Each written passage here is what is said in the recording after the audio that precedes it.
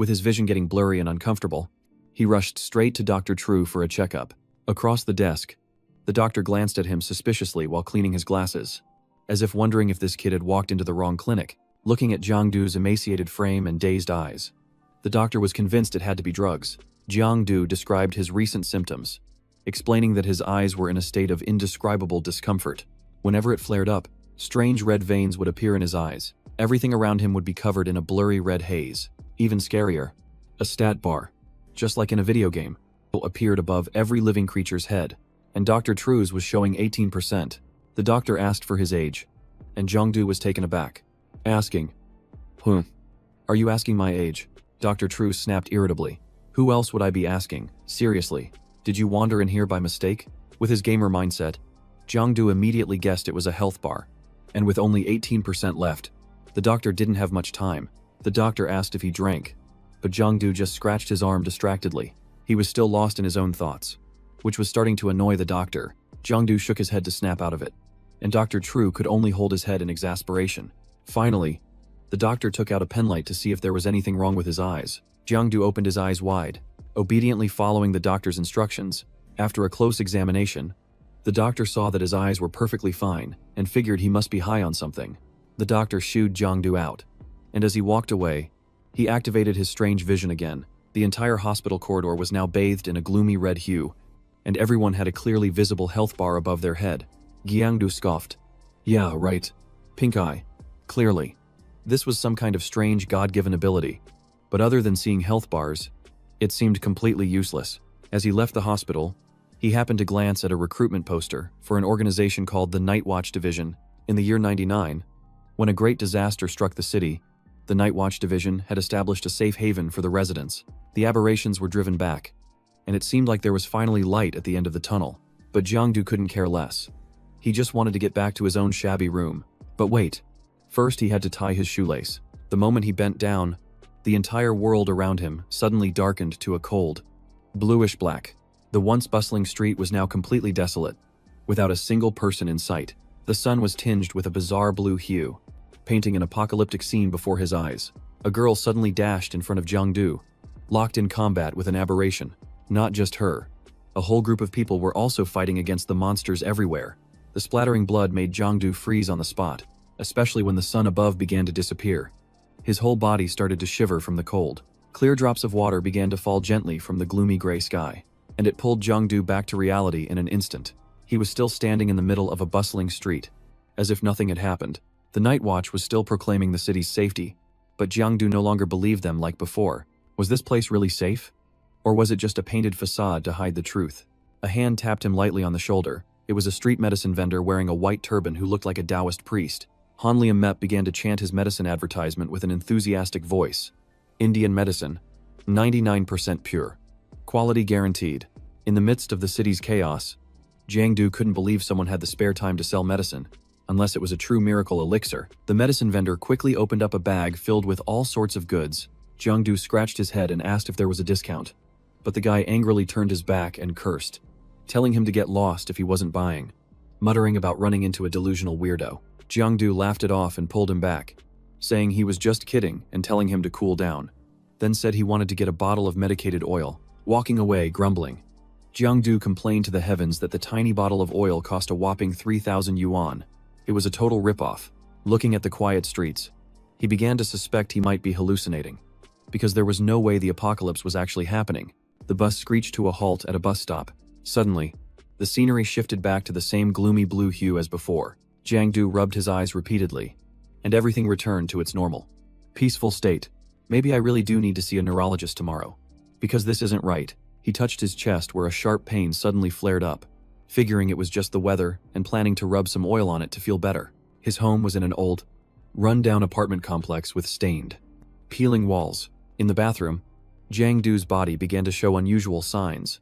He was horrified when he saw a strange shape appearing on his chest right where the pain was. Looking closer, he realized the pattern wasn't unfamiliar at all. It was the very same thing that had fallen from a bookshelf and hit him on the head not long ago. Who would have thought that bizarre book would end up giving him a glowing tattoo right in the middle of his chest? Another wave of pain washed over him, causing Jangdu to collapse onto the floor. A stream of dark blue-black energy poured out from his body, Feeling searingly hot and uncomfortable, he turned on the shower and blasted himself with water, which finally soothed the feeling somewhat. Looking up at the mirror, he saw his health bar was still full at 100%. That meant he was wide awake, with no signs of collapsing anytime soon. After his shower, Jangdu changed his clothes and prepared to leave the room. But then he noticed something unusual. He no longer had a shadow. He ran back and forth under the light, trying to find his own shadow. He finally found it, but it was on the opposite wall. Jangdu sighed in relief. But after the series of strange events he'd just been through, losing his shadow didn't even seem that weird anymore. He'd just finished his shower, but his eyes were already getting heavy as he opened the door and stepped out. A pitch-black shadow was blocking his path, sending a chill down his spine. He tilted his head for a better look. The shadow tilted too, but in a completely different direction. Jangdu looked down at his feet. There was no shadow on the floor. With the mind of someone who had written stories for years, he slowly began to understand what was happening. He reached out and touched the tattoo on the center of his chest. Even though the pain made him shudder, that shadow didn't disappear. The good news was that it stayed put. The bad news was that it now had a mind of its own. That night, he tried to control it. He gave the command, "Raise your left hand." Then, "Raise your right foot."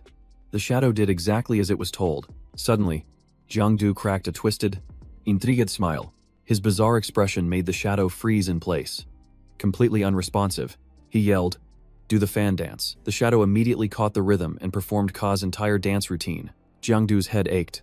He couldn't understand how he ended up with a pitch-black shadow slave in his house. Suddenly, the tattoo on his chest began to glow intensely. It shot up to the ceiling, spun like a wheel, and then stopped on the information tab. Text appeared, displaying the shadow's attributes. Curious, Jangdu opened it for a look. It possessed all of his memories and had equal strength, but it had no ability to think for itself. Jangdu glanced over at the pitch-black shadow, which was still dancing wildly. A perfect example of being soulless and brainless. The thing had no true form. It looked like a floating soul, sending a shiver down his spine. He gave it a pen and a calculus problem. It wrote a single character and then froze. Staring back at him, seeing the nonsensical answer, an enraged Jangdu tried to hit it with a book, but it passed right through its body. What memories I could solve this in 2 minutes? Perhaps because it couldn't think. Jangdu changed the test and told it to copy a piece of code he had written before. The shadow immediately started moving, its hands flying as fast as a machine. Jiangdu nodded. Realizing it was the perfect tool for copying things, he could set up a whole copying workshop in the future and get rich without any fear of losing money. Jangdu then opened his status window to see if there were any other interesting features. He selected the Shadow Guard skill, which allowed him to absorb energy from shadows or dead creatures. Shadow Guard. Huh. It sounds like devouring things in the dark. But how do I activate it? Maybe I just need to touch something. He walked over to a corner and tried placing his hand into the shadow to activate the ability, but nothing happened. And he frowned in annoyance. What kind of crazy system doesn't even give a beginner a user manual? Whatever. He decided to check out the other skill, Shadow Eye. This ability allowed him to see the shadow world, which he could either observe or enter. Jangdu suddenly remembered seeing an illusion on the street that morning. It must have been because of this skill, but he still didn't understand its use. He turned to the shadow and, for fun, ordered it to do a few push-ups. The shadow nodded slightly, then slowly sank into the floor and vanished without a trace. Jangdu froze. He had told it to do push-ups, but it went straight into the floor. Now his shadow was completely gone. He frantically called for it, telling it to come out and serve its master immediately. A black hole opened in the middle of the room, and the shadow popped out right in front of him. Jangdu asked it where it had just gone to disappear like that. It wrote 2 words on a piece of paper, Shadow World. He asked what it was doing down there, and it wrote again push-ups.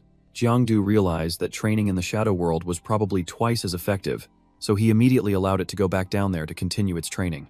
Finally, Jangdu sighed, ending the long and bizarre day as he returned to his pile of unfinished manuscripts. The next morning, he was still slumped over his desk, muttering in his sleep. His words were a jumble. Something like, "Hurry, give me the pen. I have to finish drawing," he muttered, chuckling in his sleep. He opened his eyes, his back aching and his shoulders stiff from sleeping at his desk all night. If this kept up, he was sure this office job would be the end of him. A familiar voice called from outside. "Jiangdu, open the door." He went to the door and saw that his childhood friend, Luc Dieu, had come to see him so early in the morning. Jangdu was stunned as he looked at her health bar. It was only at 93%. What in the world was going on? Jangdu suddenly woke up. An itching sensation in his head made him look around, and he discovered a stranger standing in his house. Surrounded by an unsettling atmosphere, Dudu had teleported into Jangdu's room, her eyes glued to her phone like a superfan. She was an avid reader of his comic, and he was the one who wrote and drew it. Last night, Dudu had seen a notification that he was about to release a new chapter, so she snuck into his house this morning. Her goal was to get a quick sneak peek at the draft and then leave. Suddenly, a loud noise made Dudu jump. She screamed as her heart skipped a beat, and the air grew thick with tension. She yelled at him, calling him a yerk, saying that even if he was excited, he didn't have to make so much noise by slamming the door. His blatant action was enough to make anyone jump out of their skin. A large crack had appeared on the door. Jangdu just stood there, stunned, his vacant gaze showing he hadn't yet processed what had just happened. Dieu, pursed her lips. She immediately noticed the strange change in Jangdu's physique. The transformation startled her so much that she couldn't keep quiet. He was no longer his usual scrawny self. The lines of his body were now taut and muscular, and it was clear something was very different about him. Jangdu's physique was now powerful, with muscles clearly defined beneath his shirt. The significant change was apparent at first glance. Dieu guessed that he must have been working out, but she quickly dismissed that idea because of how strange the situation was. She told herself that a lazy guy like Jangdu couldn't possibly get a body like this overnight. There had to be another reason for it. Dieu inspected him closely, suspecting he had come into contact with some kind of strange artifact. She barraged him with questions like a detective cracking a case. Jangdu hastily denied it, claiming he had just been exercising recently. But he knew the truth was that the shadow had altered his body. Without hesitation, Dieu bluntly lifted his shirt to check for any unusual signs. The sight of his defined abs made her rub her eyes in disbelief. The view left Dieu both astonished and blushing. Despite that, she remained suspicious. She had seen the strange incidents Jangdu's father had been involved in, so she couldn't just ignore the signs of a mysterious artifact. Jangdu fell silent. Under her questioning, he didn't know how to explain himself, remaining speechless in the tense room. Suddenly, Dieu grabbed his arm in a firm lock. The decisive action unnerved him, and his heart pounded in fear. She pulled out a device.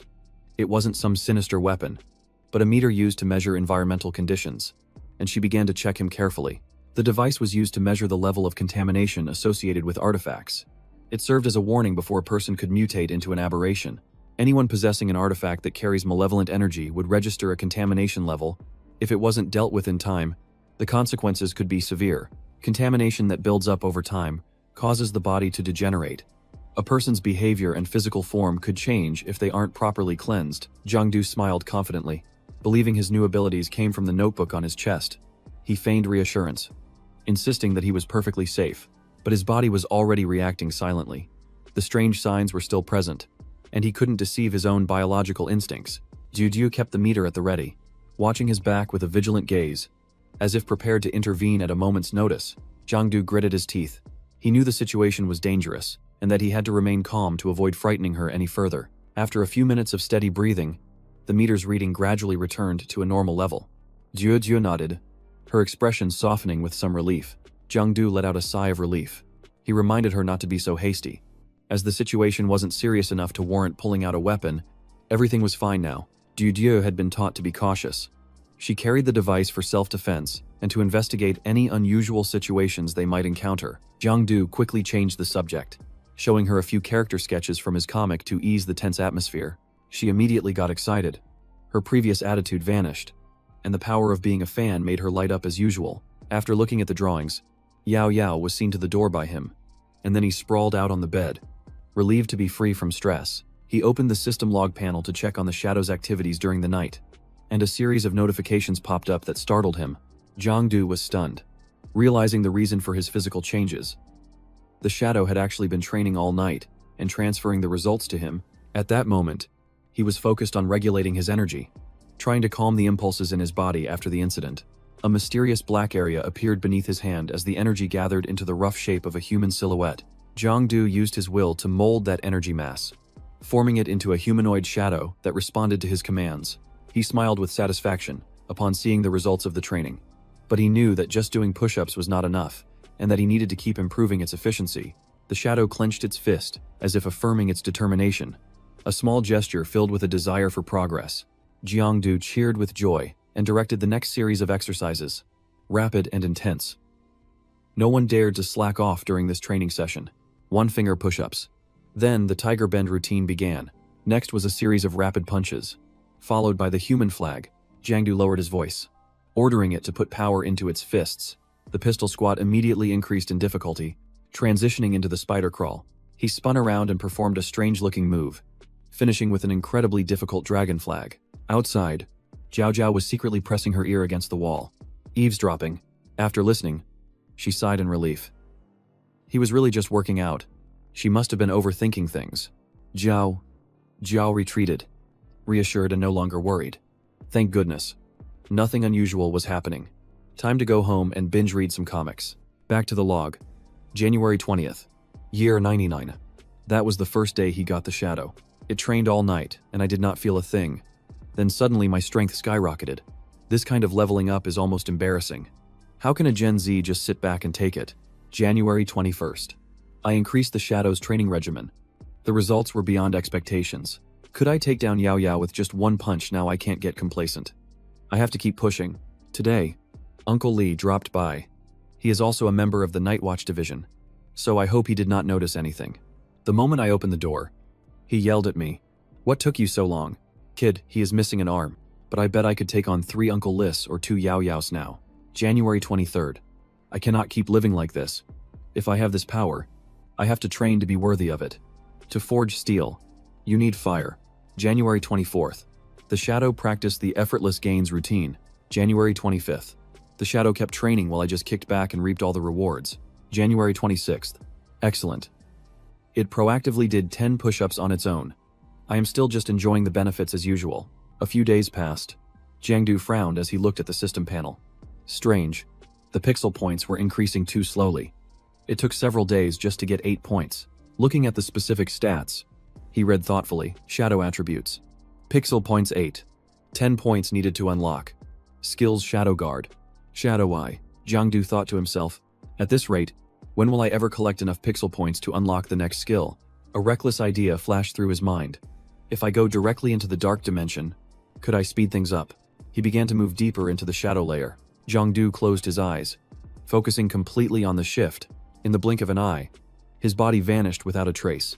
It felt as if he were swimming through a strange current in mid-air. When he arrived, Jangdu slowly opened his eyes. Before him was a familiar yet pitch-black scene. He looked around and realized this was the shadow world, an exact replica of the real room. He stepped down onto the cracked ground. Outside was a gloomy, airy space, and Jangdu stood frozen like a statue. After fumbling around for a while, he finally found his way out and breathed a sigh of relief. But after taking just a few steps, he stopped short to assess the situation. It was then that Jangdu realized he couldn't leave the room or the building from within this place. He scratched his head, trying to think of a way out, and finally concluded that he had to enter the shadow world from outside the physical building. In the vast and silent space, Jangdu noted how similar this place was to the real world, but everything here was covered in a thick layer of darkness, making the atmosphere feel even colder. Suddenly, an object shot past him, as fast as lightning. Without hesitation, it launched a direct attack toward Jangdu. Amidst the blurry shadows, Jangdu was stunned. Could that be his own shadow? He smirked, turning to greet it. You here for me? Before he could finish, the apartment complex phantom shrieked, its mouth gaping open as if to swallow him whole. Right in front of him, it swung a gleaming black scythe, sharp enough to slice the wind. Jangdu froze, a curse escaping his lips in sheer shock. Despite his panic, his reflexes kicked in, and he managed to dodge the attack. The apartment complex phantom stared intently, its eyes glowing with a strange light.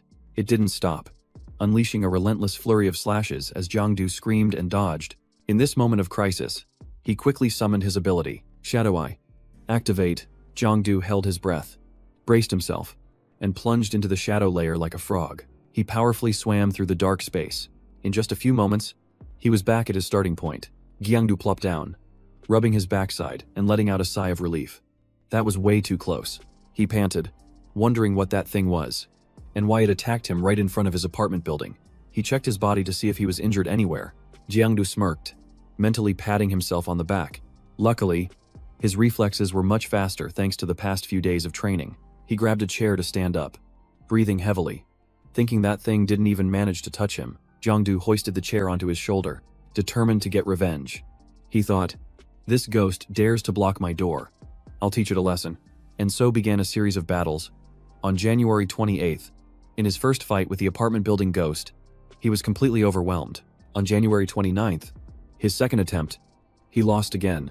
He took a blow to the chest that nearly broke his ribs, and he cursed in frustration.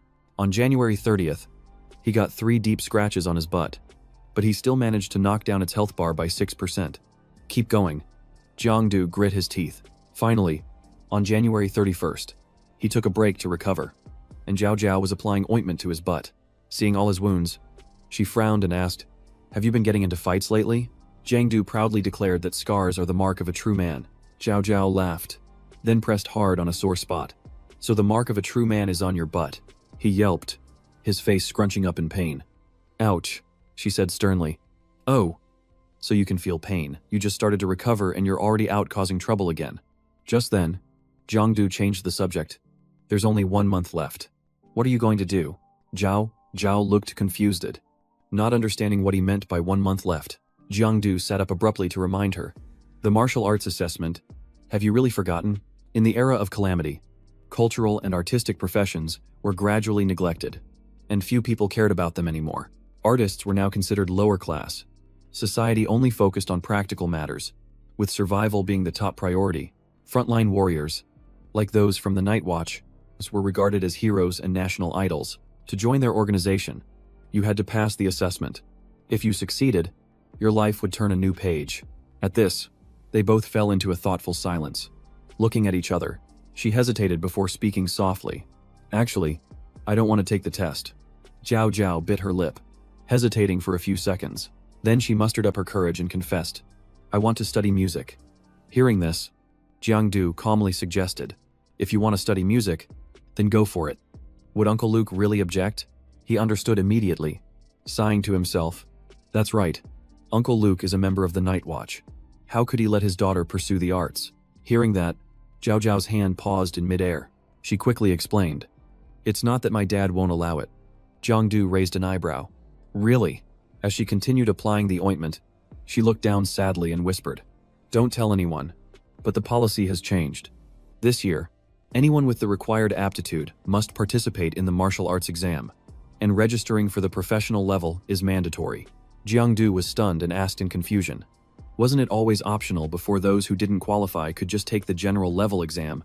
Zhao sighed, her gaze heavy. "The pressure from the Night Watch division is getting worse. Unless there's an exception, I'm pretty sure I have to compete." Hearing this, his mind was in turmoil. He thought about the scanner Jao Jiao took out the other day, and how close he came to being discovered. Jangdu recalled the scene, breaking out in a cold sweat. With that kind of technology, there's no way he could hide. If his identity was exposed, he wouldn't even be surprised if they shot him on the spot. He frowned and muttered, "I hope this stupid notebook doesn't actually turn me into an aberrant." Suddenly, an idea flashed through Jangdu's mind. He quickly asked, "Can that scanner of yours from the other day detect aberrants?" Jao Jiao shook her head firmly. "That thing's only for superhumans. If you run into a real aberrant, your only option is to run, and if you can't outrun it, remember to call the emergency number before you die." Hearing the unfamiliar term, Jangdu frowned and repeated, "Superhumans." The two of them stared at each other intently, their eyes meeting in a few seconds of silence. Jao Jiao spoke softly, "I'm done here, so I'm heading home." Jangdu quickly stopped her, asking, "Do you have any books at your house about superhumans or aberrants? Can I borrow them?" Jao Jiao shot him a suspicious look. "Didn't you say you weren't interested in that stuff? That you were planning to take the general level exam?" Jangdu gave a forced smile. "Well, it's mandatory this year. Who knows? Maybe I have some hidden talent. It's better to study up beforehand just in case." She stepped closer, raising an eyebrow dubiously. "Really?" Jangdu was startled and quickly replied, "Of course, besides, I also want to incorporate some superhuman elements into my hot-blooded story." Jao Jiao's eyes lit up when she heard that, and she eagerly told him to hurry up and tell her. Jangdu hesitated, thinking to himself, "Geez, I just made that up on the spot and she actually bought it." Jangdu thought for a moment, and then began his story. It's about a Ban, a scrawny student who's always getting bullied, but thanks to his kind-hearted deskmate, he still manages to hold on to his faith in life. Thanks to his unyielding will, a Ban is selected for a high-level warrior program. After being injected with a serum, he becomes the powerful Captain A-Ban. But instead of sending him into battle, The Night Watch division takes him to parties to meet high society ladies. That is, until the aberrant Sir Kellyton attacks the city with a blue cube. The two of them continue to laugh and joke, completely oblivious. The scene shifts elsewhere, as Miss Two smiles, nods, and walks away. They were now at Jao Jiao's apartment, and she told him, "Wait here. I'm going into my dad's room to get the materials." Her room was filled with pink and cute things. Just then, Jangdu's gaze unintentionally drifted to another corner of the room. He froze when he saw the comic book lying right on her bed. Jangdu curiously picked it up to read. He couldn't believe it. Is this a BL story? I never would have guessed she reads this kind of stuff. Jao Jiao blushed and snatched the book back, stammering an excuse. "A friend of mine left it here. It's not mine." She warned him with a stern face. "Just sit still and don't touch my stuff." Jangdu crossed his arms and gestured. All right. Go on." He chuckled to himself. "She's still the same. Not on guard around me at all." Jangdu's eyes swept around the room, and he recalled nostalgically that Jao Jiao had loved music since she was little. She could never bear to throw old things away and always made him listen to it. Even though he wasn't interested, he reached out and pressed a button on the old radio, and sound filled the quiet room. Memories of the past came flooding back. "I remember helping you catch goldfish that day." Looking back on it now, it was both embarrassing and pretty funny. Lost in his memories, Jangdu was startled when Jao Jiao spoke up. "Since when did you get into music?" He rubbed his eyes, trying to clear his head. She leaned in to tease him, pointing out how he never used to know the first thing about any of this. Jao Jiao handed him the device. Jiangdu asked excitedly, "You found it?" She nodded. "Everything's in there. See for yourself." Without a moment's hesitation, he put the device on his head. Instantly, lights flickered as the system booted up. In the blink of an eye, he was pulled into a strange, unfamiliar space. His entire body seemed to drift into a portal, vanishing completely.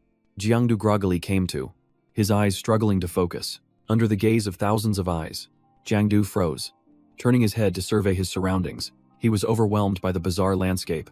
This was the lower abyss, and it felt breathtakingly real. He immediately realized he was in a forbidden zone, an uncharted area filled with countless dangers and deadly, forbidden-level threats. This was the birthplace of the aberrations, the source of the great disaster. They were cruel, murderous, and endlessly destructive. Seeing the grotesque creatures, Jangdu muttered in horror. "These are the aberrations." Could the thing from the hospital that day have been one of them? He quietly deduced that between the real world and the abyss, there exists a dimension called the shadow layer, which is how the aberrations sneak into our world. Although it's tightly controlled by the Night Watch, some still manage to slip through. Jangdu quickly slipped out of the glowing detection ring. He picked up speed, changing direction to shake off any pursuit. He mused that the shadow layer refreshes itself every month, recreating a perfect replica of the real world's environment. That's when the aberrations multiply, so they need to be cleared out quickly. However, humans who enter this place have their strength severely weakened. Only the most powerful dare to set foot here, and even then, visibility is extremely limited. The shadow layer carries an extremely high level of corruption, and anyone who stays too long will be assimilated. That's strange, he thought. I didn't feel any reaction when I was here before. Just then, an aberration silently materialized behind Jangdu. Startled, he whipped around. Before he could even react, a blast of golden energy surged forward from out of nowhere. In a flash, the aberration vanished, along with the golden orb of light. He squeezed his eyes shut, trying to stay balanced amidst the chaos. Jangdu frowned, a clear understanding dawning on him. If he wanted to fight the aberrations, he would need to possess equivalent power. He would have to become a transcendent, witnessing it firsthand. He was so excited he could practically taste it. So strong. If I pass the exam, maybe I can become a transcendent, too. But then, the system's voice spoke, revealing a dark truth. Transcendents are actually people who carry aberrations within their own bodies. While they struggle to control that power, it simultaneously erodes them day by day. The superhumans are forced to fight against the internal corruption. Once they die, the chance of turning into an aberrant species becomes even greater. Therefore, when they know they can no longer live on, Jangdu was stunned, too horrified to speak. The system's final reminder was to use all their strength before they perish. The screen flickered off right after that sentence. Jangdu jolted awake, sitting up with a shout. Jao Jiao quickly asked what was wrong, and Jangdu rubbed his eyes and sighed. There's too much information. My head feels like it's going to explode. He leaned back in his chair and ordered, "Come here and give me a back rub." Jiao glared at him and snapped. "Say that again." Jiangdu smirked slyly, tempting her with 3 pages of original comics, clean line art, and customizable content. Jao immediately nodded her head. The deal was struck while massaging his shoulders. She wondered why his body was so hard. Jangdu grinned smugly. I've been training constantly. My abs are well defined. She was surprised. Really, he nodded proudly. Want to feel. Without a moment's hesitation, she lifted his shirt, her fingers tracing over his abdominal muscles. Just then, the door burst open. Captain Luke stood there, his eyes blazing with fury. Jangdu's tongue got tied as he stammered, Captain Luke." A few minutes later, the three of them sat at the dinner table in an unusually silent atmosphere. He kept his head down and ate, not daring to say a word. His gaze accidentally met the older man's, causing Captain Luke to grind his teeth so hard it seemed his jaw would break. Jao Jiao quickly tried to soothe him. "Dad, you're misunderstanding," he growled. "What misunderstanding? I saw it with my own eyes." She replied flusteredly. "No, it's not like that. I was just..." Jao Jiao blushed and turned to urge him. "Jiangdu, hurry up and say something." Jangdu was awkward. His expression turned serious as he said softly, "Dad, no, Captain Luke, it's nothing. I'll punish myself with 3 glasses."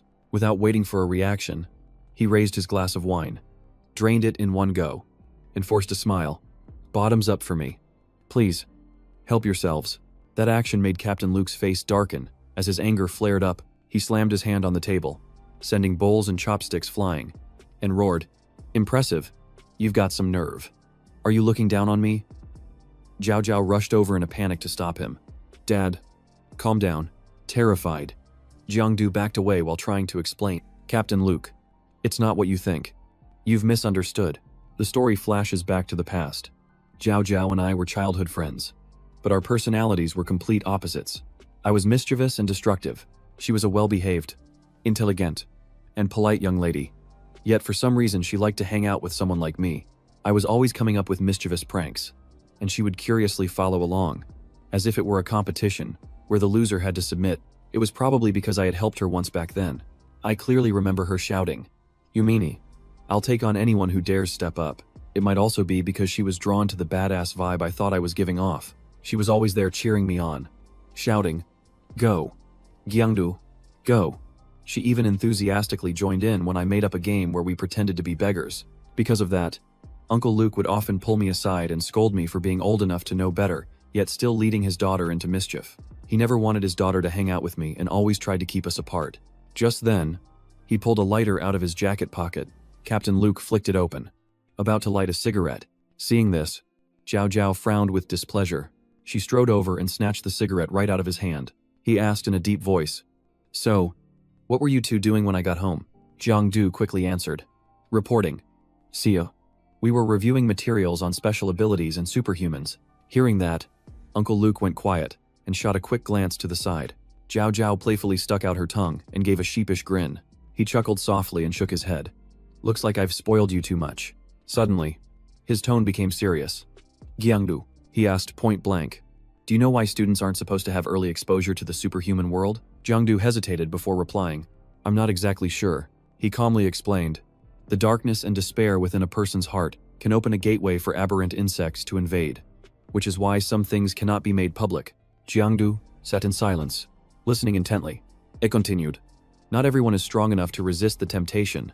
The moment even a tiny crack appears in one's heart, an aberrant insect will slip through and seize control of the body. That's why, before the martial exam, everyone's aptitude is rigorously tested, and only those with enough physical and mental fortitude are permitted to walk the superhuman path. That path is dangerous every step of the way, and there is no turning back." He sighed. "Even with advanced therapeutic equipment to help, there are casualties every year, which is why I'm advising you not to pursue this path. Do you understand?" Jangdu smiled and nodded, his voice sincere. "I understand. Thank you, Uncle." He was calm, accepting the reality of the situation. The test was something everyone had to face, so running was pointless. Rather than rely on others, it was better to become stronger himself. All he needed was to maintain a peaceful mind. He looked at the boy and sighed softly.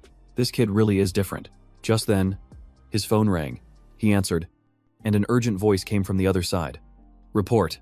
There's an emergency situation in the shadow plane." He replied instantly. "Understood. I'm on my way." Before leaving, Captain Luke didn't forget to issue a warning.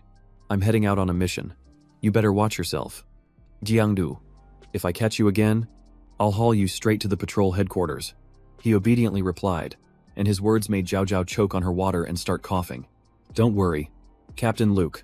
Jao Jiao and I definitely won't cross the line again. The two of them turned on each other, glaring as she yelled, What do you mean again? We haven't even done anything, you're just trying to provoke me. Aren't you? The scene shifts to the street below, where the sunset casts long shadows across the pavement. The streets were bustling with people and filled with lively chatter. It's getting cold today. Did you bring a jacket? Are you coming over tonight? Candied fruit skewers? Get your candied fruit skewers here. It's getting late and I still haven't ranked up yet. A little boy was happily munching on a snack skewer. Jangdu stopped to look up at a sign that read, Night Patrol Protecting the Order of Van Hai. A flicker of regret crossed his face. He had only just scratched the surface in his research. Afterwards, he walked into a supermarket and quietly picked out the items he needed to buy. He sighed, thinking to himself that with Captain Luke being so secretive, there was probably no chance he'd get to see any more of those documents. Suddenly, while he was at the checkout counter, the phone in his pocket started ringing. It was Jao Jiao on the other end, who irritably said, Damn it, Jangdu, pick up a carton of eggs and some milk for me. Actually, never mind. That's enough. He clicked his tongue and glanced over at the feminine hygiene aisle. If you need me to buy something sensitive, just say so. He muttered. No need to be so shy about it. Jangdu picked up the shopping bag, a mischievous grin spreading across his face. After finishing his shopping, he left the supermarket, his mind heavy with thought. School would be starting in just 1 month, and his progress with shadow training had clearly hit a plateau. He gritted his teeth in determination. He couldn't just keep doing dry runs forever. It was time for some real combat. Just then, he stopped in the middle of the street. As his eyes scanned the area, Jangdu suddenly realized that the anti-aberration propaganda had gotten much thicker lately. He looked up at the sky and frowned slightly. The martial arts exam had also increased its mandatory quotas. Something felt wrong. The sky was pitch black, with clouds gathering ominously as if a huge storm was about to break. A creeping sense of unease washed over him. It felt like this world was on the verge of a major upheaval. Jangdu clenched his fists and took a deep breath to steady himself. Whatever. Overthinking it is just a headache. I'll just find that aberration from the other day and finish our fight. With that, he scanned his surroundings. Once he was sure no one was watching, he began to summon his shadow ability. He closed his eyes, feeling the flow of energy move around his body. In the blink of an eye, Jangdu vanished, teleporting into a pocket dimension. A health bar silently appeared before his eyes, showing only 14% remaining. In the silent void, he called out in a low voice, Who's there? But his surroundings remained nothing but absolute darkness and silence. From a hidden corner, a figure staggered out. It was Duke Bao, his body covered in wounds, dragging himself forward one slow step at a time. His face was pale and cracked like a broken stone statue. As the man got closer and closer, Jangdu subconsciously backed away. He realized in a panic that the man seemed to live in the same building as him. So why was he here? Before he could ask, Duke Bao collapsed to the ground as if all his strength had vanished. Jangdu was stunned, not knowing what was happening. He hesitated, analyzing the situation in front of him. After a moment, the other man still hadn't moved. Suddenly, a strange shadow emerged from the void. It approached with a health bar showing 24%. Jangdu immediately became vigilant, a glimmer of suspicion in his eyes. His gaze was as cold as a blade, locking onto the enemy as he launched a precise attack. Jangdu gritted his teeth and clenched his fists, his anger flaring up. Flashing back to the past, Duke Bao sighed wearily as the work at the Night Watch division just kept piling up. He thought an administrative job would be easy, but who knew he'd be working overtime every day? If he had known, he wouldn't have tested for the combat division. Suddenly, a horrific scream echoed out, crying for help. 2 small children were trembling and crying in the darkness, calling out desperately for help. He stood frozen, horrified as he watched an aberration drag someone into the shadows. This was too strange. Aberrations invading the physical realm had never done this before. The 2 terrified children reached out their hands, begging to be saved. Without hesitation, Duke Bao rushed straight in. He spoke firmly to reassure them. Don't worry. Just try to hold on. Duke Bao quickly grabbed a child's arm, but he himself was also pulled into the strange space along with the kids. Duke Bao trembled, gritting his teeth to stay calm. He was aghast, his eyes wide with disbelief at the scene before him. A strange world appeared, and the 2 children burst into tears of fear. What is this place? Oh my God. Duke Bao suddenly realized he was in danger and cursed himself. I'm dead meat. I got dragged in too, and I don't have any protective gear on me. This is basically suicide. Just then, a razor-sharp blade shot towards them. Startled, he immediately spun around to dodge. Duke Bao reacted quickly, knocking the blade aside, giving the enemy no chance. He stomped down hard and crushed the blade. Looking around, Duke Bao was stunned to discover that the rift from before had vanished, leaving him with no way back. He pursed his lips, slowly surveying his surroundings. Surrounded by danger, Duke Bao seriously analyzed the situation. He was surrounded by aberrations that could attack at any moment, and it had been a long time since he'd been in a real fight. To make matters worse, he also had to protect two children who had no combat skills. At that moment, the two children began to wail, desperately crying out for their mother. He frowned and tapped his wristband, realizing his only option was to activate the distress signal. Immediately, the signaling device activated. Duke Bao gently soothed them. "Don't cry anymore. Take this. It'll temporarily ward off the contamination. I'll find a way to get you both home." He let out a gloomy sigh, knowing there was no chance for him to escape. His only hope was for the children to survive. The rest he would leave to fate. One of the children looked up, their eyes shining with hope. "Really, you'll take us home?" Duke Bao nodded, then directed the children to a safe hiding spot. He turned away and said resolutely, "I have to take care of a few things." A memory flashed through Duke Bao's mind. At 18 years old, he had passed the entrance exam for the Superhuman Martial Arts Academy. Studying diligently since his freshman year, he dreamed of becoming a true warrior. In his second year, with guidance from a professor, he managed to defeat a low-level aberration. But his joy was short-lived. He had to face the harsh reality that it still wasn't enough. In the world of superhumans, talent was everything, while effort was rarely given a second thought. Duke Bao bitterly admitted that he had tried his hardest but was still overlooked. He bowed his head in despair before his shackling fate. Despite not believing in destiny, no matter how hard he tried, he could never escape its invisible chains.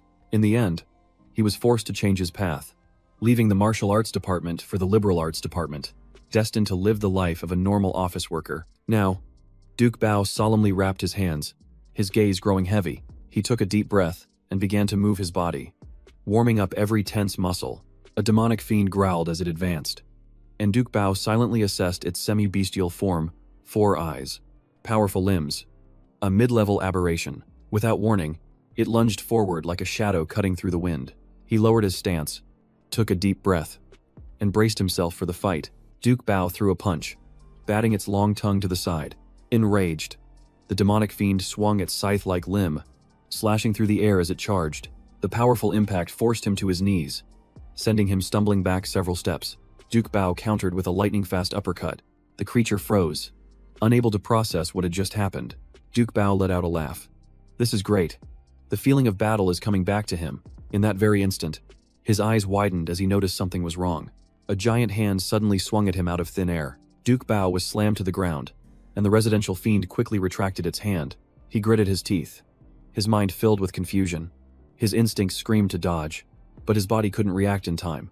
Seeing him distracted, it seized the opportunity to lunge and attack. But thanks to his months of relentless training, he skillfully dodged the entire barrage of precise strikes. A sharp, numbing pain spread through his body. Duke Bao struggled to escape, feeling as if hundreds of needles were piercing his flesh. He changed direction, circling around to find an escape route. Duke Bao clenched his fists, telling himself decisively that he couldn't drag this out any longer.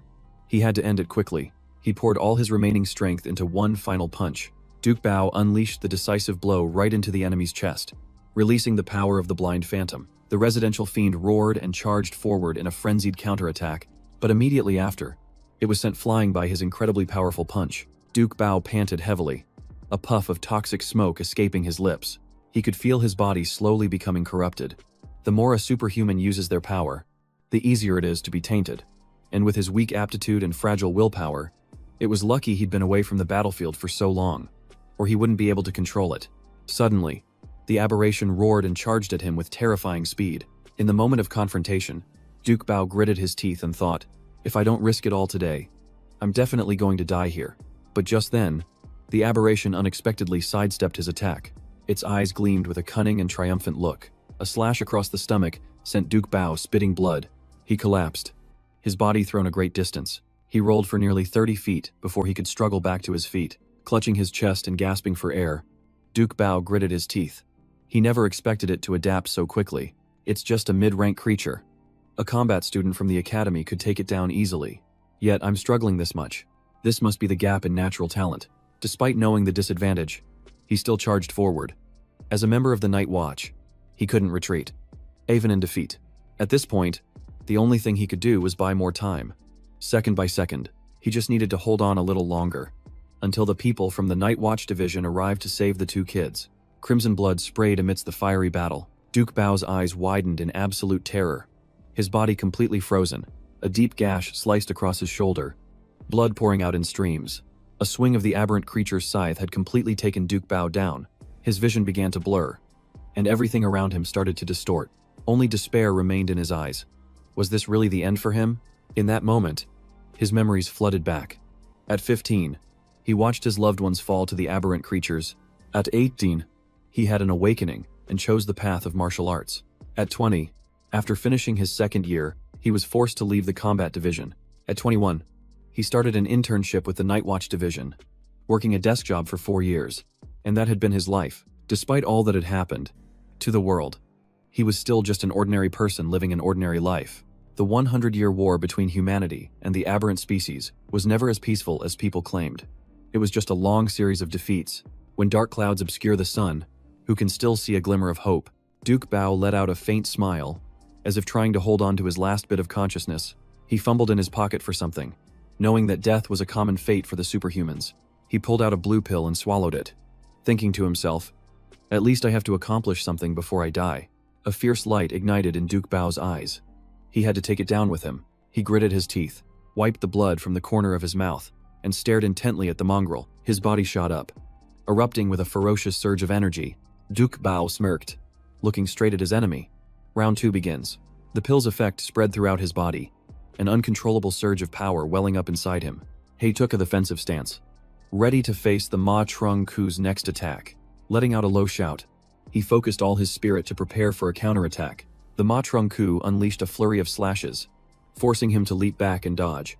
Immediately after, Duke Bao spun around and landed a kick straight to its face. The Ma Trung Ku staggered back, and he seized the opportunity to rush in and close the distance. Duke Bao clenched his fists, unleashing a relentless chain of counterattacks. One punch after another made the aberrant creature roar in pain. He kept telling himself, "I have to hold on, just a little longer."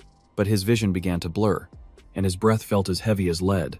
His body grew weaker, his steps became unsteady, and he was on the verge of collapsing. Duke Bao mustered all his strength, his fist enveloped in a purple aura, thinking he just needed a little more, but his limbs were already numb, and his mind was spinning uncontrollably. The mid-level demon seized the opportunity, lunging forward to deliver a punch as powerful as a hammer blow. Duke Bao couldn't react in time and was sent flying, his body slamming hard against the ground. The impact kicked up a thick cloud of dust. Blood trickled down his face as he smiled bitterly, his vision fading to black. The backlash from his own power had brought him down, proving that the weak are always just weak. He gritted his teeth, a bitter feeling welling up inside him. It's over, this mediocre life of his. But just then, a look of astonishment flashed in Duke Bao's eyes, as if he had just witnessed something extraordinary. Right next to him was Jangdu, loaded down with bags and grumbling. Why didn't that useless guy just wait at the gate? What is he doing all the way out here? Duke Bao looked at the person before him with suspicion. Someone from the Night Watch. That's strange. His voice is so young, and his manner of speaking is different. Could he be a superhuman? But an ordinary person couldn't possibly appear in a place like this. Jangdu stepped forward to help him up, saying in a calm voice, "You rest here. I'll take care of the rest." He smiled confidently and added, "The entrance to the dark side is strictly guarded by the Night Watch. Not just anyone can get in, unless he's an extremely dangerous and powerful being who lives hidden within the dark side." Before he could even finish that thought, it happened. The mid-level demon swung its arm and struck Jangdu, causing him excruciating pain. He was sent flying a long way, just like Duke Bao had been, which made Duke Bao's eyes widen as he thought to himself, "He's so weak." The mid-level demon tried to press its advantage while Jangdu was still stunned. But suddenly, another hand shot out and stopped it in its tracks. A punch straight to the face twisted its jaw to one side. This was followed by a relentless barrage of blows that made it bleed continuously. After beating it senseless, Jangdu panted heavily, looking absolutely furious. He grabbed a bottle of sauce and pointed it at the demon, yelling, "I'm your opponent now." In the gloomy and terrifying space, the battle was reaching a tense climax. Jangdu deftly dodged the sharp swing of the mid-level demon's blade. A bottle of wine flew out from the nearby rubble. He snatched it and used it as a weapon to knock the aberrant creature away. The mid-level demon, refusing to give up, raised its scythe again to attack. But Jangdu had already vanished. Silently slipping behind it, he slammed the broken bottle down hard, making it roar in pain. Smirking as he attacked, it declared, "After our last fight, I've figured out your weak spot. Right now, you're seriously injured and your strength is fading. So the advantage is all mine." Jangdu attacked relentlessly, using the glass bottle to constantly provoke the creature. The demonic spider fiend writhed in pain, roaring in a mad fury. It backed away to create some distance, no longer daring to get close.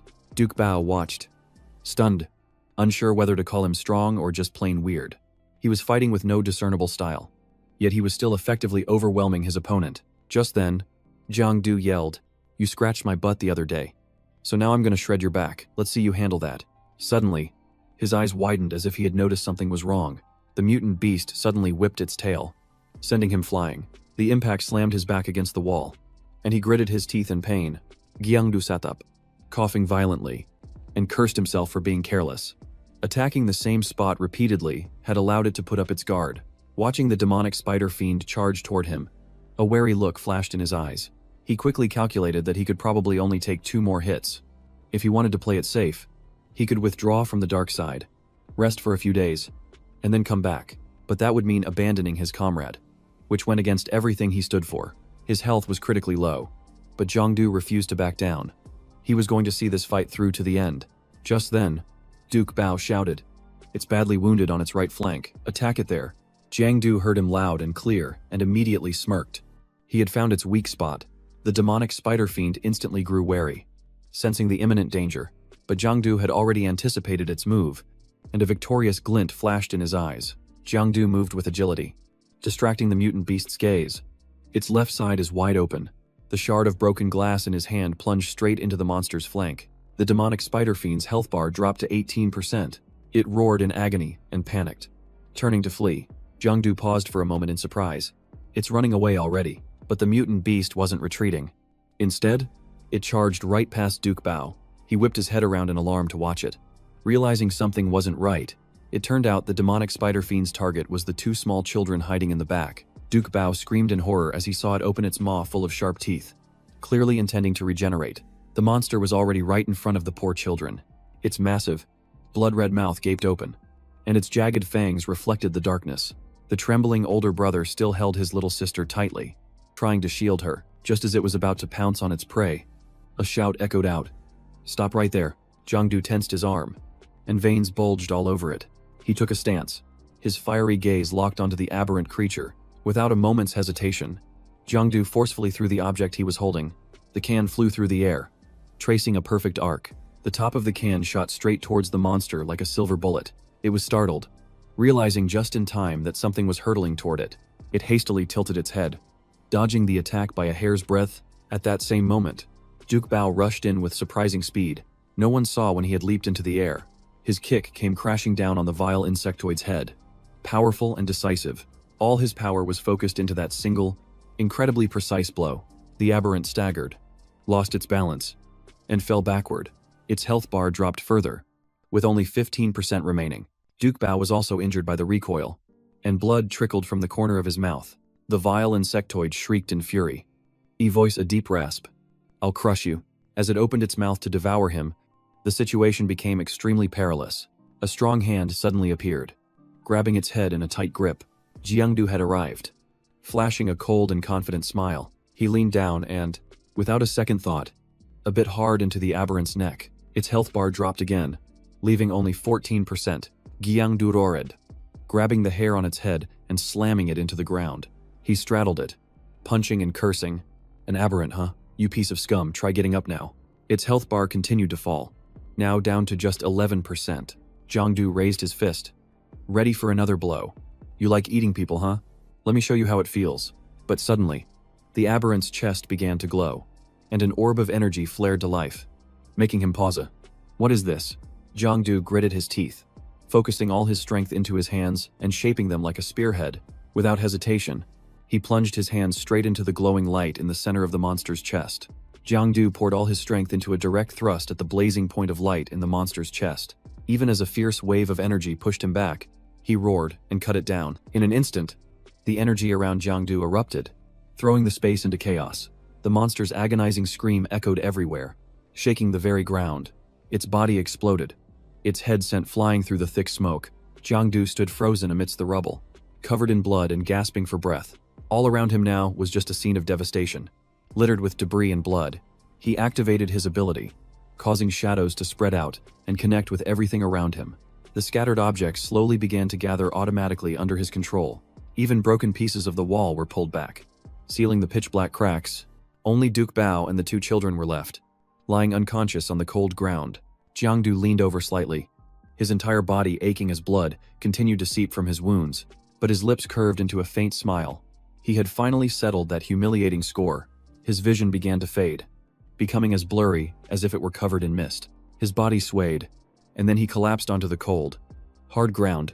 In his last moment of consciousness, he saw his own silhouette reflected in the darkness. And then, Jangdu sank into a deep unconsciousness. Before his eyes was only an endless, pitch-black void. A city was engulfed in smoke, with a sea of fire spreading everywhere. At his feet lay the countless bodies of innocent civilians. Scattered about, towering pillars of fire reached for the sky, consuming the entire cityscape. Jangdu stared numbly at the scene. This was a human sanctuary.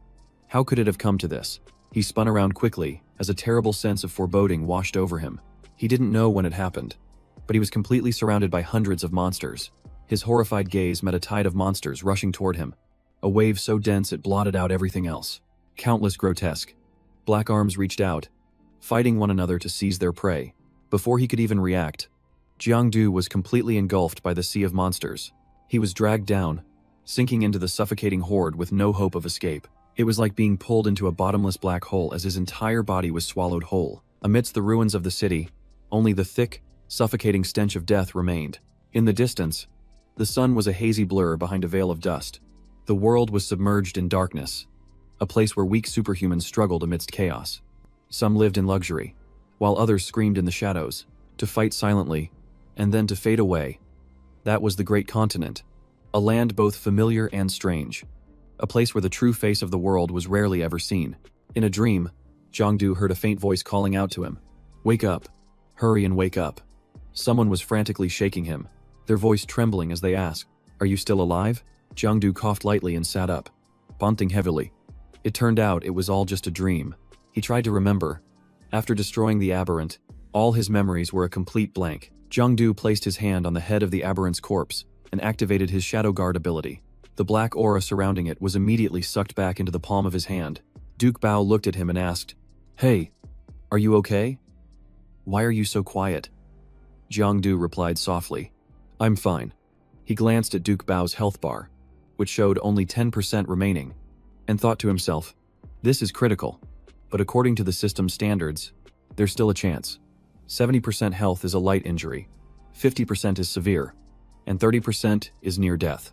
10% is the threshold between life and death, where the chance of survival is hanging by a thread." A sudden tap on his shoulder made Jangdu flinch, and he turned around in confusion. Duke Bao forced a smile and explained, "Give me a hand. Will you? I can't even stay upright, leaning against the wall anymore." The two of them finally slumped down in a hidden corner against the wall, breathing a collective sigh of relief. Duke Bao tilted his head and asked quietly, "Hey, buddy. You're not from the Night Watch division, are you?" Jangdu froze.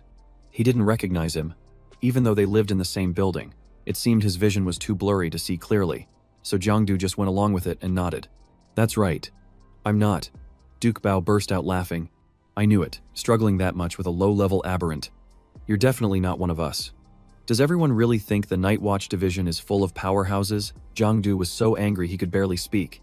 "Does this guy even know the meaning of gratitude? I just saved his life." Duke Bao's tone suddenly turned teasing. "Just kidding. You actually did pretty well, taking on an aberrant with just a bottle of soy sauce. You've got goots." He suddenly broke into a violent coughing fit, startling Jangdu. "Are you okay?" Jangdu looked at him, filled with a sense of admiration. To be able to laugh while covered in injuries like that.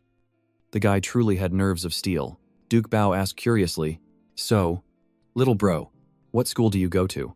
"What year are you?" Jangdu lied on the spot. "North Capital Academy. I'm a sophomore." He regretted it instantly, because Duke Bao's face lit up with excitement. Really? So you're my underclassman, what's your major? The martial track or the academic one? Jangdu just wished the ground would swallow him whole. Duke Bao mumbled to himself. Must be the martial track. There's no way a student from the academic track could handle an aberrant that size. Hey kid, you got any medicine on you? Jangdu stared at him blankly. What kind of medicine? Jangdu then pulled a box of biscuit sticks out of his pocket. This is all I've got. Duke Bao glanced at it and gave a wry smile. Biscuit sticks. Well, I guess it's better than nothing. To his surprise, Jangdu snapped one of the sticks in half. Then he held out one of the halves. Here. This is your share. Duke Bao grimaced. This kid was something else. Jangdu pointed at the ground. The rest of them fell all over the place. You want me to pick them up for you? Duke Bao waved his hand dismissively. If you want them, you can go get them yourself. The atmosphere between the two of them suddenly grew heavy, and they both fell silent. Duke Bao then spoke up. Is this the first time you've killed an aberration with your own hands? Jangdu answered noncommittally. I guess so. Duke Bao's eyes gradually grew dim as he looked up at the pitch-black sky. He spoke slowly. Sometimes I really admire you guys, getting to learn martial arts, train, and fight. But me, I'm just a regular guy with no talent and no willpower. Just like this guy, gloomy and without light. Clinging to false hope doesn't make things any better.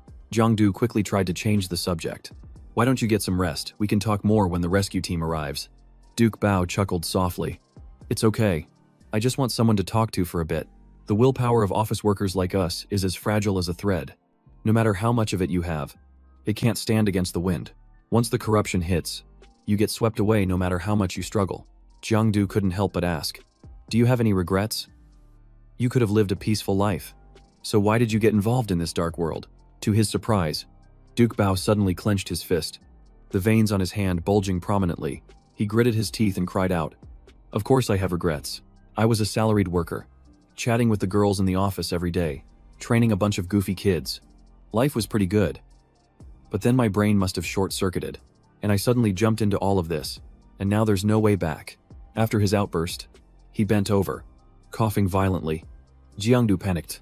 Bro, stop talking, you won't last until the rescue team gets here. But he just chuckled softly. The signal was sent a while ago. They should be here soon. Jangdu nodded and stood up. That's a relief then. I'll be on my way. No one noticed the bracelet on the child's wrist, which was emitting a faint light. Duke Bao grabbed his arm. Don't wander off. If you run into another aberration, someone at your skill level wouldn't even be enough to scratch its itch. Come back and chat a little more. Jangdu broke out in a cold sweat. I just want to get away from here. Talking to you is more stressful than fighting an aberration. And so, the small alley echoed with endless laughter and banter. Duke Bao rambled on, bragging about his past exploits. Back then, I just had to hit it once and it was all over. Jangdu was tired of listening, but could only endure it in silence. Duke Bao suddenly gave him a message to pass on. If you go back to the academy, help me apologize to Teacher Chow in the martial arts department. Tell him I failed to live up to his expectations. That I couldn't even beat a mid-level aberration. Jangdu clutched his head, trying to suppress the overwhelming feeling of helplessness. Duke Bao continued his rambling. And send my thanks to the vice chair of the Corruption Studies program in the Transcendent Arts Department. Tell him to stop lecturing like he's some edgy teenager. And I'm sick of hearing those phrases like Tan Hoa, forever and humanity will endure. He forced a smile. Bro, maybe I should get a notebook to write all this down, or you could just wait until you're better and tell them yourself. Unexpectedly, those words made Duke Bao pause. He sighed softly and whispered, I've kept so much bottled up inside. I just wanted someone to listen to me.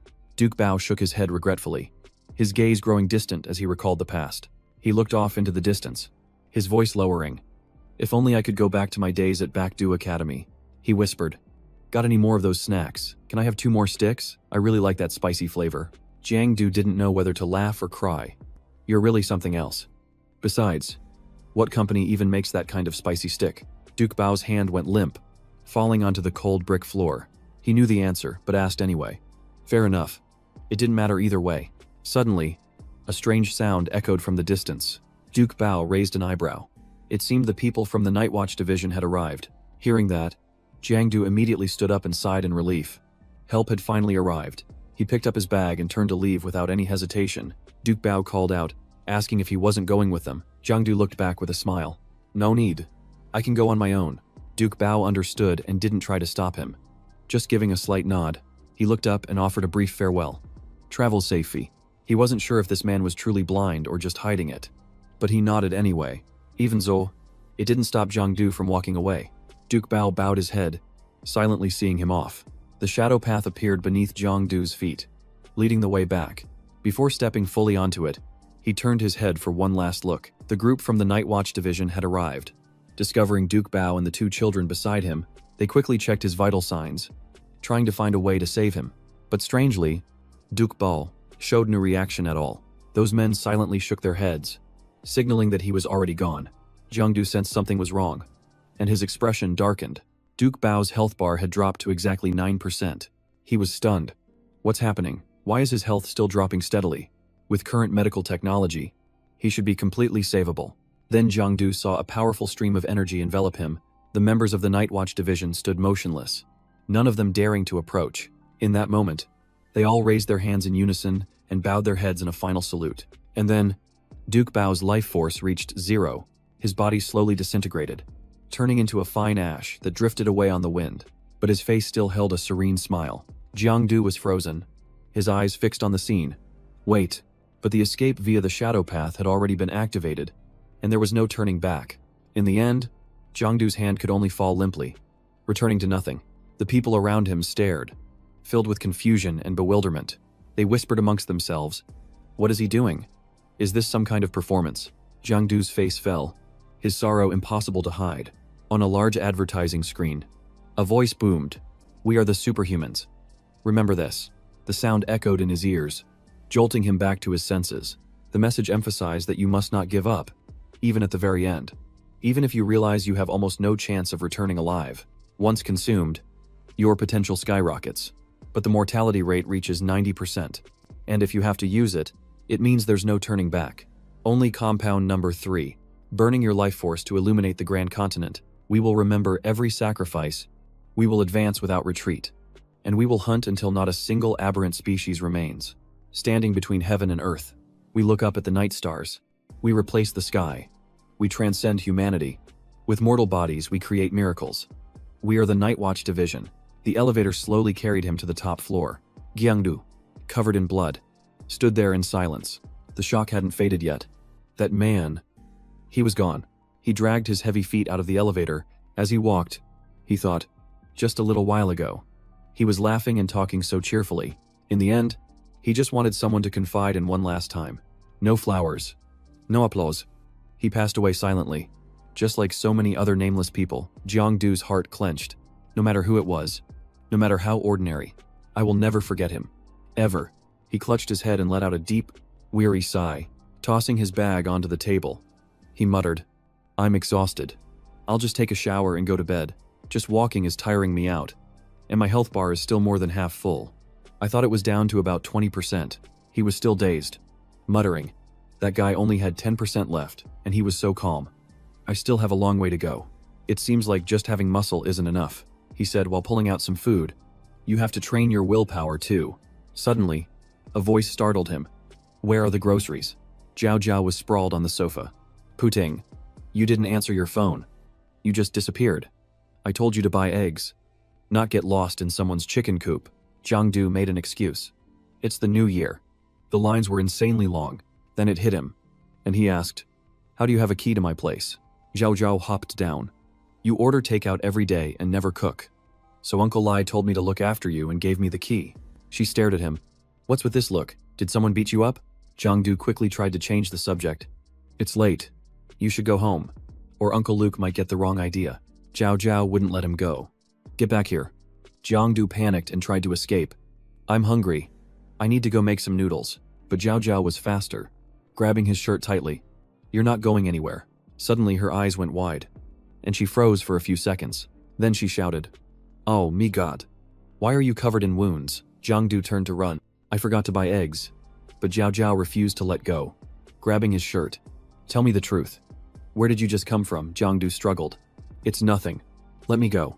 She gritted her teeth. "I'm not letting go until you tell the truth." He had to make something up. "I ran into a robber on the way home, and I stepped in to save someone. I might look rough now, but the other guy is in much worse shape. When the police arrived, they couldn't even believe he was human. It all happened so fast. A punch here, a kick there. I hit him high and low. I beat him so badly his own mother wouldn't recognize him. You couldn't tell if he was a man or a beast. While he was still bragging about his victory, Jao Jiao suddenly reached out her hand and said in a cold voice, "I'm serious." "You?" Jao Jiao looked at him. Her eyes filled with pity. Jangdu stood there stunned, not expecting her to be so worried. He gaped, his mind in a whirl. Could she have actually believed my ridiculous story? Jao Jiao gently placed her hand on Jangdu's cheek. Her face showed clear displeasure as she asked softly, "Does it hurt?" He mumbled in reply, "Not really. You should go home and get some rest." Jao Jiao turned away, flustered, her cheeks turning red. She said softly, "I'm going to tell Uncle Lai about this. About you getting into fights in the middle of the night." Jangdu frantically grabbed her hand. No. It wasn't a fight. I was doing a good deed, please don't go," but Jao Jiao ignored him. "I'm still telling him." He pretended to wince. "Ouch. The pain is unbearable. I can't take it anymore." This made her turn back and ask with concern, "Are you okay?" Looking at his injuries, she said sternly, "You need to go to the hospital." Jangdu quickly argued, "No need. I have some top-grade medicine at home from the Night Watch division. It's even better than what they have at the hospital." Jao Jiao narrowed her eyes at him. "You're just trying to trick me into putting the medicine on for you, aren't you?" Jangdu grinned widely. "Then I'll have to rely on Dr. Luke." But the moment she touched him, he yelped loudly. "Ow. That hurts so much." As she applied a little more, he howled like a mummy being unwrapped. "You're being so dramatic." She gave him a light slap on the shoulder. "Are you going to mess around like this again?" Jangdu immediately surrendered. No. I won't dare do it again." Jao Jiao glared at him, her eyes full of suspicion. "Really?" he replied weakly. "For real? You've always loved a spectacle since you were a kid. At most, you'd just stand and watch. You wouldn't jump in." Jao Jiao frowned. "What did you just say? Say that again." Jangdu quickly waved his hands. "I said I'd just watch. I won't do anything." Jao Jiao huffed. "Fine. I'll let it slide for now.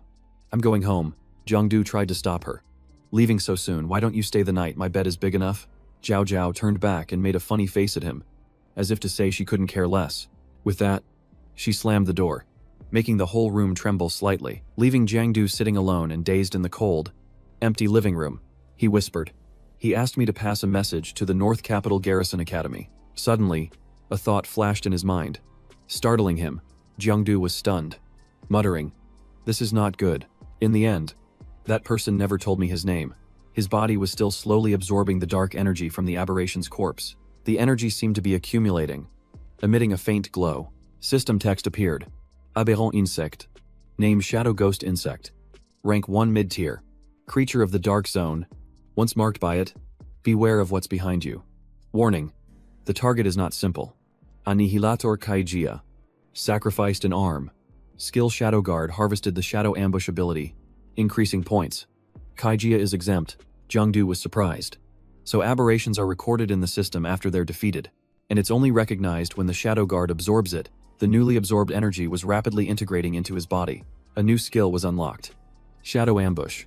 It allows him to identify an enemy's weak points in the dark, and the first strike will be extremely powerful. He nodded. "Well, might as well give it a try." Jangdu awkwardly got up from the chair. He lowered his stance, got ready, and whispered, "Shadow Ambush. Activate."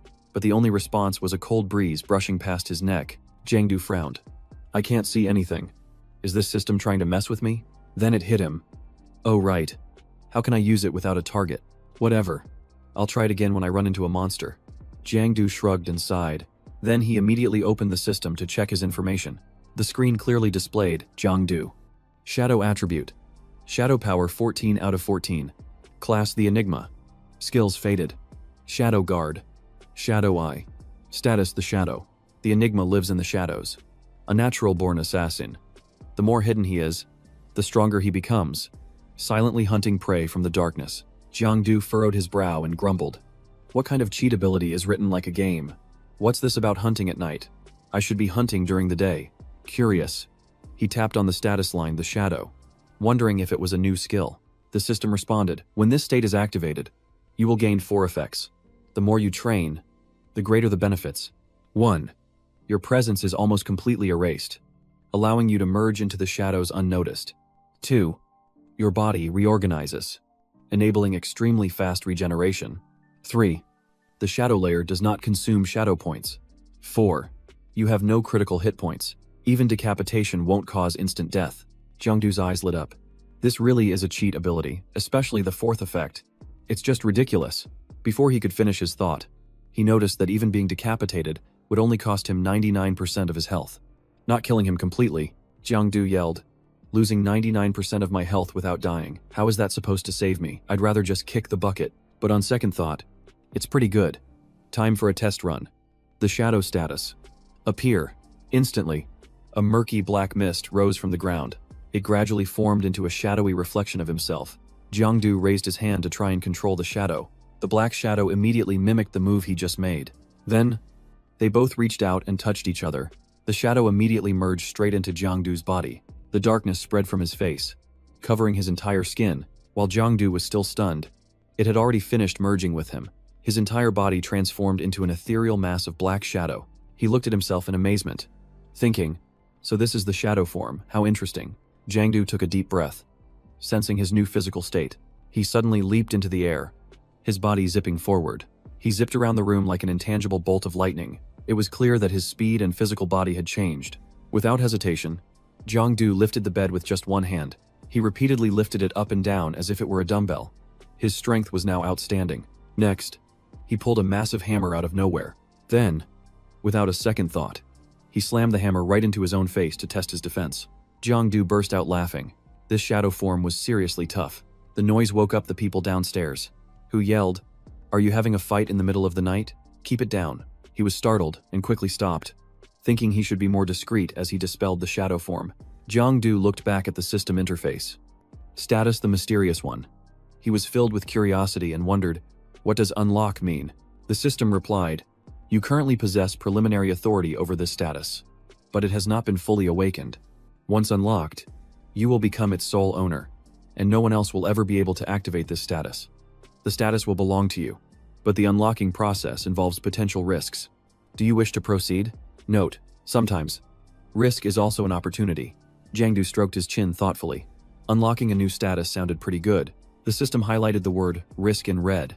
Choosing no would be the safe option, but choosing yes could lead to a huge reward.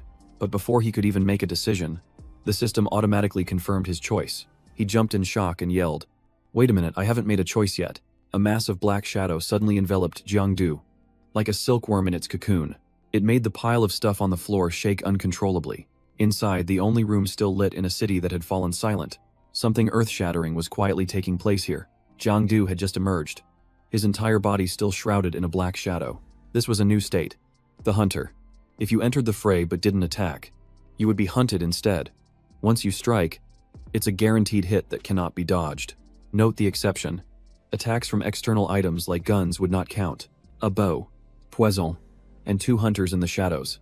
The more you conceal yourself, the further your reputation spreads. The effect's potency increases with the level of danger. Even a god would find it difficult to escape. Jangdu muttered to himself, once I attack, it's guaranteed to deal damage. Not even the gods are exempt. The system announced that upon activating the shadow, your enemy-killing capabilities would be greatly enhanced, and the health threshold to trigger and execute would also be lowered. The system clearly described the activation sequence. When the prey's health is near its limit, its health bar will glow bright red, and a fatal point will become clearly visible. Attacking that exact spot can trigger and execute, finishing them off completely. The required health threshold is not dependent on strength or level. Jangdu stood motionless in deep thought, carefully reading every single line. He suddenly recalled that the group of mutants from before had also shown red spots. He mumbled, not only is it guaranteed damage, but it also comes with an execute. At this thought, Jangdu burst out laughing. It seems laughing. He pointed to the sky and shouted, I'm invincible now. But he froze a moment later, as if he had just remembered something. Jangdu chuckled as he began to unwrap the layers of bandages from his body. He curiously checked his wounds. Weren't there supposed to be risks? This looks fine. In fact, the wounds were already almost completely healed. Medicine could never work this fast. Jangdu forcefully ripped off the newly formed scab. He realized with astonishment, could it be because I just activated the shadow state? Is my recovery really this fast? The next morning, Bao Kuang asked, Jao Jiao, is that video Jangdu posted last night for real? He wrote that he was stabbed nearly 100 times without even flinching. Tu chimed in. Last night he said he ran into a human trafficker, and the guy chased him down an alley with a knife without blinking once. Hearing this, Bao Kuang grew worried. If he's that hurt, why don't we go visit him? Jao Jiao waved her hand dismissively. Don't believe a word he says. He was just chased by a dog. Her two friends looked at each other. For real, Jao Jiao thought to herself that Jangdu is going around telling tall tales again. The scene shifts back to Jangdu's house. She put her hand on the lock. If you don't believe me, let's go inside and verify it for ourselves. Jao Jiao held the key, preparing to open the door to Jangdu's house. His two friends were surprised, asking her why she had the key to his house. She turned and said calmly that Jangdu had given it to her. After saying that, Jao Jiao opened the door and called out loudly, Jiangdu, we're here to visit you. Inside the room, he was huddled in a corner, clutching his head, clutching his wound. Jangdu groaned softly. I shouldn't have picked the scab. What a mistake. A voice called from outside. Jiangdu, are you okay? Jao Jiao rushed to his side. Startled.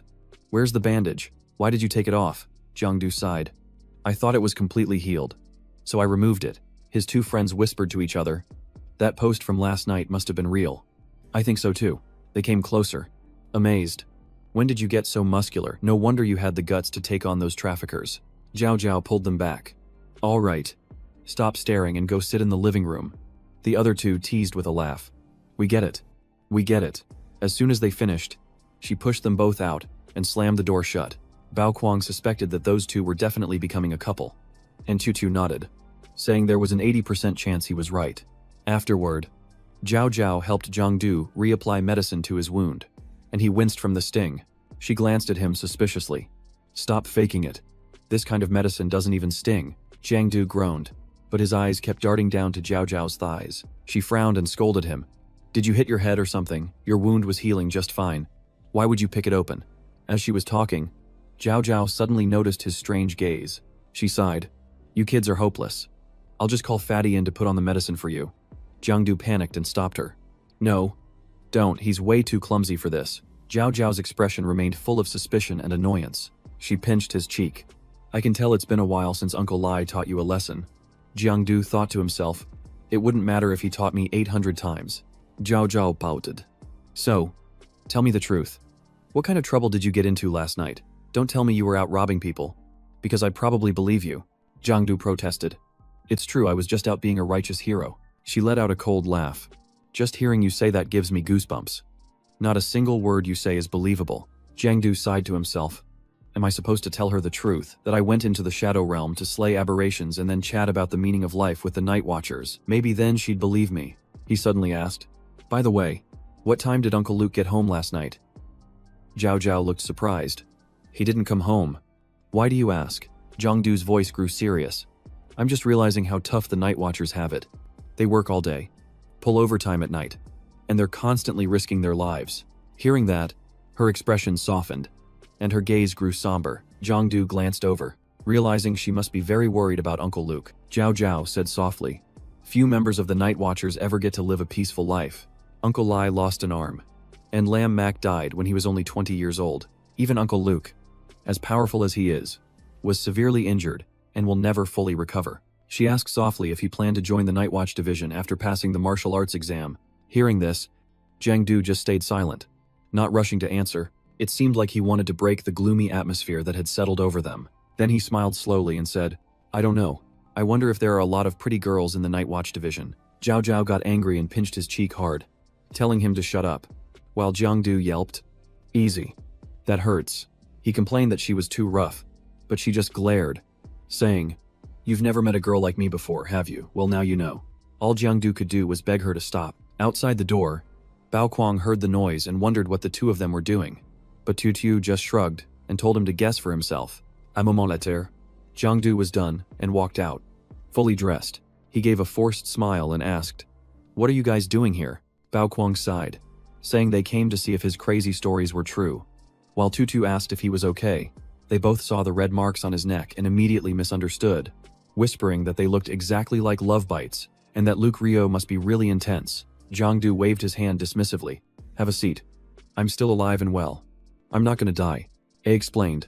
At the time, I had just bought a bottle of soy sauce and some other stuff from the supermarket, and on my way back, a guy holding a bag ran towards me. Jao snorted. Here he goes. Making things up again. Jangdu continued. I went to the supermarket to exchange some things. Those 2 shirts were torn. So you can just toss them." He waved his hand dramatically. Then about 80 guys built like oxen rushed out of the woods, and I just started slashing at them with my knife. But as he was speaking, Jangdu suddenly stopped, remembering something. He rushed over to stop Jao Jiao. "Wait, there's still something in the shirt." But the item had already fallen out of the pocket and rolled onto the floor. On the floor, a pack of sanitary pads lay conspicuously in the light. Jao Jiao froze, her voice trembling. "Why are you carrying this?" Jangdu blushed and explained. "Last night you complained about stomach cramps. So when I was at the supermarket, I thought I'd buy this for you as a surprise." His 2 friends' jaws dropped, thinking this was the kind of thing only a couple would do, and that this drama had to be spread to the whole class. He placed the package in her hand. "Take it. Just tell me next time you need some." Jao Jiao suddenly clenched it tightly, her face turning as red as a beet. She hissed angrily, "I don't need it." Then she threw it right in Jangdu's face, turned around, and stormed out. Jangdu clutched his forehead, wincing. Why did she suddenly get angry? "I really don't get it." His 2 friends stood up, smirking. "We'll head out first. You got this. We're rooting for you." Jangdu stood there stunned, not understanding a thing. But now that everyone was gone, it was a good time to train in peace. He took a slow, deep breath and activated his skill. Shadow Eye. A dark magic circle appeared right beneath his feet. A black mist spread out, quickly swallowing his entire figure. The darkness crept upward, completely covering Jangdu's face. He chuckled softly. "All right, let's begin this fun training session." Jangdu focused on activating his power, entering a shadow state. Then he plunged straight into the deep shadow space. He looked down at his body. How strange. This place was supposed to be corrupted. Yet he felt so comfortable. It felt like someone who lived in smog their whole life, finally getting to breathe the fresh air of the open countryside. Great. My stomach doesn't hurt anymore, and my health is regenerating at an insane speed. Jangdu raised his hand, his face beaming. "All right, let's get to training." He planted his hands on the floor, lowering his body close to the ground. His arms tensed with power, the movement both fluid and forceful. Then he suddenly launched himself into the air, crashing straight into the ceiling. Rebounding off it, he fell with a loud thud that made the floor shake. Jangdu burst out laughing. His whole body felt like it was filled with an endless stream of energy. The system's voice rang out. "The shadow state has been activated." Entering the shadow plane, his entire body was liberated, becoming as agile and light as air. And the training process began. During his training, the shadow guard activated automatically, allowing him to absorb the surrounding shadow energy, slightly increasing his shadow points and physical constitution. The blackness covering Jangdu's body fluctuated continuously. It receded and then expanded again, as if it were breathing in sync with him. It seemed the system was analyzing the changes in his body. A series of numbers on his status panel increased non-stop. Jangdu smiled. 1,000 push-ups completed. It was a piece of cake. He looked around the room. "It's a bit cramped. I'll go outside to train where there's more room." Jangdu dashed straight to a nearby park. He laughed as he ran. "If this were the real world, all the billionaires would be fighting to make me their master." He grabbed onto the horizontal bar, gripping it tightly. He spun his body continuously, dangling in midair. "I've decided. First, I'm going to win a gold medal in the World Championship for the horizontal bar." At that same moment, at the headquarters of the Night Watch Division, a group of people in neat attire entered with solemn steps. They headed straight for the central conference room, where Captain Luke was already waiting. One person holding a document began to read, reporting that the shadow layer was experiencing major fluctuations, and the contamination index had exceeded the acceptable threshold. Teams B3, B7, and A2 in the north, south, and east sectors have all detected signs of unusual rifts. This outbreak is quite unusual. As the distribution map shows, it's concentrated in residential areas. It's no longer spreading randomly like before, and everyone's expression grew heavy. The atmosphere in the Night Watch meeting room was thick with tension. Captain Luke said in a low voice, "The aberrations have been far more active recently. In just 2 days, there have been 4 cases of people being dragged into the shadow layer." The report also documented the incident involving Duke Bao and his death. Captain Luke frowned. It might not seem like much, but who's to say they won't be more sophisticated next time, causing even more severe consequences. Compared to the aberrations from the shadow layer, the rifts to the abyss are exponentially more dangerous. If the aberrations are like rabid beasts, then the creatures from the abyss are no different from a giant Godzilla. Just then, Duan Kuang spoke up. "Come on, everyone calm down. It's just speculation for now. Don't act like it's the end of the world. It's not like we haven't prepared for combat situations. His words eased the atmosphere in the room. Captain Luke and all the other members let out a quiet sigh of relief. Tuan Kwang nodded. "All right, continue with the next part of the report." To which the assistant replied, "Understood." Next was the list of those who had recently fallen. The meeting ended, and Captain Luke stood silently by the glass window. He took a crumpled pack of cigarettes from his pocket. He took one out, about to light it to relax a little. He muttered, "Trouble always seems to stir up right before the new year." But then he immediately noticed something strange. The thing he was holding in his mouth wasn't a cigarette. He scowled. "Ah, cookie stick. That little brat switched my stuff again." As he was thinking, a pack of cigarettes came flying from out of nowhere. He caught it reflexively without even looking. Only then did he turn his head to see who had thrown it. Tuan Kwang chuckled. "Don't be so serious all the time."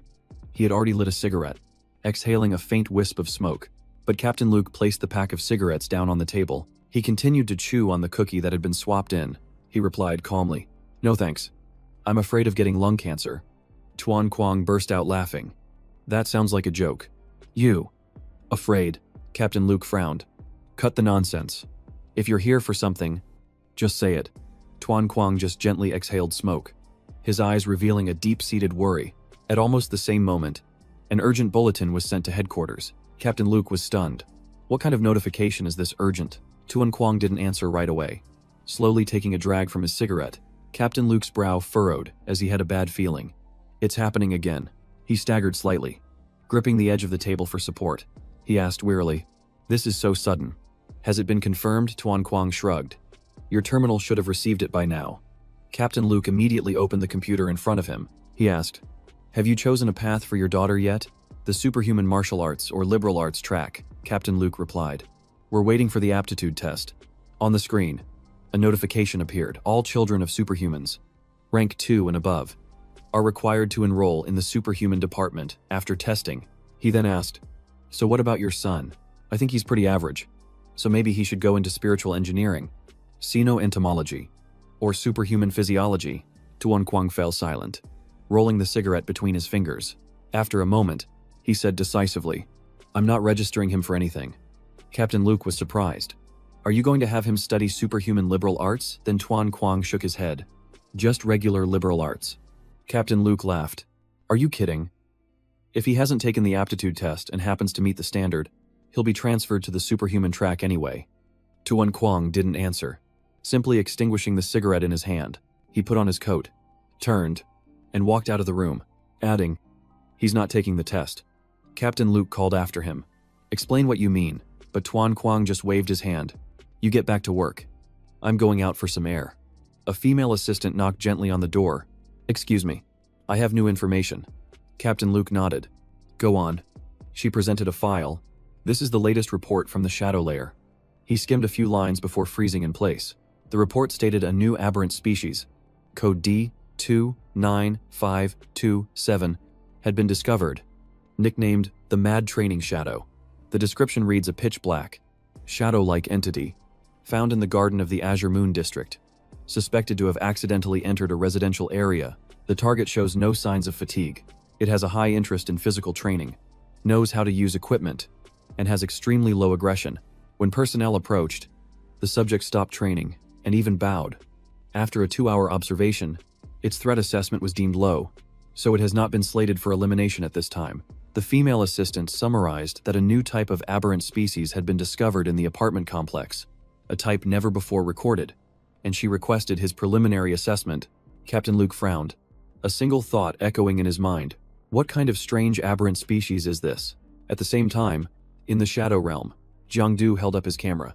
Before him was a giant spider, which contained many times more protein than a regular meal. The spider meat is firm, you just have to singe it to remove the hair. One bite reveals a flavor that's both unique and rich. It doesn't taste like beef, and it doesn't taste like goat. It's spider meat. He looked at his feed. The landscape photos of the shadow realm were getting a surprising number of likes. He was on his way to becoming an influencer. It turns out there were other people making supernatural content besides him. This kind of stuff used to be banned from being uploaded. Suddenly, the system panel lit up, startling him. Jangdu frowned as he read, "Shadow attribute. Persona, the hidden one. The hunter. If you do not hunt, you will perish. Only through continuous hunting can you survive. Upon awakening this persona, you understand that only those who relentlessly pursue can exist. Go forth and enjoy every hunt. Pushing yourself to the limit. He glanced at it and, annoyed, lightly slapped the screen. What kind of way is this to scare someone? But then, another line of data appeared. The words, remaining lifespan, 100 hours, struck Jangdu like a bolt of lightning. He was stunned. He only had 100 hours left to live. Jangdu's hands trembled as he looked at the flashing number. What the hell? Why would the system say something like that? Perhaps this was the so-called risk of unlocking the hunter persona. And what a risk it was. Calm down. Don't panic. There has to be a way to fix this. According to the description, the hunter must continuously hunt to extend their life. Simply put, killing aberrant species is the only way to live longer. He read it again carefully. Item 1 clearly stated that life and death are in the hunter's hands. Only by throwing himself into the cycle of killing could he touch immortality. Jangdu mused. It seemed that if he hunted continuously, he could potentially live forever. Item 2 mentioned that a special hunter will continue to exist in another form, even if their physical body is destroyed. He frowned. What does it mean to exist even after your body is gone? It also said that after awakening the persona, one would become unusually cheerful. How could I possibly be cheerful when I'm going to die in a few days? If I can't manage to kill any aberrant species, I'll probably have to ask Uncle Lai to intervene. Looking at the giant spider in front of him, Jangdu thought that perhaps the only way was to kill it to gain a little more lifespan. He took out his phone and started recording. This was a rare opportunity to hunt and make a clip at the same time. He'd posted on TopTop. This account was a burner from Uncle Lai, so no one would be able to trace it. Jangdu quickly activated his ability and merged into the shadows. The camera lens captured that very moment. Turns out he was live streaming. Welcome everyone to my channel. Today, I'll be soloing a giant spider. One-on-one. First, you stay silent and get close to the prey. Then you launch a surprise attack. We're getting very close now. Absolute silence, so it doesn't detect me. Jangdu pulled out a reinforced steel bar. A pricey one, with a few strange metal pieces embedded in its tip. Just then, the monster started to pick up a human scent. The moment it lunged forward, Jangdu had already dodged to the side. The aberration turned its head, and Jangdu vaulted behind it. His heart pounded in his chest as adrenaline surged through his veins. The aberration's eyes darted around. Seemingly having lost track of its target, Jangdu smirked. So close and it still can't see me? The shadow state is seriously overpowered. Now I just need to find its weak spot and strike. He crept underneath the aberration, looking for the perfect angle to attack. A glint appeared in Jangdu's eyes. That's the spot. He smirked and raised his weapon. Let's see how many of these you can take.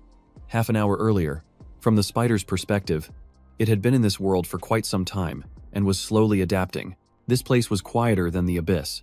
There were no giants lurking about, and as long as it was a little careful, it could live in peace. It had just defeated an ugly member of its own kind and had a satisfying meal, so it was feeling a bit tired.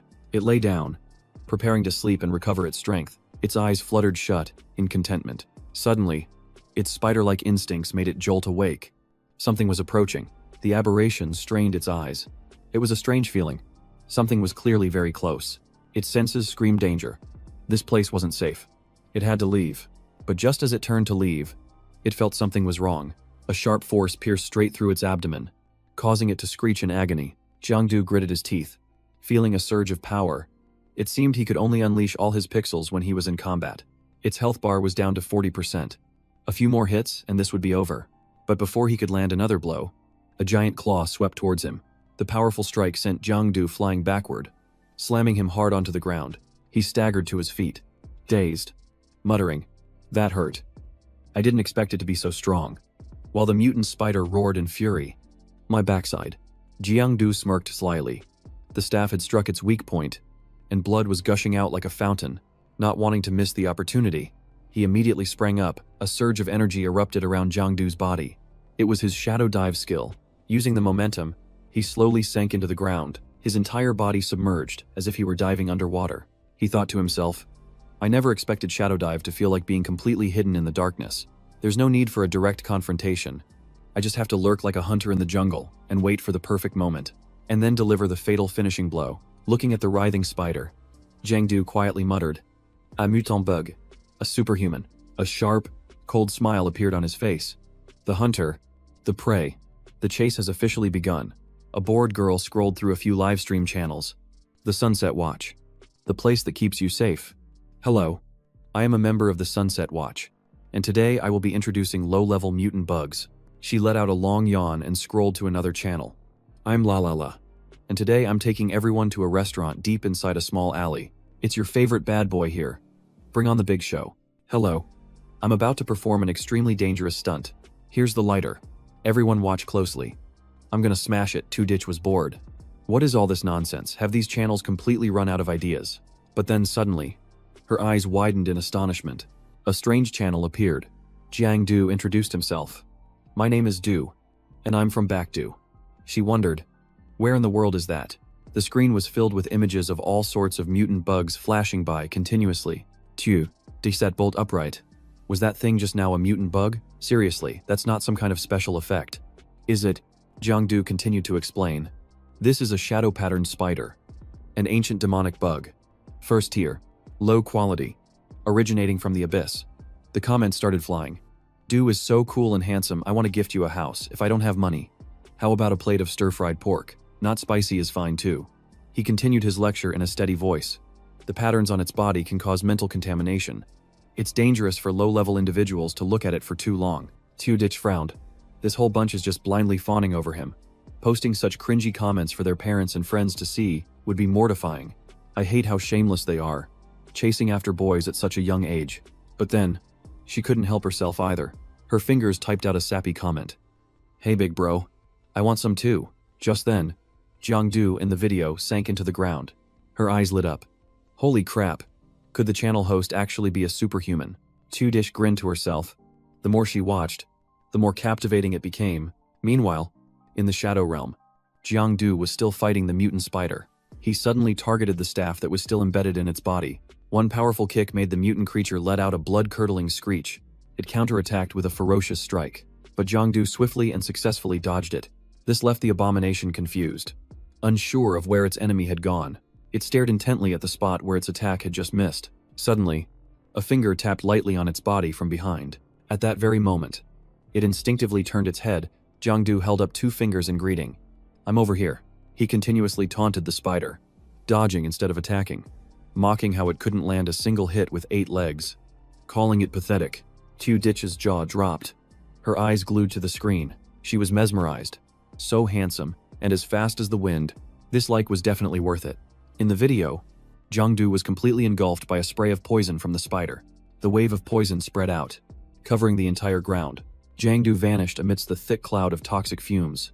The spider gloated, thinking it had finally taken down its opponent. But his voice rang out. Did you really think spreading acid everywhere could stop me? Jangdu suddenly appeared on the roof of a nearby building. He smirked. Wherever there are shadows, you'll find me. His figure shot forward like a bolt of lightning. The panicked spider unleashed another ferocious stream of poison, but Jangdu disappeared again, moving freely within the darkness. His form flickered in and out of view, as if he were dancing between the walls. His feet glided lightly as his voice echoed. I am the hunter who emerges from the shadows. He pulled out another gleaming steel rod, silently appearing right beneath the spider. His voice was chillingly cold. The slaughter makes me forget all my memories. I can only remember my name. A single thrust pierced through the abomination's body, sending black blood splattering everywhere. Jangdu's voice echoed through the area. My name is... The shadow merged with the poisonous mist. The Shadow Wanderer. The battle was over. An absolute victory for Jangdu. He then began to absorb the abomination using his Shadow Guard skill. A thick, dark stream of energy surged forth, gradually seeping into his body. Jangdu took a deep breath. Absorbing all of that power, his white clothes fluttered in the wind, his figure like that of a god in the night. His stance was cold and mysterious. The hunt now complete. The livestream chat exploded. Is this a superhero movie? Is this real or staged? He's so handsome.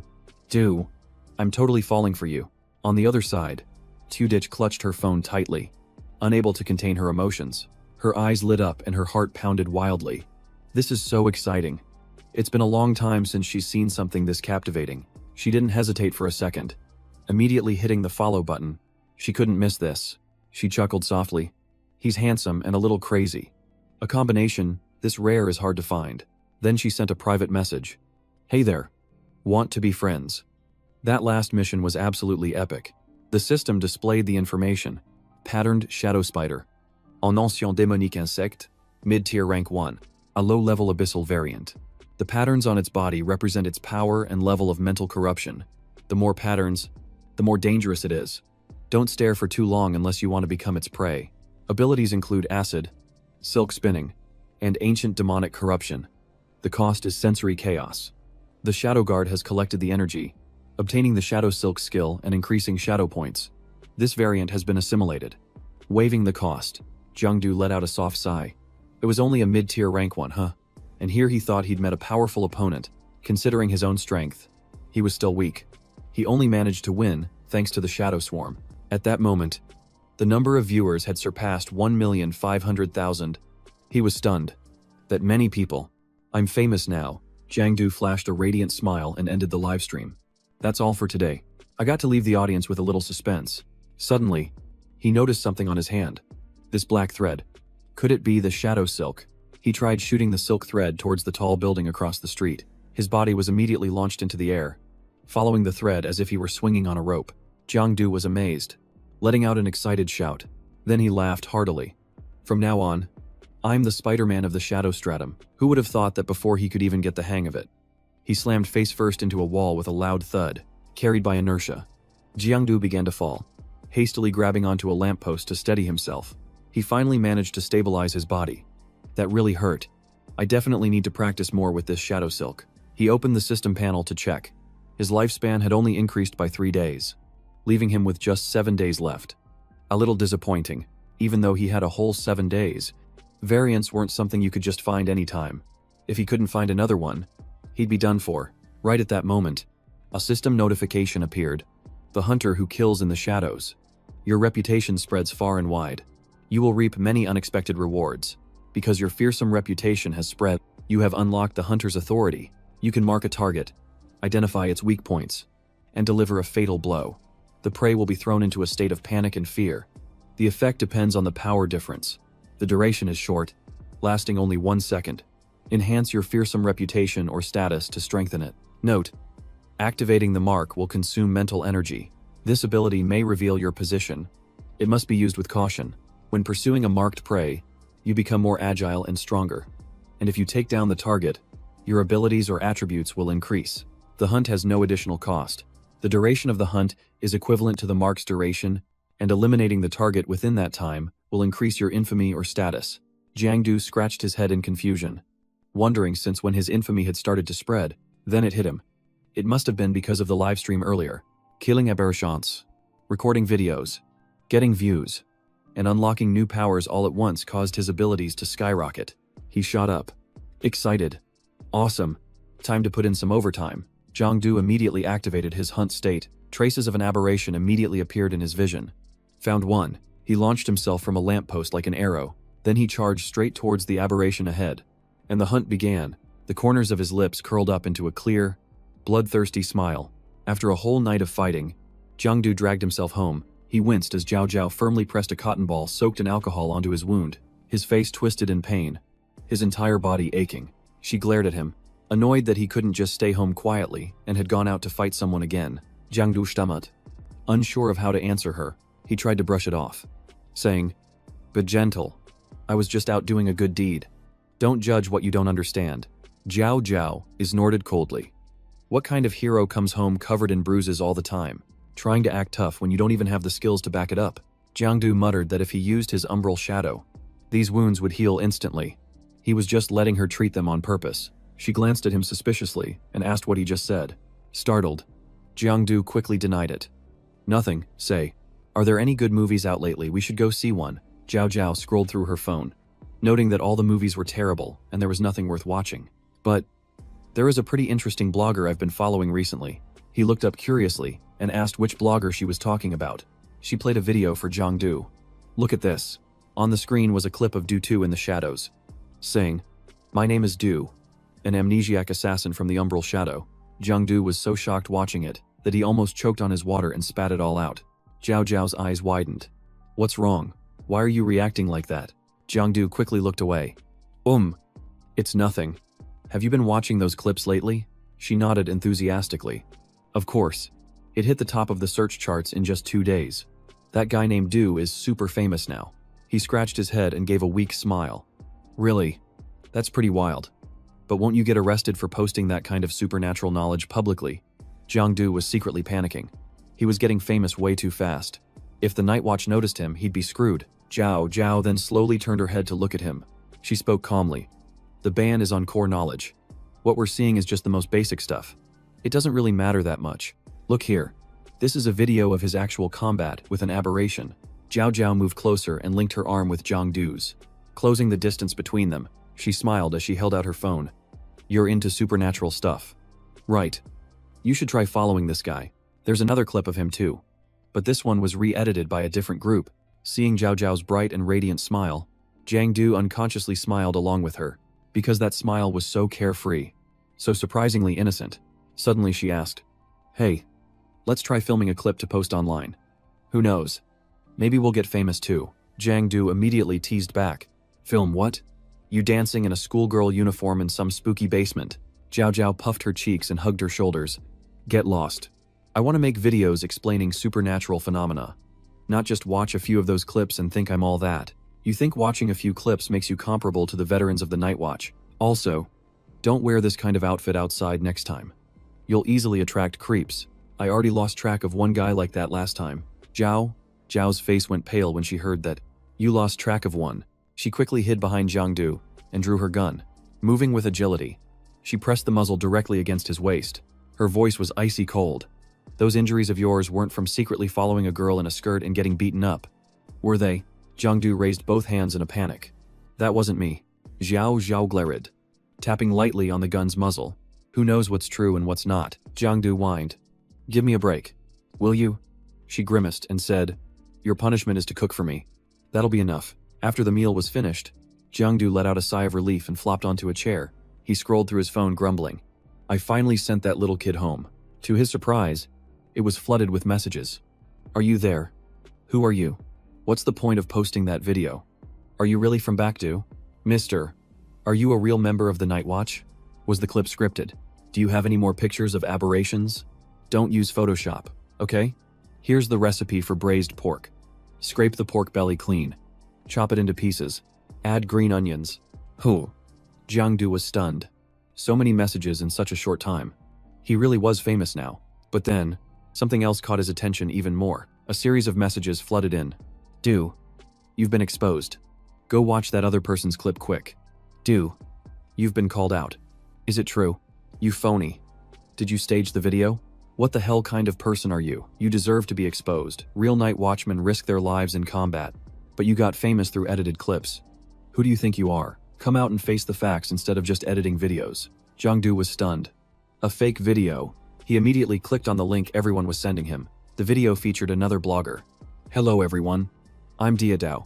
Today, I'm not here for a food review, but to pick a fight." A bald old man spoke. "I'm sure everyone has seen the video. Right, that guy, what aberration him? One of those, the shadow plane. Aberrations. A crazed assassin. Take a look. Does that video really look real to you? First, let's look closely at the clip. We'll use software to analyze it frame by frame. Look at these 2 frames right here. They're clearly not seamless. It's been edited. Next, look at the background. It's heavily blurred. That's post-production work, not a real effect." Jangdu was choked with anger. Isn't this blogger supposed to be a food reviewer? Why is he suddenly coming after me for clout?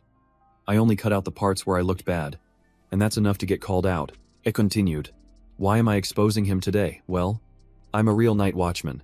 I've killed more aberrations than I can count, so I can spot a fake like him from a mile away. I'll leave it at that. I advise someone to clean up their own mess. He scrolled down to read the comments below. This is obviously real footage. The shadow plane and aberrations are real. So why call it fake? Sure. He edited it and blurred the background for a reason. But editing doesn't automatically mean it's fake. Right. I thought some of the camera angles looked off. That guy has no real skill. He's just showing off to get famous. That's right. Only Jao Jiao is a true veteran night watchman. Jangdu scratched his head. Fine. Call me out then. My own comic gets torn to shreds by critics. The truth is, you only find out who's swimming naked when the tide goes out. Alright then. If they say the video is fake, I'll just film myself killing another aberration. I can earn some more life force while I'm at it. But first, I need to deal with that Jao Jiao guy once and for all. He posted a compilation demanding a public apology, sparking a viral debate. Blogger faking superpowers Jao has this side to him. The scandal was far from over. People claim Jao's videos were complex, wondering who he really was. He can't be an ordinary person. A natural-born aberration hunter. A nightmare that makes his enemies tremble. Jangdu immediately jumped into the shadow plane. This time, he brought a small camera instead of his phone. He neatly attached the camera to the left side of his chest. He glanced around. There were noticeably fewer aberrations than yesterday. The shadow plane changes every time it resets. When he first entered, it was packed. Suddenly, his hunting skill lit up brightly. He spotted one hiding, and it looked like another master of stealth was waiting to ambush it. I'll show you what a real master of stealth looks like. Without hesitation, he prepared to charge in. The hunt had begun. Jangdu stuck his leg out over the building's railing, but when he saw the dizzying height, he swallowed hard. He decided to take the stairs instead. Calm down. Don't get ahead of yourself.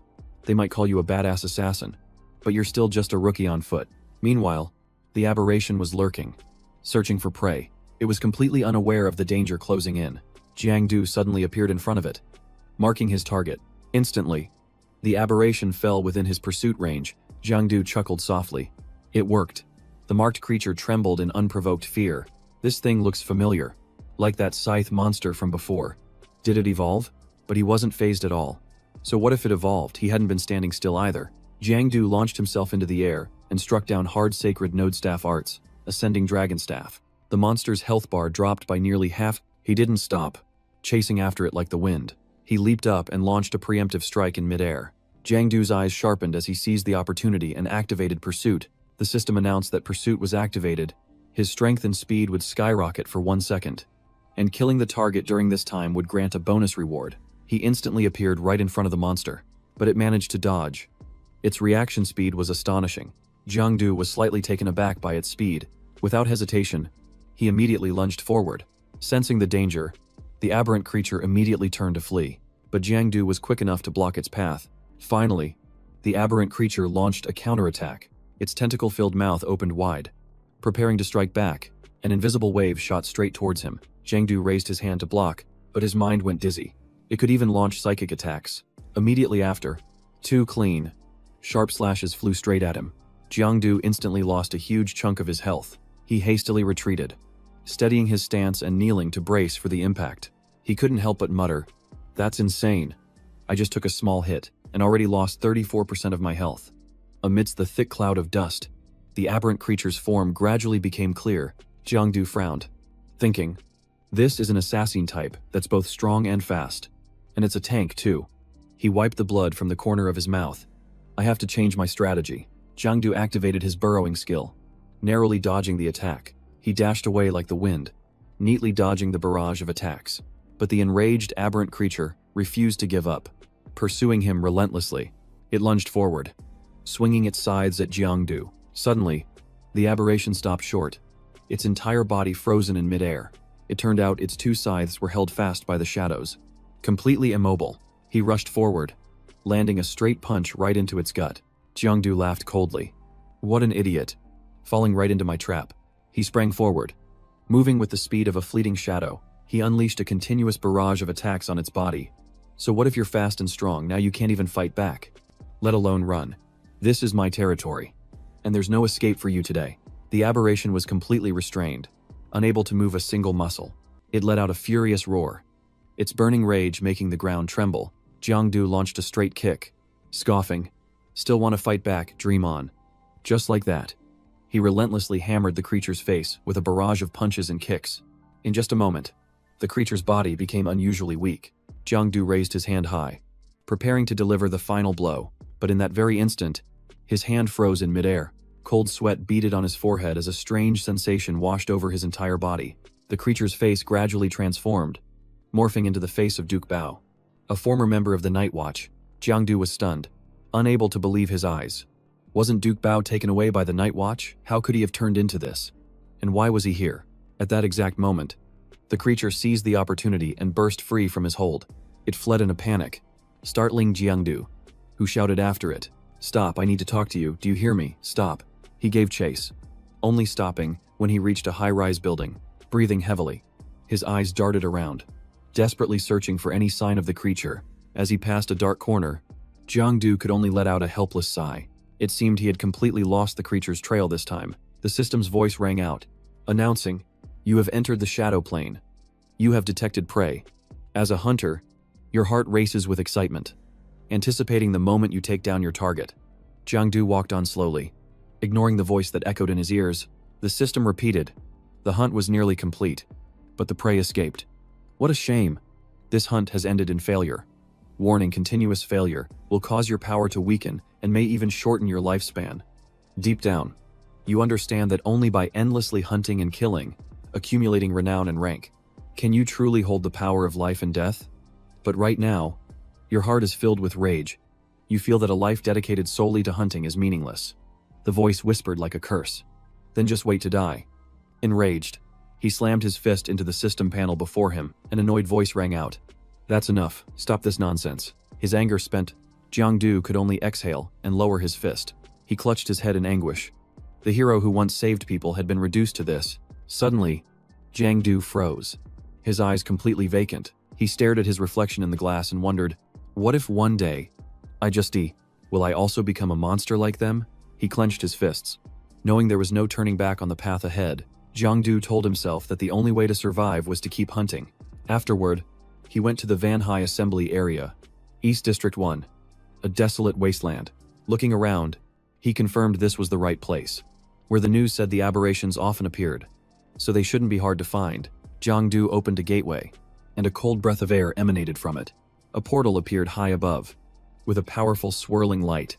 He leaped in, his figure vanishing as if he had teleported. Observing his surroundings, Jangdu realized the aberrations here were many times more numerous than in the last place. However, they were timid, only daring to hide inside the buildings, not showing their faces. Suddenly, he noticed something in the distance. Jangdu was surprised. "Who? There's one on the roof, and it's not running away." He immediately understood the implication behind this, which meant, Jangdu was certain, this one was no ordinary foe, but it seemed its leg was injured, and it had lost almost all of its blood. This was a rare opportunity. He had to strike with precision this time. A shadow silently glided toward the rooftop. Jangdu's hand emerged from the ground like a phantom. He quietly closed in on the aberration, leaving no trace behind. And yet, it still sensed that something was amiss. The moment it turned its head, Jangdu instantly submerged back into the ground. It was as if no one had ever been there. He was inwardly shocked. Its reaction was too fast. The aberrations here were much more vigilant than the ones in his area. It seems its sense of smell is extremely sharp tonight, and the red spot on its body has faded significantly. It must be on guard. I need to make it relax first. He waited patiently, for it to lower its guard. When the aberration bent down to bite the corpse again, that was the moment to strike. Jangdu immediately activated the mark of the hunt. At the same time, at the Lukjia apartment complex, as soon as Jao Jiao saw him walk in, she started grumbling. "Why are you back so late? Where did you run off to this time? Now hurry up and help me carry this stuff inside." Tuan Kuang laughed and asked, "Cooking for Jangdu again?" Captain Luke chuckled. "I told him to stay here. He's my son-in-law now." After all, she turned away in embarrassment. "Dad, stop teasing me. But how come you're off work so early today?" He smiled warmly. "Work was slow, so I took the chance to get off early. And it's been a while since we were all here. Let's go out for a nice family dinner." Jao Jiao quickly refused. "No, it's okay. I'm almost done cooking already." Tuan Kuang sat right down without any hesitation. "Then let's go out another time. Today I have to taste your cooking. It's the perfect chance. And I get to freeload off of Little Do." Hearing this, she blushed bright red. "Uncle Tuan Kuang," he asked again. "Where's Little Do? Is he not home?"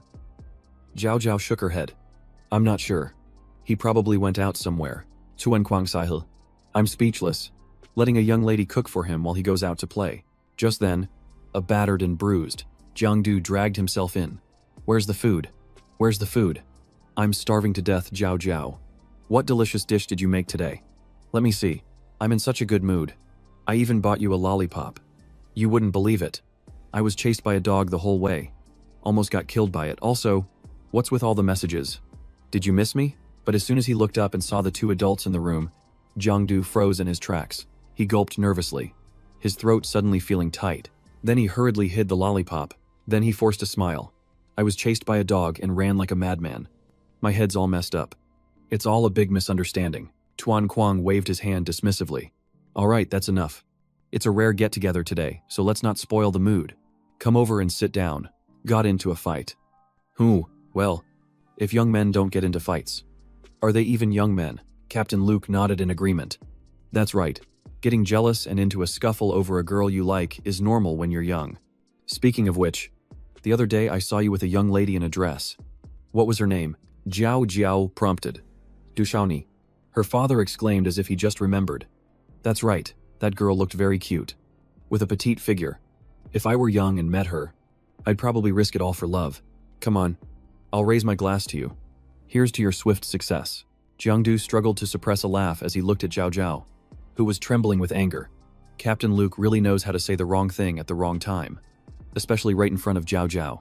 Tuan Kuang prompted him. What are you just standing there for? Hurry up and toast Captain Luke. He quickly raised his glass of water. Captain Luke, let me toast you. His palms were sweating. These two old guys are clearly in cahoots to mess with me. Jiangdu downed the glass of soda. Considering it a proper return of the toast, the captain raised an eyebrow with a smirk. This kid really thinks he can get one past me. He quickly interjected. Captain Luke, please eat. You've been working hard outside all day. Jao Jiao made these vegetables. It's a rare occasion. You know. The captain nodded in agreement. Rara indeed. But then Jiangdu casually added, I'm sure Jao Jiao cooks for you at home all the time. Right, no wonder her cooking is so good. That one sentence made the captain freeze, leaving him completely speechless. Captain Luke glanced at his daughter. What do you mean? At home all she does is order takeout. But when it comes to taking care of little Du, she's so devoted. Running over here to cook every day. He smirked to himself.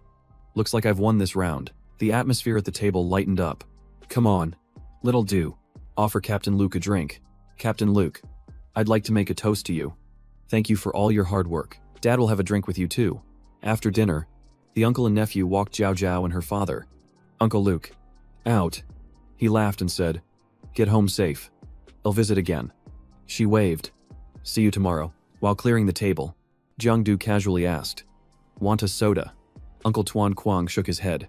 No thanks. Then he sat down, his expression suddenly turning serious. Jangdu calmly continued to sip his water, but Tuan Kuang remained strangely silent. After a moment, he spoke in a low voice. I need to ask you something. Jiangdu turned his head. Yes, he asked bluntly. You've awakened your powers, haven't you? The confident statement left Jiangdu stunned. He avoided the man's gaze. What powers? Uncle, Tuan Kuang spoke slowly. I've worked the night shift for 20 years. I can tell at a glance. That wound isn't normal. So tell me, since when? Seeing that it was useless to hide it, he sighed in defeat. He confessed. A little over half a month ago. Tuan Kuang pressed on. How did you awaken? Jangdu frowned. Are you interrogating me? Uncle. He lit a cigarette, his tone softening. Don't be so tense. Just tell me. He answered vaguely. I'm not really sure. I just suddenly woke up with them. He was a bit surprised.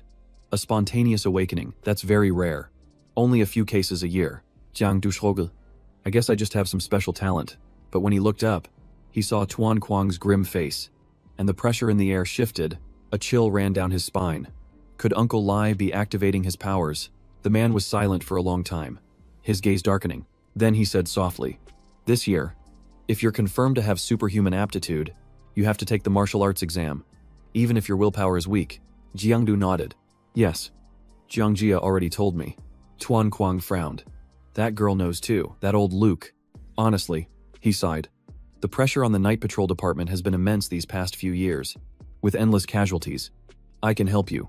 You don't have to take the martial arts exam. Just focus on your studies and get in through the regular entrance exams. His eyes widened. You'd pull some strings for me, this is no joke. He stubbed out his cigarette. Speaking casually, several universities are possible, and you can pick any major you want. If you like drawing, go for the arts. And if you want another major, I can arrange that too. Jiangdu's jaw dropped. You're really something else. Uncle. He chuckled and tried to joke. Can I just skip studying and get the degree right away? Tuan Kuang lightly tapped him on the head. You think it's that easy? Just go to school. It's a good environment. When you graduate, I'll arrange a stable job for you, and you can live a peaceful life with Jao Jiao. But Jiangdu's expression darkened. He said gravely, Uncle Lai. He seemed to guess the boy's intention, his eyes tensing with worry. Just as he thought, Jiangdu said slowly, I still want to try becoming a superhuman. Tuan Kuang immediately snapped. No way. You have to listen to me on this. After saying that, he froze, realizing he had gone too far. His hand was still pointing forward, and he didn't quite know how to retract it. Unexpectedly, Jangdu said firmly. No need. If you dare to pull strings for me, I'll report you to the Night Watch department myself. Tuan Kuang was stunned, staring in disbelief. Report me. His face darkened as he looked straight at his nephew, his gaze stern. He said, I'm not kidding. The world of superhumans is more dangerous than you think. Just focus on your studies. I'll take care of anything that comes up. But Jangdu remained resolute. Uncle Ai, I'm serious. There's danger everywhere. You can't look after me for my whole life. The room fell into a heavy silence again. A moment later, Tuan Kuang sighed. Fine. We'll see if you regret this later. If you change your mind before your 3rd year, just come find me. Seeing him about to leave, Jangdu called out, Uncle Ai, be careful on your way. Don't take any more secret shortcuts. What if you run into trouble? He waved his hand. This kid. All right. I'm heading out. Unexpectedly. Jangdu called him back. Wait. Last time, I was reading the documents Jao Jiao gave me. It said that before dying, superhumans must release all their energy to avoid contamination and mutation. So what if their energy has dissipated but they still turn into an aberration? Hearing this, Tuan Kuang's gaze turned sharp and cold. A explained. It's possible. If their ability is unique or they're affected by external factors, that possibility still exists. Jiangdu nodded. I see. Tuan Kuang asked, Why are you asking about this? The boy laughed and scratched his head. No reason. Just curious. Before leaving, he advised, if you've chosen to take the combat exam, you'll have to face those things sooner or later. Get some rest, and stop causing trouble on the streets. He replied immediately, I'll listen to you. He suddenly turned his head. Oh, I forgot to mention, this year's combat exam is being held early. It's right after the Lunar New Year. Jangdu was startled. That soon, Tuan Kuang waved his hand. Anyway, just prepare well. The boy nodded. Okay. That night, Tudik received a notification that vlogger Du, whom she follows, had just posted a new video. She cheered. It's finally here, but as soon as she opened it, she saw it was flooded with negative comments. People were saying the script was terrible, and that the monster and Night Watch scenes were all staged just to get views. Someone sneered. I told you so. Sooner or later he's just going to start live streaming to sell stuff. I'm so over it. Teodic's face turned red with anger. There are more and more haters like this every day. They're obviously just jealous of Du. I hate it, she immediately retorted. You guys don't know anything but you talk like you do. You're all just jealous. But even so, Tudik still felt a little uncertain in her heart. She mumbled to herself. Could Du really be deceiving everyone? I hope not. Please don't post any more apology videos. But the first line that appeared was, Hunt or be killed. Tudik stared at the screen in shock, her heart pounding. This scene, she was certain it was real footage. It couldn't possibly be fake. Suddenly, Jangdu in the video leaped off the roof. The whole frame shook, and she choked up. Don't tell me he's going to. Tudik clearly saw him plummeting through the air. She could only watch without breathing, her throat tight with tension. She only dared to open her eyes once she thought he was safe. Then she saw him using silk threads to glide between the buildings. Tudik watched in a daze. It was incredible. So this is what a superhuman is like. Suddenly, the image shook violently as a dark figure lunged straight at Jangdu. The creature kicked him down, and the tilted camera angle allowed her to see everything. The monster was crystal clear on the screen. There was no mistake. It was a real monster. She saw Jangdu raise his hand and shoot out a thin thread of silk. He used it to escape from the enemy's pin. From this angle, Tudik was completely mesmerized. He was unbelievably cool. Through the tiny camera, it was as if she were watching his every move up close. She then saw Jangdu send the monster flying with a powerful kick. Even when it counterattacked, he held his ground firmly. She felt as if she was in the fight herself. It was so realistic. A superhuman and a monster clashing looked like something out of a movie. There was no way it could be fake. Just then, Jangdu sprang back to dodge a dangerous blow. His speed was so incredible that it left the monster stunned in disbelief. When Jangdu completely took down the beast, Tudik was convinced. He was the assassin from the northern capital. He stood up from the monster's slimy corpse. Without hesitation, Jangdu raised his hand and absorbed its shadow essence. Tudik wondered. He absorbed the monster. So does that mean his ability to shoot silk also came from that spider creature? If so, then he must have gained a new power this time. Right. Back with Jangdu.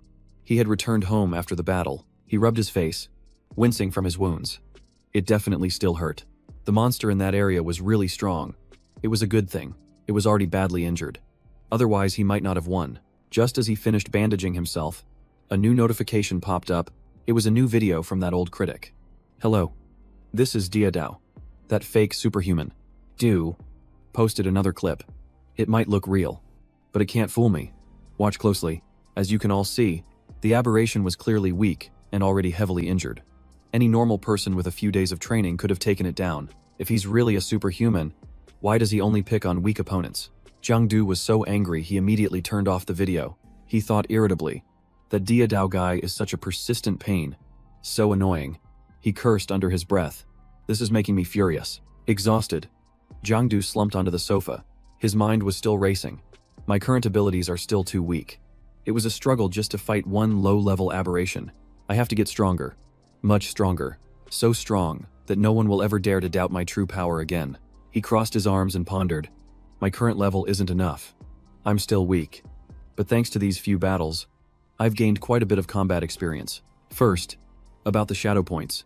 At first, I thought it was an experience bar, but it turns out it's more like a separate energy bar. Using Shadow Thread costs 3 points. Activating Shadow Pupil costs 1 point, and moves like Mark, Shadow Slash, or Pursuit all consume different amounts of energy.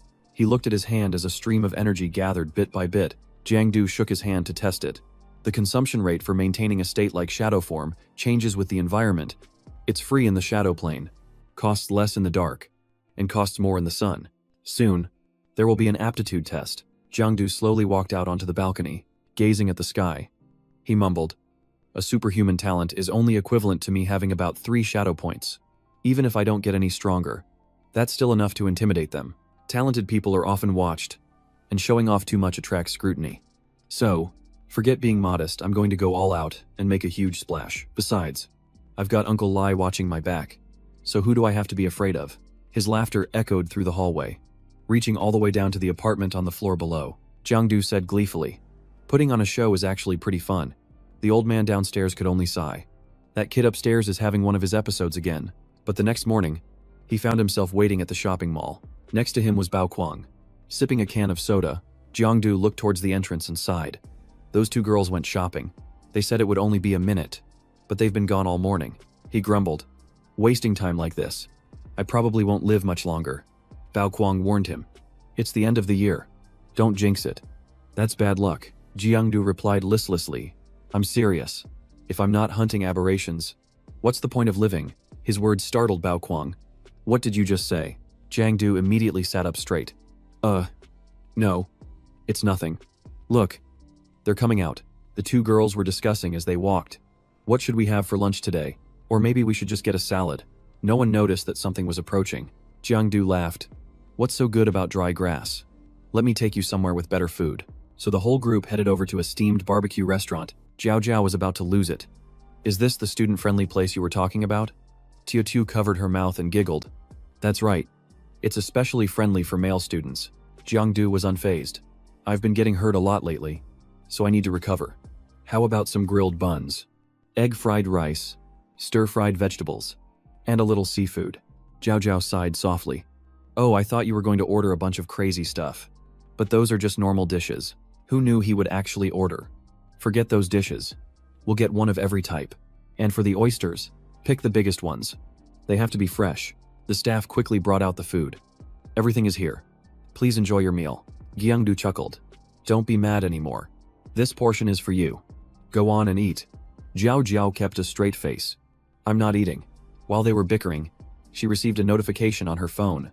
The message stated clearly that the martial arts exam would be held early, with rankings starting on February 17th, and special training scheduled to begin on February 25th. Tiu. Read it too. What? The exam is this early. And it's mandatory. Bao Kuang broke into a sweat. An aptitude test right after the new year. What a hassle. Jangdu patted his shoulder. Don't worry. With your aptitude, there's no way you'll fail. Bao Kuang grimaced. Thanks a lot. He explained. When I was 7 years old, a small aberration followed me around constantly. When that thing was finally destroyed, I got sick. And I also suffered from psychological trauma. Jangdu laughed. If it were me, I would have just fought back. Jao Jiao shot him a look. I'm sure everyone is as stubborn as you. The avoidance instinct is natural. Most people are like that, even if he seems fine on the outside. The psychological scars from the aberration are still there. The atmosphere at the table clearly grew heavy. The whole group fell silent as they thought about the monsters. Sensing the tense atmosphere, Jangdu felt a bit awkward. He raised his glass. Come on, let's move past it. A toast to happier things. Just as he raised his hand for the toast, a piercing alarm rang out. Everyone jumped to their feet in shock. Jao Jiao's face turned pale. That's the warning from the contamination detector. An aberration has infiltrated the shopping mall. The siren blared throughout the building, wailing incessantly. Someone shouted, "Run! An aberration is here." Like a switch was flipped. The entire crowd surged towards the door, shoving and screaming for everyone to get out of the way. People in the back shoved those in front, screaming chaotically, "The mutant is here, run," while others yelled, "Be quiet. You're too loud." Bao Kuang broke out in a sweat. "This is bad. It's packed like sardines in here. How are we supposed to get out?" Tutu's voice trembled. "What do we do now?" Jao Jiao tried to keep everyone calm. "Don't panic. If everyone stays orderly, we'll find a way out." Suddenly, Jangdu's cold voice cut through the noise. "Get in here." Somehow, he had already smashed a huge hole in the wall. Everyone was stunned by how utterly badass the move was. Jangdu ordered, "What are you all standing around for? Run." As the two girls helped Bao Kuang through the opening, he quickly scanned their surroundings. A panicked citizen screamed as they ran past. "The mutant is over there." A massive creature with sharp, scythe-like arms appeared before them. Jangdu gritted his teeth. "There are too many people here. If I fight, my powers will be exposed." He immediately grabbed Jao Jiao's hand and pulled her along as he started to run. The group of four weaved through the frantic crowd. Their only option for now was to escape. As she ran, Jao Jiao wondered. There's supposed to be security around the center. How could a mutant have gotten inside? Jangdu snapped. "It's too late for that now. We just need to escape." Luckily, that thing is slow, or this entire center would have been wiped out. He pointed ahead. "Hurry. There's a way to the next floor over there." But just at that moment, the ground began to shake violently. Jangdu shouted a warning. "Be careful. It's collapsing. Grab onto me." Before the group could even react, they fell into the gaping hole that had just opened up. "This can't be happening." Screams for help echoed through the thick cloud of dust. After hitting the ground, Jangdu, now covered in dust, grimaced in pain. He frantically looked around and called out, "Is everyone all right?" Jao Jiao and Tutu had a few scrapes and bruises, but they were otherwise safe. Bao Kuang gritted his teeth. "It hurts. My leg is pinned." The rest of the group immediately rushed over to help him. Jangdu knelt beside him and offered reassurance. "Don't worry. I'll get this slab off of you." He summoned all his strength to lift the heavy slab of concrete. He finally managed to lift it clear of Bao Kuang's leg. However, his leg was already badly swollen. It was clearly a serious injury. Jangdu forcefully shoved the boulder aside. Jao Jiao took a white box of pills from her backpack. She handed it to Bao Kuang and told him to chew this painkiller. After chewing it, he asked, "Where are we? Why is it so dark?" Jao Jiao frowned with worry. "I don't know either. I've never seen a place like this." Jangdu placed his hand on the ground, concentrating to feel his surroundings. His eyes widened in shock. "This is still the shopping mall. We're still on the same floor." Suddenly, a wisp of black smoke coiled around his hand. Jangdu furrowed his brow. This feeling, it's both strange and unmistakably familiar. He looked around. The entire floor was now shrouded in black mist. All of it had been dragged into the shadow layer. Another group of people fell down, one of them with their leg crushed by concrete, screaming in fear. "Dad, it hurts." "Don't worry. The night watch will be here soon." Jangdu carefully observed his surroundings with a grim expression. There are still many people trapped. Vehicles can't enter the shadow layer. It'll take time for the night watch to arrive. He looked towards his friends. "If we wait too long, we'll be attacked by aberrations. And the contamination here is already extremely dangerous. We have to get everyone out of here immediately." He glanced at Jao Jiao's wrist. "Aren't you wearing the watch Uncle Luke gave you?" Hearing that, she seemed to snap out of it. "Oh right. I almost forgot." Bao Kuang and Tutu were overjoyed when they saw Jao Jiao press the alert button. She spoke quickly. "This watch can send a signal. The night watch will receive it soon." Tutu cheered. "Thank goodness for Jao Jiao's quick thinking. We're saved," Jangdu said in a low voice. "It's not certain they'll arrive in time, but at least this watch can ward off the contamination. From now on, the aberrations could attack at any moment. Don't let your guard down." Suddenly, a strange sound echoed through the space, and a series of giant black shadows appeared. The panicked crowd screamed, "Monsters! There are monsters!" Jangdu stared straight at them, his gaze turning cold. "They're here." A terrifying cracking sound echoed from beneath everyone's feet. Jangdu clenched his fists. so tense that he began to sweat. A massive object crashed down, creating a thick pillar of dust. Jao Jiao lowered her head. Coughing wearily, she slumped to the ground, calling out weakly, "Tiu Tiu, Bao Guang, Jiangdu." Tiu Tiu quickly rushed to hold her. "I'm here. I'm okay." Amidst the rubble, Bao Guang shouted for everyone, but his vision was too blurry to see. Tiu Tiu didn't seem to hear him. She just kept calling out, "Jiangdu, where are you?" Suddenly, she noticed something and pointed, yelling, "Zhao Zhao, look." She saw a huge fissure in the ground. Could Du have fallen down there? Meanwhile, somewhere else, a badly injured Tudich looked up in pain. She tried to push herself up from the pile of debris, groaning from the pain. Her clothes were tattered. Her whole body was scraped and bruised, and she mumbled, "What in the world just happened?" In her panic, a memory surfaced. She had been taking a walk with Tunya. Then the alarm bells rang, and the two of them ran with the crowd in the ensuing chaos. Realizing something, she shot up and screamed, "Tunya, where are you?" Her hand touched a strange unfamiliar liquid. She turned her head and froze. Before her was a mangled body, crushed beyond recognition. Trembling, she backed away, stammering, "Tunya." Suddenly, from behind her, a giant aberration appeared in silence. Tears streamed down her face as she turned around in absolute terror. The aberration lunged forward, and only one thought crossed her mind. "Is this how I die?" Crying, she thought to herself that she never expected a movie-like disaster to happen to her. If this were a movie, a hero would definitely show up to save the day. She mumbled, "But that doesn't happen in real life. No one is coming." She closed her eyes and waited for the final moment. Reality has no heroes. Just then, a razor-sharp slash cut through the air. Red blood dripped down, slowly spreading across the rubble-strewn ground. A stark contrast to the ruined scenery. Right in front of her, a stranger had suddenly appeared, blocking the way. Tiu Dick slowly opened her eyes, her face smudged with dirt, her expression bewildered as she tried to process what had just happened. A mysterious young man had rushed in to take the full force of the aberration's attack for her. Jangdu unleashed a single, light blow that sent the aberration sprawling to the ground. Tiu Ditch couldn't hide her astonishment. You are..." A system notification rang out, phantom form activated. Triggered by devouring a predator. Power greatly increased. Agility enhanced. Before her shocked eyes, he suddenly leaped into the air like the wind. Jiangdu gathered all his strength and delivered a powerful kick straight to the aberration's head. The incredibly strong blow sent the monster reeling backward, crashing hard onto the ground. It dropped its weapon and shrieked in anger as it staggered back to its feet. The aberration growled, its heavy breathing echoing through the space. Meanwhile, Tudich was cheering excitedly. "I can't believe it. Is it really him? It's Du, the assassin." Jiangdu, on the other hand, was completely lost, his face a mask of confusion. Tudich babbled on, "I'm your biggest fan. I've seen all your clips. You're so handsome. Let me give you a kiss." Jiangdu was stunned. "This girl? Her white stockings are torn." She pouted playfully. "Geez, I can't believe you're looking there." "Du," he gave a forced smile. "I was just letting you know." Then her tone shifted suddenly, her expression deadpan. "If you like them so much, I can change into a new pair for you to see." Jangdu blinked, his eyes inexplicably drawn to her legs as he unconsciously gulped. He asked excitedly, "For real, you'd wear torn ones just for me?" She laughed. "Torn? New? Whatever you're into. I'm game." The aberration roared in anger, trying to pull their attention back to the fight. Jangdu glanced over. "All right, we can talk about stockings later.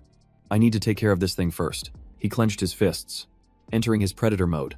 It was time for action. The aberration looked around frantically, wondering where he had vanished. Suddenly, a thread shot out from behind, striking the monster. It was Jangdu, using the thread to ensnare the creature and hoist it into the air. His razor-sharp claws raked across its body, making the aberration shriek in pain. He landed gracefully, his silhouette every bit. The deadly assassin. As the aberration whimpered, Jangdu sighed in regret. If my aim had been just a little better, this would be over already. Without giving it a moment to recover, he launched another attack. Pressing forward, Jangdu astutely noticed that the aberration was also gathering power for a counterattack. With lightning-fast reflexes, he instantly threw up his arm to block the blow. "I didn't expect it to be this strong." Jangdu panted, sweat beading on his forehead. Suddenly, two more aberrations appeared. Watching him and baring their teeth in a sinister grin, Jangdu licked the blood from his claws and murmured, "Two more of them. This is starting to get complicated." Seeing how tense the situation was, 2D yelled out. You can do it. Do if you win. I'll show you my black stockings. In an instant, all his fatigue vanished. He was filled with a renewed fighting spirit. All for the sake of black stockings. The aberrations lunged forward, and Jangdu clenched his fists. He leaped into the air, effortlessly dodging the attack as if it were nothing. But another aberration attacked from behind. This was a real problem. He couldn't dodge while in mid-air. He swung his arm, unleashing a blast of power directly at the creature. He immediately locked the monster's arm in place, making it impossible for it to counterattack. With a ripping sound, he flicked his hand, unleashing a wave of power that tore through the space in front of him. Jangdu seized the opportunity, lunging forward to strike the aberration, his sharp claws finishing it off on the spot. He lowered his head and smirked coldly. You want to kill me? Dream on. But just as Jangdu let his guard down, an aberration counterattacked from behind. Hit by the surprise attack, he spat out a mouthful of blood. Unable to react in time, Jangdu jumped back. Getting out of its attack range, he clutched his torn arm, panting heavily. These things know how to coordinate. 2 to pin me down, and 1 for a sneak attack. Letting them team up like this is bad news. I have to separate one and take it out first. Jangdu swung his arm and shot out a beam of dark light. You, come here. But the aberration tilted its head, dodging the attack by a hair's breadth. Jangdu broke out in a cold sweat, his face paling. It figured it out. Immediately, all 3 of them lunged at him simultaneously. Like a pack of hunting wolves, they attacked from 3 sides, leaving him absolutely no room to retreat. Jangdu gritted his teeth and defended himself. Damn it. There's no space to slip into the shadows. He took hit after hit, his health draining faster than it could recover. If this keeps up, I'm done for. Jangdu stood his ground defensively as the 3 aberrations surrounded him, attacking relentlessly. The relentless barrage of attacks left him unable to counterattack. I have to lure one of them into a trap, he thought. An aberration suddenly struck him hard in the back, causing blood to gush out. Jangdu whipped around, his eyes glowing. Mark. The hunt begins. The aberration was hit by the skill. After posting the video and gaining fame, the mark effect now lasts for 3 seconds. During that time, the marked target is unable to react. The 8th aberration was caught in the effect, and a cord of light bound it tightly. 2 seconds later, Jangdu held the cord as the remaining 2 charged from behind. At the 12-second mark, he used his full strength to whip the cord, sending them all flying. Then he launched a powerful kick and leaped high into the air. At 22 seconds, he closed the distance and unleashed a flurry of slashes, causing the monster's health to plummet. At 26 seconds, energy gathered in his hand, forming a gigantic sphere. At exactly 30 seconds, Jangdu slammed the sphere into the aberration, finishing it off. All sound suddenly vanished, as if it had never existed. At his feet, the aberration disintegrated into dust. A system window appeared. Hunt complete. Activating enhanced shadow form. When used in the real world, it reduces the consumption of shadow points. In shadow form, you can continuously absorb energy, recover quickly, and increase your leveling speed. The deep wound on his back began to heal bit by bit. Jangdu raised his hand in a challenge. All right, it's your turn now. You 2 punks. The aberrants started to back away, fear glinting in their eyes. Jangdu said coldly, you were so arrogant just a moment ago. Why so quiet now? Without waiting for a reaction, he lunged forward. If you won't come to me, then I'll come to you. But just then, a strange beam of light shone from a distance. He froze and turned to look. What's going on? How can there be light in the shadow plane? Jangdu suddenly felt his body being pulled toward the light. How strange. The 2 aberrants facing him had already noticed and were dashing in that direction. They even fought each other to be the first to get there. The source of that light was the eternal flame, emitting a warm, gentle glow that dispelled the darkness. And the one holding it was none other than Kan. He activated his skill, ready to strike the aberrant in front of him. But Jangdu was stunned. Realizing the attack was aimed directly at him, he panicked and yelled, Hey, you're aiming at me. At the same time, an aberrant silently approached Kan from behind. However, he spun around and unleashed a move, finishing it off with incredible ease. Jangdu felt a chill and broke out in a cold sweat. Just one hit completely obliterated that aberrant, and if that had hit me, I'd be meeting my ancestors. He grabbed the hand of one of the group members and laughed it off. Glad you guys made it in time. Otherwise, this fight would have been over. Thanks, the Night Watch member looked confused. Oh, sorry we're late. You are. Jangdu pointed at the girl. Who I am doesn't matter. That young lady is slightly injured. Please take care of her. The girl retorted. Wait a minute. Weren't you going to take me home? He shrugged and put on a serious face. Just kidding. I'm with the Night Watch department. And duty comes first. I'll leave her with you guys then. After saying that, he vanished, leaving a wide-eyed Tudish behind. Wait. Dukaka. Khan. On frowned and asked, "Is he one of ours?" His subordinate replied, "There's a very popular blogger lately, with abilities like a branch of the Umbrals, probably around level 1. Hearing this, he mused doubtfully. Level 1. Because Kanan knew perfectly well, the fire is mine.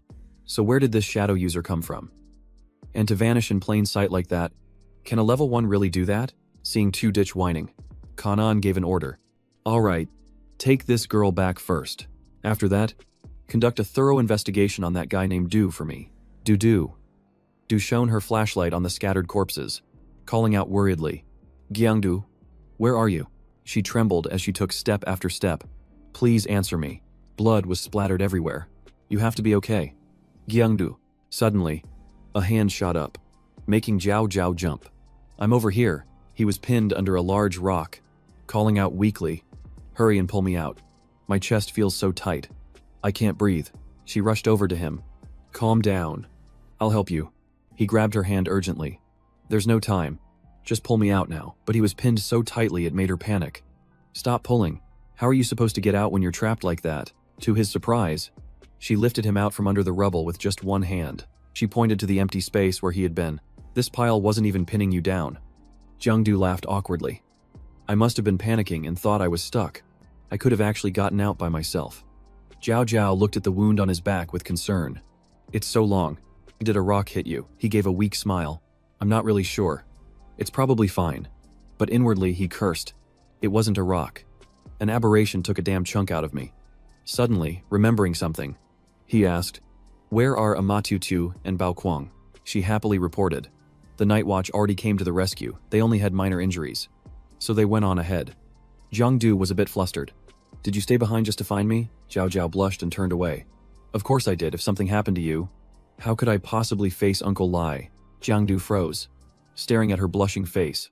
The corners of his eyes welled up slightly as he called out her name. Jao Jiao. Without any warning, he lunged forward and pulled her into a tight hug. Jao Jiao stiffened, and the warmth from his body made her face flush bright red. Her embarrassment turned into flustered anger, and she tapped him on the head. Let go, what do you think you're doing, Jangdu? Just pressed closer with a sly grin. I saw that aberration swinging its blades everywhere just now. I was scared out of my mind. He held on even tighter, his voice stammering.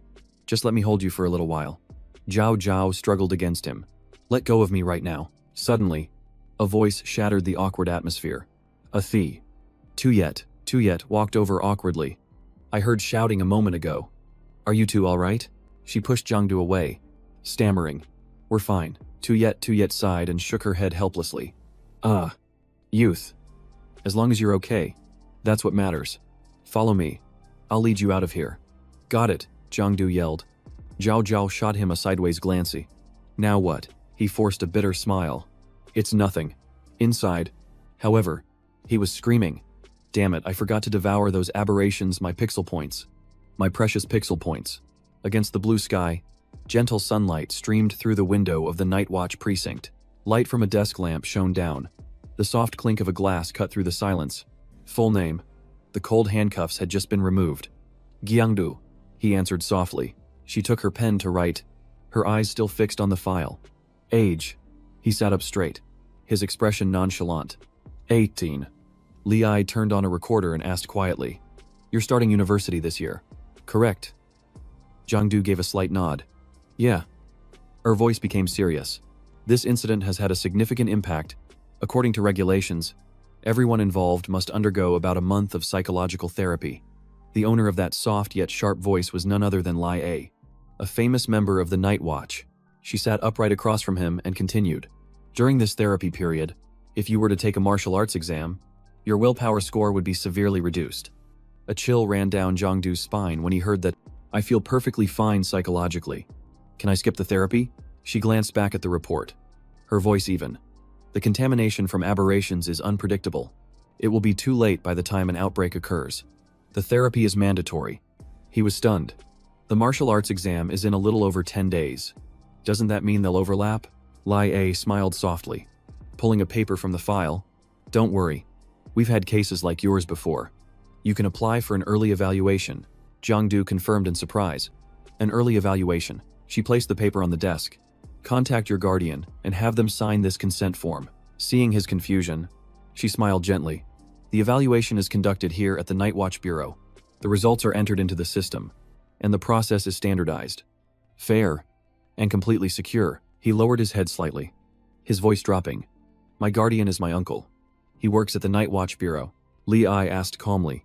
Could you please specify which sector he works in? His position and his full name. He scratched his head, trying to remember. I think it's Sector 1. An administrative staff member. His name is... She shot up from her seat, startled, her voice trembling when she heard the name Li Tuan Quang. Her eyes lit up. Li Tuan Quang. You don't mean the Li Tuan Quang, do you? Jangdu was stunned, not understanding why she was so excited. Li Ai leaned forward, resting on her hands. Are you sure he's just a regular staff member? Jangdu hesitated. Isn't he? He suddenly remembered something. Wait. Don't tell me he's being investigated and got demoted. I haven't even filed my report yet. She quickly waved her hands. No. It's nothing like that, but... What report were you talking about? Li Ai quickly gathered the documents, turned, and said, Never mind. Come with me. I'll take you to him right now. She led Jangdu to the main hall of the Night Watch Bureau. This is the Bureau's research center for future technology, personnel, and weaponry. Jangdu gaped at the displayed equipment. So this is the headquarters. It's on a whole other level. He overheard two staff members talking. Is he really not on the official roster? The other replied. I've checked the files thoroughly. There's no one named Du. He was shocked, his eyes darting around as his heart began to pound. Li A noticed something was wrong and asked softly. What's the matter? He forced a smile. It's my first time here, so I'm a little nervous. But inside, his mind was in turmoil. It seems I've been noticed. Li A opened a door and said gently, Don't be tense. Just rest in this room while I go see Commander Lai. As soon as he stepped inside, Jangdu froze. Jao Jiao and Tiu Tiu were both there. A girl slammed the table and shot up. Seriously. You've got a crush on that assassin. Du. Tiu Dicte put her hands on her hips, beaming. Of course, he even saved me. Jangdu's eyes widened as he watched the girl chatter on. Why is she here too? What a coincidence. Jao Jiao waved him over. Sit here. Then she turned to the other girl. Keep going. What did Du do after that? She described excitedly. I saw him face off against 10 aberrant creatures. But he was completely calm. He took one down in an instant.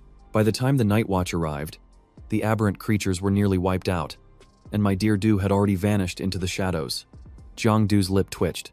Please stop making stuff up. Even as he thought that, his eyes were glued to the girl's legs, and a slight smirk played on his lips.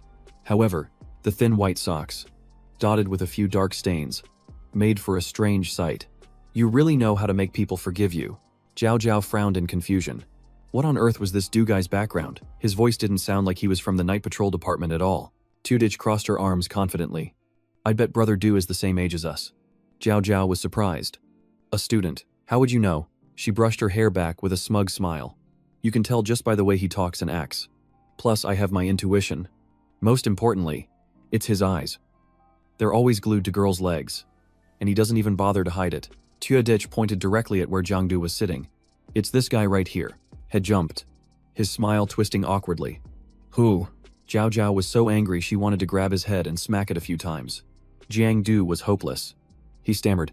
I wasn't. Suddenly, a man rushed over, his powerful presence startling them both. Jao Jiao looked up and called out softly. Dad. Captain Luke hurried over. Are you okay? I heard you were pulled into the shadow plane. Jao Jiao glared over at Jangdu and pinched his cheek. I'm fine. And so is this guy. He just deserves a good smack. Jangdu gave a weak laugh. And I'm a little hungry. He sighed in relief. As long as you're okay, that's all that matters. You two. Come with me. The three of them sat around a table in a serious atmosphere. Jao Jiao spoke up. Is this incident really that serious? Captain Luke answered slowly. Of course. This is the first time the real world has been pulled into the shadow plane. Casualties are still being tallied. But for now, this doesn't concern you kids. He took a light drag from his cigarette.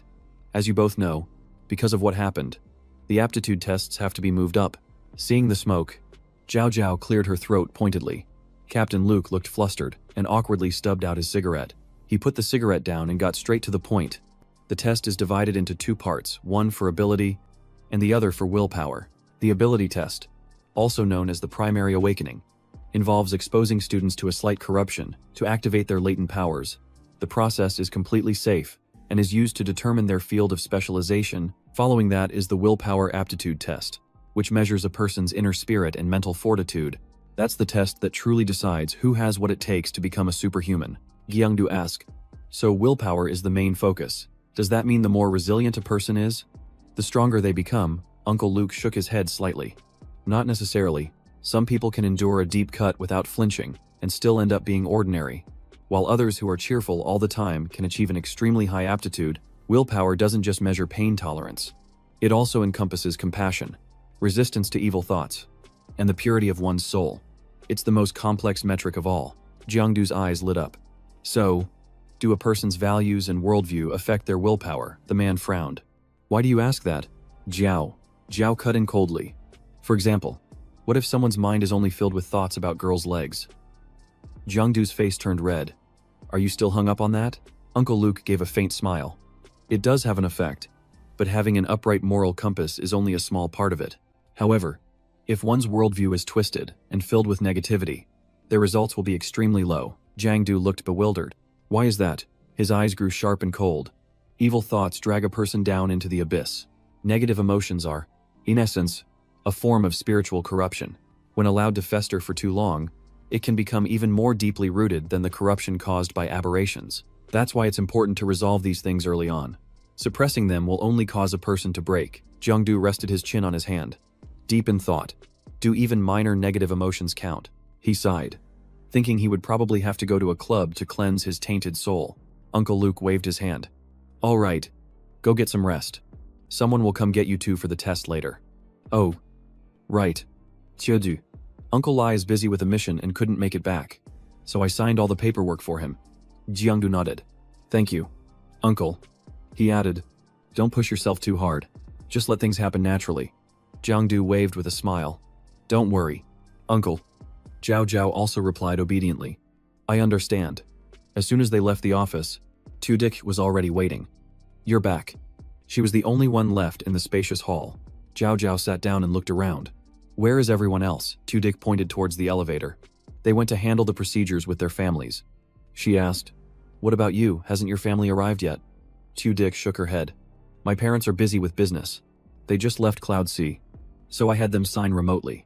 Just then, a door opened, and a voice rang out. Looks like everyone's here. Bao Kuang, sitting in a wheelchair, grinned gleefully. It's a miracle, just one spray of medicine and the pain in my leg is completely gone. Jangdu asked worriedly. You're still injured. Can you even take the test? Will you be okay? Bao Kuang laughed casually. Don't worry. They said it won't affect the results. Tutu teased. Don't be fooled by how cheerful he looks now. A little while ago, he was hiding in a corner sniffling. He retorted defensively. Who said that I wasn't crying? While they were talking, the door to the room swung open, and several people walked in. The atmosphere immediately became heavy, and no one dared to say another word. Jiangdu frowned slightly. Why does everyone look so exhausted? Jao Jiao sighed. You wouldn't understand. They just want to live normal lives. But from this day on, their lives will no longer be as peaceful as before. Lai A spoke up. All right, now that everyone is here, let's begin. This examination is divided into two parts. One is for ability, and the other is for willpower. The ability test provides a comprehensive evaluation of potential destructive power and consumption rate.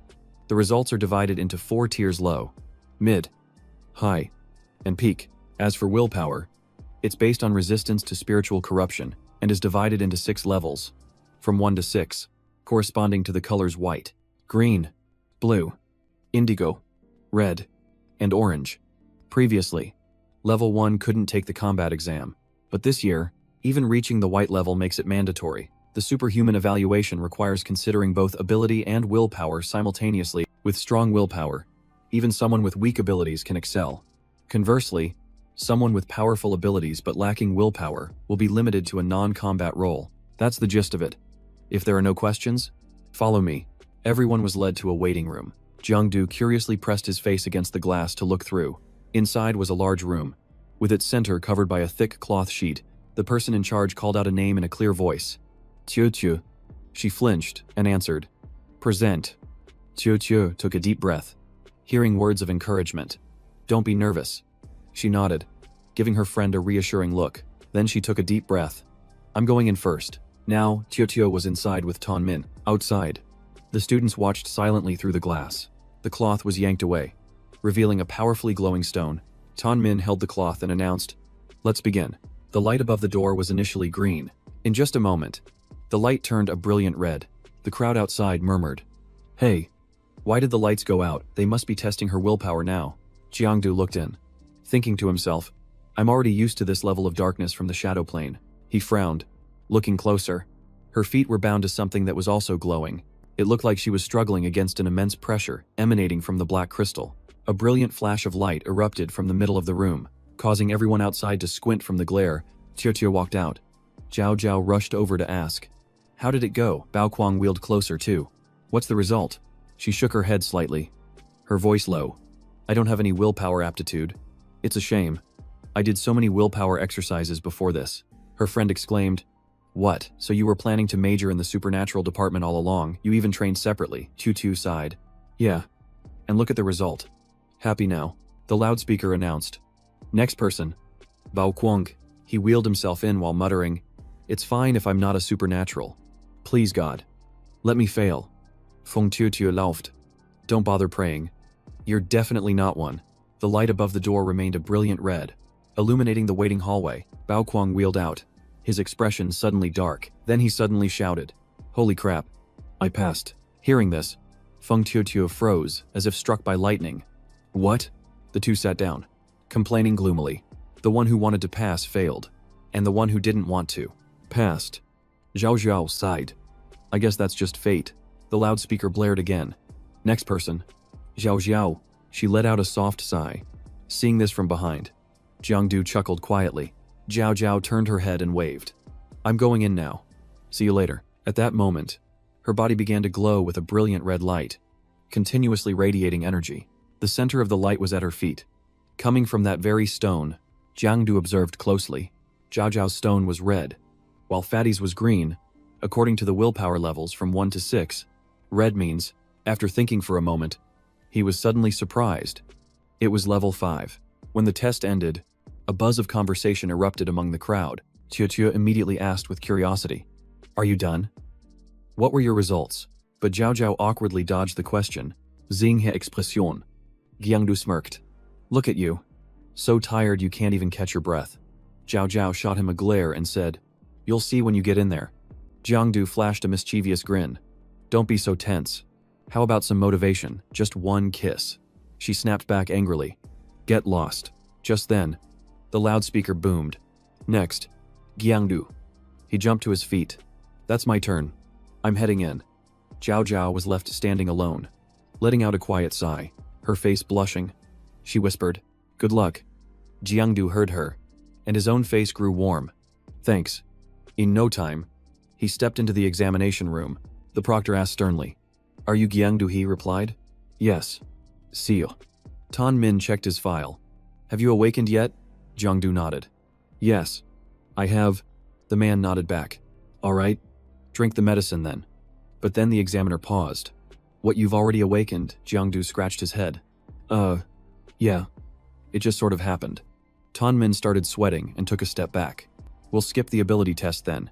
Let's go straight to the willpower examination. Put this on. Without hesitation, Jangdu followed the instructions. He immediately felt a wave of dark energy and strange sounds wash over him. Tan Min placed a hand on his shoulder to reassure him. Don't worry. Just go with your feelings. Since you've already awakened, your consciousness will soon start to separate from your body. Just let it happen. All you have to do is walk forward. As he finished speaking, he gave Jiangdu a gentle push. Go on now. Jiangdu shot forward, his body suddenly feeling weightless. He muttered in a daze. What in the world is this? His body felt like it was in a freefall, and the space around him warped bizarrely. Jiangdu's soul plunged into a deep, dark void. Then, it gently landed on the surface of the water just outside the city. He marveled in astonishment. This is incredible. I can't feel my body at all anymore. But he could still clearly feel the connection between his soul and his physical form. His soul leaped up, floating weightlessly in the air. Back in the examination room, his physical body swayed along with the movement. Looking incredibly excited, Tongbao quickly interjected, "Stop jumping around and focus on the test."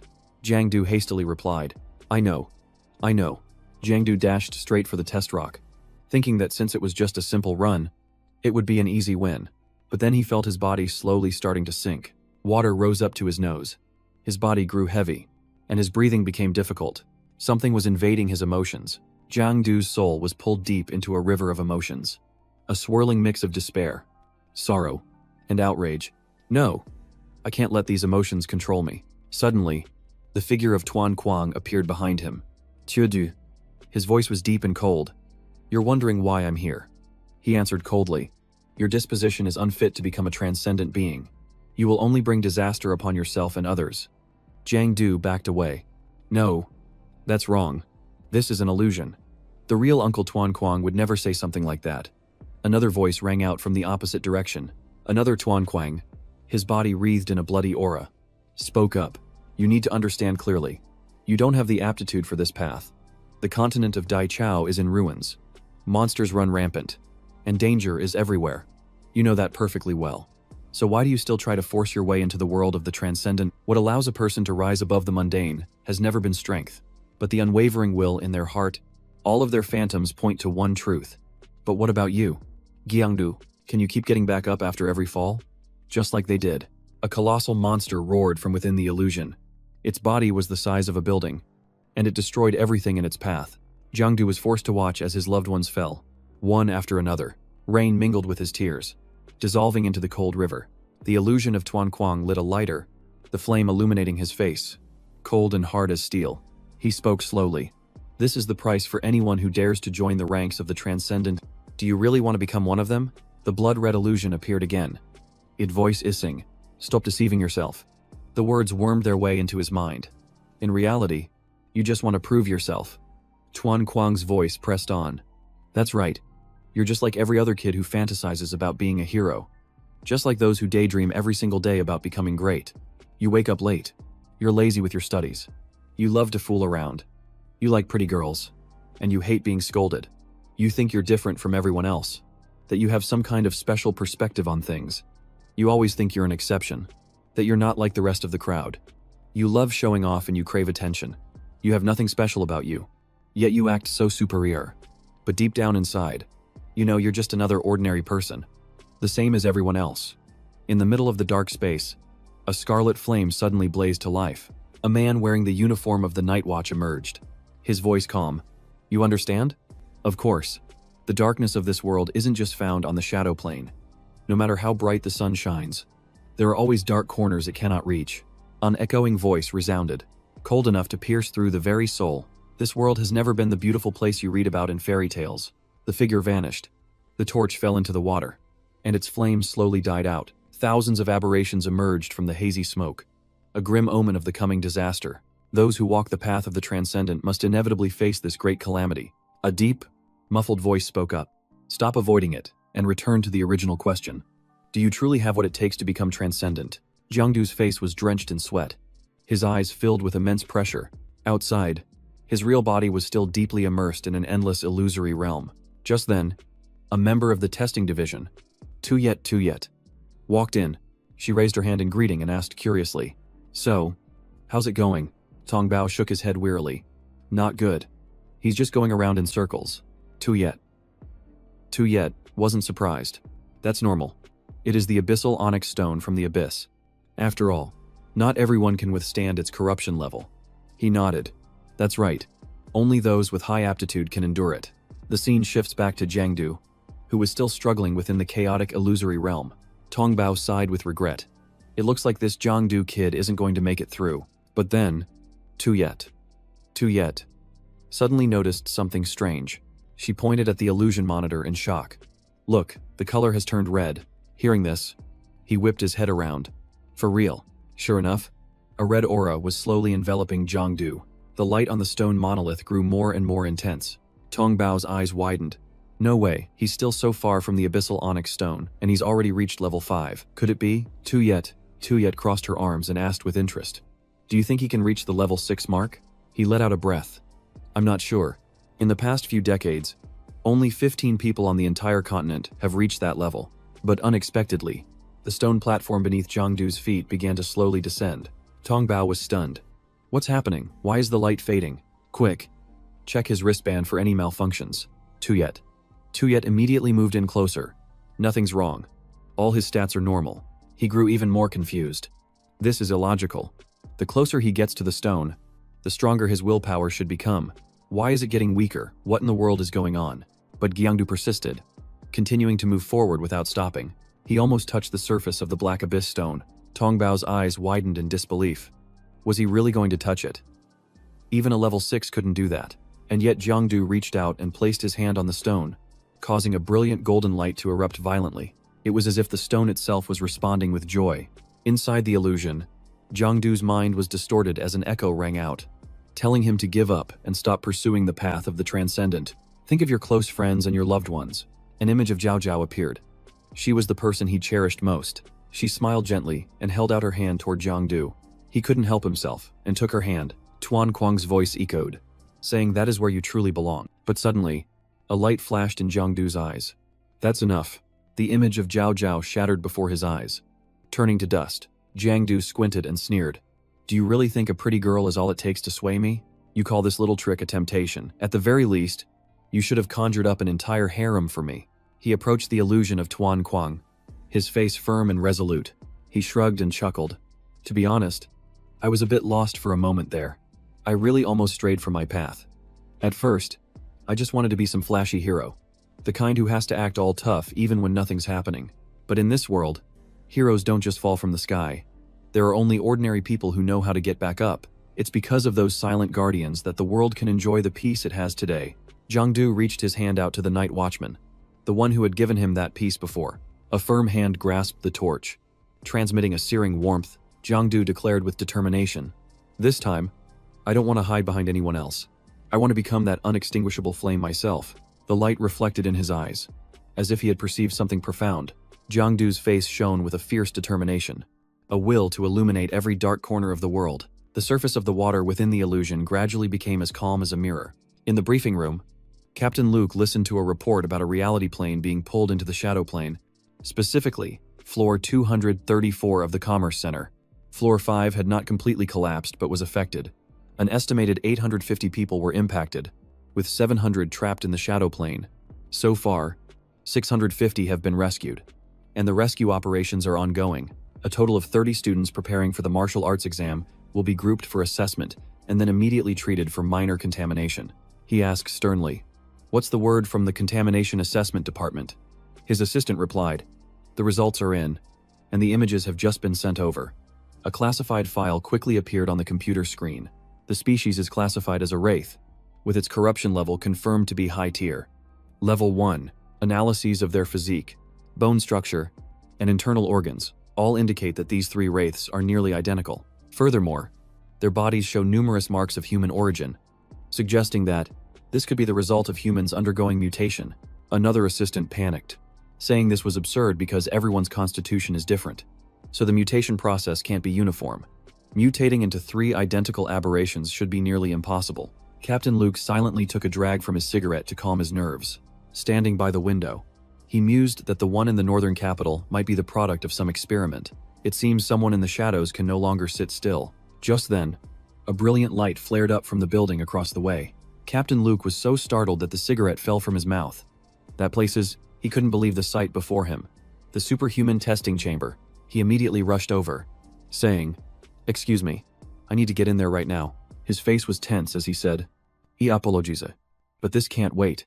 He frowned in disbelief.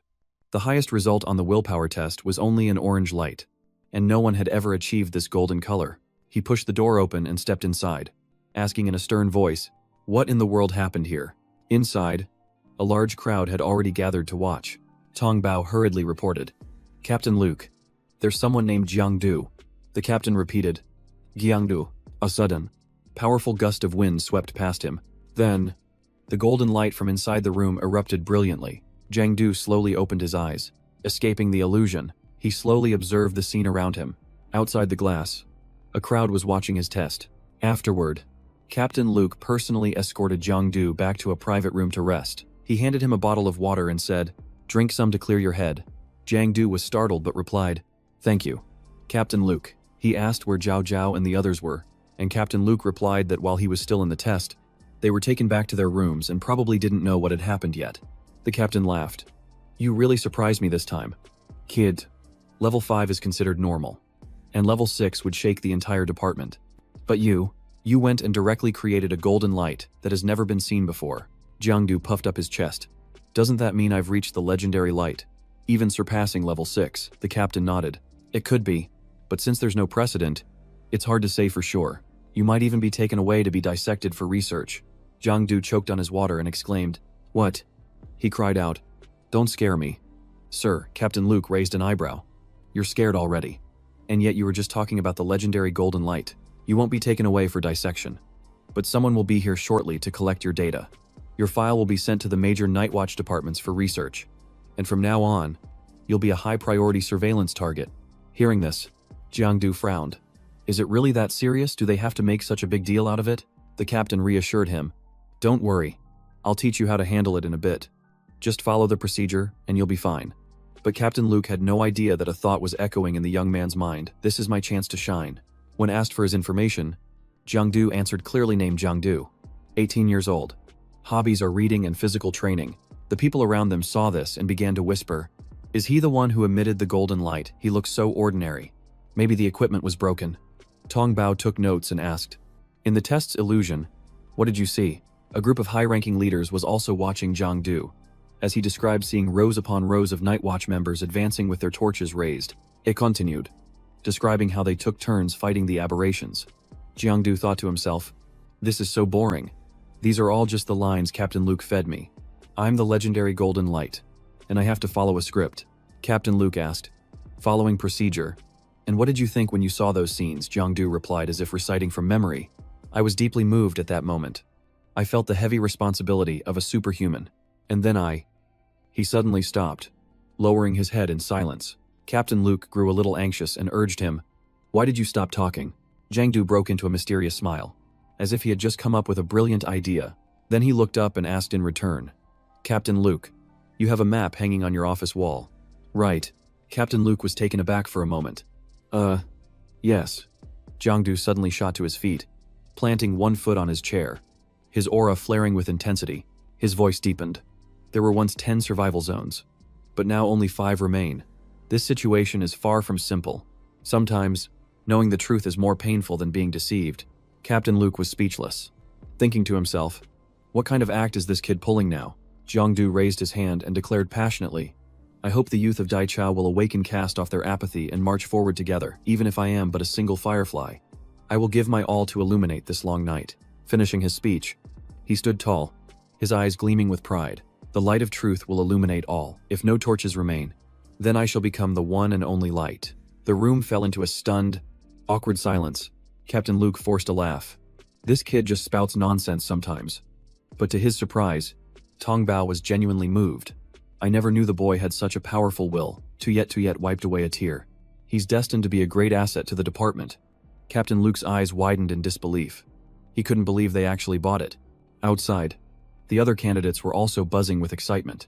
No wonder he emitted a golden light. That's the soul of a genius. He was truly born to shine. The high-ranking officers nodded in satisfaction, exchanging looks of high praise. Meanwhile, Jangdu just pooted, wishing for it to be over quickly so he could go get a massage to de-stress. Seeing this, Captain Luke quickly ended the debriefing. "All right, that's enough for today. Go home and wait for the notification." Jangdu frowned. "What notification?" The captain closed his laptop and said calmly, "We don't even need to look to know the result," he said in a serious tone. "That's right. It's about the special training camp." Jangdu sat on the wall, looking lazy yet thoughtful. His brows were furrowed, as if he was pondering something important. "Mister," Luke recalled telling him not to be so flashy. "Now you're famous all over the department," he said. Jangdu felt ashamed. "I'm sorry, Uncle. I've caused trouble again." He sighed. "I don't know what to tell old man Lai. I didn't want you getting involved with the supernatural. And now he's probably sick with anger. Well, what's done is done. You should head home for now. But remember to report to the training camp on March 25th. Jangdu was confused. A special training camp.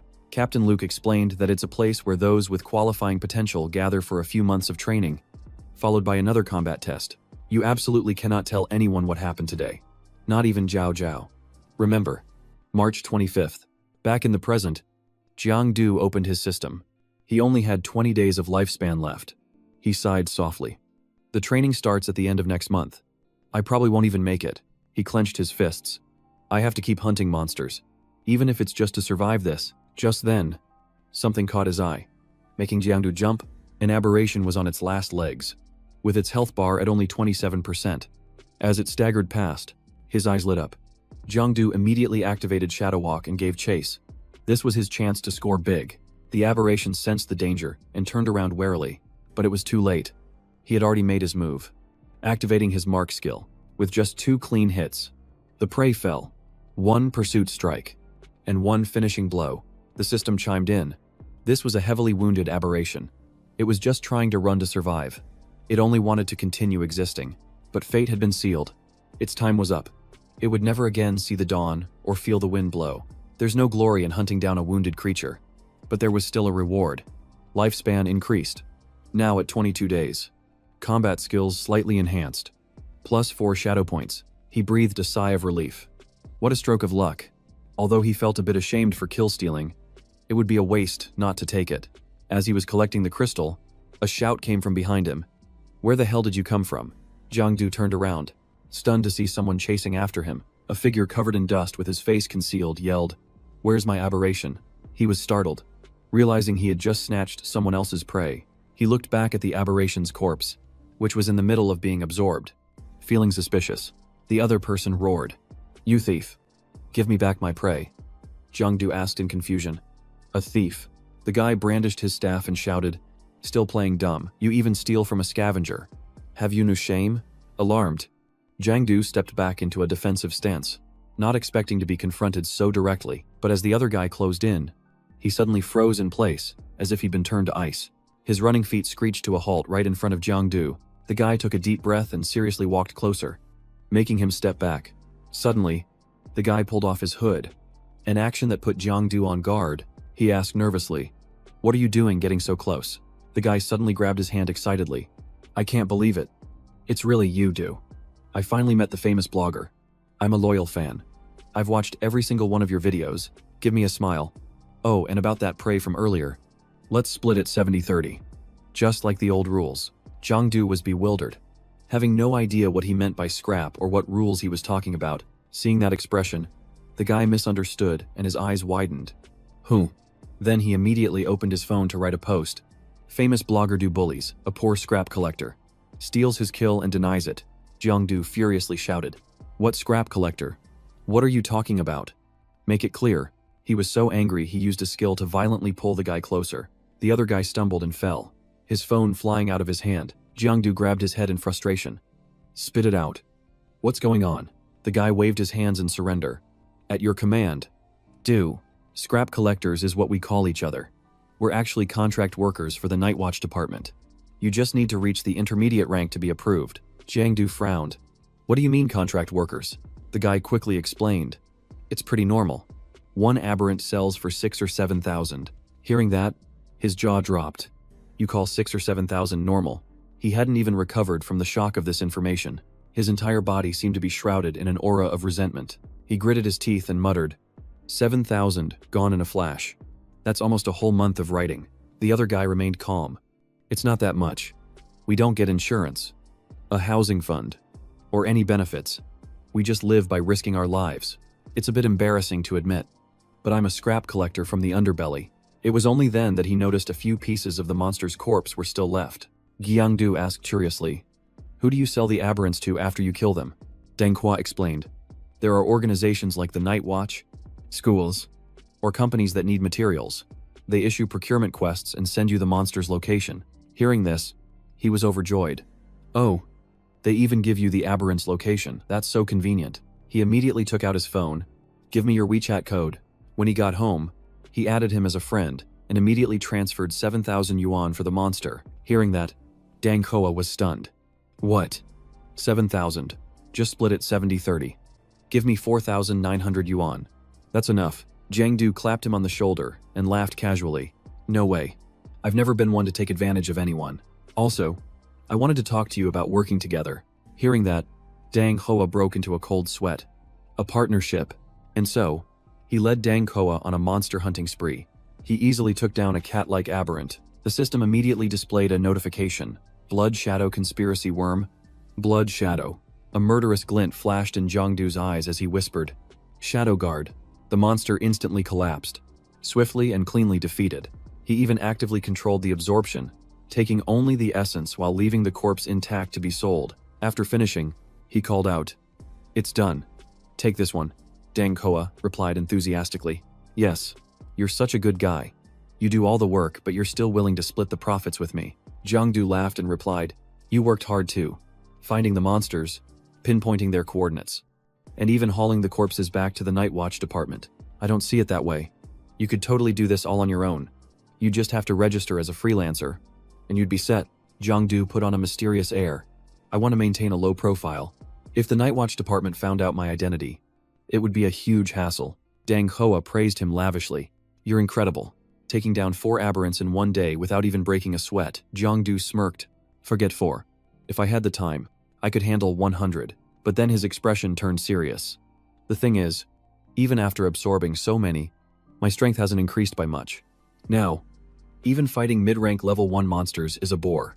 Tomorrow, find me a few high-rank level 1 monsters. Hearing that, he was startled. High-rank level 1, are you kidding me? Even though they're the same level, high-rank ones are overwhelmingly stronger and extremely dangerous. Jangdu just smiled confidently. I know. His eyes shone with ambition. I want both the money and the experience. Late at night, Jangdu finally made it back to his dorm. Exhausted, he flipped on the light switch in the living room. He dragged his feet inside. Finally home. I'm so tired I could pass out. Suddenly, Jao Jiao's voice rang out. You're late again. I've been waiting for you. I made some cookies. Go ahead and have some. Since Jangdu was starving, he didn't hesitate and immediately grabbed one to eat. After eating, he sat down awkwardly and asked where Uncle Luke was. She replied that he had gone on a mission. He was surprised. He's not coming back tonight, Zhao. Zhao shook her head. No. Why? Jangdu gave a sly grin. Then you should stay over tonight. She punched him, then crossed her arms angrily and asked, It's been 3 days and I haven't had a chance to ask. Did you pass the test? Jangdu clutched his head and groaned. His face contorted in pain. Is it over? Why is my head spinning like this? Jao Jiao was surprised. You really passed. What level? He stammered in reply. Probably level 3. While thinking to himself, it's actually the legendary gold tier. But Uncle Luke forbade me from revealing it. She moved closer, questioning him relentlessly. What about your awakened ability? What is it? Jangdu stuttered out a lie. My ability, it's Shadow Freeze. You've probably heard of it. Jao Jiao breathed a sigh of relief. A branch ability of the Phantom user class.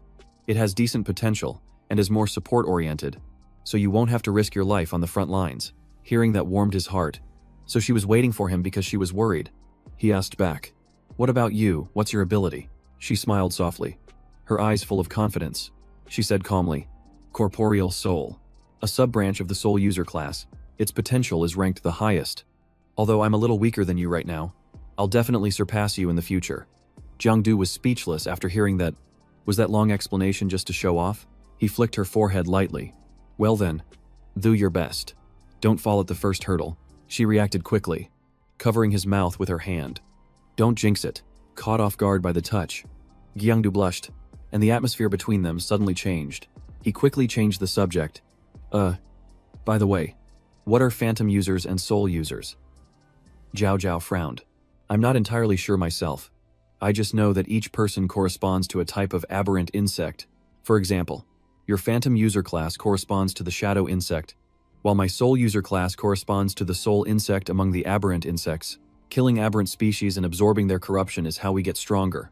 If you take down the corresponding type, the effect is greatly enhanced. But if it's the wrong type, it's just a waste of effort. Jangdu was intrigued. That's interesting. Your soul ability must be really strong. Let me see it. She became flustered. There aren't any aberrant species here to use it on. He winked and pointed at himself. Try it on me. Don't worry. This body can take it. Jao Jiao blushed and whispered sharply. Soul stun. It basically means you make the opponent freeze in place. Then she channeled her power, and a blue light gradually gathered in her palm. She hesitantly reached her hand out towards Jangdu. A soft halo of light spread out. Her hand trembled slightly. The light flickering, Jangdu suddenly went still. His eyes glazing over. His expression frozen. Seeing him slump over, she panicked. "Jangdu, are you okay?" he moaned softly. "It hurts. Quick. Rub my head. Or it's going to explode." Jao Jiao frantically complied. Okay. She gently placed her hands on his head. Soothing him bit by bit, she asked hesitantly, "Is this right?" His eyes were half closed. "No. Press from my forehead backwards. Gently on the sides." Jao Jiao followed his instructions. "Like this." Jangdu savored the moment. "Yeah. That's it. Your hands are so soft." He chuckled. "I had my defenses up just now, but I still got hit. I didn't even see it coming." Flattered by the compliment, she beamed. "Our abilities all come from the aberrant species, so it's normal for them to be strange. Besides, true spirit is a mental attack." After all, Jangdu was amazed. "That's really impressive. You'll definitely stand out at the special training camp." Jao Jiao shook her head. "I don't like to show off. I heard students from other bases will be there too." Hearing that, Jangdu grew a little worried. "The competition must be fierce then." She smiled reassuringly. "Don't worry. They're all just martial artists." She teased him with a half-joking smile that he must have spent a fortune at massage parlors with a taste like this. But Jangdu coolly replied, "Not at all. Just a few thousand." Jao Jiao gave a dangerous smile. Her eyes flashing like a demon's. She raised her hand. "So you like massages? Huh. Then let me give you a few more soul shocks." Jangdu screamed and ran. "No. Please spare me." The next evening, Jangdu returned to the aberrant hunting area from the day before. He was surprised. "This is a 1-star high-level aberrant." Dang Koa nodded. "It's the same one you fought before. Just stay calm." He asked if he needed help, but Jangdu answered decisively, "No need. I've got this." When he turned back, Jangdu had already vanished from sight. From high above, a streak of light shot down and exploded on the ground below. He descended like a celestial shadow, easily overpowering the monster. His sharp claws pulled back from the lifeless body of the aberrant. The system announced, "Hunt target locked successfully. Shadow Thread's ability has been enhanced. Shadow Embodiment has activated a new skill. Control over darkness has greatly increased. When casting Shadow Cluster, darkness will condense, and after exploding, it will create countless piercing shadow threads in all directions." From a high floor, Deng Hua gasped loudly. Brother Du is a real monster. On the screen, the image of a superhuman displayed incredible power. Below him, a horde of aberrants appeared, as dense as a surging tide. But a single flash of lightning wiped them all out in an instant. That was a recording of a battle, shown to the other candidates. Jao Jiao was also stunned watching it. "A true war general. The strongest person on the great continent," Captain Luke said in a low voice. "In the world of superhumans, those who awaken a pseudo-soul spirit are very rare. Your soul shock ability is already top tier. There was once a war general who possessed an ability like yours. This USB drive contains all of his training experience. Study it carefully, and absolutely do not let anyone know about it." She was a little surprised. "Dad, how did someone at your level get this material?" He nodded. "Uncle Lai gave it to me. He's very close with that group of war generals." Hearing this, Jao Jiao became even more confused. How strange. This would be more suitable for Jangdu to see. So why did it end up with me? Elsewhere, in Tuan Kuang's office, he stood by the window, his gaze pensive amidst a haze of cigarette smoke. Behind him, a thick file lay on the desk. On the cover of the file were 2 bright red words, "Top Secret." Everything inside was about aberrant number B, 14256, which descended 200 kilometers west of the North Capital in the year of the Great Catastrophe. Its body was covered in a white light as it hovered in midair. Its form was ever-changing and seemed to be on the verge of dissipating. Anyone who looked at it for too long became contaminated and turned into a fanatic. It possessed terrifying regenerative abilities, had new blood like a human, was resistant to all poisons, and was immune to psychic powers.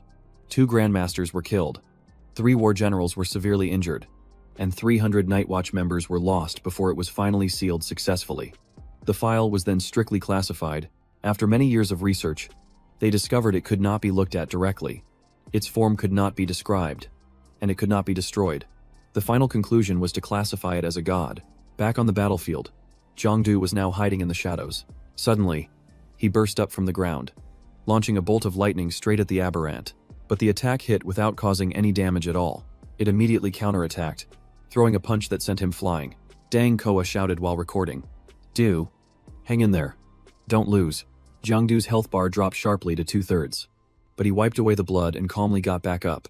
Just then, the monster charged again with ferocious momentum. Jangdu clenched something between his teeth, his voice low as he said, "Get ready." As the object shattered, he whispered a single word, "Explode." The aberrant suddenly felt a sense of unease, its entire body trembling slightly. Immediately after, a massive explosion erupted right where it stood. The system announced, "Skill Shadow Orb. Creates a small energy sphere that can explode in midair or attach to an enemy, dealing limited damage. However, if it enters the opponent's body, the instantaneous internal explosion will cause catastrophic destruction." Deng Hua laughed, showing off the video. "You look so cool in this part. Like a real badass." "That's awesome. It'll probably go viral if you post it." Jiangdu nodded. "Nice filming." Then, he carefully started collecting the aberrant's corpse. He opened his status window, Shadow Attribute. Shadow point 78 out of 78. Lifespan remaining 47 days. He nodded to himself. That's enough to last until the special training camp opens. Excited, he called out, "Deng Hua. Send the coordinates for the next target," to which he immediately replied, "Already on it." But just then, a colossal aberrant with an eye as large as a lantern appeared. It immediately fired a powerful energy beam toward them. Jangdu instantly sensed the impending danger. He reacted quickly, pulling Deng Hua behind him. Jangdu stood guard in front of Deng Hua. His eyes narrowed cautiously as he growled, "Who's there?" As the smoke slowly cleared, a crimson figure was revealed amidst the rubble. A giant eye came into view, with dozens of long tentacles writhing around its body. "Dang!" Hua screamed in terror. "An eye demon. A level 2 spirit beast." Jangdu froze when he heard that. A real spirit type. He recalled Jao Jiao's words. A spirit wielder like me corresponds to a spirit type among the aberrants. He reacted instantly, charging forward to strike. I can't let it have time to react. I have to stop it before it activates its ability. But just as Jangdu closed in, a beam of golden light shot in from a distance. The light pierced straight through the aberrant's giant eye. The blow made it collapse, its whole body convulsing before going still. A foot stepped lightly on the monster's head, the movement decisive. From the smoke, the muscular figure holding a spear became clear. Jangdu stared in surprise at the man who had just saved him. Who was he? The man didn't answer. He just turned and walked away, his figure disappearing into the mist. A yellow piece of paper fluttered on the wind and landed in Jangdu's hand. He curiously unfolded it, his eyes stopping on the scrawled words. It read, "Worried you haven't reached your full potential. Want to choose a new path? Academics or martial arts? Your future is in your hands. So Duong Group. Certified in Van Hai." The next morning, Jiangdu went to the headquarters of the So Duong Group. He stood in the middle of a crowded square, looking up at the giant statue in front of the main gate. This place matched the address written on the paper from yesterday.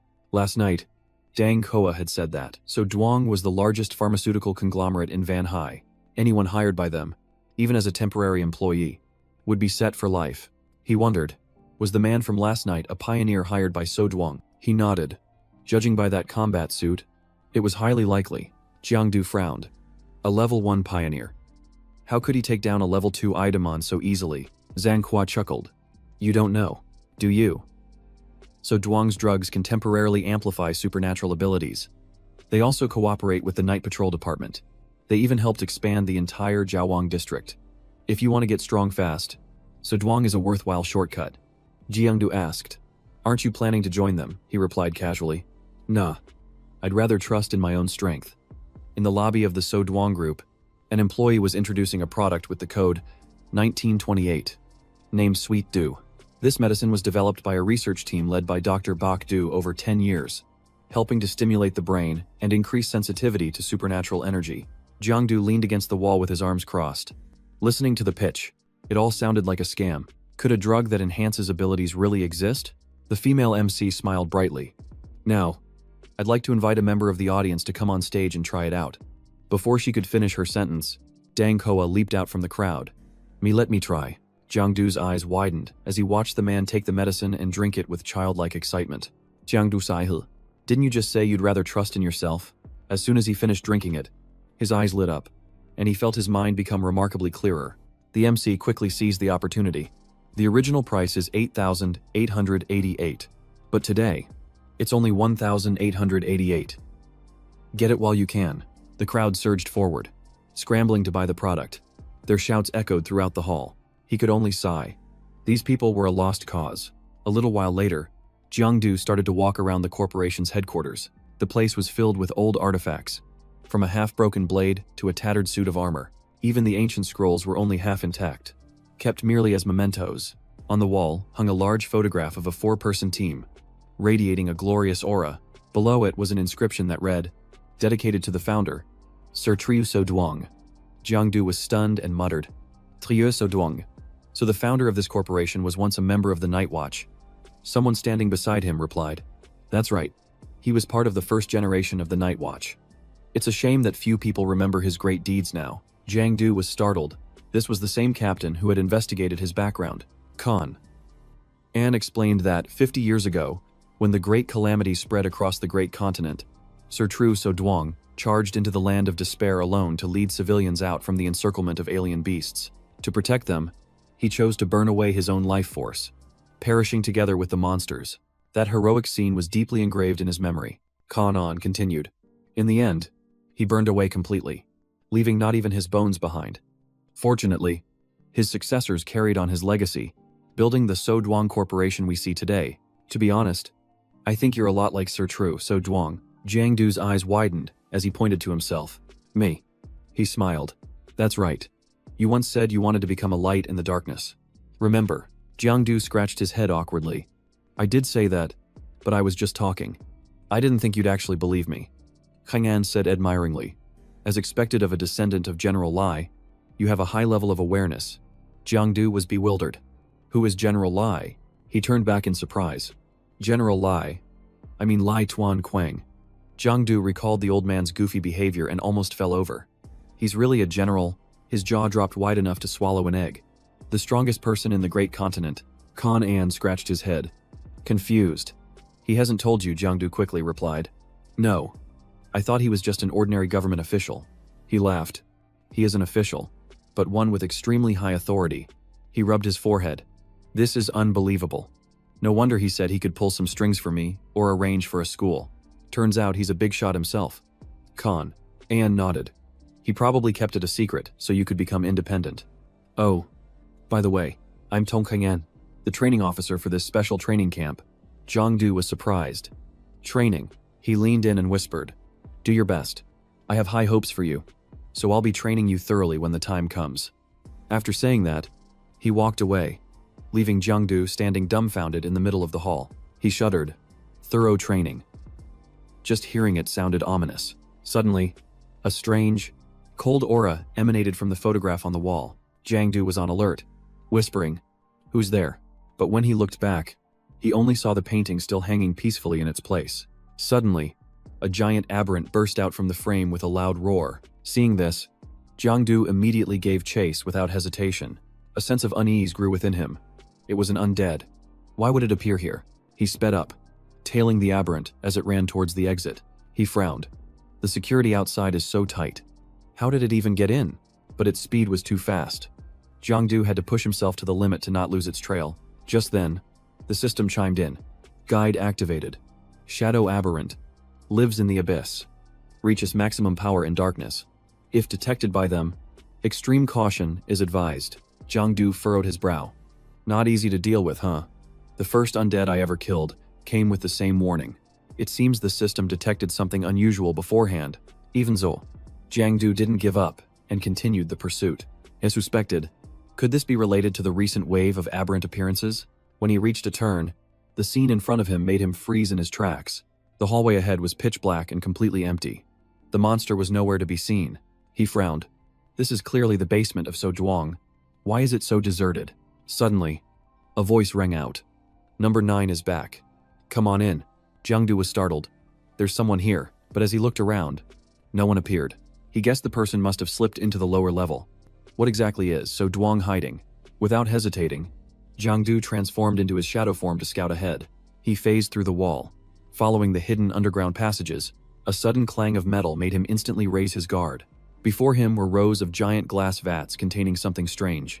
Jangdu's eyes widened, too shocked to speak. This is... He looked closer inside. Aberrant insect. So Duong is actually researching them. He quietly hid in a corner, trying to listen for any activity inside. Two people emerged from behind a door.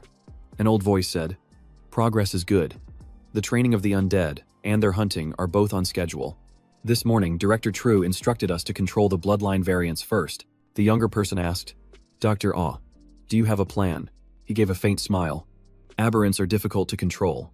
The three undead that caused a ruckus in the shopping mall last time were troublesome enough. If we keep using the bloodline variants for testing, I'm afraid the consequences will be even worse." Tianmin asked, "But using the flesh and blood of aberrants with the bloodline variants also has an effect, right?" Dr. Ao shook his head. "Just using flesh and blood isn't enough for complete domestication. Our ultimate goal is to find a way to control the aberrant insects, to provide support for the Night Watch. But to do that, one must start with the 4 foundational species, because the spirit entity evolves from those soul seeds." Jangdu broke out in a cold sweat as he heard this, his eyes fixed on the creature in the tank. "Doctor," Ah leaned in close, whispering to the monster, "How are you feeling?" The aberration in the tank stirred slightly, opening its mouth to reveal a mouthful of teeth. Three men panicked. "Be careful." But the doctor just gave a faint smile. "Just keep taking notes." "It's fine," he asked. "Is the body stable? Are my eyes working well for you?" The aberration reacted, slowly raising its massive claw. It lightly tapped the side of the tank 3 times, as if in reply. "Doctor," Ah nodded in satisfaction. "Good. Its emotions are stabilizing. Next up is clone number 9.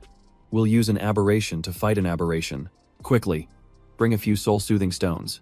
Tianmin hurriedly replied, "Yes, right away." Hearing this made Jangdu even more uneasy. Had he already been discovered? This creature was unlike the usual undead. It didn't attack at all, and it could even form simple memories. He thought to himself, "It's as if it has its own separate consciousness." Tianmin asked again, "If we keep going like this, what happens if it gets out of control?" "Doctor," Ao nodded. You have a point, but I'm confident there's still a way to handle it." Tianmin whispered, "How about we try a more foolproof method, Doctor?" Ao frowned. "What method are you talking about?" Tianmin said in a cold voice. "For instance, replacing a human soul with an aberration's." The doctor immediately flew into a rage, grabbing him by the collar. "Don't you dare speak such filth. Are you trying to trample on all ethics?" "Ha, Tianmin, get that thought out of your head, or else I will." He waved his hands apologetically. "I just misspoke. Don't take it seriously." The doctor's face was stern. "Not even as a joke.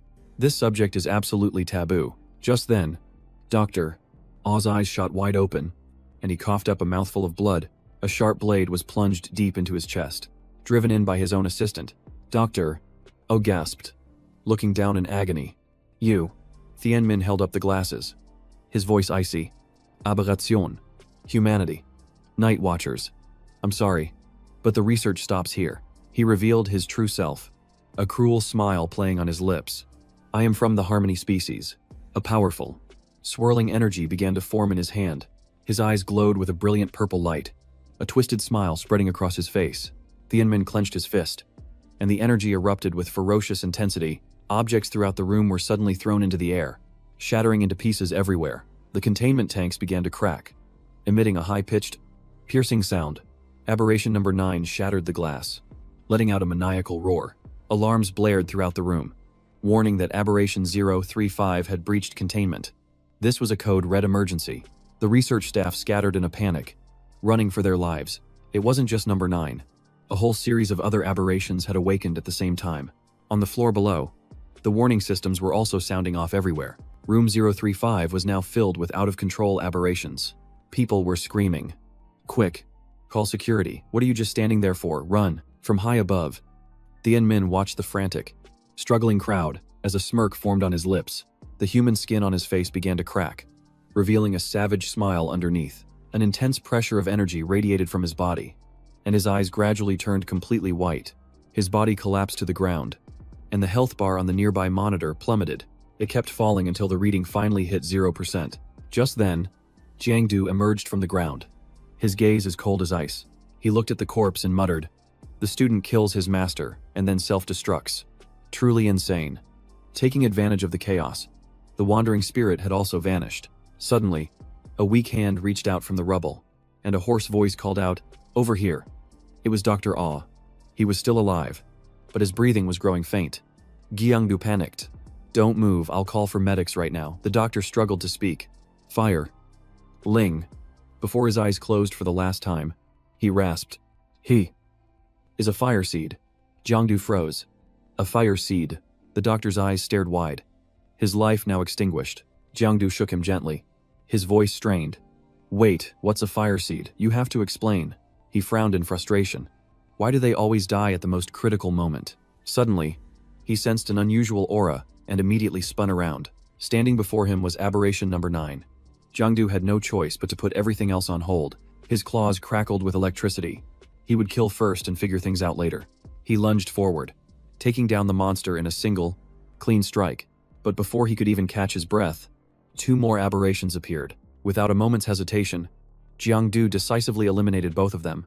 As he landed, his foot slipped slightly, and he realized he had stepped in something warm and liquid. He frowned, looking down at the floor. Red blood was pooled all over the hallway. All around him, the corpses of humans and aberrations lay piled on top of each other. Jangdu clenched his fists tightly. This is bad. They've escaped into the real world. Out in the hall, the medicine presentation was still proceeding as usual. From the ceiling, claws and a skull suddenly dropped down. 3 abominations simultaneously lunged straight towards the female MC, who was speaking. Everyone around panicked and fled, shouting loudly, Abominations. Run. Help. Dang Hoa tried to stay calm and shouted, They're blood spawn. Don't scatter. They hunt those who are alone. Get into groups. But one of them had already set its sights on him. Don't split up. Get over here. The monster lunged straight at Dang Hoa, as if it had seen a delicious feast. Just then, a punch came flying out of nowhere and sent the abomination flying. Jangdu stepped out from the smoke, his aura blazing. Dang Hoa was stunned. Due to, why are you here? He asked. Jangdu replied hastily. No time for questions. We need to save people first. Dang Hoa turned his camera to show him the chaotic scene, where no one was listening to instructions. A scream rang out as Jangdu suddenly saw someone in danger. He immediately rushed forward and unleashed a powerful kick, sending the abomination flying. His action immediately caught the crowd's attention. Jangdu shouted loudly, Stop running. If you want to live, come here. Watch the shadows around you carefully, and don't let the abomination sneak in. A few people recognized him. That's due to the famous TikTok assassin. It's really him, we're saved. Everyone followed his instructions, gathering in one place and watching the shadows, letting women and children go first. As the situation gradually stabilized, Jangdu let out a temporary sigh of relief. Just then, a terrified scream rang out. Help me, we're trapped. Jangdu assessed the situation. This area is stable for now. Time to head upstairs. He instructed. Dang Hoa, lead them out of here first. I'm going to check upstairs. Dang Hoa immediately replied. Got it. Inside a burning room, cries for help echoed. Is anyone there? A little girl cried. Mommy, it's so hot. I want to get out. Suddenly, a dark figure kicked down the locked door. The mother, overjoyed, shouted loudly, Over here, my daughter and I are here. But as soon as she finished speaking, her expression froze. Her eyes filled with terror. A giant abomination rushed out from within the room, roaring ferociously. The woman hugged the little girl tightly, trembling. No, please. The little girl burst into tears. Mommy. But before the monster could attack, it stopped dead in midair. A tendril of energy latched onto it and yanked it violently upward. Jangdu appeared just in time, pulling the monster towards himself. He unleashed a punch as powerful as a hammer blow, piercing straight through its body. Then with a twist of his wrist, he slammed the monster face first into the ground. Flames immediately surged forward, incinerating the monster's corpse until nothing was left. The woman was cut off before she could even say thank you.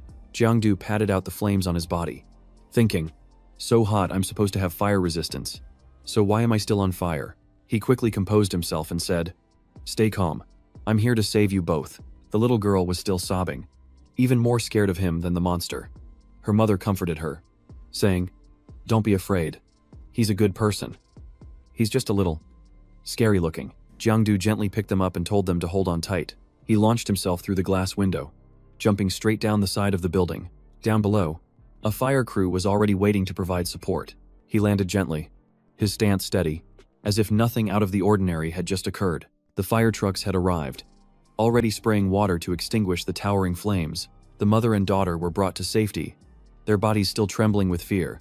The emotional mother thanked him profusely, and the little girl mumbled along. Thank you, Mr. Monster. Many in the crowd recognized him, shouting, "It's Du. He saved them." The crowd erupted in cheers, encouraging him as he turned to leave. "You're amazing. Du." The shouts echoed across the square. Du saved people again. "Keep it up. Jangdu. My shadow points are almost depleted. I need to hurry. I wonder how the other night watchers are doing. Reinforcements should have arrived by now." Suddenly, an intense golden light flared up from inside the building. He immediately whipped his head around, a cold sweat breaking out at the sight before him. Inside, it was chaos. The night watchers were completely overwhelmed. Could it be that this was all a setup from the very beginning?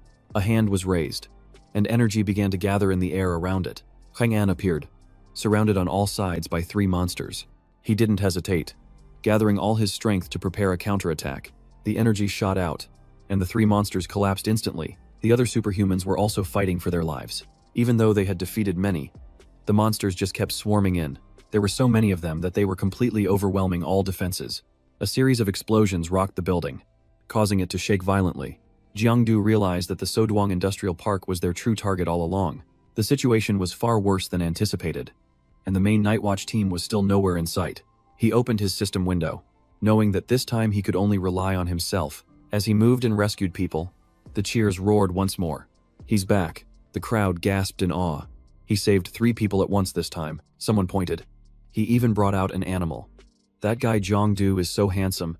From a distance, Khan An also noticed him rushing into the middle of the flames. He glanced over and thought to himself, "It's him again, that mysterious assassin." At that moment, Jangdu had just laid an unconscious young man on the ground. The crowd murmured, "Is that the last one? Are you okay? Keep going." Someone panicked. "He's injured. Call for an ambulance. Quick." Jangdu leaned on his hands, panting heavily. "This is exhausting. Being a hero is tough. I wanted to look cool, but I can barely stand." He let out a tired laugh. But it was worth it. The crowd below cheered relentlessly.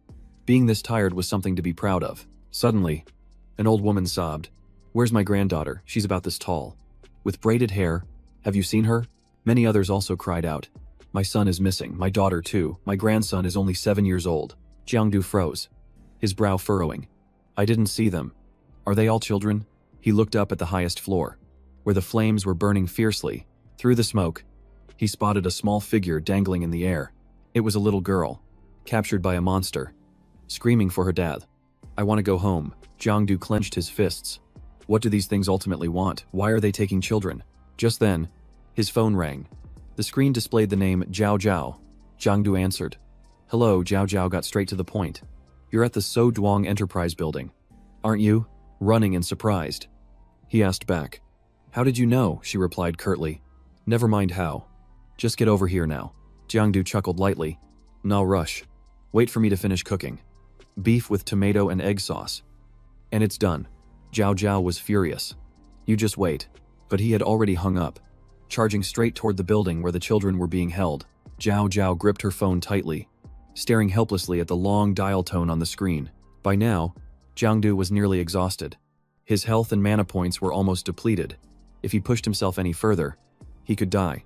At that exact moment, a man appeared with a megaphone, his voice booming. It was Captain Luke, standing before the superhuman warning barrier up ahead. According to Article 113 of the Superhuman Law, unauthorized individuals are prohibited from using their abilities in public. Cease your actions immediately and cooperate with the investigation.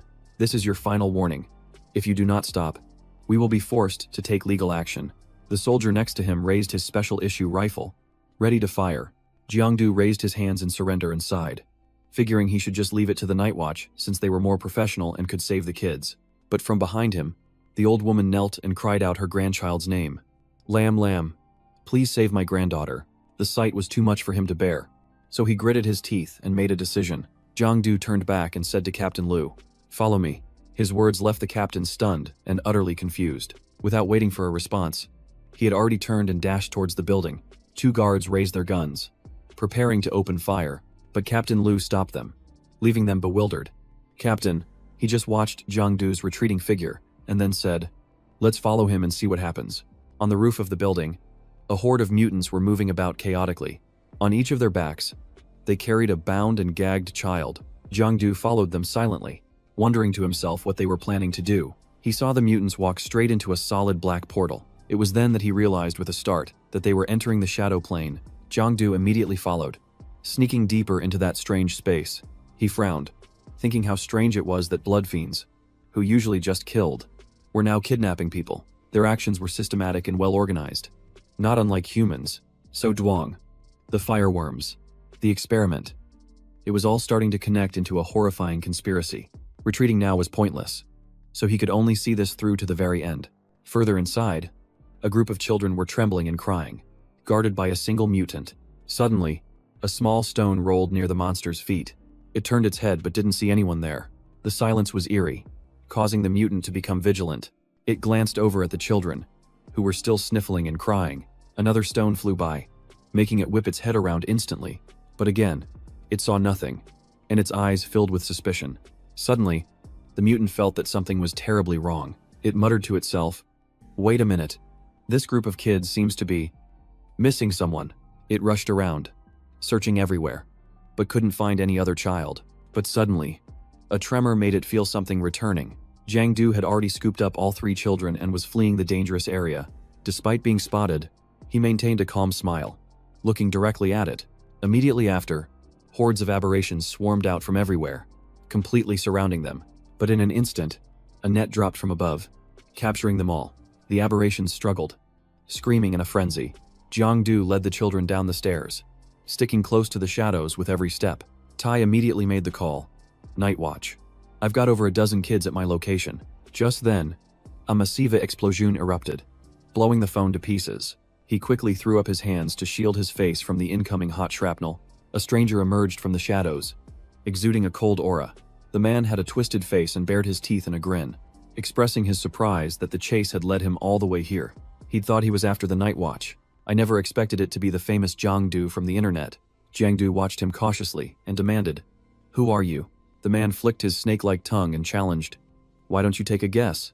Hua-san swung his arm, shattering the nearby wall in an instant. Fortunately, Jangdu managed to twist away, dodging the attack. He was inwardly astonished. This guy's strength was far beyond that of a normal person. He was a superhuman, too. Without hesitation, Jangdu shot a grappling hook to the ceiling. He quickly zipped away, trying to lure the enemy away from the children. But the moment he landed, a barrage of iron spikes suddenly shot down right where he was. Luckily, Jangdu reacted in time, leaping away to completely evade the attack. The man appeared right after, smirking. "Your moves are just like in the videos, but overall, you're still just a level 1. Pathetically weak." Jangdu frowned and asked, "Are you with So Duong?" Hua-san's lips twisted into a smug grin. "Do I look like it?" Jangdu was nearly certain. "So you're from the hybrid faction." Without another word, the man launched a decisive attack at him. Jangdu leaned back to dodge, escaping by a hair's breadth. But the attack seemed sentient, changing its trajectory to come back at him. Jangdu couldn't react in time and was struck by the ferocious attack. He was sent flying, tumbling through a thick cloud of smoke and dust. At that very moment, 2 more energy orbs shot toward him. The previous explosion hadn't affected Hua-san in the slightest. He sighed with boredom and disappointment, thinking the fight would have lasted longer. On the rooftop, the children held their breath, following every single movement. One of the children burst into tears, worried sick about their big brother. Down below, as the smoke slowly cleared, a surprising scene was revealed. Even Hua-san froze for a moment, unable to believe his eyes, because in front of him now was nothing but debris. An empty space with no one in sight. Hua-san furrowed his brow, observing every movement around him. Jangdu suddenly burst from the ground behind the attic. He launched himself like a phantom, intending to land a sneak attack on Hua-san. The wraith image swept through the space like a raging, swirling storm. Hua-san sensed the killing intent and tilted his head to dodge, but he was still grazed. Leaving a streak of blood, Jangdu didn't give up, appearing right behind him again. A confident smile touched his lips, his raised hand shimmering with energy. His strike was so powerful that Hua-san barely had time to react. Jangdu quickly concealed himself when he saw Hua-san preparing to counterattack. The man gritted his teeth, catching the direction he was vanishing in, and growled, "You filthy rat." Just before disappearing completely, Jangdu tossed a small black orb. Hua-san watched it warily as the orb exploded in midair, thinking it was harmless. He was stunned when a strange phenomenon occurred. From the center of the explosion, countless silk-thin tentacles rushed out to attack him. Hua-san had to spin around to defend himself, his body continuously taking the brunt of the relentless whipping. Licking the blood that trickled down his cheek, He hid in the shadows. Admitting this opponent was more troublesome than he thought, but he still smirked. I have a way to put you down for good. He flicked his hand, throwing a bizarre, swirling orb of energy. It didn't fly towards Jangdu, but instead shot straight at the building where the children were hiding. The little girl in the lead was horrified. Unable to dodge the attack in time, she screamed in despair, calling her brother's name in terror. The wraith image instantly appeared, shielding the little girl. Jangdu materialized, spreading his arms to block the massive scythe. Incoming energy orb. He gritted his teeth and endured as poisonous energy seeped into his veins. Hwasun then appeared behind him, his eyes cold as he trapped his prey. Forced to counter, Jangdu drew Mu King high and spun around to retaliate, but the man had already gathered vile energy in his palm. The direct blow landed squarely on Jangdu's back. His entire body convulsed from the pain that pierced his internal organs. The heavy blow sent him flying, crashing to the ground. Jangdu's body crashed straight into the pile of rubble next to the collapsed wall. Hwasun curled his lip into a venomous smirk. You think you can still escape? Your chances are all gone. He laughed wildly as he rained punch after punch down on Jangdu. Each fist landed like a hammer, the dry crack of bone echoing with every impact. Jangdu was both in agony and shock. The energy in his body was in chaos. His shadow form was dissipating, and he couldn't activate any skills. Hwasun grabbed his head as if he were a toy. He slammed it down hard, causing the ground around them to crack and shatter. A part of the shadow shattered, revealing Jangdu's true face. He licked his lips, clenched his fist, and moved forward. Let's see who you really are. Just as Hwasun raised his hand to finish Jangdu off, suddenly, rocks and debris rained down from above. Hitting his head, the children screamed in anger. Let him go. You monster. Get him. Hwasun growled angrily. You little brats really think I won't kill you? As he glanced over at the children, Jangdu had already silently gotten back to his feet. The shattered shadow form began to faintly reappear. Jangdu lunged forward, grabbing Hwasun tightly, thinking to himself, I'm your opponent. Thank you. Kids. He launched himself straight into the air. Shadow freeze, instantly pulling him into the illusion of 1,000 eyes. Hwasun gritted his teeth, his eyes wide. As he mustered all his strength, he unleashed a burst of power that sent Jangdu flying, screaming, Get off me. Seeing Jangdu stagger to his feet, he gave a cold, contemptuous laugh. Fortunately, his shadow form had just managed to recover as well. Hwasun snarled, You think dragging me into the shadows can stop me after I kill you? Those brats are next. Jangdu frowned. So all the bloodkin are under his control. But why capture children? He laughed sinisterly. Because children's souls are the purest. Haven't you heard? Hwasun's eyes lit up with greed. The soul parasite technique. Jangdu suddenly remembered the laboratory from before. Hello. Number 9. The soul parasite technique in So Duong. Then he made the connection to the aberrations he had encountered in this place. Is your curiosity satisfied now? Then let's add some more to the mix. Hwasun snapped his fingers to signal the attack. Get him out of my sight. The aberrations roared madly, charging forward without stopping. The entire swarm aimed directly for Jangdu, but he just flashed a strange and meaningful smile. His face was completely calm, as if he had been waiting for this very moment. Jangdu smirked, as though his plan had come together perfectly. Countless aberrations were absorbed by him completely. A truly generous gift. The horde of monsters was now nothing more than food for him to devour. Jangdu casually waved his hand, signaling that it was their turn. He marked them and pursued them, not letting a single one escape. All of them were gathered into an orb of energy in his hand. Jangdu swallowed it whole. Shadow Guard. Shadow points blue 6. Shadow points now 81 out of 90. Hwasun was terrified. Damn it. He can absorb the aberrations. Jangdu's body was seen slowly levitating high into the air. He merged into a fierce, swirling vortex of power. All the nearby aberrations were absorbed by his Shadow Guard. The man realized in horror that he'd made a terrible mistake. This was really bad. Hwasun rushed forward, shouting, Could this guy actually be? But his punch couldn't even touch the vortex. He was even thrown backward in excruciating pain. He roared with wide eyes, veins bulging with pure fury. Hwasun ground his teeth in frustration, never expecting that guy to use the very bloodline mutants he had created to counterattack. Now, Jangdu was enveloped in a dense layer of energy. Like a glowing cocoon, the man's entire body trembled as he stammered, unable to form words. Leveling up. The energy before him converged into thin strands of light, resembling living nerves. Hwasun roared hoarsely in anger. He leveled up. He turned and fled without a second thought, cursing inwardly. You win this round. but a suspicion still arose. It's so strange. Other people only level up through cultivation, but he does it by devouring aberrations. I've never seen anything so insane. Hua Sun's steps faltered. Wait a minute. Do aberrations also devour each other? His eyes widened, reflecting a look of absolute horror. As he was trying to flee, his feet suddenly froze in midair. Before him, the smoke slowly cleared, revealing a spatial gate and a familiar shadowy figure. At this moment, Jangdu's body had reached an entirely different plane of strength. A cocky smile played on his lips.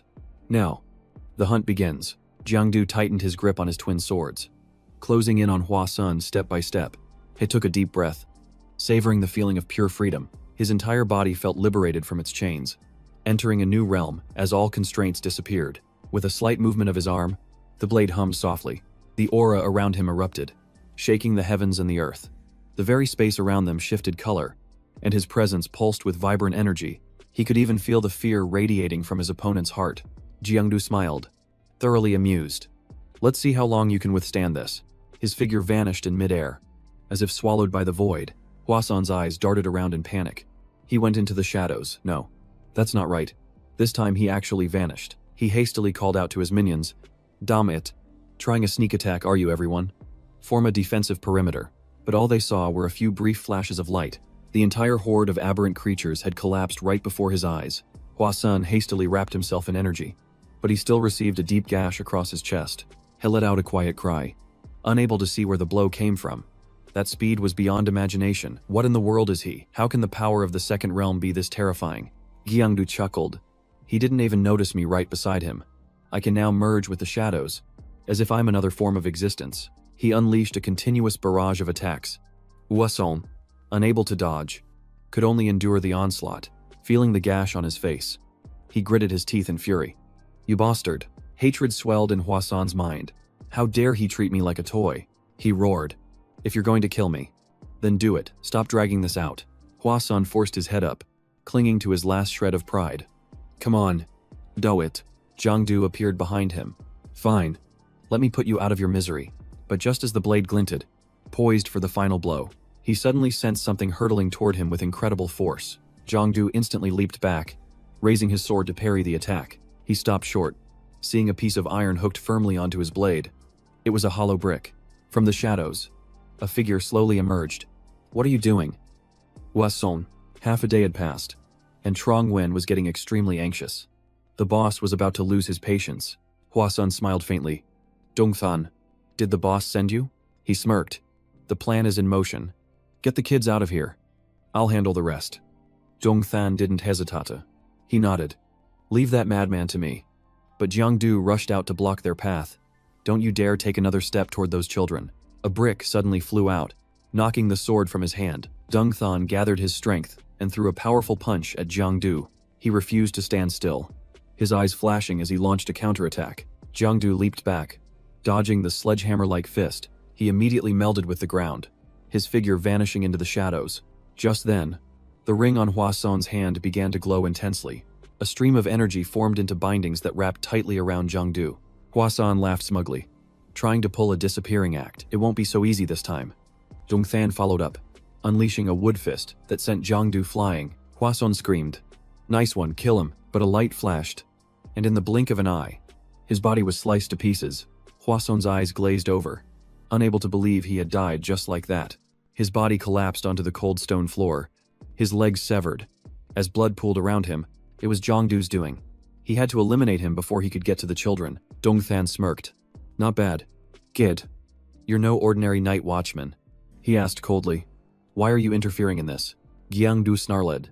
You're kidnapping children for your aberrant insect experiments. I can't just look the other way. Dongthan paused for a moment. Acting on your own, you think you're some kind of justice trying to be a hero.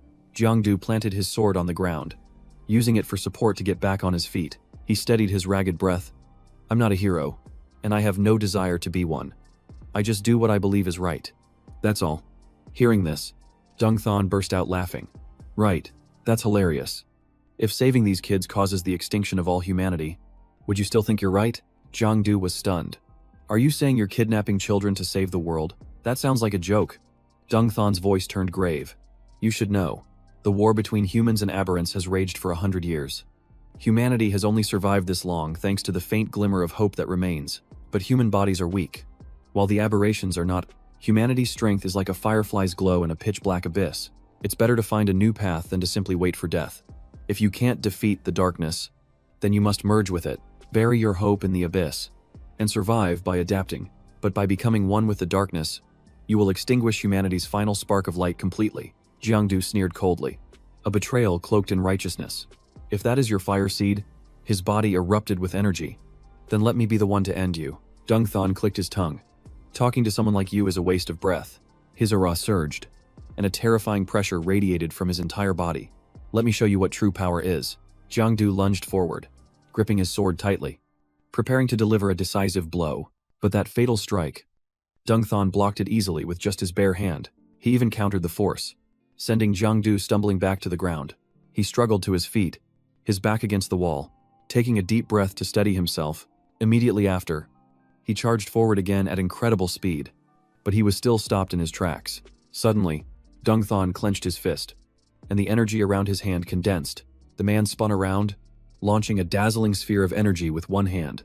Jangdu was forced to raise his sword reflexively to block it. The sphere exploded violently, and a blinding white light filled the entire space. The destructive power was immense, yet he remained completely unfazed.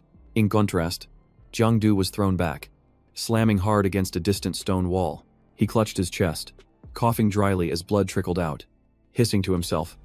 Such terrifying power. He looked down at the wound that wouldn't close. Just what was that technique? Dung Thon slowly walked closer, his eyes cold and empty. The man spoke in a grim voice. Transcendent skill. Purgatory flame slash. My signature move. Jangdu narrowed his eyes warily. A transcendent skill. No wonder it's so extraordinary. Dung Thon scoffed. You can't even touch me, let alone the abyss. In the face of absolute power, resistance is futile. This is where it ends. Go rest in paradise. Jangdu smiled faintly. Yes, it is time for this to end. He activated his skill. A shadow fell over Dung Thon's entire body. Mark. Before he could react, his body was instantly engulfed, and he let out a choked scream. Dung Thon fell straight into the void, darkness swallowing him whole. A sense of panic enveloped him. This can't be. Why am I here? Save me. I don't want to die. Jangdu's voice echoed in his ear. You see, that's the true fear in your heart. Your so-called mission to save humanity is just an excuse. What you truly fear is the abyss. You're not some kind of hybrid species. You're just a bunch of fakes. The shadow sword in his hand glowed, a flash of lightning tearing through the darkness. Jangdu gripped the hilt of his sword, his voice low. Just a bunch of cowards running away. Zhongtang trembled, grinding his teeth in fury, his eyes bloodshot. He roared and charged forward madly. Shut up. Just shut up. Jangdu spun around and unleashed Pursuit Hunt, the shadow sword piercing straight through his chest. Dung Thon's eyes widened as black blood poured out. Unbelievable. What? He got a clear look at Jangdu's face, realizing he was just a young, inexperienced kid. As he fell, his eyes remained open, a flicker of understanding dawning on him. So that's why you're not afraid. I used to be proud and full of fire just like you.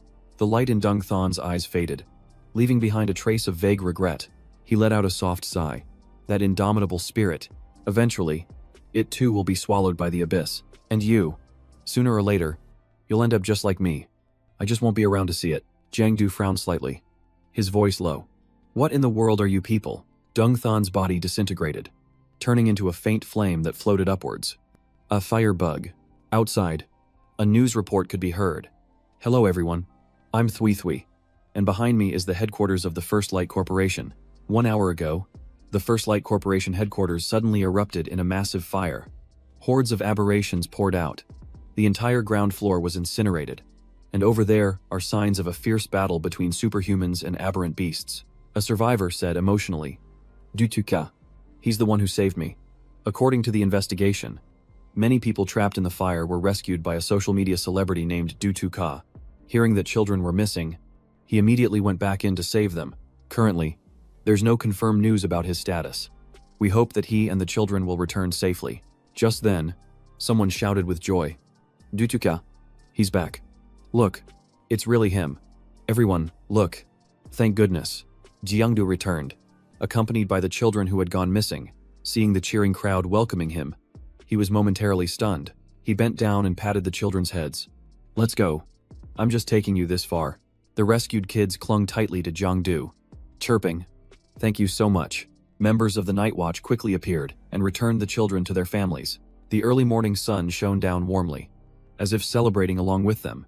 Later, Jangdu dragged himself home, covered in dust, finally making it back.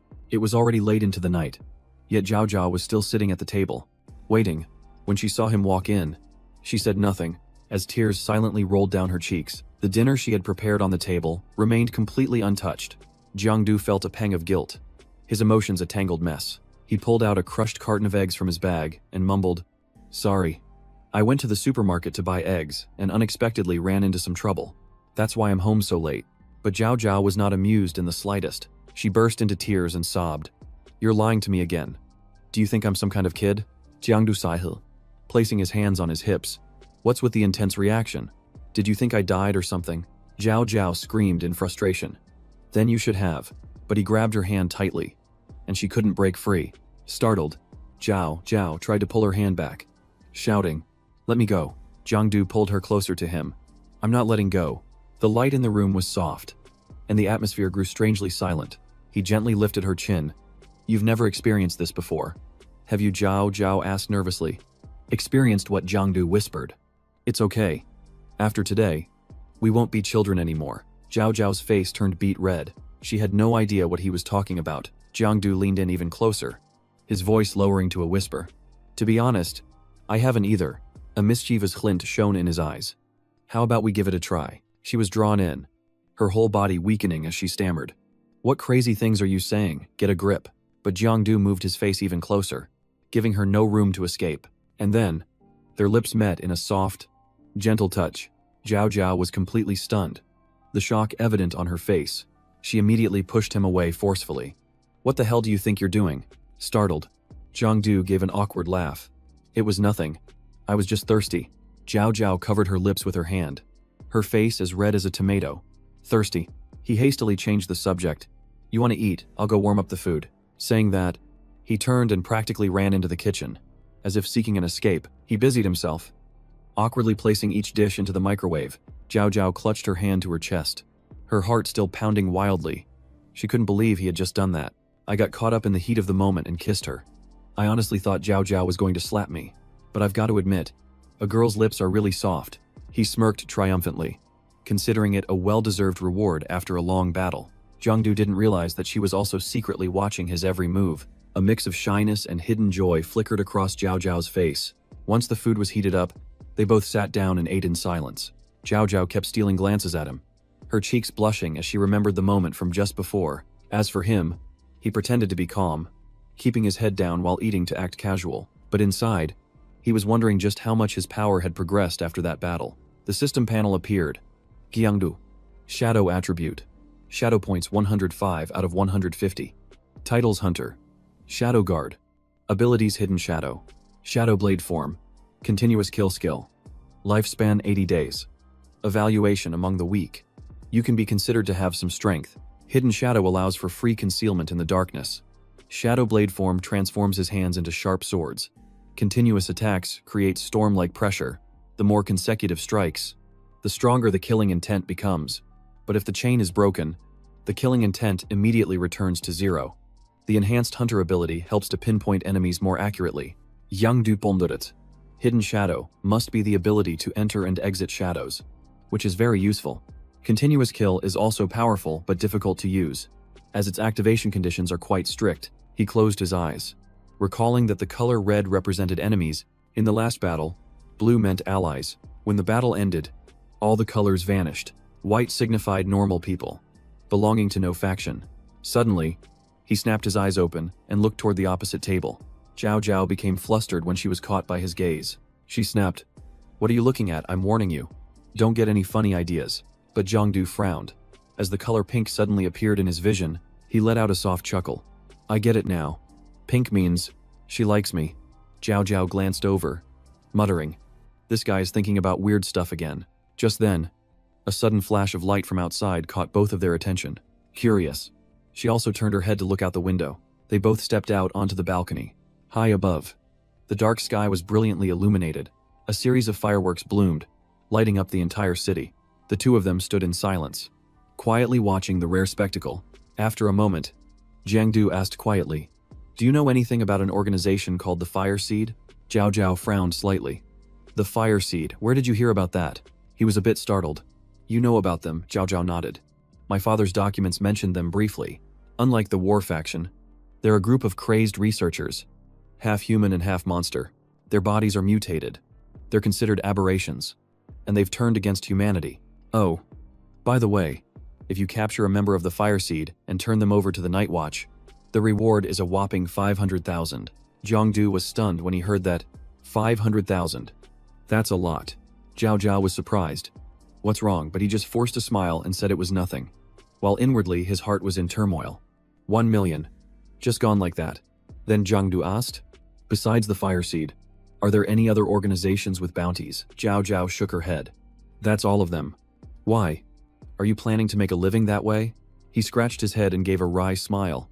"I was just wondering if I could change my fortunes with it." Hearing that, Jao Jiao lowered her head slightly, her gaze dimming. Then she slowly said, "Actually, there is one more mysterious organization, but they don't have bounties.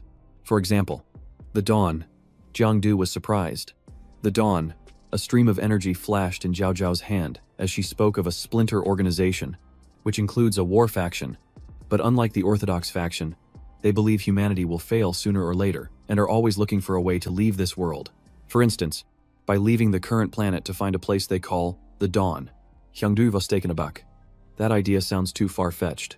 This isn't a science fiction movie. We can't even build a spaceship yet. Jao Jiao gently shook her head. It doesn't necessarily have to rely on science and technology. The aberrations from the abyss don't need technology to invade the real world through rifts. If humans could grasp that method, the dream of the Dawn faction could become a reality. The days passed peacefully, and the spring festival gradually came to an end. Those who worked returned to their jobs, and those preparing for school got ready. Ever since he reached level 2, hunting level 1 aberrations only yielded a meager amount of lifespan, which was barely anything. Some days, he would fight for hours, only to gain a few extra days of life. The final talent exam was over, and everyone was summoned one by one to the special training camp. Bao Kuang had already left, and Jangdu was the last one, set to depart tomorrow. But on the night before his departure, Tuan Kuang unexpectedly returned from Bakdu.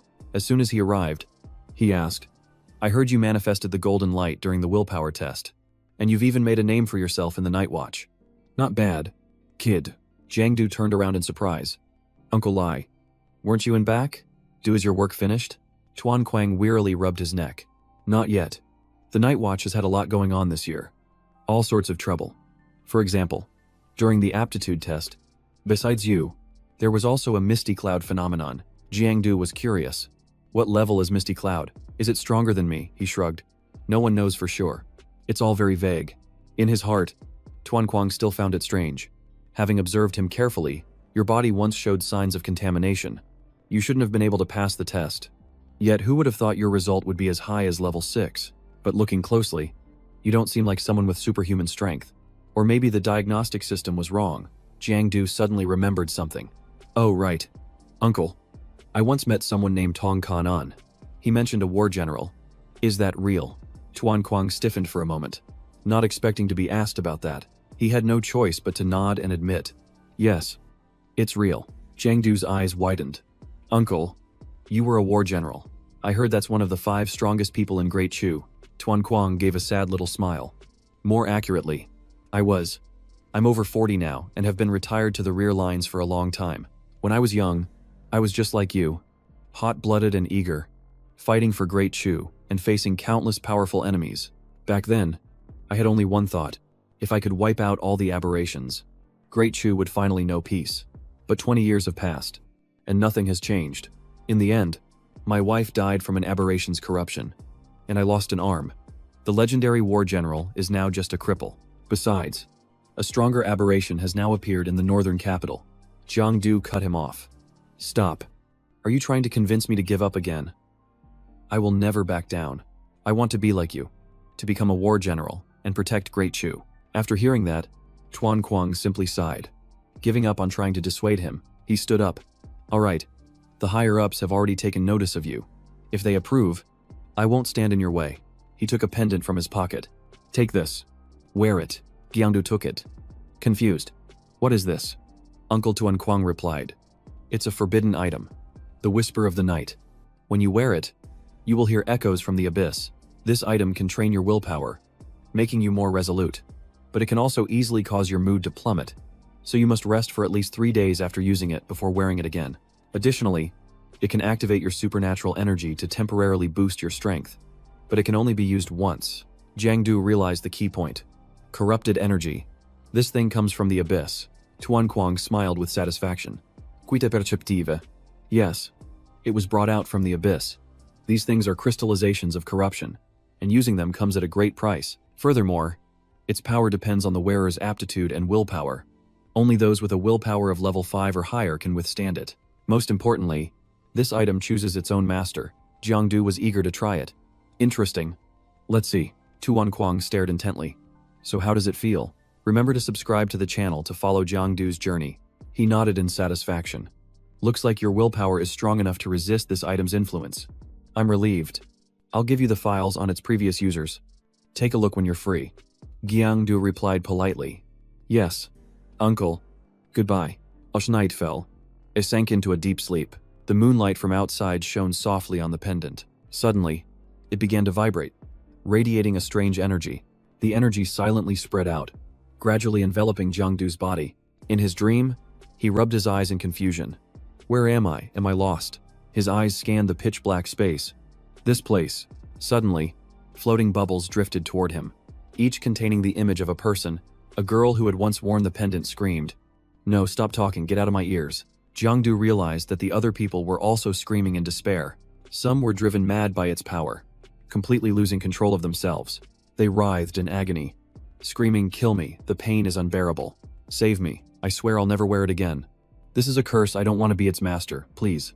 Release me. Jangdu broke out in a cold sweat, gradually realizing he was witnessing memories hidden deep within the pendant. A soft voice echoed in his ear. Master. From the deepest shadows, something began to emerge. In the real world, the vehicle carrying the ability users was slowly approaching the training camp. Jao Jiao let out a huge yawn, not even trying to hide her sleepiness. Jangdu asked tearingly. Couldn't get any sleep. She scratched her nose. It's my first time at the special training camp. I was too excited all night. What about you? She asked. He grinned. Oh, I slept great. But in reality, he still felt a bit strange. He knew he'd dreamed about something last night, but he couldn't remember it clearly. It was probably the pendant's influence. He even seemed to hear a whispering voice. Jangdu gently tapped Jao Jiao on the shoulder. Just go to sleep if you're tired. You can even lean on my shoulder. She shot back in a panic. Don't think you can get fresh with me. He quickly tried to calm her down. Relax. I won't do anything. But when she turned back, she saw him making a kissy face just to tease her. Captain Luke shook his head watching the two of them mess around. Jao Jiao. Once you get there, make sure you stay away from creeps with bad intentions. You hear? She nodded obediently. I will. Dad. Jangdu flinched when he heard that. Bad intentions, is he talking about me? He continued. Also, once you're at the camp, you have to follow the drill instructor's arrangements. If anything happens, go find an instructor. If that doesn't work, call your dad. Jao Jiao whispered shyly. Dad, you've been saying this the entire ride. Jangdu puffed out his chest with confidence. Don't worry, sir, with me around, nobody will dare to bully her. Captain Luke glared at him. You're the very reason I'm so worried. The vehicle stopped in front of the station. We're here. Jao Jiao waved. Dad, we're heading out now. Goodbye, he nodded back. Don't forget to call. He watched as the two figures walked away. Hand in hand, Captain Luke frowned, letting out a frustrated grunt. He gritted his teeth. That rotten brat. Just wait until you get to camp. I'll show you. Jao Jiao quickly yanked her hand back. Are you insane? We'd be dead if my dad saw that. Jangdu just smirked. What's there to be afraid of? The next time we see him will be in 6 months. By then, we'll be in the same university. So how would Captain Luke know? She blushed and turned away. Who would want to go to the same university as you anyway? Just then, the other candidates from their batch had gathered. The train's here, let's hurry and get on. He silently followed the crowd onto the path leading to the camp. All around him were young faces brimming with enthusiasm. Jangdu glanced around, realizing this was the special train heading to the training camp. An announcement echoed from the speakers. Attention passengers. The train to Vanhai training camp will depart at 10:30 Beijing time and will make no stops en route, with an estimated travel time of about 20 minutes. Jangdu remarked on how crowded it was, and Jao Jiao calmly replied, "Of course. Everyone from the various concentration zones is being sent here. Everyone in this car possesses outstanding aptitude, a strong will, and unique transcendent powers, needing only a bit more training to be capable of fighting level 1 aberrations." He acted surprised, saying, "That impressive, then we won't need to fear aberrations." But inwardly he scoffed. Even a level 2 is nothing but a joke to me. Of course, she didn't know what he was thinking and warned him, "Don't think it's that simple. Being talented is useless if you can't pass the training. Get some rest for now. You'll understand once we arrive." Jangdu leaned back with a slight smile. "Don't worry. I'll be fine." The train shot forward like the wind, speeding down the path to the camp. Then, it suddenly plunged deep into a pitch-black tunnel. Jao Jiao nudged his shoulder.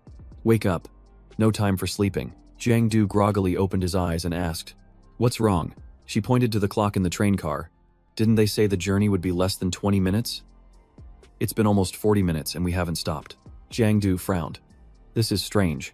It was still bright outside just a moment ago. But now," he quickly turned to look out the window, only to see a thick fog. The others around them also realized something was unusual, sensing that this fog was not normal. Out of curiosity, one person reached out to touch it. He immediately pulled his hand back, his face turning pale as he warned, "Don't touch it. It's like it can sense me." The atmosphere immediately descended into chaos as panic spread among the passengers. Suddenly, the train screeched to a halt, causing everyone to stumble. The sudden stop sent everyone in the car tumbling on top of each other. A cold announcement echoed from the speakers, "We have arrived at Vanhai training camp. Please exit through the doors on the left." Everyone froze, looking at each other in confusion. What's happening? Aren't instructors supposed to welcome us? No one had a clue. Amidst the chaos, Jangdu calmly stepped away from the crowd. He was the first one to set foot outside the train. Seeing this, Jao Jiao panicked and rushed after him. She yelled, "What are you doing? Come back here." But Jangdu's gaze was firm as he said, "I'm not turning back." His silhouette trembled, cloaked in a strange, dark aura. Beneath his feet, fresh red bloodstains were imprinted on the ground. Jao Jiao covered her mouth and backed away, her voice trembling. "This is..." Jangdu knelt down, carefully examining each and every bloodstain. He stated with absolute certainty, "The blood is still fresh." A few people shuddered. "Blood? Are you kidding? Don't tell me someone from the camp was killed. That's impossible. The instructors are on guard there. Who would dare cause trouble?" Jangdu didn't answer. He just uttered a single word, "Aberrations." That word made the entire group turn pale with fear. He turned and said, "Everyone, report this to the night patrol. Whoever knows how to pilot the ship should prepare to retreat as soon as possible." Jao Jiao asked worriedly, "What about you?" Jangdu looked at her, his eyes filled with hesitation. He forced a slight smile. "I'll use the excuse of going to the bathroom to slip away." No matter how hard she tried, Jao Jiao couldn't stop Jangdu. Her face darkened, her expression reflecting a deep and anxious fear. She bit her lip, suppressing the fear that was rising within her. Then, without a moment's hesitation, she immediately chased after him. The rest of the group was in a complete panic, lost and unsure of what to do. Should we turn the ship back? There's no signal. We can't call for help. Waiting is useless. Let's go. We're getting out of here too. And so, the group of freshmen also hurried off in that direction. No one noticed the camera recording everything from above. At that moment, Jangdu had actually walked into the restroom. He let out a sigh of relief. His face was visibly relaxed, finally getting some relief after the long journey. But as he turned around, he suddenly sensed a bizarre presence. A wolf-like aberration snarled and lunged straight toward Jangdu. Just as it was about to reach him, it was sent flying by a rock. Jangdu looked back in shock. "Are you here to take care of business too?" Jao Jiao snapped. "Business, my foot. It's dangerous to go out alone. If you got yourself killed by an aberration, what would I tell Teacher Lai?" He smiled to placate her. All right. Just hear me out." Jao Jiao put her hands on her hips and snorted coldly. "Let's hear it then. What excuse are you going to make up this time? The truth is," Jiangdu replied calmly, "the special training has already begun." Jao Jiao was baffled. "Training? When did it begin?" Jiangdu explained that everything had already been set in motion from the moment they boarded the train. She frowned and retorted, "What are you talking about? Do you have any proof?" He pointed to the corpse on the ground. "Look at the aberration you just took down. Did you notice its combat strength?" Jao Jiao suddenly recalled that it was very weak. only slightly stronger than a common monster and nothing to worry about. Normally, such a weak creature wouldn't dare attack the training camp. Jangdu patted her shoulder and chuckled. Not bad. At least you know how to analyze things. But Jao Jiao still shook her head. What if we just haven't encountered a truly dangerous one yet? He raised an eyebrow. Even if an aberration did break in, the guards would have definitely spotted it. If this were a real emergency, don't you think they would have sounded an alarm? They're dragging this out to deliberately make the new recruits feel anxious, and then wear them down to the point of exhaustion. They're using the smell of blood and the chaos to break everyone's spirit. That's when everyone's true colors, good or bad, will be completely revealed. At this point, Jangdu suddenly raised his voice. And as for me, Jangdu, I am the strongest one here, leaving Jao Jiao completely speechless. All that talking, and in the end, it was just to show off. Just then, an aberration suddenly appeared and blocked their path. A whole pack of monsters suddenly charged forward to attack the two of them. Jangdu scrambled back in a panic, yelling, "Quick! Jao Jiao, use the soul-shaking bow." She was furious. "Aren't you supposed to be the strongest? What are you doing hiding behind me?" He grinned confidently. "If I step in, you won't get a chance to shine." Jao Jiao was about to lose her mind. "Then go ahead and step in." Jangdu pushed her forward. "Stop arguing and just take the opportunity when you have it." He then cheered her on, yelling, "You got this." Jao Jiao hit them hard. The officers in the barracks were monitoring the developments from a large screen. By now, Jao Jiao had taken down the entire pack of aberrations. Jangdu praised her admiringly. "That was amazing. Jao Jiao. You took down 3 of them all by yourself." She was furious, glaring at him as she scolded. "Jangdu, you're completely useless. All you did was stand there and watch." He quickly tried to explain. "I didn't step in because I had faith in you," she screamed back. "Faith? My foot. Get away from me." Suddenly, Jangdu grabbed her hand, his voice calm and steady. His gaze was serious as he warned, "This is no time for arguing. Look." In front of them was an illuminated map that marked all the exits. Jao Jiao asked, "So, which way do you think we should go?" Jangdu observed it for a moment before pointing. "Gate C. The shadow zone." Jao Jiao was taken aback. "The shadow field, are you sure?" "That place is just like that dangerous simulation level," he replied. "The most dangerous place is often the safest." "Let's go," he said. "If anything happens, I'll protect you." Just then, several other freshmen ran over in a panic, screaming and crying for help. Jangdu was surprised and tried to call for them to stop, but it was too late. What could have made them so panicked? What kind of variant could scare them this badly? Jao Jiao pointed in shock. "Jangdu, behind you." She could clearly see that the giant variant that had just appeared was the copper serpent. Jangdu immediately jumped back to dodge the swing of its tail. He was horrified. This thing's power had already reached mid-level rank 1, and putting it in a training exercise was practically a death sentence. Jao Jiao rushed forward, preparing to face the copper serpent. Energy condensed in her hands as her aura flared powerfully. The giant monster had also locked onto its target.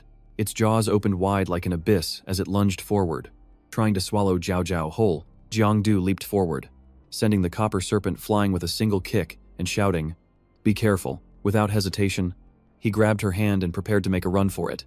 While the variant was still staggering, the two of them sprinted away as fast as they could, but the copper serpent let out a hiss and slithered closely behind them, refusing to give up the chase.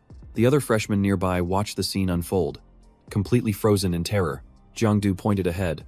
"Gate C is right there. Hurry up and get inside." As soon as he rushed through the doorway, his figure vanished inside, but when he turned back, the hand he was holding was suddenly empty. She had disappeared. Jangdu's face turned pale, and his eyes widened as he looked around the room. He realized he was standing all alone and shouted loudly, "Jao Jiao." Back in the monitoring room, the atmosphere was chaotic. What's going on with that copper serpent? Is it activating its blood essence? The officers were confused and unsure of the situation. If it gets out of control, take it down immediately. The student's safety is our top priority. But An suddenly stopped them, saying, "Wait, don't be so hasty." He stared intently at Jangdu. "There's no need for us to intervene just yet. This is a perfect opportunity to see what his true strength is." Jangdu finally understood, just as he suspected. There was something wrong with this door. The door's glass was made from abyssal material, allowing it to function like a portal. Even though they entered the same door, it could lead to different places. Without a moment of hesitation, Jangdu clenched his fists, determined to open the door again. He muttered to himself, "If I just try a few more times, maybe I'll be able to find Jao Jiao." The bronze serpent unexpectedly launched a preemptive strike. All three of its heads locked onto him at once, startling Jangdu and making him jump back. He panicked for a moment as he saw its giant mouth about to snap shut on him. Jangdu instantly clamped his hands together to hold the monster's mouth open. With a low growl, he unleashed a relentless flurry of kicks, taking down the bronze serpent in an instant.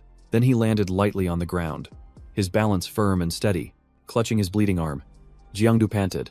That was too close. I hope those moves didn't give me away. Suddenly, a surge of dark energy erupted, enveloping his body. In the blink of an eye, Jangdu's entire body had transformed into its shadow form. He was stunned. What's happening? I didn't activate the shadow form, so why did it appear on its own? At that very moment, a figure crashed down heavily right beside him. Startled, Jangdu spun around, his eyes filled with doubt. Before him, another abomination with a terrifying aura slowly materialized. Jangdu frowned. A high-tier rank one. This is getting more and more complicated. In the observation room, the officers were all stunned, speechless. Khan. Anne muttered dazedly. What in the world is that thing? The faceless bronze figure's body began to split open, revealing countless bloodshot eyes. Its entire body was covered in a dense layer of eyeballs. Suddenly, it raised a hand and pointed straight at Jangdu. Instantly, a barrage of energy waves surged towards him like a storm. Jangdu jumped into the air, dodging the wave by a hair's breadth, but he landed right in a trap. As the massive body closed in tightly around him, Jangdu coughed up blood in agony. I'm done for. This is a psychic attack. Zhanghamstaga. The faceless figure rushed in for the kill, but unexpectedly, Jangdu's lips curled into a confident smirk. He shot out one hand, grabbing and easily restraining the abomination. His eyes flashed. You fool. I lured you here on purpose. With those words, Jangdu twisted its arm, forcing the faceless figure to collapse. He let the abomination's body drop to the cold ground. Then he calmly absorbed its energy, the shadow essence, into his body. Jangdu opened the interface to check the detailed information. The first aberration, the bronze serpent, was a bronze type, first rank, mid-tier monster. It was a multi-headed abyssal serpent, specializing in constricting and tearing apart its prey, rumored to share the same bloodline as the shadow species. It has been eliminated. Shadow guard points increased, and the aberration has been recorded. The second aberration, the faceless bronze figure, was a bronze type, first rank high-tier monster. It used its eyeballs as an energy source and excelled at mental attacks. Its pupils helped it observe and find weaknesses to exploit, and it has been recorded by the system. The elimination cost has been temporarily waived. Both shadow guard and shadow points have increased. The bronze energy fluctuated slightly, and the data has been saved to the file. Jangdu touched his chin. The bronze species and the shadow species share the same bloodline, and since he's a shadow walker, it's no wonder they kept targeting him. He thought this was just a small assessment with a few weak monsters. But who knew they'd throw in a whole bunch of creatures that could actually kill someone? He sighed wearily. The instructors must have seen him in this form by now. There was no point in hiding it anymore. So he decided to dispel it. But he discovered that his body wasn't reacting at all. Jangdu was stunned. Looking at himself still stuck in his dark form, he tried repeatedly, muttering, Dispel the shadow form. But it was completely useless. Just then, a deafening roar echoed throughout the entire space. Above Jangdu's head, countless eyes appeared, watching him intently. He sighed. It seemed like this time, he had really stirred up the bronze species nest. In the monitoring room, everything was in chaos. All the screens went black. Quick, call the technical department now. Only Khan. Anne remained silent, his eyes lost in quiet contemplation. Suddenly, a frantic person burst in to deliver an urgent report. All information systems have simultaneously encountered an unusual error. And what's more, we've lost the connection signals for both Instructor Liu and Instructor Lack. Upon hearing this, a cane slammed heavily onto the floor, creating a deep thud. Elder Tran growled. Truly commendable. Cloud Sea Training Camp. A small incident occurs, and you all scurry around like ants in a disturbed nest. And you people have the nerve to call yourselves instructors. Khan. An calmly stepped forward. Elder Tran, you can criticize us later. What should we do now? The old man swung his cane and slammed it down again, creating a crack in the floor. Elder Tran gave his orders. Tan, compile a list and check the awakening potential of the group that entered the Shadow Realm. Retrieve the white bones, halt the assessment, and dispatch instructors to secure the scene. At the same time, Summon all remaining level 2 and level 3 instructors and have them proceed directly to the Shadow Realm. The officers immediately acknowledged the order and dispersed to carry it out. Elder Tran called out, "Instructor Tong, you stay behind for a moment. You've been silent and deep in thought this whole time. Now, speak. What is the Cloud Sea Shadow Realm hiding?" Khan, Anne no longer tried to hide it. "You already suspected, which is why you sent the level 2 and 3 instructors." "Right," Elder Tran nodded. "I knew something was wrong the moment I saw that student enter." Khan Anne nodded as well. "I won't hide it any longer." The Shadow Realm was formed by a cursed artifact, the abyssal bronze insect nest. Anyone who touches it will sprout eyeballs and gradually mutate. The environment around it also transforms into a semi-shadow realm. Normally, it only spawns level 1 low-rank aberrations for students to train with. Sometimes mid-rank ones appear, which require a bloodstone to suppress, and if a high-rank one shows up, it must be eliminated immediately. He asked what tier the forbidden object was, and the other replied that according to the stellar lunar solar calendar, it is a mid-rank moon-tier object. Tran Lao fell silent. A mid-rank moon-tier was comparable to a 4th-tier transcendent. Hang An confirmed. "That's right. As long as no one touches it, it will not react. A transcendent below tier 3 would not be able to activate it, but if someone above tier 4 enters the area it controls, it will immediately retaliate, spawning many powerful aberrations to eliminate the intruder." He was shocked, asking if he thought one of the students could possibly be a tier 4 transcendent. The other replied that the probability was very low, but it could not be ruled out. Whether they are a 4th tier or not, that person is still inside the shadow domain right now, and that person is Jangdu. It seems this time, everything is truly hanging by a thread. At this moment, Jangdu was fighting a ferocious aberration. He moved as fast as lightning, crushing it, and then absorbing it into his body. As soon as he was done, he sighed. He really could not take it anymore. Could these annoying aberrations please stop following him? Jangdu gathered his strength and leaped into the air. As light as a feather, he glanced behind him, thinking if they wanted to chase, then chase. If they fall to their deaths, it is their own fault. But it seemed like they had guessed what he was planning to do. They immediately launched a blazing red wave of attack. It shot straight for Jiangdu's back from behind. He was hit, thrown violently to the ground, and rolled a few times before stopping. Clutching his stinging arm, Jangdu gritted his teeth. "Damn it. I am completely locked down. Stealth movement is nullified, and their mental attack is a complete counter to mine." The aberrations rushed forward in unison, tightly surrounding Jangdu. He gritted his teeth and looked around. It was bad enough they were 1st tier, but there were even a few 2nd tier ones mixed in. "Fine.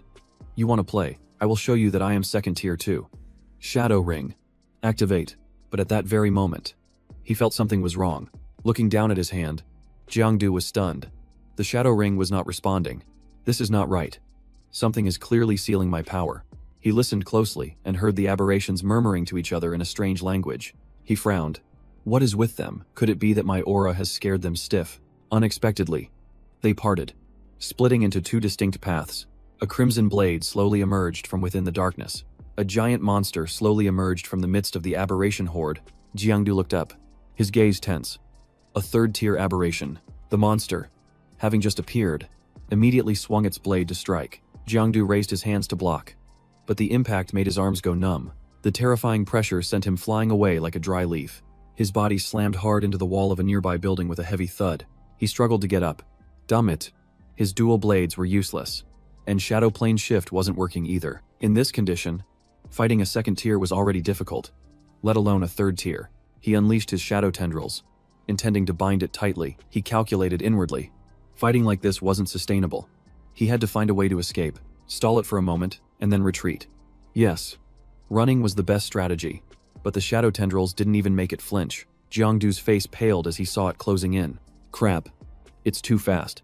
The 3rd-tier aberration launched itself into the air, hurtling straight toward him. Jangdu reflexively dodged upward, narrowly avoiding a fatal blow. Briefly relieved, he rejoiced inwardly. This was his chance to counterattack. He dove down and attacked relentlessly, unleashing a flurry of slashes as his killing intent gradually built up. Watching its health bar decrease slowly, Jangdu frowned. There was still hope. He just needed to accumulate enough killing intent to finish it off. But before he could celebrate, the monster's fist slammed right into him. The blow sent Jangdu flying backward like a bullet fired from a gun. His body crashed hard into the building, kicking up a cloud of dust. Immediately, the 3rd-tier creature raised its blade and charged again. But halfway there, it suddenly froze. as if it had received some kind of command. Its feet screeched to a halt on the ground, stopping right in front of Jangdu. He was also stunned. Why did it suddenly stop?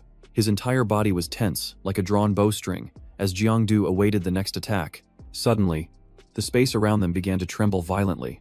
He looked up and realized the scenery had completely changed. Looking around in a daze, he whispered, "Isn't this place exactly like the shadow plane? The simulation level is incredibly high. Moreover, the air here was heavy, and the evil aura was so dense it felt like something was trying to pull his soul closer." Before he could even figure out what was happening, the Tier 3 aberration charged forward to attack again. Jangdu quickly turned and fled, deciding to worry about everything else later. Surviving was the priority. By this point, his stamina was almost completely drained. He looked around in surprise. This alley seemed to stretch on forever, with no end in sight. Suddenly, he lost his balance, and Jangdu plummeted straight down. Before his eyes was a sparkling space, like a universe full of stars. He stared around in a daze. Where was this place? He couldn't hear, see, or feel anything at all. Suddenly, the special ability in his hand erupted, and a bright light enveloped him. A powerful force pulled Jangdu, sending him hurtling through the void. His body was twisted tightly, and he cursed inwardly. "Why can't I control this? Who is controlling my body?" Jangdu screamed in his mind. "Stop, I'm the real master here." As soon as the scream ended, his body lurched to a halt. It had actually stopped, but immediately after, a glowing orb shot straight into him. The impact sent a sharp pain through his chest, nearly making him collapse on the spot. Jangdu collapsed, unconscious. As the orb radiated a shadowy influence that surrounded him, the halo of light moved slowly, as if it were cradling a precious treasure. Suddenly, Jangdu's eyes snapped open. A voice echoed in his ears. "I have finally waited for you, the successor of the shadow progenitor." He looked around the shattered space, his mind in turmoil. "What the hell is this place?" The voice echoed. "This is the boundary between the mortal world and the abyss." Jangdu was startled and shouted, "Who's talking?" The deep, steady voice replied, "You still don't recognize it. This is the familiar feeling of the dark shadows. Mysterious, cold, and deceitful." Jangdu turned his head, a strong premonition, making his heart beat faster. A haze, shadow-like hand, slapped against a thin pane of glass. The shadow progenitor appeared. "You and I share the same origin. We were originally one." Without hesitation, Jangdu swung his fist and shattered the glass. The shadow progenitor jumped back in alarm. "What are you doing? You scared me to death," Jangdu snorted coldly. "What am I doing?" "Obviously, destroying an aberration like you." The shadow progenitor grew annoyed. "With that attitude, you're going to miss a lot of important plot points, like secret martial arts manuals or a future guide." Jangdu scowled. "Spit it out. Don't beat around the bush. I still have to get out of here and find Jao Jiao." It huffed lightly and waved its hand. "Just look up. You'll understand when you see for yourself." Before Jiangdu's eyes, a colossal image began to materialize. It was a massive creature looking straight down at him. He looked up, his eyes widening in shock. It was a pupil spawn. Jangdu understood. "So this was the one that sealed my powers." The shadow spawn nodded slightly. "Yes, that is the progenitor pupil spawn, a forbidden entity from the abyss. The pupil spawn and the shadow spawn are mortal enemies. Although you are a superhuman, you carry the lineage of the shadow spawn, so the progenitor pupil spawn saw you as an enemy. If I hadn't stepped in to block that attack just now, you would no longer be alive." Jangdu was a bit stunned. "So you were the one who saved me then? Why help me?" The shadow spawn chuckled softly. "Because I have been waiting for you." He frowned. "Waiting for me?" The shadow spawn nodded. "That's right. Waiting for an individual who shares the same source of power as me. I was once the supreme existence in the abyss, powerful, dominant. Even the deepest chasms had to bow and call me overlord. But because of a single rift, my soul was shattered, breaking into countless fragments that drifted across the worlds. My guardian, the progenitor pupil spawn, was fortunate enough to encounter me, and I subdued and protected it. But that traitor, taking advantage of my weakness, turned against me and imprisoned me, desperately siphoning my power to strengthen itself. Therefore, I could only wait patiently for another shadow spawn to appear, to come and receive my power, and help me settle this old score. And then, you'll become my host, completely under my control." After hearing this, Jangdu didn't say a word. He just delivered a thunderous slap to the shadow spawn. The blow sent it tumbling across the ground. Unable to react in time, it stammered, "What are you doing? Weren't we going to cooperate to destroy the progenitor pupil spawn?" Jangdu sneered. "Did I ever say that?" Someone who was robbed blind by their own subordinate has no right to demand cooperation. Besides, you were planning to use me as a host and force me into submission, the shadow spawn said coldly. So what, you can't escape either way. Jangdu paused when he saw its body begin to swell. The shadow spawn gloated. Bow before me, becoming my host is the greatest honor of your life. Unexpectedly, Jangdu plunged his hand into the solid black, glass-like substance. He forcefully pulled the shadow spawn's entire body out. He said in a low voice, "It's true you were once strong, but now you're just a weak fragment. More than half your power has been drained by the progenitor pupil spawn. It's not yet certain who will subdue whom," the shadow spawn screamed. "I am a level 6 shadow spawn, of the pure bloodline of the Abyss. How can I be devoured by you? Impossible. A mere level 2 dares to consume me. What in the world are you?" Jangdu said nothing, simply and calmly absorbing its energy. In its final moments, the shadow spawn let out a frenzied roar that echoed throughout the space. Then it dissolved into a stream of black shadow, clutched tightly in his hand. Particles of energy flowed into Jangdu's body. Ultimately, unable to resist, it completely merged with him. Jangdu furrowed his brow slightly and slowly opened his eyes. Placing a hand on his chest, he muttered, "The shadow seed, the missing piece of my own power, has finally returned." In the space outside the shadow dimension, the group of officers had entered. They all issued commands at once. Split into teams immediately. Instructors, hold the perimeter. And cadets, stay in the center. Use the anti-contamination medicine now. And do not break rank under any circumstances. Jao Jiao stood in the middle of the crowd, her eyes filled with worry, thinking, "Jangdu, where did you go?" She was unaware that the progenitor variant in the distance had already started to notice her. Its colossal form gradually came into view, as if it was preparing to strike. 3 variants suddenly rushed towards Jao Jiao. She immediately activated her special ability and launched a swift counterattack. A single move was enough to bind all 3 of the monsters. Thanks to her, the officers arrived in time and quickly took them down. One of them spoke up. "Thanks. We would have been in big trouble without you. Can you still hold on?" Jao Jiao panted. "I'm fine." The officer nodded and shouted, "All right. Reform the formation, prepare to withdraw from this area." But just then, the progenitor variant suddenly appeared right in front of him. It just lightly touched his face, causing the man to tremble as his eyes filled with absolute terror. Jao Jiao watched in shock as the officer collapsed right at her feet. The creature leaped forward, landing in front of her with an aura that was chilling to the bone, intending to capture Jao Jiao and take her away. Jao Jiao couldn't react in time, her mind only managing to process one thought: this is it. Fortunately, Kan An appeared just in time, striking down the monster. He frowned. A 3rd-grade variant. "This situation is even worse than I imagined." He sternly berated his subordinates. "Didn't I tell you to always be on guard? You were almost ambushed." The 2 officers bowed their heads in apology. "We're sorry, sir. It was our negligence." Kan An glanced at the group of cadets, thinking, among all of them, only this group was attacked by a 3rd-grade variant. Could it be that someone here possesses a transcendent power of the 4th grade or higher? He signaled for them to follow, saying, "Gather up. Is everyone here?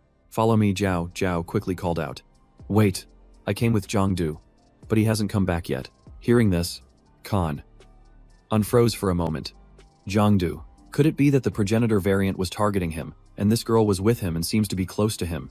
Just then, a 3rd-rank variant suddenly appeared and launched a sneak attack, but Kan An was already prepared for it, reacting with incredible speed. It spun around, unleashing a lightning-fast counterattack. The aberrant was sent flying, shrieking in rage. He confirmed it to himself. There was no mistake. Jao Jiao had also been targeted by the pupil nest progenitor. Kan An turned and ordered the soldiers, "You 2 get the students out of here. I'll handle things here."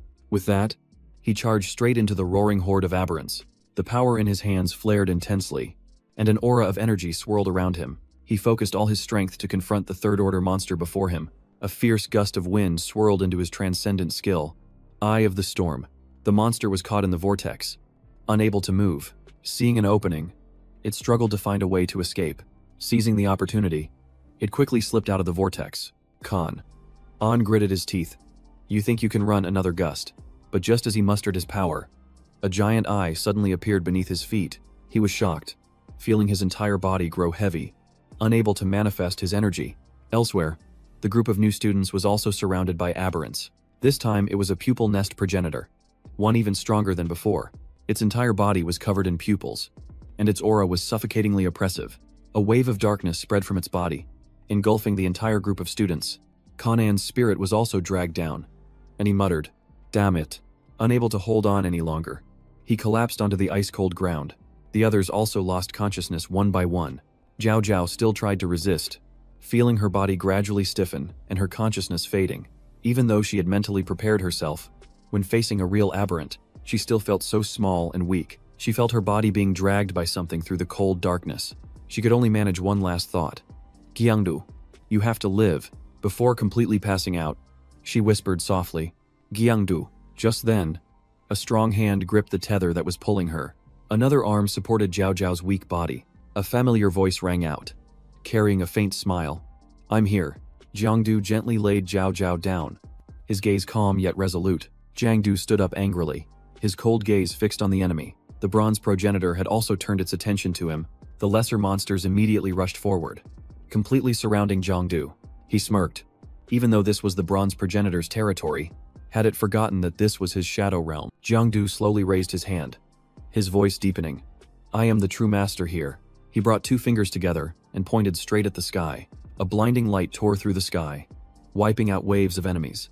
The shadows immediately swirled, forming a massive vortex. It tightly bound all the screaming, struggling monsters. Jangdu looked up, a slight curve on his lips. "All of you, welcome to my hell." A layer of thick darkness spread out, like a shadow barrier. It swallowed all the monsters into a black hole. Jangdu walked slowly amidst the dying swarm of monsters. Wherever he went, monsters exploded, their blood mingling with the darkness. The entire area was engulfed in a brilliant red light as the screams faded away. Jangdu stopped in front of the Tier 3 monster and smiled. "We meet again. Last time, you chased me to the brink of death." He took his stance, his hand gripping the hilt of his sword. "This time, it's my turn to hunt you." In just an instant, Jiangdu's figure flashed past it. Before the monster could even react, its body was sliced open. Blood splattered everywhere as its body shattered into 100 shadowy fragments. The bronze progenitor watched in silence, its aura growing chillingly cold. But before it could counterattack, Jangdu had already plunged his sword straight into its largest eye. He channeled his power and unleashed his ultimate skill. Chain kill. Activate. Hundreds of phantom swords shot out at once, piercing every single one of its pupils. As the last streak of light faded, its health bar dropped to 0. Jangdu swung his sword forcefully, finishing it off with a cold, killing blow. The bronze progenitor's body cracked and disintegrated into dust. A crimson rain, the remnants of its power, poured down from the sky. Jangdu muttered, "How terrifying. So this is the true power of the Shadow Lord." He placed his foot on the monster's corpse and looked down. The Copperkin Hive Lord had truly been slain by a Shadowkin. To make such a debut and already shake up the entire region, for a level 2 being to take down a level 3 creature, that's truly defying the natural order. No wonder the Copperkin were so terrified. But I should thank them. I gained a hefty amount of experience from this. A truly satisfying meal. Just then, a few instructors appeared, shouting, "Over here, the signal is coming from this direction." Seeing them approach, Jangdu let out a soft sigh. He shrugged. Talk about bad timing. They've ruined the whole party. Just as they arrived on the scene, Jangdu dissolved into a shadow and vanished into thin air. The instructors didn't notice anything out of the ordinary, immediately shouting, "Get the wounded out of here." Another one urgently asked, "Where's the anti-contamination medicine? Hurry, these people are on their last legs." "A few of you. Block the Copperkin's escape routes. Move it." In the hospital, Jangdu was telling his story. "The monster with the big eyes charged right at me, so I smacked it twice and then booked it. A crow flew over the airplane's roof and exploded. And right then, someone tried to ambush me. So Jao Jiao playfully smacked him. You're this hurt, and you still have the energy to spin tall tales." With her hands on her hips and an angry pout, she said, "Just drink the medicine already." Jiangdu grinned slyly. "Well then, could you put it on for me?" Without any hesitation, Jao Jiao immediately agreed. However, she just poured the medicine right onto his hand, making him wince. Jiangdu caught a whiff of the medicine's potent smell. He yelped, "Ouch. That stings. This is obviously you getting back at me." Jiangdu rubbed his hand. "This is supposed to be taken orally. Are you trying to kill me by pouring it on my skin?" Jao Jiao replied coolly. "You're the one who told me to apply it." He hesitated and glanced at her. "Are you still mad at me?" Jao Jiao huffed. "What do you think? You just vanished. And I had to look all over for you." Jangdu panicked and tried to soothe her. "I'm sorry. I really didn't mean to." Unexpectedly, she placed her hand on his face and whispered softly, You don't need to apologize. Her finger gently brushed against his lips. Jao Jiao murmured. Next time, don't be so reckless. Okay.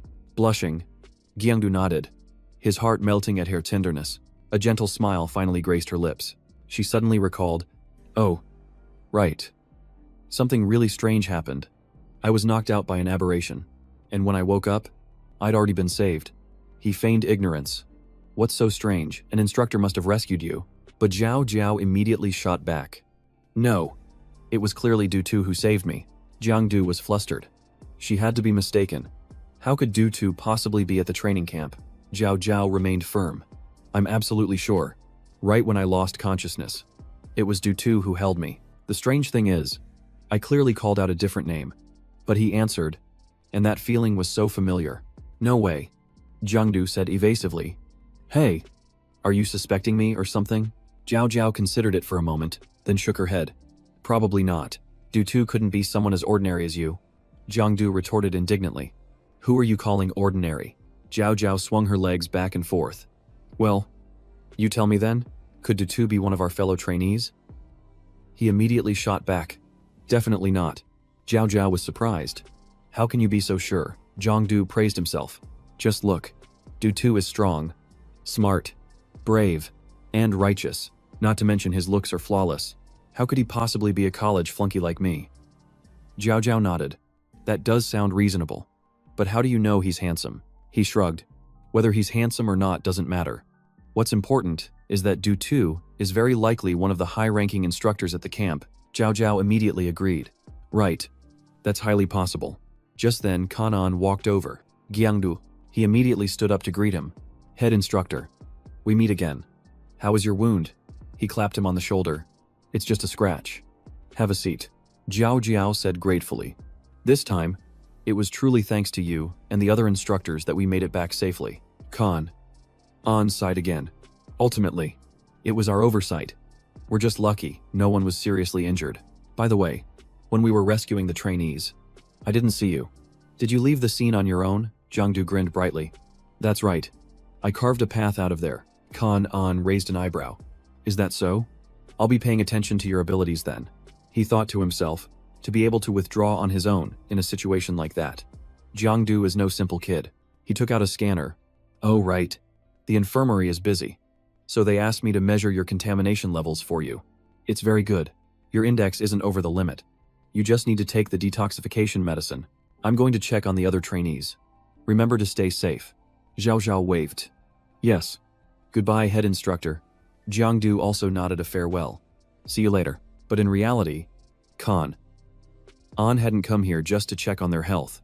He stared, stunned, at the parameters displayed on the screen. Contamination 0. Transcend level 2. Khan unfrowned, to hide a level 2 status until the exam. This was definitely premeditated, but this rank isn't high enough to make the hive mobilize. Could it be that the person the hive is interested in isn't him? What's strange is the 0 contamination index. He said he fought his way out, but it's impossible to eliminate aberrants without getting contaminated. At that moment, Jiangdu asked curiously, Hey, by the way, who did you call for when you were unconscious? Me. Zhao Jiao immediately shook her head. No, it was my dad. He burst out laughing. Well, isn't that just me then? Khan An glanced over and chuckled softly. This kid is full of secrets. He's getting more and more interesting. This time, Cloud Sea University was using a special training ground right in the first and second year student area, which was also the area for third years. The moment Jangdu saw a pretty girl, his eyes lit up like lanterns. What an incredible school. Zhao Jiao turned away in a huff. You're a hopeless girl chaser. I'm going to the dorm first. Jangdu scratched his head. This place is unfamiliar. Let me walk you there. Zhao Jiao narrowed her eyes suspiciously. You want to go to the girls' dorm to check out the upper-class women, don't you? He didn't even try to hide it. Yeah, I do. How'd you know? She promptly rapped him on the head and walked away. Don't talk to me anymore. Bao Kuang appeared out of nowhere. Looks like you just got an earful from Zhao Jiao again. You're still the same as always. Jangdu's eyes went wide, and his jaw dropped. Holy crap. Bao Kuang. Why are you so round now? Watching him gobble down his food. Jiangdu Saihil. I think I'm starting to understand why. Bao Kuang said nonchalantly. I awakened the gluttony ability. The more I eat, the stronger I get. I can even digest spoiled food. As long as it's something I can swallow, I'll eat it. Originally, I didn't meet the standards for the Cloud Sea training camp, but because of my special ability, I was accepted as an exception. Anyway, let me show you the way. Which dorm are you in? Jangdu answered right away. Building number 1. So he led him to the building. Here we are. Dormitory 1. Looks pretty high quality, doesn't it? Jangdu nodded in amazement. This is the real deal. It's just like a 5-star hotel. Bao Kuang explained. This is the area reserved for the training camp's outstanding students. All the facilities are state-of-the-art, and the environment is top-notch. Besides the dorm rooms, there's also a sky garden, a training room, and a private study. He assured him, living here will be extremely comfortable. Every room is modern and spacious. It's really something to see. Then Bao Kuang pointed. Here we are. This is your room. Huh. The door's open. Aren't these supposed to be single rooms? The two looked at each other, confused, then pushed the door open and went inside. Inside, 3 students were chatting. This is great. The room is spacious, bright, and breezy. Brother Mock, do you think the new students will be tough? We're about to be second years. What's there to be afraid of? Speak of the devil. And he appears. The guy sitting in the middle stood up. You guys need to find another room. This one is ours now. According to the rules of Cloud Sea Camp, Bao Kuang frowned. That's bullshit. What kind of training camp has such a ridiculous rule? Duangxiu narrowed his eyes menacingly. What, you got a problem with that? Bao Kuang growled. This is clearly a room for new students. Get the hell out now. He smirked arrogantly. Then he shouted outside. Hey, a new guy is here. Says this is his room. As soon as he finished speaking, the entire dorm hallway burst into commotion. Every door opened, and people started pouring out to watch. A whole bunch of male students flooded out, completely packing the hallway. Every one of them was big and fierce. This newbie has some serious nerve. Don't you know the rules? If you want to stay here, you have to prove your strength. But remember, we're the elite first years. Bao Kuang was sweating bullets. Damn it. They've taken over the whole floor. Jangdu patted his shoulder. Let's go. There are seniors, after all, so let's let them save some face. Hearing him say that, everyone agreed to drop the matter for today. Let's go. But his gaze was full of provocation, as if to say that letting an underclassman get scared to tears like this wouldn't look very good if word got out. Bao Kuang froze, and the senior's eyes went wide. The entire group charged forward in a rage. This newbie is way too arrogant. You're the one who's going to be beaten to tears. Jangdu was already prepared to fight, but unexpectedly, Thomuk stepped forward from the back, his powerful aura spreading out. When their leader made an appearance, the second years immediately stopped in their tracks. He radiated a powerful presence that made everyone cautious. His crimson eyes blazed like burning flames. Jangdu narrowed his eyes. It looked like Thoimuk's ability was an ocular-type power. Thomuk walked closer and asked what his name was, and he answered curtly, Jangdu. Thoimuk smirked. You look just like a bottle of soy sauce. You want to keep this room, according to the rules of Van Hai. We settle this in the gym. Jangdu smiled and replied, Fine by me. But a single match won't be satisfying enough. He pointed his finger at the crowd of second years. You guys aren't getting away. A rumor spread like wildfire through the entire school. Did you hear some third-level student dared to challenge Thoimuk's group? The one that always preys on the weak. Hey, did you hear someone is trying to win our dorms back for us? Is that for real? Can he really do it all by himself? Let's go see. Where's it happening? I heard it's in the gym. Just follow the crowd, and you'll find it. Before long, the stands were packed with spectators. Instructor Thuong Van made a note. All right, the information is logged. Now go ahead and choose your weapons and protective armor. Everyone knows the rules. Be restrained when using melee weapons. The second years replied arrogantly. Don't worry, we'll be sure to go easy on the new student. Bao Kuang said nervously. Jiangdu, you should stop. There are too many of them, but Jangdu reassured him. It's okay. I have a plan. For now, just pick a weapon you're comfortable with. He picked up a saber to test its weight, then shook his head. It's a little too light. I probably need something heavier. Jangdu looked around, contemplating which weapon would be the best fit. A second-year student leaped onto the stage. Hey, soy sauce, what are you waiting for? Are you scared? Kneel and surrender, and I'll let you off. Hiding his power in the shadows, he smirked. Scared of you? That's hilarious. I'm just trying to decide which weapon I should use to teach you all a lesson. It's taking up so much time. Trinche gritted his teeth. You're not wearing any protective gear, and you're holding a dull weapon. Are you looking down on us? Jangdu replied calmly. That's right. He roared and lunged forward. You're too arrogant, take this. Jangdu smiled. Interesting. He's also an ocular type. The crowd roared. Here he comes, the fastest second year. Nicknamed Trin, the snake shadow go. Trin Ka. Show him what you've got. Only Bao Kuang was panicking. Get out of the way, what are you doing just standing there? In an instant, Trin Ka vanished from Jangdu's sight. He reappeared behind him, launching a surprise attack. A flash of light engulfed the entire arena. As the dust settled, the entire stadium held its breath. Bao Kuang's eyes widened. Unable to believe the scene before him, even Thuamuk trembled, breaking out in a cold sweat. The remaining second years stood frozen, their mouths agape. Jangdu stood tall in the middle of the arena, his gaze calm. Who's next? Jangdu swung his mace and struck his opponent directly, splattering blood all over the arena floor. The supervising teacher quickly helped the injured student back, calling for support. The student is bleeding heavily. Meanwhile, Jangdu casually spun his mace. What's wrong? Is no one else brave enough to step up? He chuckled softly. It seems this bunch is all talk. If you're scared, just come at me all at once. The students were furious and indignant. He's too arrogant. This level 3 punk is mocking them. All at once, they rushed forward to attack. They all closed in, their eyes filled with killing intent. The new students on the sidelines exchanged glances and nodded.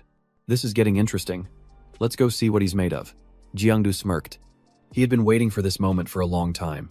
Instantly, he activated his skill as the system's voice chimed repeatedly. Hidden 1. Hunter in the shadows. An unseen lurker. You go undetected. The night is your domain, but if you are exposed for too long, your power will decrease.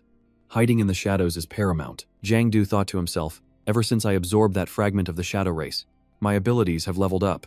I tested this skill when I took down a creature of the same kind. In this world, he didn't need to hide. The energy within him was boiling over. The system announced mark of 100 battles activated. True Hunter. Through every battle, you accumulate experience, allowing you to comprehend new abilities or strengthen old skills. Now he understood. The mark of 100 battles was made for direct combat. The fiercer the fight, the stronger he became, the more enemies there were, the calmer Jangdu became. Every move was clean and chillingly precise. Bao Kuang was worried. Isn't this against the rules? It's many against one, but Thuong Van just said coldly. It doesn't count. He challenged all of them himself. The female proctor chuckled softly. Don't worry. That young man is unbelievably strong. In no time at all, Jangdu had single-handedly wiped out all of his opponents. He sighed. Is that all? It's still not enough. Just then, Thoimuk appeared, approaching casually while eating an apple. He nodded in approval, surprised that a high school student could possess such extraordinary physical strength. Tossing the apple peel aside, he said in a low voice, but remember, fighting isn't just about strength. What's more important is, he held his sword and began making small, delicate cuts on the apple. His gaze turned sharp, as cold as steel. Each slash was precise and clean, carving intricate lines into the fruit. Then he held up the carved apple and said concisely, Technique. His followers cheered. Go get him. Thoimuk. Don't let those high school kids get arrogant. When it comes to real combat technique, you're still number 1 among the sophomores. Amidst the noise, Jangdu kept staring at the apple. His swordsmanship is truly exquisite, just like a master from a novel. Without hesitation, he charged straight at Thoimuk. Then let me see for myself. Thoimuk frowned slightly, a flicker of annoyance crossing his face. Even as Jangdu attacked with full force, he remained perfectly still, completely unshaken. As they were about to clash, Thoimuk smirked. You don't know your own limits. My lineage is from the strongest branch of the ancient mages. Once my ability activates, your movements will slow to a crawl, as if they're frozen. Jangdu was stunned. It continued. I can easily dodge every single one of your attacks, and at the same time, I can see all your weaknesses and counterattack instantly. In my eyes, you're just prey waiting to be hunted. The tip of his sword was almost upon him, and Jangdu tensed up in high alert. But in that instant, he suddenly broke free. Dodging the fatal blow, he immediately fell into a defensive stance, his expression grim. Thoimuk glanced over and sneered. You've got quick reflex, but I was just testing the waters before. As for now, he tightened his grip on his sword as a cross-shaped glint flashed in his eyes. The real fight begins now. Thoimuk decisively raised his sword, his aura surging powerfully. Jangdu was tense, sweat pouring down his face like rain. He activated 100 battles, and the system began to analyze his opponent's every move. His eyes were fixed on his arm. The sword's trajectory was a diagonal upward slash. With power concentrated in both hands, his wrist is angled slightly to the right, a method of force that makes the movement smoother. And his stance isn't too wide. This posture isn't optimal for generating power. He needs to use his waist to guide the force. This move shouldn't be blocked. I have to dodge to the right, wait for an opening at his shoulder, and then counter. The moment Thwai Muk struck, Jangdu had already sidestepped to dodge the blow. He even found the perfect opportunity to launch a counterattack. The head of Jangdu's mace shot forward, striking deep into his opponent's back. He was sent flying, skidding for 100 meters. Though Muk crossed his arms and hissed, "How is this possible? Isn't that my awakening?" His special ability failed the moment he activated it, leaving him stunned. While Jangdu himself didn't understand why he was so strong, suddenly, though Muk froze, his eyes widening in shock. His voice trembled as he realized something was terribly wrong. Wait a minute. Could he be a shadow user? The power radiating from Jangdu made Thwai Muk uneasy. This is bad. The ally effect weakens when facing a shadow. He tightened his grip on his sword's hilt, calculating inwardly. If he uses his special ability, I'll be at a disadvantage. Jangdu smiled provocatively. What's wrong? Not going to fight anymore. Are you scared? Provoked. Though Muk gritted his teeth. Who's afraid of you? Immediately after, brilliant red flames erupted around him. Things had reached a point where Jangdu could no longer be careless. He immediately used his special eye to observe, tracking every change in the swordsmanship. Most of them are feints. Don't be fooled by the wrist movements. Watch the shoulders. When the power from his hips and core transfers to his shoulders, that's the moment of the real attack. To seize the initiative, I have to strike before his shoulders can power up. Jangdu lunged forward like a flash of lightning, striking in an instant. The mace nearly crashed down on his head, not giving his opponent a moment to breathe. He continued with a barrage of attacks, though Muk was suddenly bewildered. I spent 5 years learning this technique. How did he understand it so quickly? Moreover, he even knew how to adapt the swordsmanship into a mace technique. And although he was being overwhelmed, though Muk still refused to give up, his eyes gradually filled with panic, and his breathing became ragged. Jangdu's lips curled slightly, a mocking smile flashing across his face. He said nothing, simply turning to walk away. But he left him with one last sentence. If you have any other moves, you'd better use them all now. He immediately screamed as if he'd been wronged. You damn bastard. I was just trying to teach you a lesson. You forced my hand. Now die. He unleashed a series of powerful moves, as if trying to shatter the entire arena floor, but Jangdu calmly observed every single blow. Just then, he unleashed his ultimate move. After image slash. Faced with this move, Jangdu still dodged with ease. In the end, despite his perfect execution, all of his attacks were useless against him. That made Thwai Muk more panicked than ever before. Jangdu immediately teleported behind him. Once again, he swung his mace and struck the critical weak point on his back. The intense pain made his entire body convulse, as if he'd been electrocuted. His eyes rolled back. His nose was running, and he was foaming at the mouth, feeling he might have gone a bit too far. Jangdu bowed slightly and politely thanked him for the lesson. After hundreds of battles, he unlocked a new ability, heightened senses, and an almost instinctual ability to perceive danger with pinpoint accuracy, getting the expected result. Jangdu nodded in satisfaction. Not bad. This was a pretty big haul. Maybe he should take this chance to keep going. He began challenging a series of other opponents, shouting, "Is this all the first years have got? Bring out anyone who is supposed to be strong?" He didn't forget to add a heavy-hitting line, so that the entire Van Hai Academy would remember the name Jangdu. The battle ended with Jangdu lying in a hospital bed, covered in bandages, forcing a smile as he endured the aftermath. Jao Jiao scolded him while peeling an apple. "You challenged all the first years, you're hopeless." But Nga Kwang excitedly recounted the epic scene. Those guys got totally wrecked, and the girls were screaming your name across the whole field. Jangdu grinned smugly. In the end, over 100 of them had to rush me. I only went down because I ran out of stamina. It's a shame I didn't get to activate my shadow form, or all of Van Hai would have fallen. Jao Jiao quickly covered his mouth. Be quiet. If the instructor hadn't arrived in time, you'd probably be bedridden for good right now. Suddenly, Jangdu remembered something. Oh yeah, what about your dorm room? Did the first years take it over? Jao Jiao immediately shot back. Of course not. Why do you ask? Hearing that, he sighed in disappointment, leaving her confused. Disappointed about what? At that moment, Jangdu was lost in a daydream, imagining the two of them sharing a bed, practically drooling. He thought that if he didn't have a place to stay, Jao Jiao would take him in, and they would live happily ever after. Seeing him daydreaming, Jao Jiao started hitting him repeatedly. In your dreams, I'd rather live on the street than with you, Jangdu cried out, holding his head. You're hitting my wounds, Nga Kuang watched helplessly. Who can stand all this public display of affection? Just then, a voice cut through the room, silencing everyone. It seems your head is still working just fine. Khan. An smiled and waved. Seeing you joking around like this means you're recovering well. They all looked up in surprise. Instructor Tong. Jangdu immediately shot up, trying to look alert. I'm fine. When do we start training? Jao Jiao's face hardened. Sit down. Do you want to reopen your wounds? Khan. An sat down and explained. Don't be in such a hurry. Your training schedule is different from the others. It will start later. He frowned. How is it different? Chang'an replied. Because you've already reached superhuman level 2. His words hit the mark, and Jangdu froze. When did he find out? He was sure he hadn't revealed anything during the battle. Nga Kuang's jaw dropped. No way. Level 2 already, and you didn't tell me, Zhao. Zhao was also startled. Really, when Jangdu just gave a forced smile, I only just found out myself. Khan. An continued.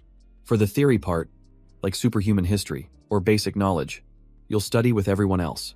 But for practical combat, you might train with the second-year students. Jangdu's eyes lit up. I get to fight the second years, Khan, An said coolly. It's training, not a duel. Even so, he was overjoyed. This is great. I can use 100 battles to hone my skills. Khan. An looked at him, realizing that he clearly enjoyed facing strong opponents, a quality he greatly admired. Before leaving, Khan. An looked at Jangdu seriously and said, when the time is right, I'll personally spar with you. A few days later, the Van High building was bustling with students coming in and out. Inside, a bell rang, signaling the start of the opening ceremony. Everyone was settled in their seats, except for Nga Kuang and Jangdu, who were still munching on snacks. Jao Jiao frowned in annoyance, asking, Can't you be serious on the first day of class? Jangdu casually replied. What's the big deal? I've already learned all of superhuman history at home. She glared at him and warned, You'd better get serious if you want to pass the exam for the superhuman department. Jangdu was stunned and asked, There's an exam too. In the middle of their conversation, they both suddenly froze, their eyes wide with astonishment. Before them, a strange map was clearly displayed on the large screen. Beside it was a glowing orb that looked incredibly mysterious. Cao Trung jumped up and stared intently, thinking, This orb and that map look exactly like the things in Uncle Luke's room. Is a secret about to be revealed? Immediately after, Qian Duang spoke in a deep voice. I am your instructor for superhuman history. My family name is Tu, and my given name is Qian Duang. As he looked at the orb, his eyes shone with a glimmer of hope. Superhuman history chronicles the major events since the Great Flood era. It is a new subject for all of you, and it might change your initial perspectives. But please do not lose faith. After speaking, he gently flipped a switch. Instantly, the orb emitted a brilliant light that spread outwards. Those rays of light shot straight up to the ceiling. They formed a giant compass that enveloped the entire space. He began his lecture, saying, At the dawn of the new millennium, the aberrations suddenly appeared. They began their invasion of the human world. Initially, no one knew where they came from. People just thought they were strange animals from some distant, unknown land. Their bodies were bizarre, and they constantly secreted a contaminating fluid. It was as if a gateway to a chaotic world had been opened, plunging humanity into madness. After just half a month, 36 abyssal rifts appeared, and Class 2 aberrations swarmed out, slaughtering without mercy. The aberrations weren't exceptionally strong, and they could be easily destroyed by artillery. But the terrifying part was the cost of every single kill. Killing an aberration meant sacrificing human lives. Fortunately, the lower-class aberrations had small contamination zones, which was the only reason we dared to launch a large-scale offensive. That seemingly reckless action helped humanity maintain a temporary stability. But as more rifts appeared, the contamination also began to spread uncontrollably. Animals and plants were more susceptible to the contamination than humans. They gradually mutated, and the wilds were no longer safe. At the start of the second year of the new era, the North Capital and South Capital established large-scale settlements, simultaneously evacuating residents from surrounding areas. In the fifth year, the aberrations began to attack residential areas, and humans counterattacked by raiding the abyss, where the fatality rate reached 97%. From that moment on, humanity learned how to use the abyss to fight the abyss. And thus, the superhuman era officially began. Qian Duang continued grimly. Even after researching supernatural powers, we could only maintain level 1 and couldn't fight back against the abyss. That same year, 15 nations were wiped out. After that, forbidden items from the abyss were discovered. ushering in an explosive era of abundance. Thanks to these forbidden items, some people broke their limits to reach level 2 through extreme methods. The Dawn organization was born, playing a major role in the early stages of the fight against the aberrations. Hearing this, Jangdu silently recognized the familiar name. It was the same organization Luke Zhao had mentioned before. In the 10th year of the new era, we discovered a normal method to evolve to level 2, and humanity's combat capabilities entered a completely new age. In that same year, the 2 key zones of the Northern Capital Guard and the Southern Capital of Light were established. Afterward, 8 level 1 zones, Kanduang, Ma Wai, Tin Hoa, Lam An, Ak Tai, Truongjiang, Lam Dong, and Thienfu became operational one after another. Sensing the serious atmosphere, one student whispered, "How could there be so many fortified zones?" The person next to him replied, "The official information is a lot different from what they tell the public." As the students began to murmur among themselves, Qian Duong spoke in a stern voice. "I understand this is hard for you to believe, but everything I'm telling you really happened. In the 20th year, a level 3 aberration appeared. Artillery couldn't stop it, and the southern capital suffered heavy losses just to take it down. In the 30th year, the first special type aberration emerged, its power far exceeding its supposed level. It led a horde of aberrations to surround the Ma Wai zone, but because it was too close, we couldn't use nuclear weapons." Hearing this, the whole class broke into a cold sweat, anxiously asking, "Then what happened?" Qian Duong's face suddenly darkened, and he remained silent. After a moment, he lifted his head and said in a low voice, "Ma Wai was completely annihilated. There were no survivors. The city was engulfed in smoke, dust, and raging fires that reached for the sky." The entire lecture hall fell deathly silent. No one even dared to breathe loudly. Qian Duong stood motionless in the middle of the silent room. Jao Jiao lowered her head, a sorrowful expression on her face. Jangdu and Nokwang were also stunned into silence for several seconds. But it didn't stop there. In the 40th year, a level 4 aberration appeared. It survived a nuclear strike and went on to attack and annihilate the Ak Tai zone. In the 50th year, the Thienfu zone and its surrounding areas faced abyssal fissures and aberrations, forcing the first large-scale migration. In the 60th year of the new era, the southwest and northwest of Daichu fell completely to the aberrations, becoming lands of chaos. By the 70th year, the aberrations were closing in on Lam An. If it fell, the entire north would be in peril. As he said this, Qian Duong clenched his fists tightly. That was when the second migration began. But this time, the superhumans did not retreat. Tens of thousands of young people chose to fight to the death to protect Daichu's territory, pushing the aberrations back thousands of miles. A cold light flashed in his eyes. It was also in that year that the north and south were permanently severed by the abyss, and the southern capital became completely isolated, a city with no way out. The scene shifts to the stadium on the school grounds. The sky, once clear, suddenly turned gloomy as thick. Dark clouds rolled in. With the history lesson over for now, Jangdu chatted with his friends as they walked. Jao Jiao let out a soft sigh. "Everything around us seems the same, but the truth is so far beyond what I imagined. It's hard to accept," he admitted honestly. "They're stronger than I thought. I used to think the abyss was on the verge of being destroyed." She suddenly grew quiet, her eyes filled with sorrow. "Namdu has fallen. How much longer can Van Hai hold on?" Jiangdu remained calm, saying, "Who knows, we'll just hold on for as long as we can." Then he secretly glanced at Jao Jiao's reaction. "A moment later." Jiangdu moved closer to her. Without a word, he wrapped his arms around Jao Jiao in a warm embrace. Caught by surprise, her face flushed red. Jiangdu spoke softly, "If that day truly comes, I'll protect you, even if it costs me my life." Hearing this, Jao Jiao was so moved she was close to tears. Whispering softly, "Jiangdu," he seized the opportunity, smirking slyly, and said, "Since we still have time, how about a kiss?" But he completely ruined the mood and was immediately scolded. "You creep. Have some shame." Just then, Qian Duong appeared, laughing heartily and teasing them. "It seems you two are in high spirits." He tilted his head for a closer look. "You're Jangdu." "Right, I recognized you immediately. I've taught many generations, but only you have managed to maintain such a mindset." The boy asked in confusion, "You know me?" Sir Qian Duong nodded. "You just crushed the Van Hai first years. Your name is already all over the school. But that's not what's bothering me. Teacher 2. I have a question." The man smiled. "Go ahead and ask." Jangdu then said, "Why did you teach such heavy topics on the very first day of class?" Hearing that, a gentle breeze blew by as he grew pensive. Don't you think it's better to know the truth sooner rather than later? He explained softly. Actually, it's not necessarily a bad thing. But if I told you everything, your spirits would be completely crushed. Sometimes, despair can be a powerful motivator. Spring is coming. The flower that best endures the harshest winter is the plum blossom. People are the same. The more they despair, the more they mature. Then he glanced at Jangdu, his voice turning sharp and cold. Even though you've reached level 2, I'll be blunt. You still can't be called a true transcendent. Jangdu was bewildered. I'm already at level 2. So why am I not a transcendent? Qin Duong replied coldly, getting straight to the point.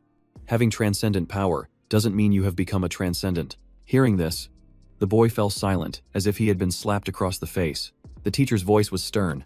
Level 1 is Spirit Awakening, your first touch of power. Level 2 is Aberration, the most dangerous stage. As Jangdu activated his skills, a corruption clung to his body, and his form began to blur. It was like falling into a deep well, surrounded on all sides by sheer cliffs. He stood on the edge of a precipice, as if walking on thin ice. Qin Duong placed a hand on Jangdu's chest and asked softly, "You're at level 2 now, but have you ever seen the abyss within your own heart? Or have you seen the perilous path that lies ahead of you?" Before leaving, he emphasized, "You are not yet ready to become a transcendent." He waved goodbye, adding, "I have to get to class. Let me ask you one last question." The endlessly falling leaves sent Jangdu deep into thought. Could that be the real history? He placed a hand on his chest, trying to listen to his own heartbeat. Seeing him lost in thought, Jao Jiao nudged his shoulder and teased, "What are you so deep in thought about?" Jangdu quickly brushed it off. "It's nothing. Let's just worry about getting to the next class." Back then, the class was learning about the fundamentals of superhuman power. The teacher passionately explained that this power originated from aberrant bugs, which included many types like core bugs, bone bugs, blood bugs, pupil bugs, and winged bugs. Hunting bugs with a similar bloodline resulted in less energy loss, and one could absorb their contamination to become stronger, making it the most common and effective method. The more he listened, the sleepier Jangdu became, until he eventually slumped over his desk and fell fast asleep. The scene shifted to a training session, where an instructor shouted, "Use the power within you and focus your mind." At his command, everyone activated their abilities simultaneously, each manifesting their own unique power. At lunchtime, Jangdu went to the cafeteria, where the cook's hands trembled as he served the food. Stammering, "We have braised pork today." The schoolyard was quiet, with yellow leaves drifting slowly down in the gentle breeze. In the afternoon, combat training class began, and Jangdu discovered he had been placed in a different group. He wondered why Luke Jiao was in class 3. Since she was supposed to be with him, he immediately suspected that Uncle Luke must have had a hand in this.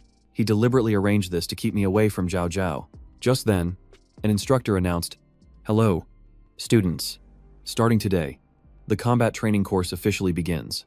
The drill instructors will be teaching you directly, and your results will count towards your college entrance exam scores."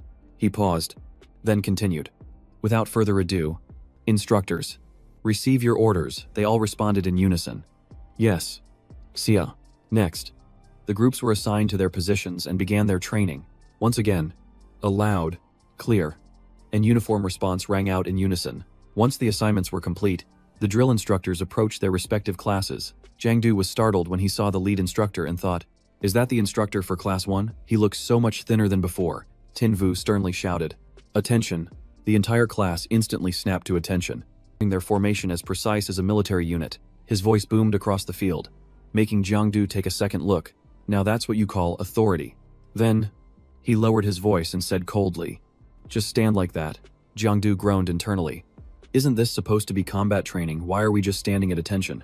A short while later, his expression grew grim. As sweat streamed down his face, Jangdu gritted his teeth and realized it was killing intent. His body was completely paralyzed. He was puzzled for a moment. It wasn't just him. Everyone was bound by a dense aura of killing intent. This wasn't a forbidden item, nor was it a normal ability. Finally, he realized the source of this energy was the instructor. It was Tinvu himself who was generating this oppressive killing intent. One student couldn't bear it any longer and collapsed right where he stood. Jangdu nodded to himself as he understood the training's purpose. So, this was an endurance test for superhumans. It looked simple, but it was brutally harsh. Only the one who could endure until the very end was truly strong. 15 minutes later, the entire class was sprawled on the ground, and only Jangdu remained standing. However, His body was also pulled taut, and steam was rising furiously from his skin. Instructor Tin Vu gave a slight smile and said simply, "You can rest now." Jangdu plopped down, wiping his sweat and panting, figuring he had passed. Just then, Khan An walked over, looked at him, and said, "Same as always. You really love to show off." He held out his hand and said invitingly, "Come with me." Jangdu quickly asked, "Where to? Are we training with Group 52? Khan An shook his head. "No. You've been scheduled for special training." Before long, they arrived. Jangdu looked around the empty area, puzzled. "There's nothing here," he replied softly. "I'm all you need." It began to dawn on him. "Oh, you mean?" Khan An gave a thumbs up and a confident smile. "That's right. One-on-one training." Seeing this, the other students were filled with envy, whispering, "Jangdu gets private instruction from the instructor. He really is the genius who defeated the entire first year, and he lasted the longest just now too." Hearing their words, Jangdu got a little flustered, glancing around before speaking quietly. "Sir, can we move somewhere else? Too many people are watching." Khan An crossed his arms with a smirk. "What?" Afraid of being embarrassed, Jangdu replied with a wry smile. "A little bit." He closed his eyes, remembering Tuan Kuang's words. It was really time to begin. This special training was arranged to knock this kid down a peg, but Khan An firmly refused, saying this was an order from Li Tuan, and if he had any objections, he could take it up with him himself. Hearing that name, Jangdu clenched his fists. Him again. He's really overstepping his bounds. Without any more arguing, Khan An immediately made his move. He cut the conversation short. "Time waits for no one. Let's begin." Jangdu Sahil. "I'm this weak. How can I possibly fight you?" Khan An just said softly. "Don't be afraid. Attack me with everything you've got. I won't counter first." Jangdu smirked, his voice sarcastic. "Really now, don't you regret it?" As soon as the words left his mouth, he shot forward like an arrow. His first move incredibly decisive. His speed was like a whirlwind, forcing Khan An to hastily activate his defenses. The surrounding students cheered. "Whoa. A student daring to go head-to-head with an instructor. He's so strong. The power difference should be huge. But look at him go. Come on. Maybe Jangdu can actually win." However, someone disagreed. "No. He's making a mistake." Tin Vu analyzed from the sidelines. He jumped mid-combat, leaving himself wide open to a counterattack. "Don't you guys ever copy that?" Faced with the relentless assault, Khan An grew more interested, his eyes gleaming. His power isn't bad, but unfortunately, in the blink of an eye, he had a firm grip on his opponent's ankle. That last move was too simple, too easy to counter. Khan An put his strength into it, throwing Jangdu far off the training floor. Jangdu's body spun through the air, but he quickly stabilized himself, landing as lightly as a cat. Without a word, he charged in again, his gaze resolute. He unleashed a series of kicks, but Khan An sensed that he was even stronger in his previous fight. Even so, he remained on guard. His skills hadn't reached a master level yet, but his combat instincts were becoming increasingly apparent. The more they fought, the more he realized, this kid is improving with every passing second. His rate of growth is terrifying.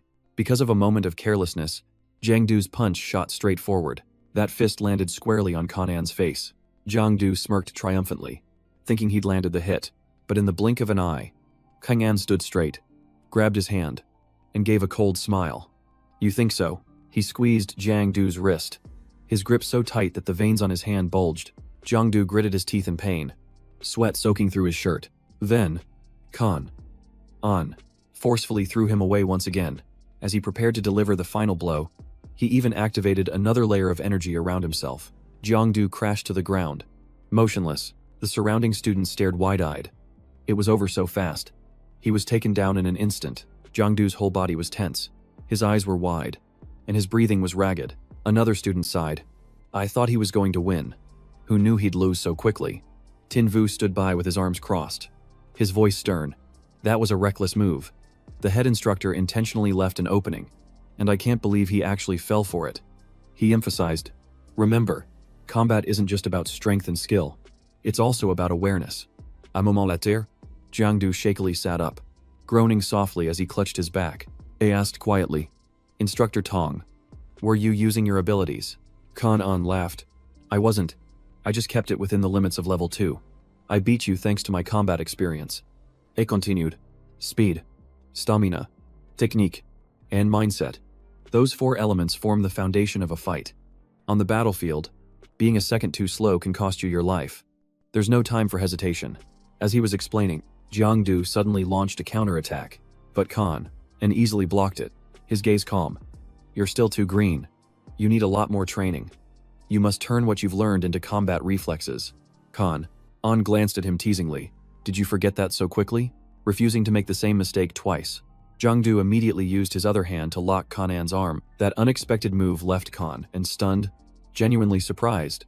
In a split second, he had learned the move his opponent used and returned it in kind. The moment he hit the ground, Kanan immediately used his hands to absorb the impact. The match concluded and the crowd cheered, but an instructor quickly cut them off. Break's over. Everyone fall in. Once the ranks were formed, the instructor announced clearly, the past 2 days were just a warm-up. Today, we officially begin class assignments. Before we begin, he stated the rule. Anyone who can't hold a military stance for 1 hour will be eliminated, and the classes will be reorganized regardless of gender. Upon hearing this, everyone's face tensed up. Unable to hide their displeasure, Jao Jiao gritted her teeth, telling herself, I have to endure this. I absolutely cannot collapse. She imagined Jangdu teasing her. Jao Jiao, are you still in class 3? That thought made her even more determined. Otherwise, he would just laugh in her face. I have to get into class 1. But then she looked back with concern. Would Jangdu be alright? Even with special training, surely Instructor Tong would go easy on him. As it turned out, Jangdu was getting beaten to a pulp. Lying sprawled on the ground, his body was covered in injuries. Yet he still forced himself to get back up from where he had just fallen. Jao Jiao's face went pale at the sight. How could the training be this brutal? Anne stepped forward and clapped, offering praise. Not bad. You're tougher than you look. He thought to himself. I figured I could overwhelm him easily, but I didn't expect to have to use my full strength. This rate of improvement is exactly like his uncle's back in the day. Despite being completely exhausted, Jangdu refused to back down. It's not over yet. Let's keep going. But Kanan held up a hand to stop him. That's enough. Your speed has noticeably dropped. You've hit your limit. But no matter how many times he advised him, Jangdu stubbornly launched another attack anyway. That final attack truly took Kanan by surprise. He rushed forward, putting all his strength into a direct ram against his opponent. Anne held his ground, but was still forced back half a step. He stood motionless, his eyes fixed on the spot where the attack had landed. Jangdu grinned in satisfaction. He had finally landed a clean hit. With that done, he collapsed to the ground, panting heavily. Man, it's finally over. I'm so exhausted I could die. An stared at him, silently impressed. To unleash his strongest move when he was almost out of stamina. His unawakened superpower must be. With his eyes closed, Jangdu called out, Instructor Tong, let me ask you straight. Am I going to have to pay for the damages to the arena? If so, just tell Uncle Lee to cover it. Anne replied coolly. Don't worry, we'll just use a forbidden item in a little bit, and it'll all be restored. After the fight, Jangdu was taken to the infirmary, where Duangtu greeted him. You're back in here again, your name sounds really familiar. She gently placed a hand on his bed. Duangtu leaned closer. I'm your senior, currently doing my internship here. And for the record, this is the 3rd time you've asked for my name. But Jangdu just gulped, his eyes glued to her generous chest. He muttered, Duangtu, 23 years old, 36D, 5'9". Oh my god, it really is her. A 36D. She blushed and turned away, reminding him, you should get some rest. But Jangdu reached out to stop her. Please don't go, I'm scared of getting an IV all by myself. An, who had just arrived, immediately frowned. What nonsense was this kid up to now? Jangdu shot up in bed and called out, Instructor Tong. He tossed a vial of potion to the boy.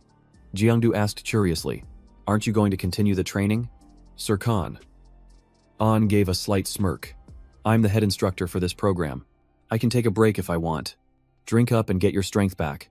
As soon as he got the water bottle, he immediately popped the cap and chugged it down, then thanked Kanan. The moment he finished drinking, Jangdu's eyes suddenly flashed like lightning. Energy surged through him, and he jumped up excitedly, shouting, I have returned, I'm strong enough to fight for another day. Seeing this, An was stunned, speechless, finally managing to say, all right, that's enough. Let's take a break. We'll fight again another time. Jangdu suddenly remembered something strange. Speaking of our one-on-one, Mr. Tong, something felt off about that last move the other day. It wasn't comfortable, but it wasn't uncomfortable either. It was just weird.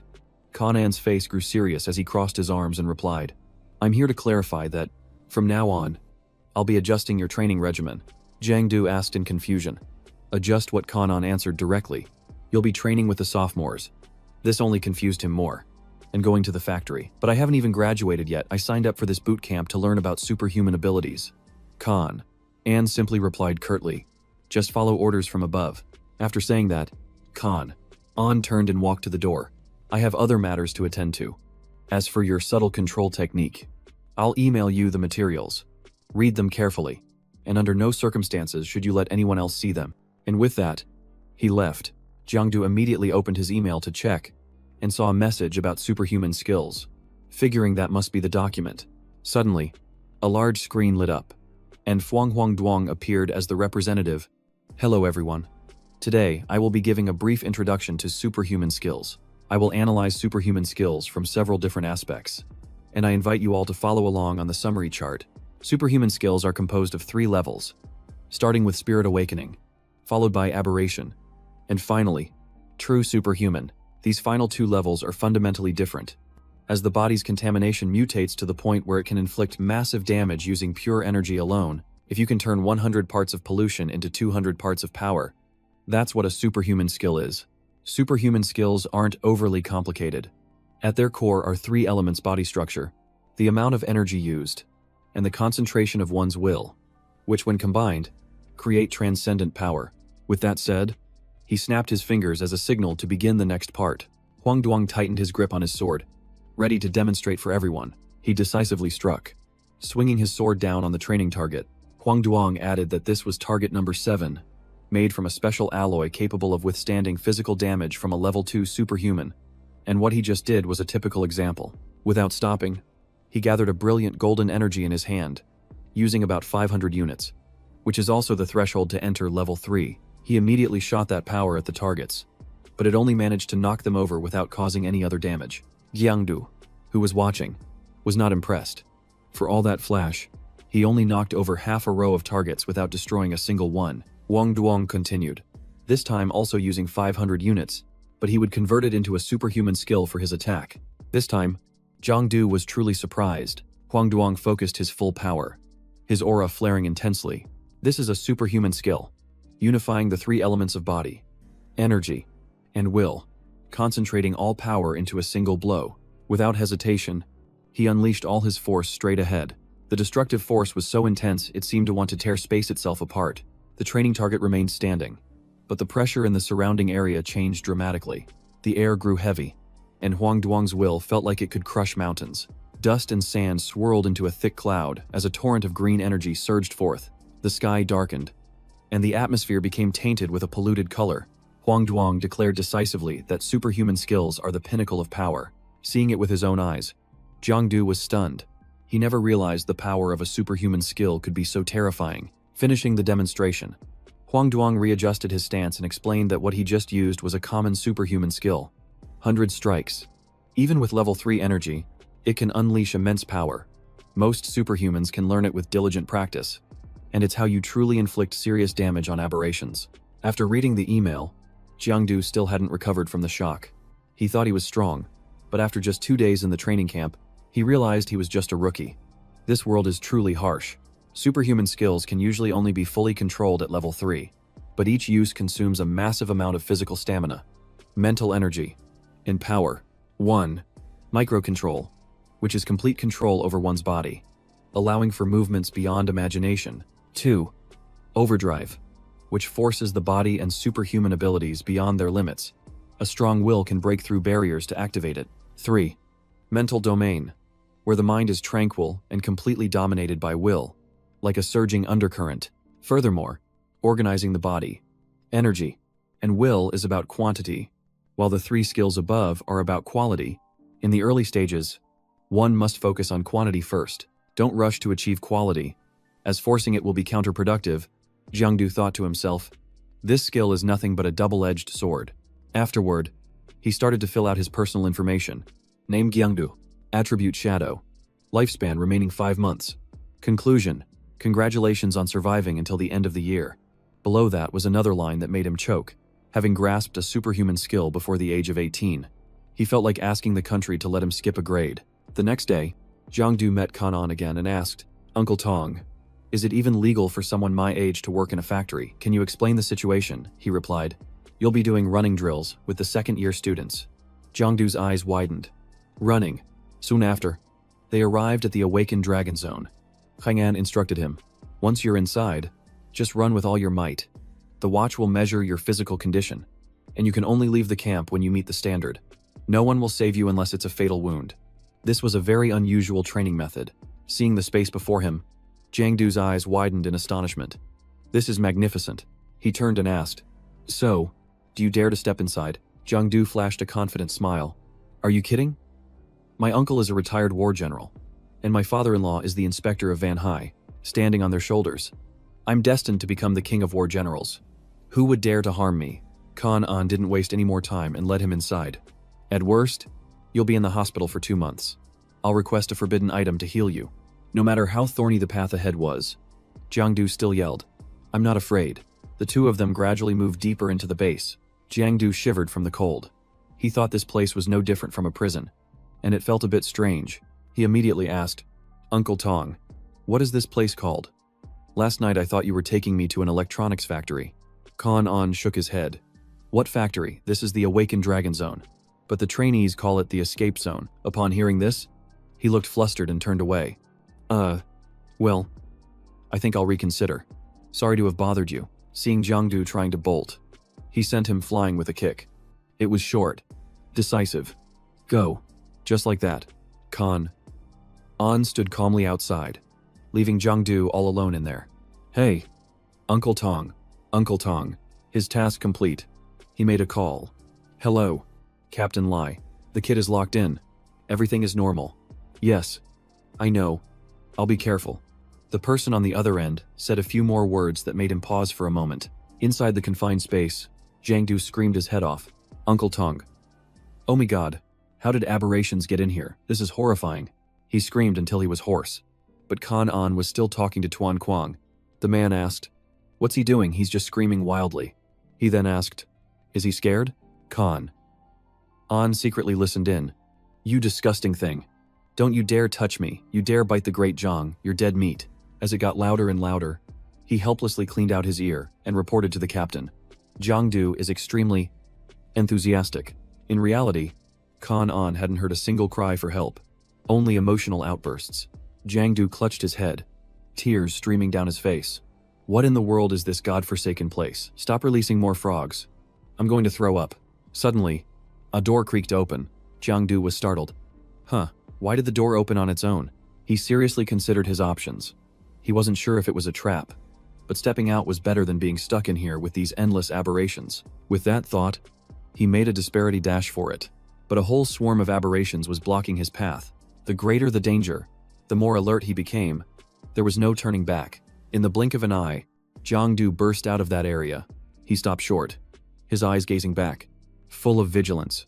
The new area wasn't any better. It was a strange and unpredictable space. Suddenly, a piercing scream echoed out. Don't touch me. Seeing Jangdu standing there frozen, Minhu yelled, Hey, run for it. Hearing him, Jangdu immediately took off after him. The two of them talked as they ran. Minhui asked, What class are you in? I haven't seen you around. Jangdu replied, Class 1 of the special training camp. Minhui frowned. Class 1. You're a rookie who just joined the camp, and you're already in a place like this. That's weird. Jangdu gave a wry smile. I guess I must have gotten on someone's bad side. Minhui's eyes widened. At this rate, you must have messed with an instructor's daughter or something. Who else would be cruel enough to throw you in here? Not wanting to dwell on it, Jangdu changed the subject. Senior, what exactly is this place? Minhui explained. This is the fleeing zone. You have to use your willpower to overcome the challenges. Otherwise, you'll be completely devoured. As soon as he finished speaking, he bolted off. Good luck, little bro.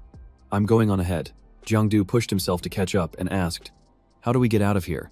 In less than a few seconds, he was right on Minhui's heels, startling him. What kind of rookie is this fast? I'll say this one last time. Run until you meet the standard, and the exit will appear. But that could take a few months of non-stop grinding. After running for a while, they encountered a girl screaming, "I hate frogs, get away from me." Then that frog charged straight towards Jangdu. Without a second thought, he reached out and squeezed it hard. Then he delivered the finishing blow. Everyone was stunned. "You just took down a blood-patterned frog." Jangdu was taken aback. "Aren't we supposed to kill them?" Manhwa explained. "This is a training exercise. The task is to face your inner demons as they grow stronger.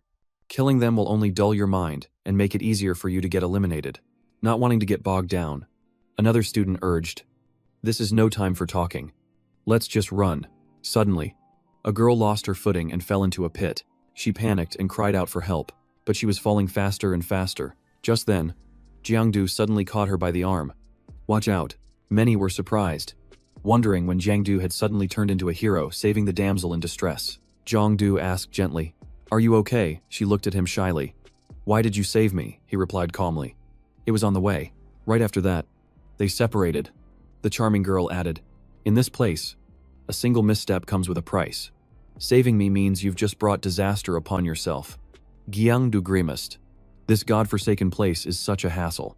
As soon as she finished speaking, a volley of sharp projectiles shot out from the darkness, aimed directly at him. Jangdu reacted instantly as his instinct screamed a warning. Bone spikes, sharp enough to pierce through the very walls, were coming at him. Following that, from out of the mist, a horde of ferocious white bone aberrations emerged one after another. The sight left the girl stunned. "Oh my god, those are 2 level 2 aberrations." Without hesitating, Jangdu launched a counterattack. "Take your bone spikes back." The bone spikes flew back, embedding themselves directly into the pained bodies of the aberrations. With that taken care of, he grabbed her hand and made a run for it. She was secretly impressed. "I can't believe he dodged the attack and then used those same bone spikes to forge an escape route. This student really has both brains and brawn." But the danger wasn't over. The white bone aberration rose again to pursue him. Jangdu immediately pushed the girl away. "Go on ahead," he urged. But she didn't seem to understand what was happening. With that said, he threw himself into the fight with all his might. Jangdu moved like a flash, slipping behind his opponent. He then unleashed a surprise takedown, only to be hit with a powerful counterattack. At the same time, his eyes flashed as his intuition kicked in. Just as he turned, a sharp object shot toward him. He dodged while looking for an opening to strike back, but the weapon was relentless, pursuing him without a moment's rest. Jangdu gritted his teeth as he calculated. This steel weapon was like it had a tracker. He couldn't shake it. His only option was to risk it all. Finally, he switched tactics and activated his shadow stealth skill. Immediately after, he unleashed a devastating attack. The massive weapon tore through the air. Jangdu gasped for breath. This training camp is insane. If it weren't for his quick reflexes, he would have been killed. And that didn't even count as a critical hit. A desperate cry for help echoed from the distance. "Save me." Jangdu turned around, his heart sinking. It was the girl from before. At that moment, she was only struggling weakly amidst the rubble. Blood trickled from the corner of her mouth as her entire body trembled. And then, the girl was eliminated from the trial. Jangdu clenched his fists, his heart heavy. The further he advanced, the more he understood the trial's brutality. Someone was already eliminated in less than 10 minutes. This escape was no joke. He had to stay sharp. Suddenly, a strange object began to materialize in front of him. In the blink of an eye, its shape became clear. Jangdu was startled. Wasn't that a man-eating flower? It immediately shot out its tendrils, wrapping them tightly around a nearby tree. Judging by its attack, Jangdu guessed its level was no lower than the white bone aberration from before. Despite that, he felt a bit of relief, as it seemed to only have about 20% of its strength left. Immediately, poison began to spread from its tendrils, trying to reach him. At the same time, its body began to blur and fade. Jangdu was stunned. It can even turn invisible. What in the world is this training camp raising? He managed to dodge all of its attacks, but he knew this couldn't go on forever. If he kept dodging, he would run out of stamina long before the monster did. Jangdu strained his eyes to observe its every move. The priority now was to grasp its attack trajectory. He gritted his teeth and focused, his gaze sharp. Switch tactics. Freeze frame. Activate. Jangdu smirked. "I can finally see it clearly. Let's see what other tricks you have up your sleeve." He charged forward decisively, getting cocky with just a little invisibility skill. "Are we?" Seizing the momentum, Jangdu's voice deepened. "If you dare to provoke me, don't even think about surviving." He grabbed its wooden limb and plunged it straight into its body, causing it to shriek as blood splattered everywhere. The man-eating flower's strength quickly dwindled to just a fraction of what it was. It collapsed to the ground, no longer moving. But the more Jangdu looked at it, the more it annoyed him. He launched a powerful kick that sent it flying. "Get out of my way." With that done, he turned to leave. "The people from the camp will probably clean up this aberrant mess. I need to hurry up and keep moving." Jangdu's entire body began to feel heavy. A corrupting pressure spread through the air. This level of difficulty was truly beyond human limits. Suddenly, his head spun, his vision darkened, and he felt a wave of motion sickness. In the moment he let his guard down, the man-eating flower sprang up and launched an attack straight at his shoulder. The wooden limb shot out with terrifying force, embedding itself deep in Jangdu, sending a sharp jolt of pain through him. His body flared up, emitting a brilliant green energy. The sight even surprised him. The level 2 aberrant still had 70% of its health left. It moved closer, its slow steps sending a chill down his spine, and behind it, there were many more. Jangdu screamed when he realized a swarm of aberrants was approaching. Facing this scene, he curled his lip into a grim smile. "Releasing a whole pack of level 2 aberrants with 70% of their health to fight me alone. This camp is completely insane." Suddenly, Jangdu froze. He sensed something strange. "Wait a minute, there's a glowing door over there." He speculated that unlike the doors in the right hallway, this one was separate on the left. Could that be the exit? Regardless, a horde of aberrants was still blocking the way. Jangdu gritted his teeth. "Even if I'm not sure it's the exit, I still have to try. I have to reach that door before I collapse from exhaustion." His entire body erupted with a powerful aura. Then, a reckless idea sparked in Jangdu's mind. "All I have to do is rush through them, and this will all be over." With that thought, he shot off like a flash of lightning. But it wasn't that easy. The opponent dodged it. Instead, the variant launched a lightning-fast counterattack. A massive explosion erupted, shaking the entire area. Jangdu was thrown back, his body torn and battered. He winced and thought to himself, "These variants' attacks have gotten insane." Just one hit made him bleed profusely. At this rate, he'd be taken down before he even reached the door. After that, Jangdu took a deep breath to calm himself. Even knowing the enemy was right behind him, he remained calm. Maybe the only way was to unleash his ultimate move. He still had a little strength left. He had to risk it. Despite the imminent danger, Jangdu stepped forward to seize the initiative. He charged in, locking onto the variant's arm and refusing to let go. The determination in his eyes blazed. This time, he absolutely would not let it escape again. After just a moment, the variant's health quickly dropped to less than 30%. But it wasn't over. Other variants swarmed in to attack as well. A gaze locked on from the front right. His left shoulder pulled back. The wind whistled behind him. An attack was coming. Taking half a step forward, Jangdu realized with satisfaction that within a 6-yard radius, every single movement was crystal clear. His spirits lifted. The feeling of being in complete control of the situation made him even more confident. This was the state of daylight perception. He tightened his grip on his sword and struck with overwhelming power. Noticing an opening in the enemy's defense, Jangdu seized the chance to escape. Now was the time to run. Suddenly, 2 variants he thought he had already defeated appeared to block his path. His eyes widened in horror. What the hell was going on? The white-boned variant and the man-eating flower were clearly destroyed. So how were they alive again and at full health? A dangerous aura filled the air all around Jangdu. In the next moment, he was flipped upside down and slammed headfirst into the ground. He gritted his teeth in frustration. This special training camp played dirty. Even so, Jangdu struggled to break free from the encirclement. If that's how it is, then you can all play by yourselves. He glared at the door in front of him. "I'm done playing with you guys." Pouring all his strength into his legs, Jangdu accelerated and charged forward, but the variants had already surrounded him from all sides. This was bad. Those 2 monsters weren't easy to deal with, and he only had enough stamina for one final use of micro-perception. Jangdu clenched his fists. This time, he could only win. Losing was not an option. Before striking, he had calculated every step. The bone spike from the back left would hit his abdomen. He would have to sacrifice the skin on his hand to pull it forward. Immediately after, vines would lunge down from the upper right. If he grabbed the bone spike correctly and leaned back 40 degrees, the attack would hit the other variant instead. Jangdu closed his eyes to focus. Daylight perception meant observing every detail and controlling his body perfectly. But besides having crystal clear vision, why was his mind automatically formulating tactics? This felt strange. Having thought it through, he told himself that even if it was ridiculous, fate had given him a chance, and he just had to go with it. With that, he swung his sword and struck the target, causing the monster to roar. Right next to it, The man-eating flower also got hit. What an idiot. Jangdu was panting, his stamina completely depleted. But luckily, the door was close. Even though the monsters struggled and fought back, he paid them no mind. Now, he had finally escaped the danger zone. The man-eating flower could only stare in a daze. Jangdu turned back with a smirk. I can't believe you actually helped. See ya. The moment he stepped forward, the door instantly vanished. He froze and then let out a bitter laugh. An exit? What exit? There's no door here. He roared in frustration. Is anyone there? Let me out of here? Suddenly, another monster appeared right in front of him. Just escaped one to run into another. Jangdu wanted to curse. A level 2 again. Are these trainers actually trying to get someone killed? He took a few steps back, pleading, Hey, can you let me catch my breath for a second? But the monster showed no mercy, swinging a blow straight at his face. The blow was so powerful that it sent Jangdu flying hundreds of feet.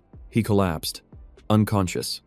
In the middle of the cold, barren ground, even with his strength gone, Jangdu cracked his eyes open and hissed, Just you wait. Training camp. I won't let this go. As he came to, Jangdu mumbled, Where is this place? He squinted, trying to remember. It seemed he was knocked out by some kind of monster that looked like a giant bug or something. Suddenly, Jangdu looked down and then froze for a few seconds. Duangtu casually pulled down his pants and said, Oh, you're awake. Jangdu shrieked in panic. What are you doing pulling down my pants in broad daylight? Right after, Duangtu stopped and ordered, Since you're awake, apply the medicine yourself. Hearing that, he flinched and whined. Oh me god, I'm already in love with someone else. She took out a bottle of medicine and calmly explained, Your butt got hit. You need to apply this for it to heal. At this point, Jangdu could only grit his teeth and comply. Before he could even ask anything, she answered, My name is Duangtu. No need for questions. Hui Sin has already sent you a friend request. You can't stay here without a card. If you're not afraid of your little girlfriend finding out, you can come to my room to get another one. I'll pretend I didn't see a thing. Jangdu was stunned, thinking to himself, Oh me god, I've never hit on a girl before, and now I'm the one being hit on. This woman is definitely not ordinary. Then he asked, You said my butt was messed up. Is it serious? Will there be any long-term effects? This touches upon a man's pride. You know, Duangtu didn't say much. She just raised her hand and smacked him right on the butt. Jangdu yelped in pain. She turned away coolly and casually reminded him, If it hurts, it means you can still feel it. Apply the medicine for a few days and you'll be fine. It won't damage your male dignity. She glanced over and added, Same old rules. Once an IV bag is finished, press the call button for me. Even though he was in excruciating pain, Jangdu felt a sense of satisfaction looking at her firm behind, and even felt a little excited thinking about it. He unconsciously recalled what happened earlier. Perhaps the final blow from that creature pushed him to his limit, allowing him to escape the escape zone. Otherwise, with that level of difficulty, no one could have passed. But why would they design an impossible stage? Could there be a special clear condition that I didn't understand? Jangdu closed his eyes, replaying the battle in his mind while processing the combat experience. At that moment, the clock struck 7 o'clock. Opening his eyes, he rubbed them and thought to himself that he had absorbed quite a bit. Yet it was already getting dark. Just then, Bao Kuang, who was standing nearby, chimed in. I just saw on the forums that you were carried out, so I rushed right over. Don't tell me you actually ran into a second-year student. As soon as he opened his eyes, Jangdu asked. I was sent for special training. Instructor Tong was the one who brought me out. Bao Kuang replied with a lollipop in his mouth. Instructor Tong is still in the main training area. Jao Jiao came to visit this afternoon, but she left when she saw you weren't awake yet. Jangdu nodded after hearing this. That's good. The training is still on. Bao Kuang laughed. Jao Jiao couldn't sit still after you got hurt. Top students really get special treatment. Even the instructors don't push them. Her future is definitely bright. Suddenly, Jangdu got out of bed, startling his friend. Where are you going when you're injured like that? He reassured him. It's fine. I'll be more comfortable resting back at the dorm. He stood in front of the mirror and looked at himself. His vitals were stable, but his body felt completely drained. It seemed he really needed some serious rest. The moment she saw him calmly walk out, Duangtu's face was a picture of surprise. She frowned and asked, Why are you out here? Jangdu forced a smile. My injuries aren't that serious, so I'm going back to rest. Duangtu warned him in a stern voice. If something happens to you, we'll be held responsible. He thumped his chest and promised. If anything happens, I'll take full responsibility myself.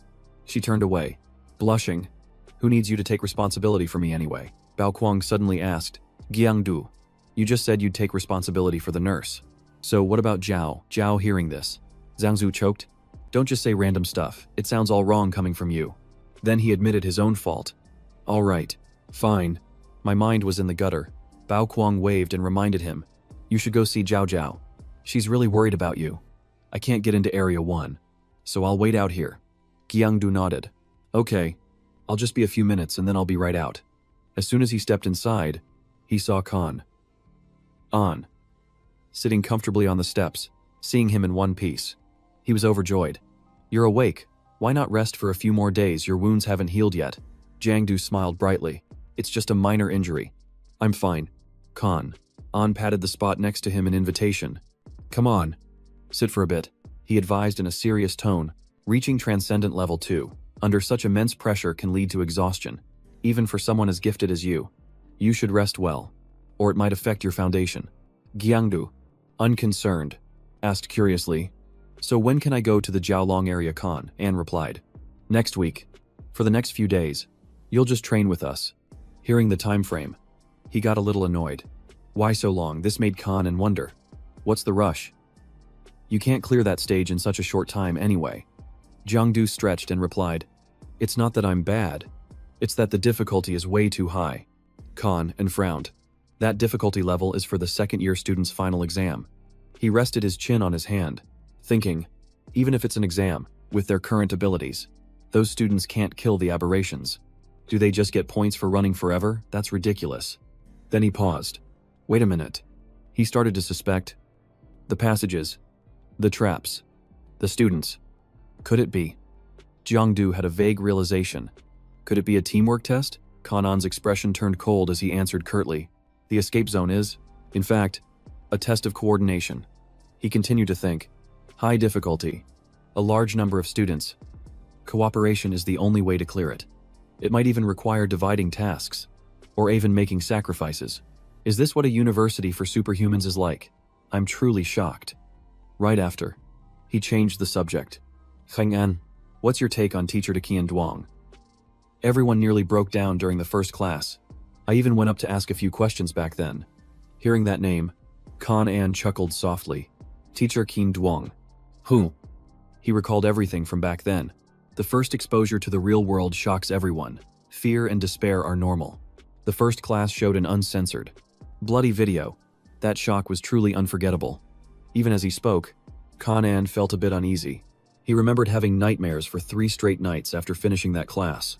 So why was he asking? Jangdu answered honestly, saying he just felt that while Teacher 2 looked kind, his classes were as tense as a drawn bowstring. He offered some serious encouragement, explaining that Teacher 2's class was extremely important, as it laid the foundation for advancing past level 2. He told him he was already ahead of his peers, but he had to take it slow and steady, because force leveling might be fast, but the consequences were unforeseeable. It suddenly dawned on Jiangdu. Was Uncle Tong a level 3 Khan? An didn't mind sharing, admitting that because his own level 2 foundation wasn't solid, he ran into countless difficulties when he tried to advance to level 3. After hearing that, he let out a soft sigh, realizing the path of a superhuman was far more arduous than he had ever imagined. At first, he thought getting stronger would be as simple as it is in the stories. You just sit and meditate, absorb some spiritual energy, and then suddenly have a breakthrough. An slowly reminded him that stuff only happens in stories and animation. If it were really that easy, the great continent wouldn't be in the predicament it's in now. Jangdu maintained his positive attitude, trying to comfort him. Don't be so pessimistic. Uncle Tong, everything will work out. An immediately shot back. I'm not being pessimistic. I'm just telling you the truth. The number 1 rule for a superhuman is to never despair. He then asked curiously. So what's rule number 2, Khan? An replied coldly. Forgot. Just then, from a distance, Jao Jiao cheerfully waved her hand and called out to Jangdu. Her voice was both clear and sweet as she asked, Are you coming with us? Seeing her made his heart flutter, and he called back. Just a second. I'll be right there. At that moment, the national flag was fluttering in the late afternoon breeze. Jiangdu looked up, recalling what he'd read in a book, that the large star represented the great continent, and the 4 smaller stars represented the milestones and heroes from the Age of Calamity. Those 5 stars were forged from the blood and bones of countless people. The real world was so much crueler than the stories. But thankfully, there were innumerable superhumans protecting the great continent. A flicker of conviction shone in his eyes. Even though the path ahead was filled with hardship, he believed he could overcome it all. While he was lost in thought, An clapped him on the shoulder and teased, staring at the flag so intensely. Maybe we should make you the poster boy for next week's assembly. Jangdu waved him off. No thanks. I was just thinking about what those stars mean. He looked up as well and explained further. The fourth star represents the Night Watch organization. It went by many other names in the past before they finally settled on this one. Can you guess why Jangdu answered slowly? Because demon, or maybe aberrations, tend to appear at night. An smirked and dodged the question. Don't bother guessing. Knowing the answer will just mess with your head. Jiangdu nodded. I get it. Knowing too much can disturb your focus and create inner demons. Right. Pestered with questions. An got annoyed. You got too much time on your hands. How about we spar for a few rounds? Hearing that, Jangdu immediately took off. Yelling. Bullying an injured person goes against all martial ethics. I'm taking my leave. A moment later, Jangdu found Jao Jiao and asked in surprise. Where's Fatty? He was just here a second ago. She pointed and answered. He went ahead to the cafeteria to save us a table. Suddenly, Jao Jiao pinched his sleeve lightly and asked, Are you trying to get yourself killed? Just that one light pinch brought tears to Jangdu's eyes from the pain. Spare me. My lady, I'm perfectly fine. She gritted her teeth and said, You still have the nerve to talk back. Her eyes were red as she sulked. I heard you had to be carried out of there. I was so scared I nearly fainted. Seeing her like that, Jangdu felt awkward and didn't know how to comfort her. He stepped closer and comforted her in a soft voice. Don't cry. As he reached out his hand to wipe away a precious tear, but he didn't stop there. He then unexpectedly brought his finger to his lips and tasted it. Then he commented with a straight face. It's a little bitter, and also a bit salty. Jao Jiao's face turned bright red as she yelled. What is wrong with you? Why would you suddenly lick my tear? He said shyly. So that I'll always remember your taste. Then he pulled her into a hug and promised firmly. Jao Jiao, no matter what happens, I will protect myself. All I have to do is remember today's bitter taste. Jao Jiao blushed, her heart fluttering wildly. As she threatened, You'd better keep that promise, or else I'll have my dad and Uncle Lai take care of you. He glanced at the wound on her knee and immediately asked, What happened to your leg? Have you been to the infirmary yet? Mentioning that, she recalled hearing people say that Jangdu had been ganged up on by second-year students and carried out. When Jao Jiao heard this, she flew into a rage and rushed forward, intending to teach them a lesson, but things didn't go as she had planned. In her haste, she tripped and fell hard. It's a bit embarrassing to bring up. It's just training. A few bumps are normal. I'm hungry. Let's go eat. Jangdu was still worried. What if you dislocated something? Not wanting to argue, Jao Jiao grabbed his hand. Enough talk. Let's go, or we'll miss all the food. The two of them discussed what to eat as they ran. I want chicken breast, with fries and a Coke. Your treat. Okay, Jangdu nodded eagerly.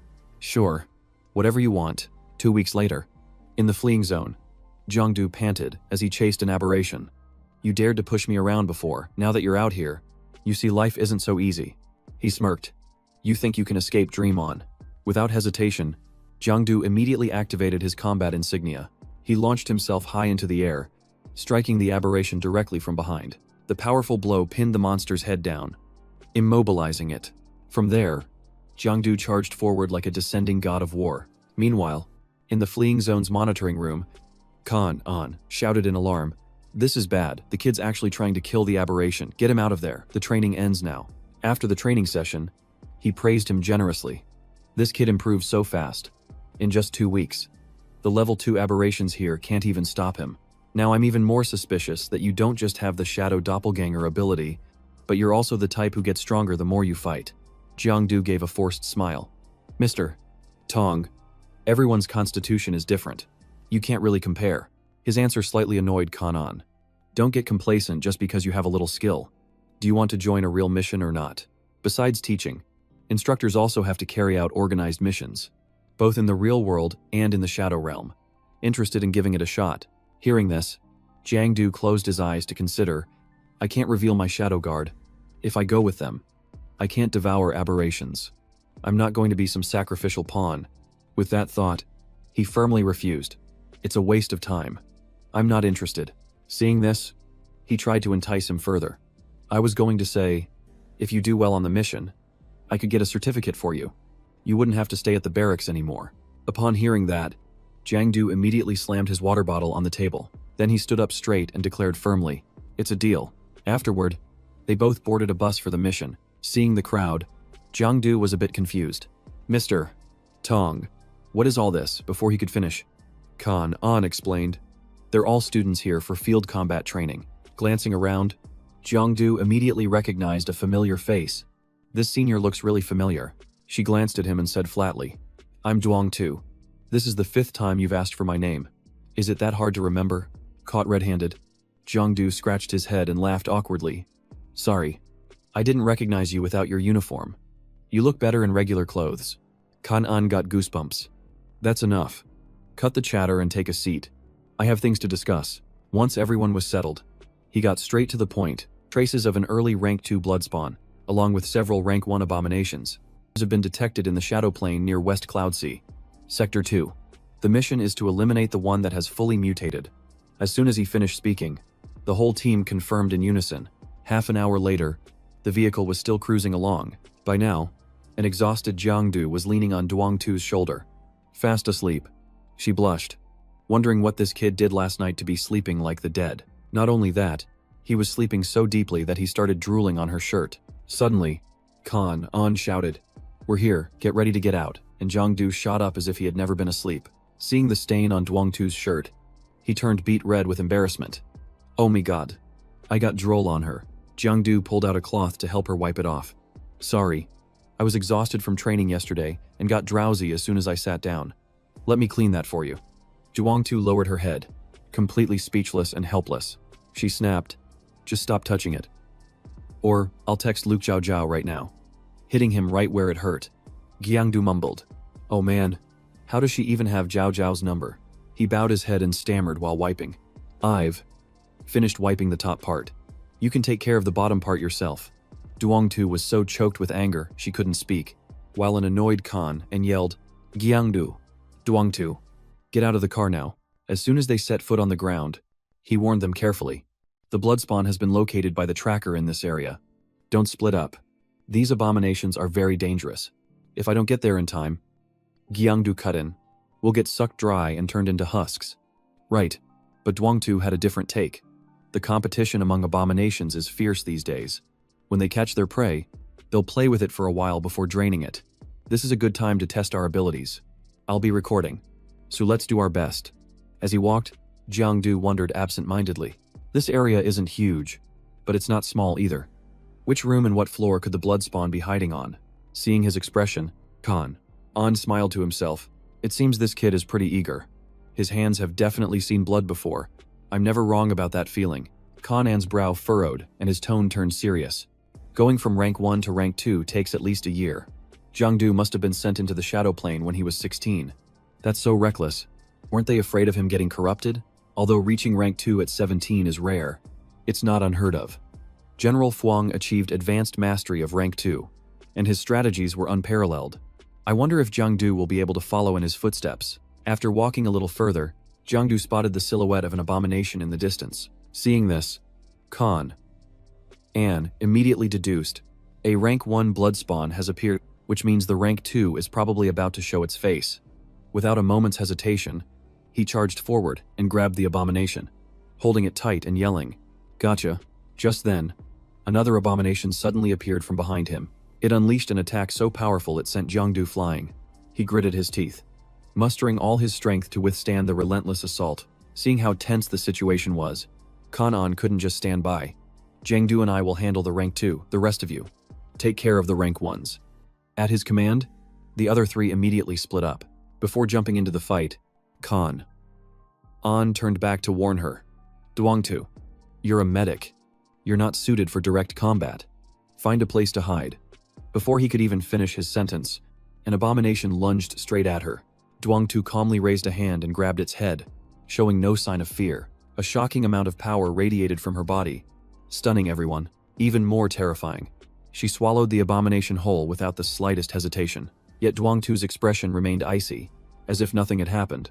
A second later, she effortlessly retracted the aberration into the palm of her hand. Then, she carefully stored it away in a special, sealed vial. Just then, Jangdu returned and witnessed the whole thing. Oh, my god. Where did my gentle nurse go? Seeing him frozen in place, Duangtu asked what was wrong. Jangdu forced a smile, asking if she'd had her fill. She smiled back and said, "Then give me one more."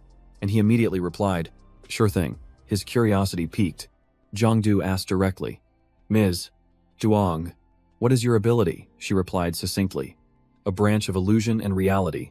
The Devour skill." Hearing this, Jangdu was intrigued. "So you can sprout tentacles from anywhere?" He was delighted, his eyes lighting up, like an eagle catching a rabbit, or a vine wrapping around a pillar. This ability is really something else. But the stranger it is, the more appealing it is.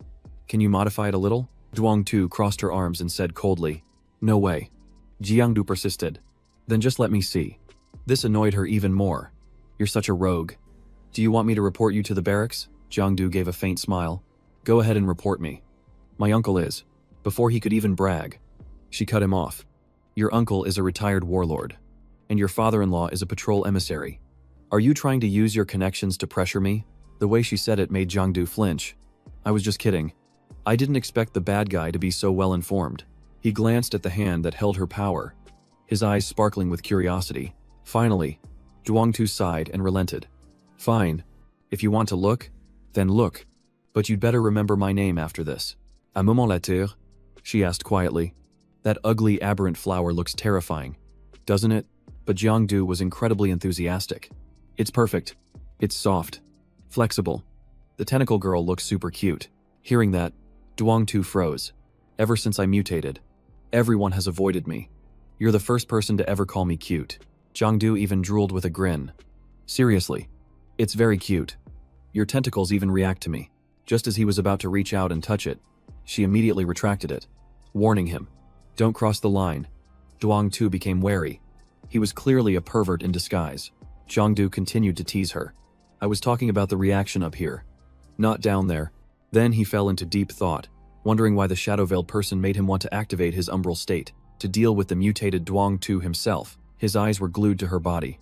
Is there a connection between shadowkin and realitykin, like there is between a shadow and its counterpart? He would need to absorb more persona fragments. A short while later, Kan An took down both aberrations by himself and called out, "Little Duong, finish up. This mission is basically over."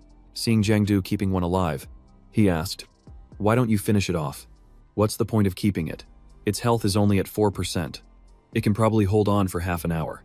It's better to turn it into the organization alive." Hearing this, Kan An held his head in his hands, exasperated. "You've been playing too many games, talking about 4% health like you can actually see it. Just get rid of it. Let's get ready to pull out." The story behind these blood aberrations is also worth thinking about. They were pushed to the point of mutation just because they opened a shop and ran into some vandals. After the mission ended, everyone was silent. Revenge had been served, but it dragged in many innocent people. Suddenly, Jiangdu stopped in his tracks, feeling that something was wrong. On a rooftop, he saw a shadowy figure flash by. Was it an aberration or a person? It was over 100 meters away but still looking in their direction. Was it just a coincidence? Or were they being watched? Kan An spoke up. Ordinary people often falter when faced with the supernatural. If power is placed right in front of them, not everyone can resist it. One more step could mean falling into the abyss. That thing was a purple psionic aberration, and it was standing over the corpse of the green aberration that had just been defeated. She drew closer, crying with regret and sorrow. Then, the purple mutant let a drop of her blood fall into the blue one's mouth. Instantly, the blue mutant shot up, wailing violently. In the blink of an eye, Jiangdu appeared, taking them down one by one with his attacks. He gripped the purple mutant's neck tightly and said in a cold voice, "One of them still escaped." Jiangdu's gaze was as sharp as a blade as he watched the enemy disintegrate before his very eyes. The purple mutant screamed in absolute agony. Seeing how they behaved, Jiangdu understood. She had really given it her blood, and a lot of it, too. It was clear these two were a pair who had mutated and lost control together. Even while being held tight, the purple mutant struggled fiercely, startling him with her strong resistance. Glancing at the blue mutant while fighting, Jangdu thought that no matter how much they had suffered, he couldn't let them go now to continue harming humans. With his thoughts clear, he channeled power into his legs, unleashing a burst of condensed energy. Without hesitation, Jangdu unleashed a fatal blow that shimmered with immense power. At this point, The purple mutant was nearly exhausted but still clinging to life, with only 10% of her health left. He had to end this quickly.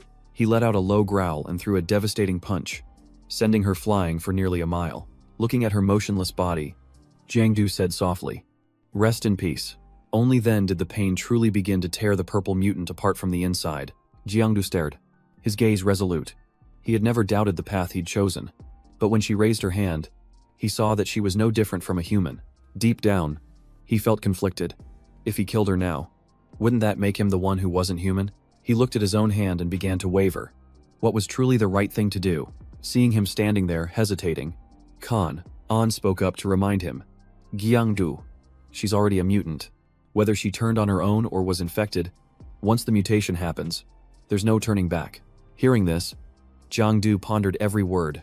That's right. Once they've mutated, they can't be saved. Right after, he personally stepped in to clean up the mess. You can't be soft on mutants, or humanity will face disaster. But one thing still weighed on Jangdu's mind. What if one day the one who mutated was Uncle Lai, or Jao Jiao, or even himself? He continued to spiral into a dead-end train of thought. What would he do then? The next day, Jangdu and An walked up the stairs to receive their special operative certifications, which would allow them to log into the Nightwatch system and accept missions. Jangdu was a bit surprised and asked, "Does my uncle know about this, Khan?" An replied, "It was General Lai's decision. He saw the video of your fight." Hearing that, Jangdu smirked. "So he's sending me out to kill mutants all over the place." "Who?" "Oh, Uncle Lai. Aren't you afraid I'll just keel over on the job?" But then again, he thought positively. This was also a form of training, an official path to growth. Right after that, the two of them entered the office. Khan impatiently guided him. "Just enter your information here." That's right. General Lai said that if you want to come and go from the barracks freely, you have to complete at least 3 missions each week. Jangdu frowned. 3 of them. Despite his grumbling, An could only shrug. "If you think it's too much, go haggle with General Lai yourself." The very idea was exhausting, so Jangdu just sighed and let it go. Next, Khan clarified. "Moving forward, you'll be training at the barracks and simultaneously carrying out missions in the Vanhai district. You might even run into rogue mutants that aren't on any official list. Eliminating them will also count as a completed mission. Good luck. I really believe in you." After saying that, he hurriedly left. "I have to head out first. Kid, you're on your own." Jangdu politely bowed. "Goodbye, Mr. Tong." Despite the very formal introduction, Jangdu felt it was all surprisingly simple. It was like the document was too easy to forge. What if Mr. Lai was trying to trick him into working for free? Suddenly, a loud shout startled him. "Hello, Dr. Hashoa. Ho's condition gotten worse. I'm at the gate of the Nightwatch organization. I just traded my points for the medicine. I'll be there right away." Who noticing a familiar figure? Jangdu realized it was Dang Koa. Why did he look so worn out? Seeing the scene, he became worried. His voice sounded unstable too. He must be in some serious trouble. "I can't just leave it. I have to follow him and see what's happening." At that moment, Dang Koa was already running straight to the hospital. Inside the emergency room, her condition was extremely critical. The doctor was trying to inject the special medicine into the little girl's body. Dang Koa's eyes became lifeless, and his breathing grew faint. He tremblingly opened the suitcase in front of him. Upon seeing it, the doctor was startled and asked urgently, "Where did you get this medicine?" Dang Koa replied firmly, "Doctor, you just need to confirm if there's anything wrong with it." Without beating around the bush, the doctor said directly, "It is indeed the new type of blood source medicine, but I have something important to discuss. Let's talk outside." As soon as they stepped into the hallway, the doctor lowered his voice grimly. "Your daughter's condition worsened because her blood has been corrupted by supernatural contamination. If we had this tube of medicine 3 days ago, there might have been hope. Now, her chances are very slim." After hearing this, Dang Koa immediately pressed him. "Doctor, tell me the truth. How much longer can Hoa hold on?" The doctor's face fell, and his voice was heavy. 1 month at most? However, Dang Koa let out a sigh of relief. "There's still time. Doctor, please prepare for the surgery." Meanwhile, Jangdu had found a way to sneak inside. He quickly looked up the information. Dang Koa, daughter 5 years old, suffering from blood dissolution syndrome. Reading this, Jangdu furrowed his brow. What kind of strange disease is this? And what's this about a tube of blood source medicine? Without hesitation, he went online to search for it.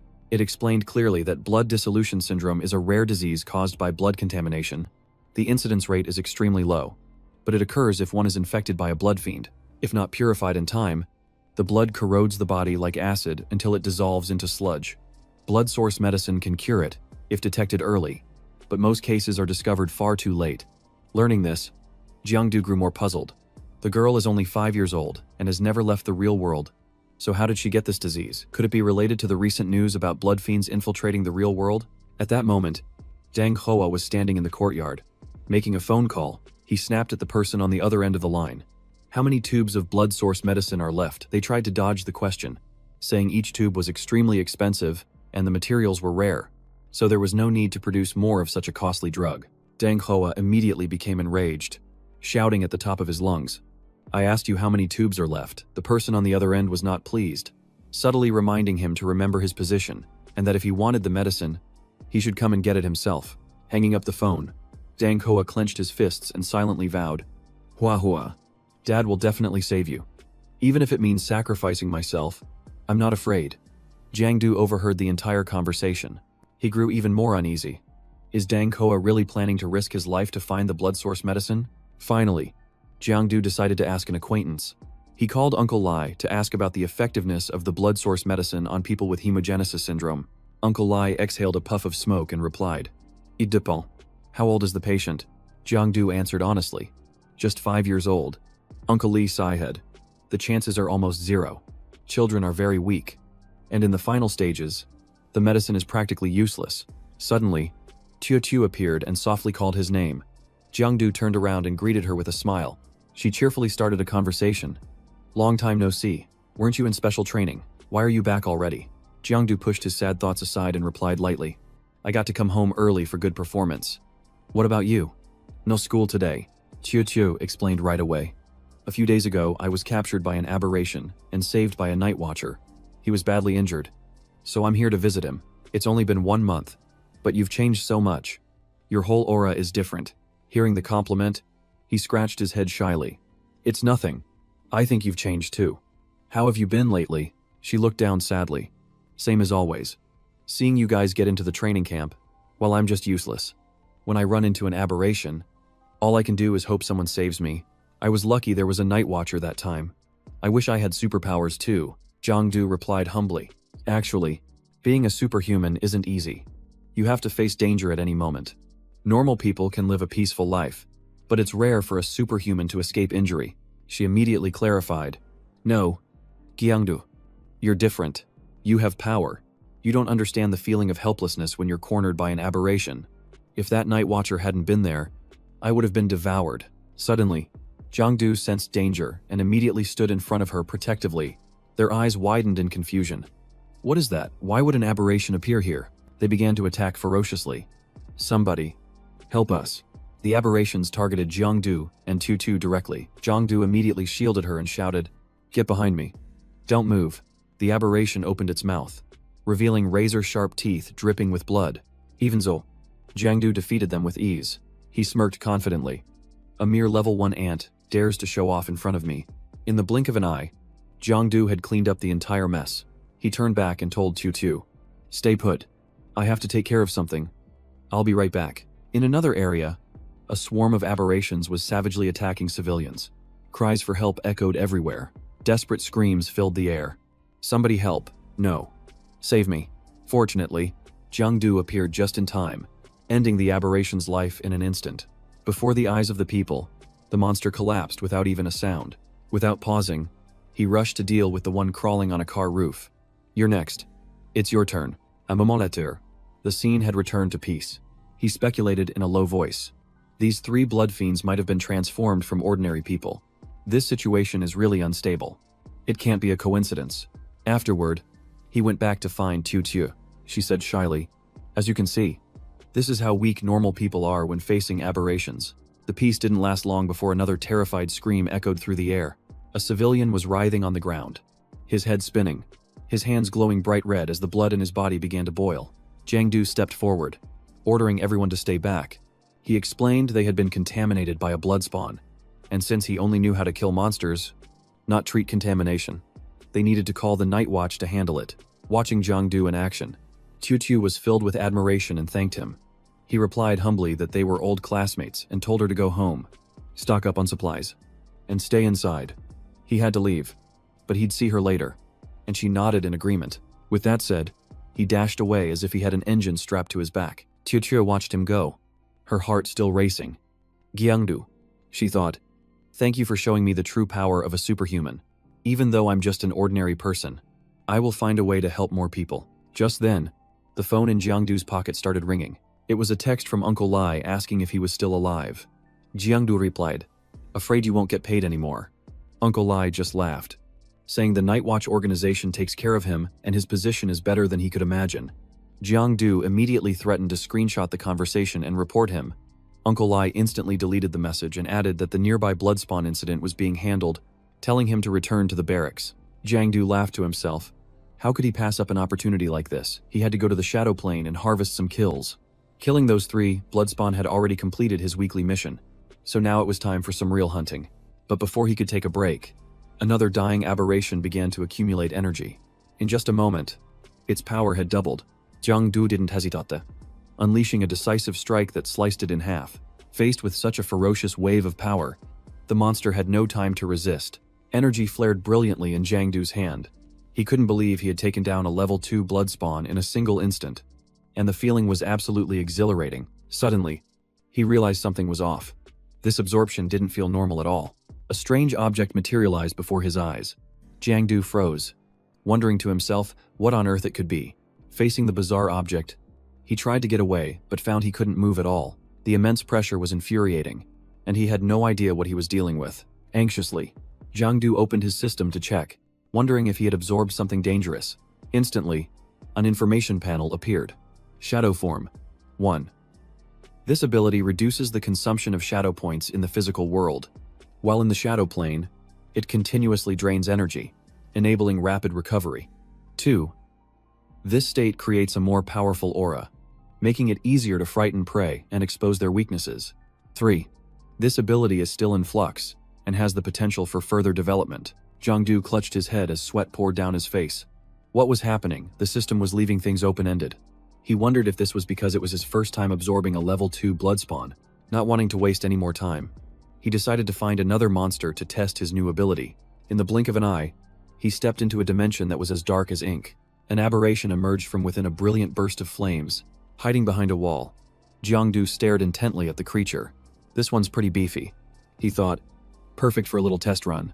But before he could make his move, he froze, suddenly feeling as if he had been discovered. The aberration turned its head, its glowing red eyes locking directly onto Jangdu. He was completely stunned. Impossible, he thought. This is the shadow plane. Without a second of hesitation, the aberration lunged forward, attacking Jangdu with its full strength. He immediately jumped to dodge the attack.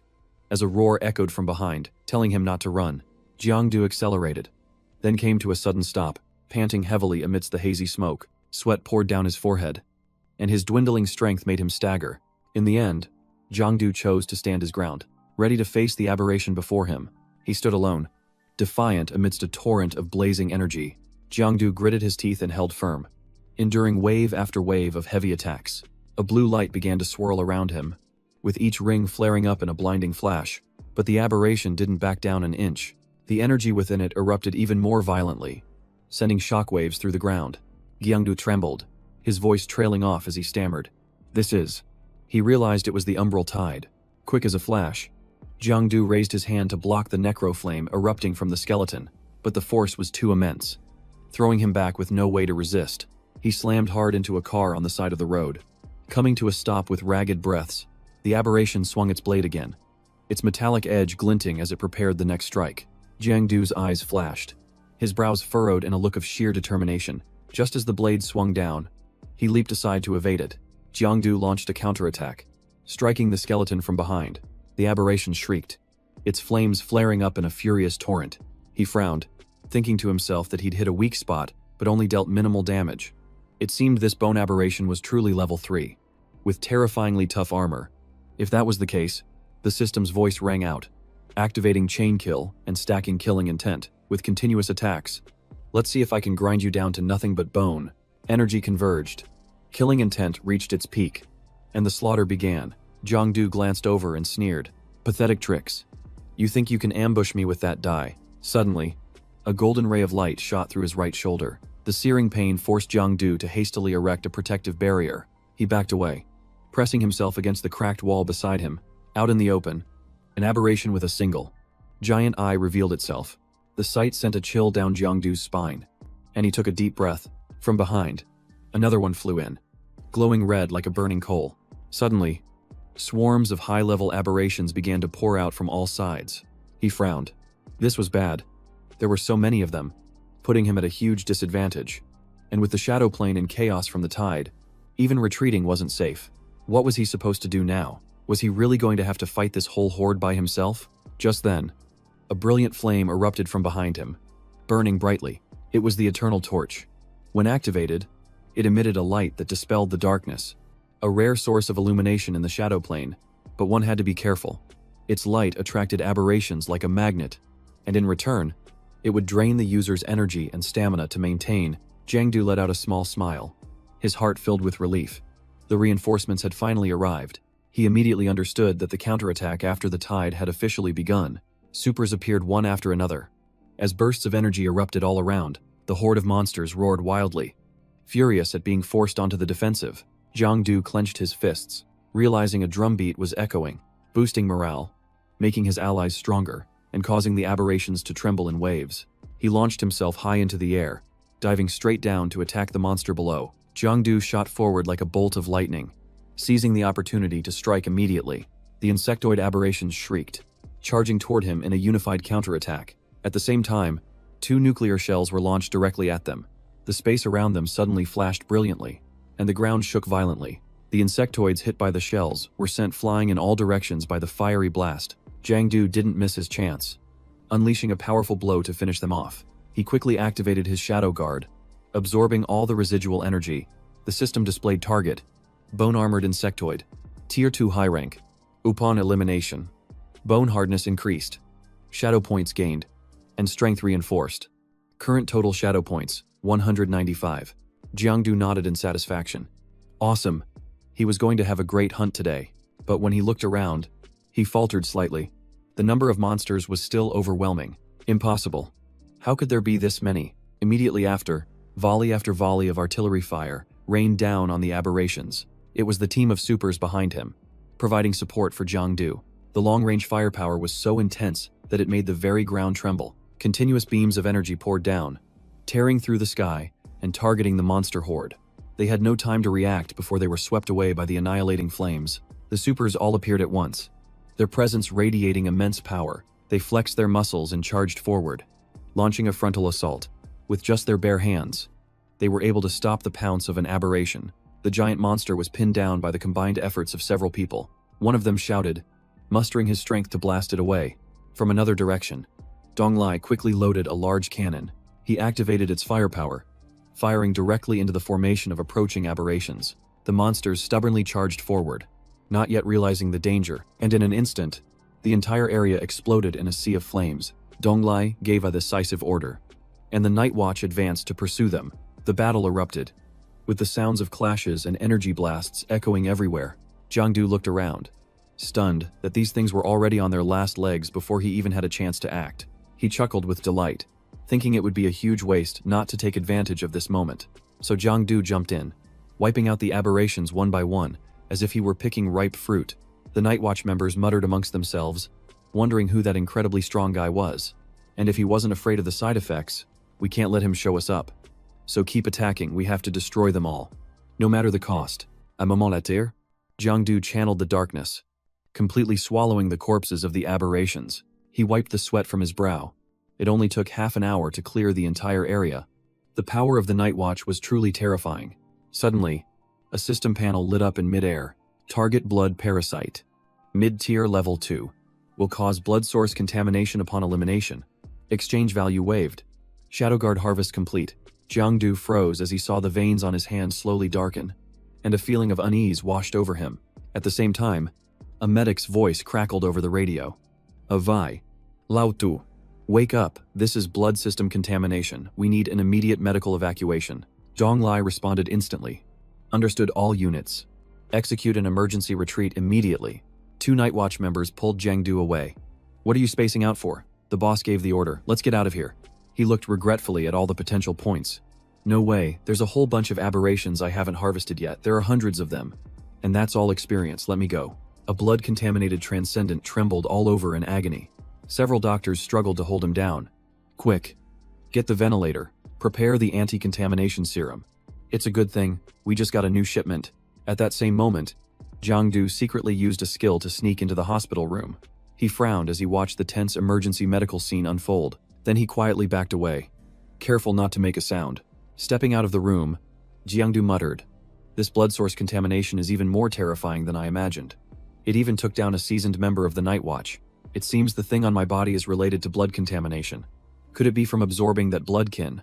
He thought and thought but couldn't figure it out. So he let out a sigh, looking at the red thread on his hand. The system had already announced price immunity. But what on earth was this blood thread? Suddenly, the phone in his pocket started vibrating non-stop. A flood of notifications appeared. Traces of an aberration detected on Willow South Road. East District 2. Proceed immediately. Road 20. Bloodborne have appeared. A monster is attacking people in the building. He panicked. What the hell was going on? Why were the Bloodborne suddenly swarming in like this? The government issued a warning. Attention all supers. A blood-type contamination is breaking out in East District 2. The situation is critical. This contamination can conceal itself and spreads rapidly. After an emergency meeting, a full lockdown of the district has been ordered. The announcement left Jangdu stunned, his eyes wide with shock. He thought worriedly, if this was just a minor issue, sending in the Night Watch and the scavengers would have been enough. Why was a lockdown necessary? In the distance, continuous tremors rippled across the sky. Jangdu looked in that direction with a troubled heart. What in the world was happening in East District 2? Over the street loudspeakers, an announcement blared. Attention residents of Van High District. Signs of an aberration have been recorded in East District 2. Everyone must stay indoors and limit going outside. All amusement areas are temporarily closed. Meanwhile, in East District 2, Dang Hoa was fighting for his life. Before him were 2 Phoenix-type aberrations. It seemed unlikely he would make it out alive this time. Just when he thought he was about to die at their hands, Jangdu suddenly rushed in, blocking the fatal blow. He turned and asked, "Are you all right?" Recognizing Jangdu, he was overjoyed. "Brother Du. Jangdu looked at him. "Are you injured? I ran into quite a bit of trouble on my way here too. But I'm fine. What are you doing here?" Dang Hoa gave a forced smile. "What else? To make some money." "Of course. I was hoping to score big." But Jangdu glanced at him, thinking, "More like for your daughter." Dang Hoa's face instantly turned pale. Jangdu asked bluntly, "Your daughter has a blood infection, doesn't she?" Dang Hoa froze, surprised. "How did you know?" It continued. "How is she now?" He replied. "She had surgery to remove the infected part, and she's stable now. But to afford the blood source medicine, I had to sell almost everything." Jangdu frowned. "So that's why you came to this dangerous place." Dang Hoa gave a bitter smile. "I had no other choice. I have to provide for my family, and my monthly salary is barely enough to get by." Jangdu placed a hand on his shoulder. "Go back home."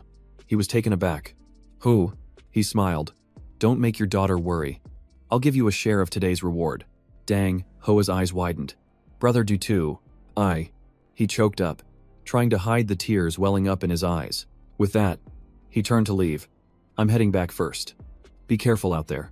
Jangdu smirked confidently. "Relax. You know what I can do?" Only after the man's figure had completely disappeared, he clutched his back and groaned. "It hurts so much." The wound reopened. "I can't return to the Shadow Realm now. What a pain. I've absorbed so many blood fiends, and the system still hasn't given any feedback." Suddenly, a voice echoed in his mind. Rations. Had jumped. What does rations mean? Wait a second. He looked back at the corpse of the aberration he had just defeated. Could it be? Without a second thought, Jangdu actually opened his mouth and tried to take a bite. As a result, he spat out a broken tooth. "Ouch, this thing's fur is as hard as steel. How am I supposed to chew it?" Frustrated, he jumped up angrily. "This is so annoying, I'll just smash you to pieces." A single thrust pierced through the aberration's body. The blood source within its body was immediately and completely absorbed by Jangdu. His health bar quickly recovered to its maximum level. Jangdu smiled with satisfaction. "Better than I expected." He stretched out, relieved. "So rations means draining blood from blood fiends to recover health. That means I can heal in the real world." which makes up for the drawbacks of my shadow form. I need to find a few more blood fiends to test this on. Who knows? It might even activate a new power. Just then, his phone started vibrating nonstop. He glanced at the caller ID before answering. Chief Lee, what's going on? Tuan Kwang roared in anger. If you hadn't picked up, I was about to go collect your corpse. You're in East District 2. Aren't you get back here now? Jangdu quickly denied it. No, I'm just out eating. He yelled. Who are you kidding? This blood corruption isn't something you can handle. Listen carefully. This corruption is so strong that even a level 3 transcendent can't withstand it. Those severely infected will develop blood veins and can mutate into aberrations at any moment. He quickly replied, I understand. This entire district has been ravaged. The source of the corruption is about to spread to the public. Judging by the number of infected, it's been incubating for over half a month. For it to incubate for that long and only break out in East District 2, and all at once. Don't you find that strange? Chief. After hearing this, Tuan Kwang fell silent for a moment. Then his voice hardened. Don't even think about prying for information from me. This isn't your concern. Jangdu grew anxious. Wait. Just one last question. Is someone named Dang Koa on the patient list? He checked and then replied. There's no Dang Koa, but his daughter is. And she's in the most critical group. Why do you ask? But as soon as he asked, he heard no reply, because the phone had fallen to the ground. Jangdu. Hello Jangdu. He was being forced to activate his shadow form. His body immediately sensed a lurking danger. A pack of aberrations suddenly appeared before him. He quickly retreated, putting distance between himself and the monsters. This feeling was just like being swarmed by the winter worms. This time he was targeted by blood worms. Could it be that shadow and blood are rivals from the abyss? Whispers echoed in Jangdu's mind. Blood contamination. Blood patterns. Separated fragments. Rations. He frowned at the monsters. Location. Blood patterns. Rations. Could it be that the blood species is food for the shadow attribute? All three monsters suddenly charged at him at once. Jangdu dodged reflexively. Geez. Are these meals trying to rebel? The leader appeared to be an evolved tentacle monster. Jangdu quickly realized the imminent danger. Luckily, he managed to enter his shadow form just in time, diving straight into the ground. A true hero knows when to retreat. He'd lure them away and deal with them one by one. With that thought, Jangdu immediately reappeared in front of the aberrations. Then he launched himself straight into the air like an arrow. His figure glided lightly, weaving through the chaotic horde of aberrations. He landed safely at a location not far from there. But as soon as he stood up, a gun was pointed straight at him. They're allies. Wait a second. Ignoring his words, bullets still shrieked through the air toward Jangdu. It turned out they were aiming at the aberrations chasing after him. Only then did he dare to look up and get a clear view of everyone. A soldier approached, anxiously asking if he was injured. Unbeknownst to him, an entire squad had closed in on the area. Jangdu was surprised. It was the level 4 Night Watch squad. And this time, they had regular army forces with them. My part in this is over. Time to go wash up and get some rest. Tanks roared to life, mercilessly crushing the aberrations. The panicked aberrations scattered like ants from a broken nest. Explosions echoed everywhere, devastating the entire area. The battle didn't end until the break of dawn. A broadcast echoed from the loudspeakers. The aberrations have been eliminated. East Sector 2 of Cloud Sea is now secure. We ask all residents to remain calm. Jangdu returned to the Cloud Sea University Library. He tossed the book about the abyssal races onto the table. He'd finally found it. He resolved to himself that this time, he would uncover all the connections between the aberrations in the abyss and see just how many of them were his true enemies.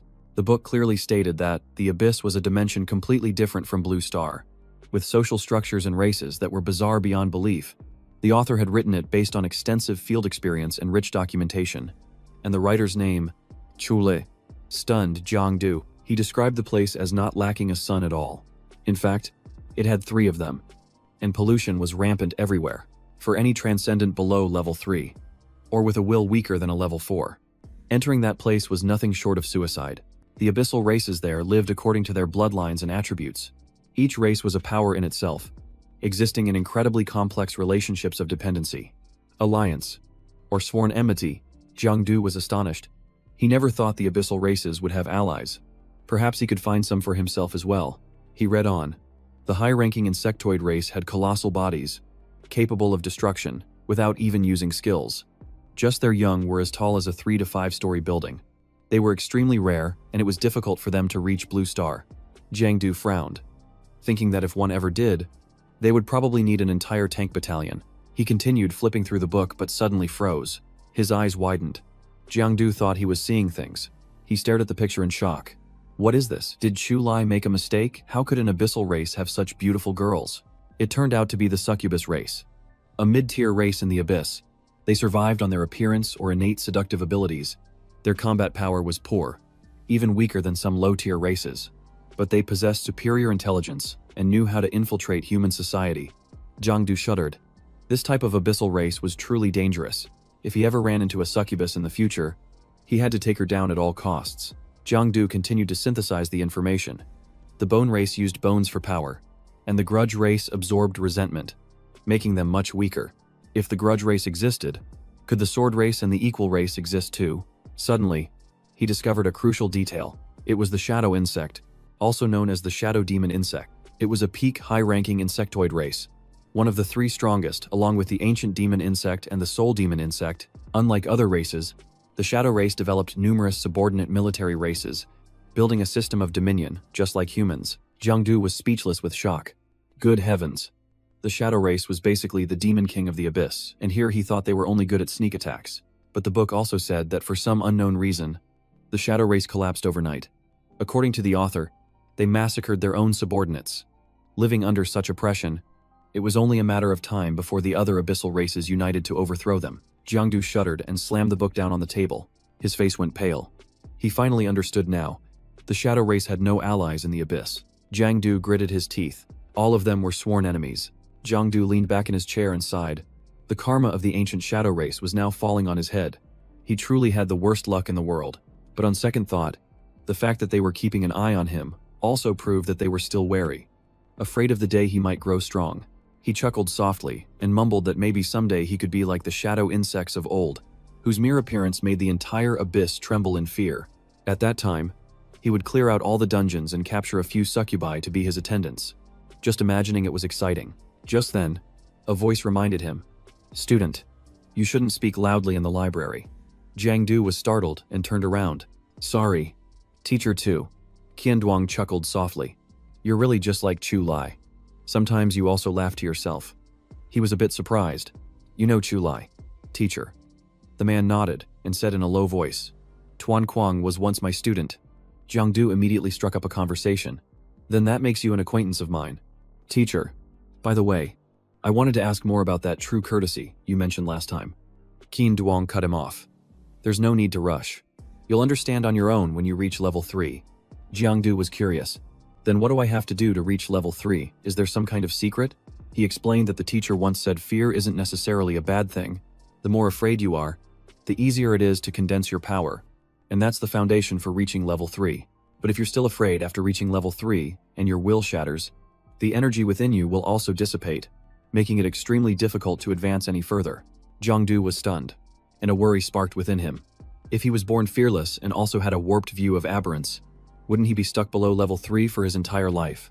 Qianduang smiled and walked away, telling him not to overthink it and to find his teacher. If anything came up, Jangdu nodded slightly.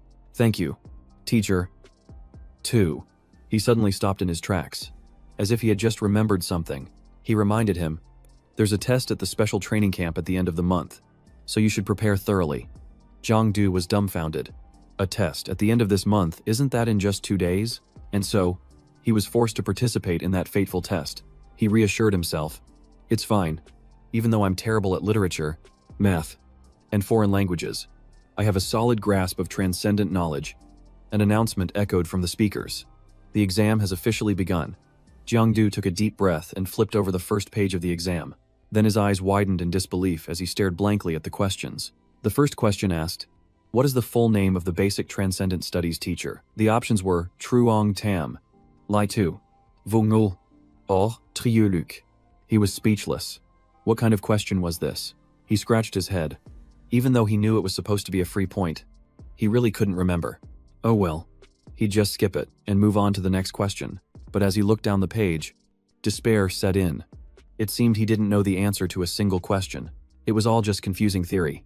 Question 3 asked which laws and regulations a transcendent individual must follow. Question 4 asked about the emergency procedures for eliminating soul species.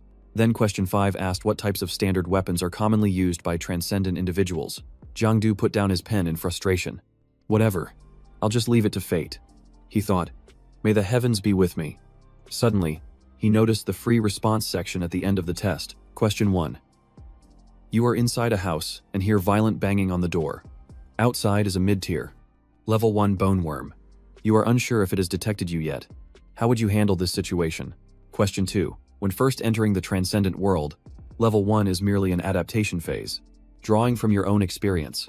How do you think one should train their abilities appropriately during this stage? Question 3. Transcendent individuals must constantly face aberrance and contamination. How can one minimize the harmful effects of this contamination on the body? Jangdu's eyes lit up.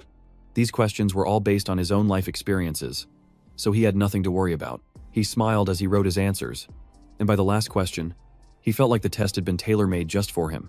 By the time he turned in his test, it was already noon. Seeing his confident expression, Dudu asked, "Looking at you, I bet you did well on the test. Didn't you?" Jangdu nodded. "Of course, even if I don't get a high score, I'll definitely have enough points to pass." She gave him a sidelong glance. "That's a nice dream. You say that every time, but your scores are always pathetic." Jangdu laughed. "I have plenty of experience when it comes to killing aberrants, so this time will definitely be fine." Jao Jiao sighed. "All right, I guess I'll believe you one more time." "Oh, right. Did you already meet Tiu Tiu and Van Haijiang?" Du nodded slightly. "Yeah. Did she already tell you about it?" Her face flushed slightly as she told him he had changed so much lately she almost didn't recognize him. Her quick glance, suggesting she found this new Jangdu much more attractive. He just smirked, saying it was normal to change, but that her best friend's transformation was even more obvious than his. Jao Jiao looked surprised and asked, "What change?" Jangdu answered vaguely, saying only that she was a little different. She immediately pressed him, asking how she was different and demanding he explain. He just smiled and told her to ask her friend herself, causing an annoyed Jao Jiao to shout his name. Meanwhile, in the exam grading room, the examiners were getting extremely irritated. Jangdu's exam answers were enough to make anyone who read them want to flip a table. For question 1, on what to do when a level 1 bone worm knocks on your door, he answered, "Open it and smash its head in." For question 2, on how to get stronger, he wrote, "Go kill aberrations." For question 3, on how to avoid contamination, he said, "Don't become a transcendent." The examiners were losing their minds with every answer they read. Even when it came to the essay section, he just went on, bragging as if he were recounting his glorious victories. Khan gritted his teeth, his voice choked with fury. Jangdu. As he stepped into the room, he saw Khan and staring daggers at him. He asked in a stern voice, "Do you know why I called you here?" Jangdu furrowed his brow slightly, feigning ignorance as he asked, "Why?" Khan slammed the test booklet down on the table, his voice sharp.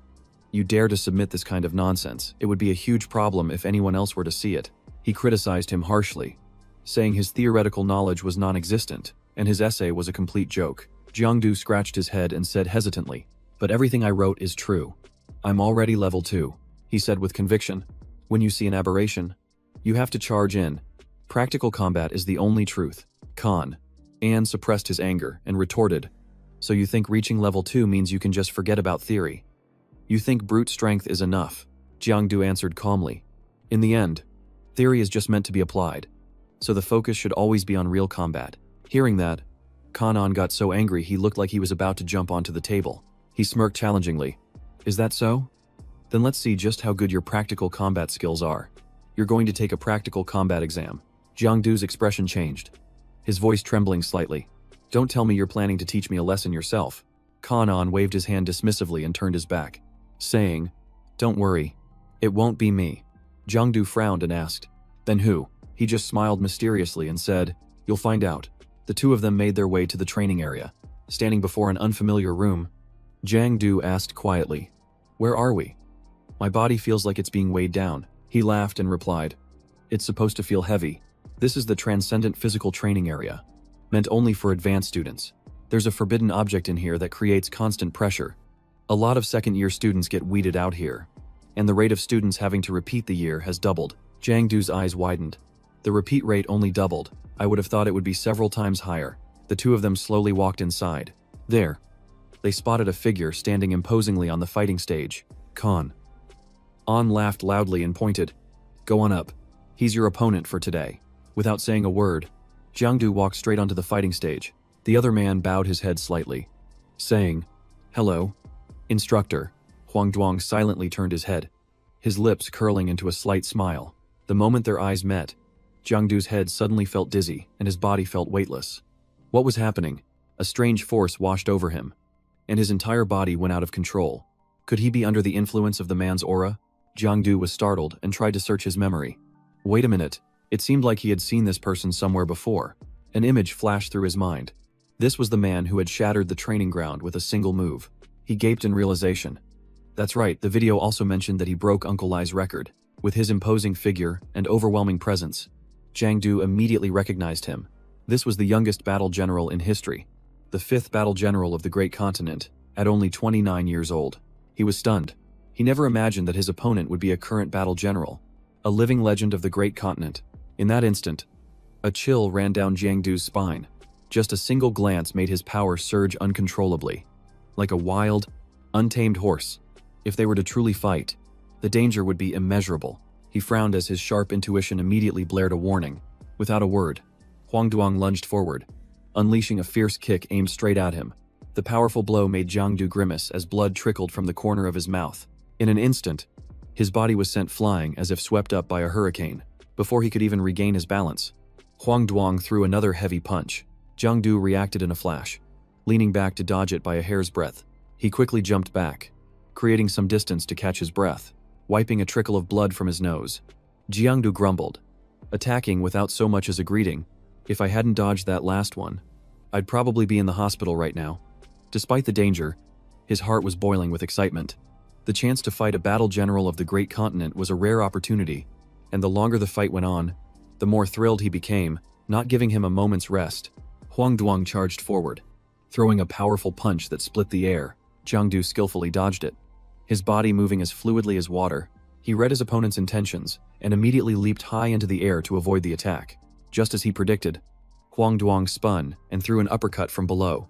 Amidst the breathless exchange, Jangdu analyzed as he dodged. His opponent's speed was high and his power was immense, but his techniques were surprisingly simple. Feeling disrespected, Huang Duang's eyes glowed red as his aura surged. Suddenly, Jangdu's leg was caught fast, and his entire body froze. Unable to move, Huang Duang gathered his strength and brought a powerful blow straight down on his head. Seeing this, An cried out in alarm. Jiangdu, he managed to raise his arms to block, breathing heavily. Don't worry, I'm okay. I've figured it out, Huang Duang said coldly. It seems level 1 power isn't enough to take you down. Jangdu was stunned and quietly asked, Just level 1. Huang Duang smirked as his aura surged. Then let's see how you handle level 2. As soon as he finished speaking, a massive wave of energy burst forth, pressing down heavily on Jangdu. Under that pressure, his shoulders felt incredibly heavy, and his breath caught in his throat. Jangdu gritted his teeth and endured it, thinking to himself, he looks so light, but his power is this immense. He took a deep breath and analyzed the situation. It's true he wasn't using his full strength. That really was just level 1. Without hesitation, Huang Duang launched a kick that sent Jangdu flying into the corner of the room.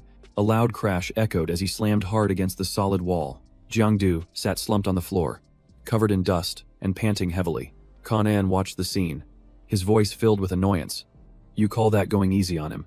He rotated his wrist and replied nonchalantly. I was holding back. He's just too weak. Huang Duang shook his head slightly, his eyes filled with disappointment. I heard Van Hai had a young genius who reached ascension before he was 18. It seems I expected too much. An chuckled lightly.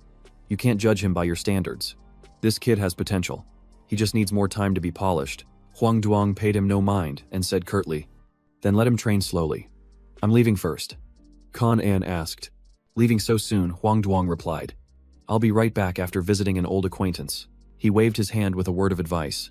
Don't expect too much from that genius. Jangdu gritted his teeth and growled. You're just going to give advice and leave.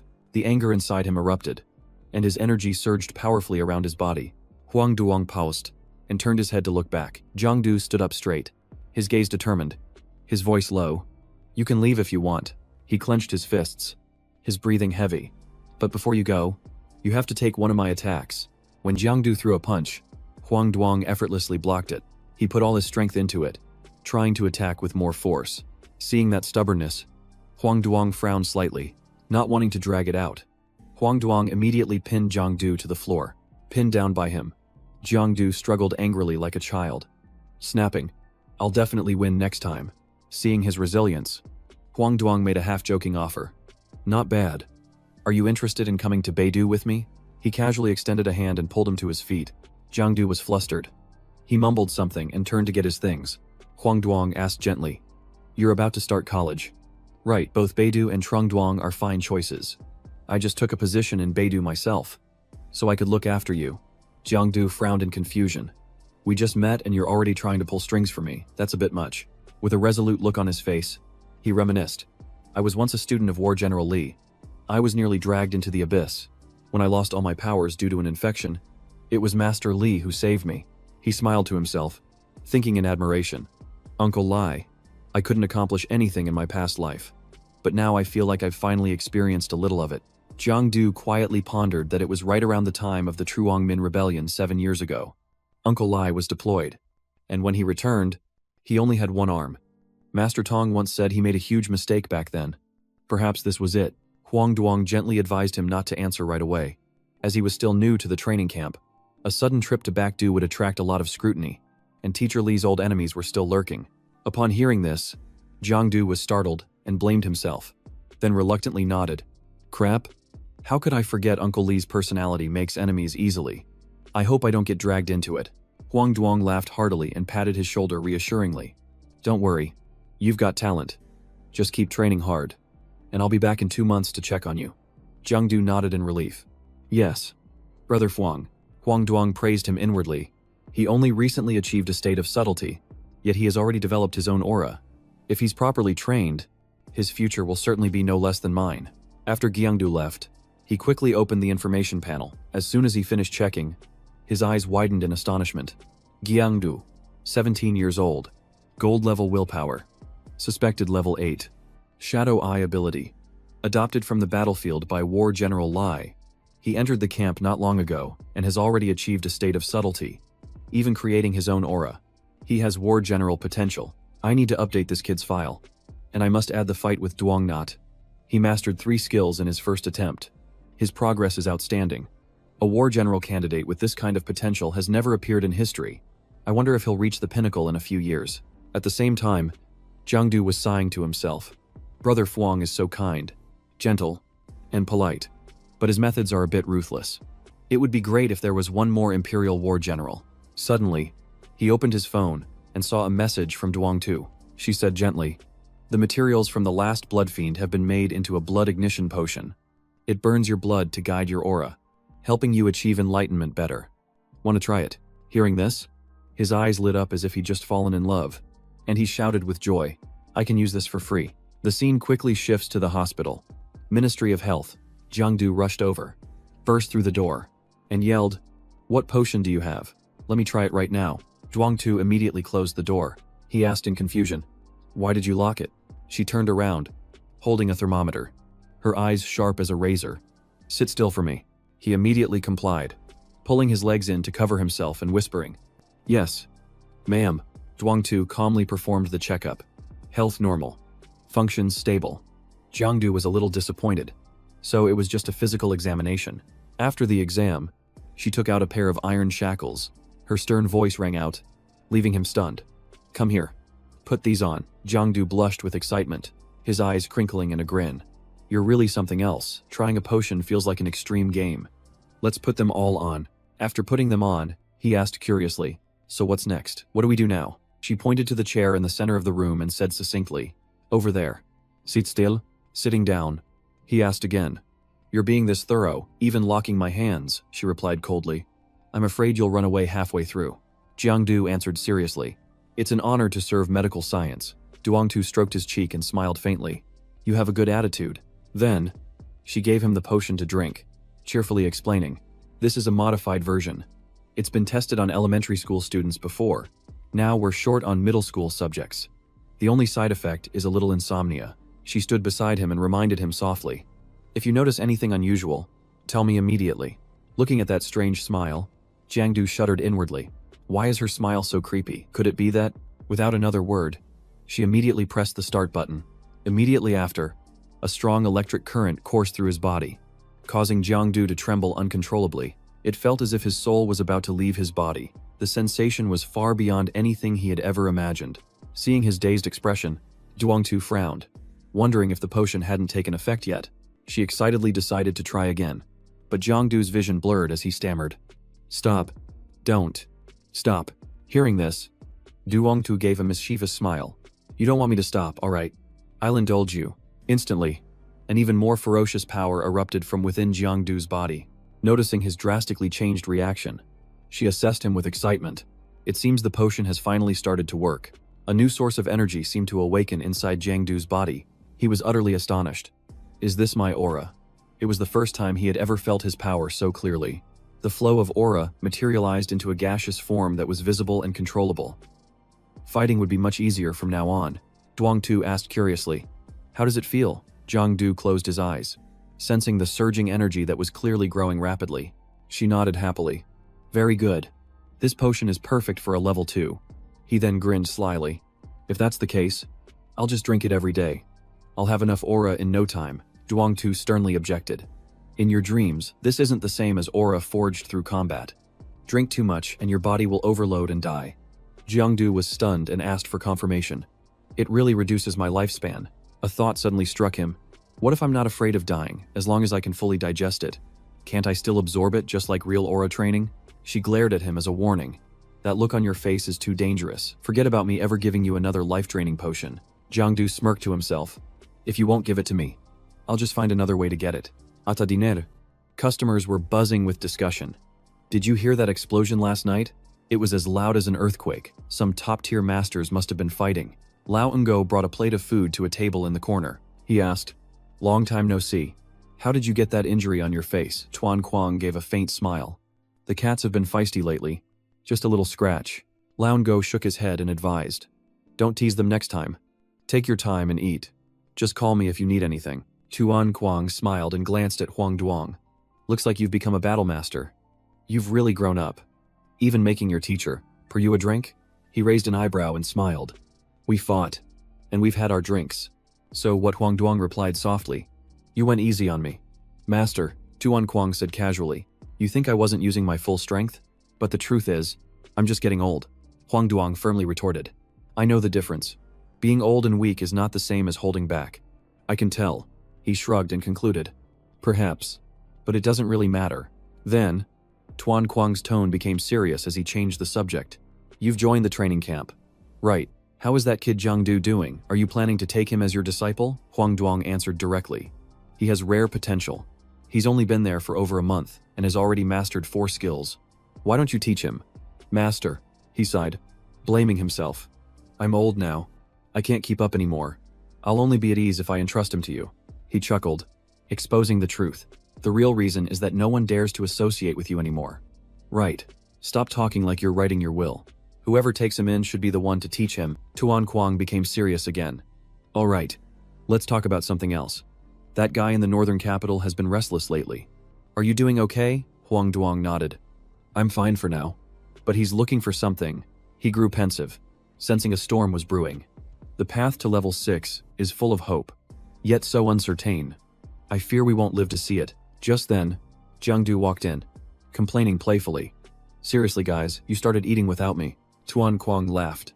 "We've been waiting for half the day for you. Did you expect us to starve? Come on. Sit down and eat." As Jangdu served himself some food, he asked curiously, "Don't tell me you two just got into a fight. You're both all bruised up." Tuan Kuang was silent, not answering. Huang Duang just quietly drank his wine. Avoiding Jangdu's gaze, he waved his hand to change the subject. "Lao Ngo, come take a picture for us." Lao Ngo immediately and happily agreed. He raised the phone and with a single press, click, it was done. In the frame was a heartwarming scene of the 3 of them, looking just like a family. Tuan Kuang looked at the photo on the phone and praised him. "This is a great picture. Please send the original to these 2. Jangdu frowned with suspicion. This old guy was acting really strange today. He usually hates having his picture taken, but now he was all smiles and even initiated it. After eating, Jangdu stood up and said softly, "Tuan Kuang, Huang Duang, you guys finish up?" Since I'm out today, I have to do my weekly mission. Tuan Kuang nodded and told him to go ahead, while Huang Duang smiled and told him to be careful. He stretched his shoulders in excitement, his spirit ready. Time to get started. The two of them watched his retreating figure, their hearts swelling with both joy and pride. The scene shifts to a large hall. Jangdu looked around in surprise. He never expected that such a minor mission to hunt a level 2 bloodkin would attract a whole crowd of scavengers and even people from the Night Watch. This should have been wrapped up last night. He frowned, scanning his surroundings. Could the Night Watch's locator have been wrong? After a moment of thought, he decided to take a risk and go down to the shadow plane to check things out. He might just discover something new. Feeling a surge of power, Jangdu teleported. Ever since reaching level 2, while his health bar hadn't seen a significant increase, his field of vision had expanded exponentially. Suddenly, he looked up and was met with a strange sight. His gaze locked onto a window frame directly opposite him. He immediately understood. No wonder so many people couldn't find it. It was hiding in the residential complex next door. How clever. Seeing his prey within reach, Jangdu felt a thrill of excitement. It was a level 2 bloodkin with 70% of its health remaining.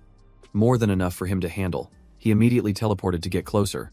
The bloodkin turned its head, its eyes filled with shock. Before it could even react, Jangdu unleashed a powerful strike. A scream rang out, and he smiled with satisfaction. In an instant, the bloodkin collapsed, its blood pooling across the floor. Jangdu took a deep breath. A syringe held firmly in his hand.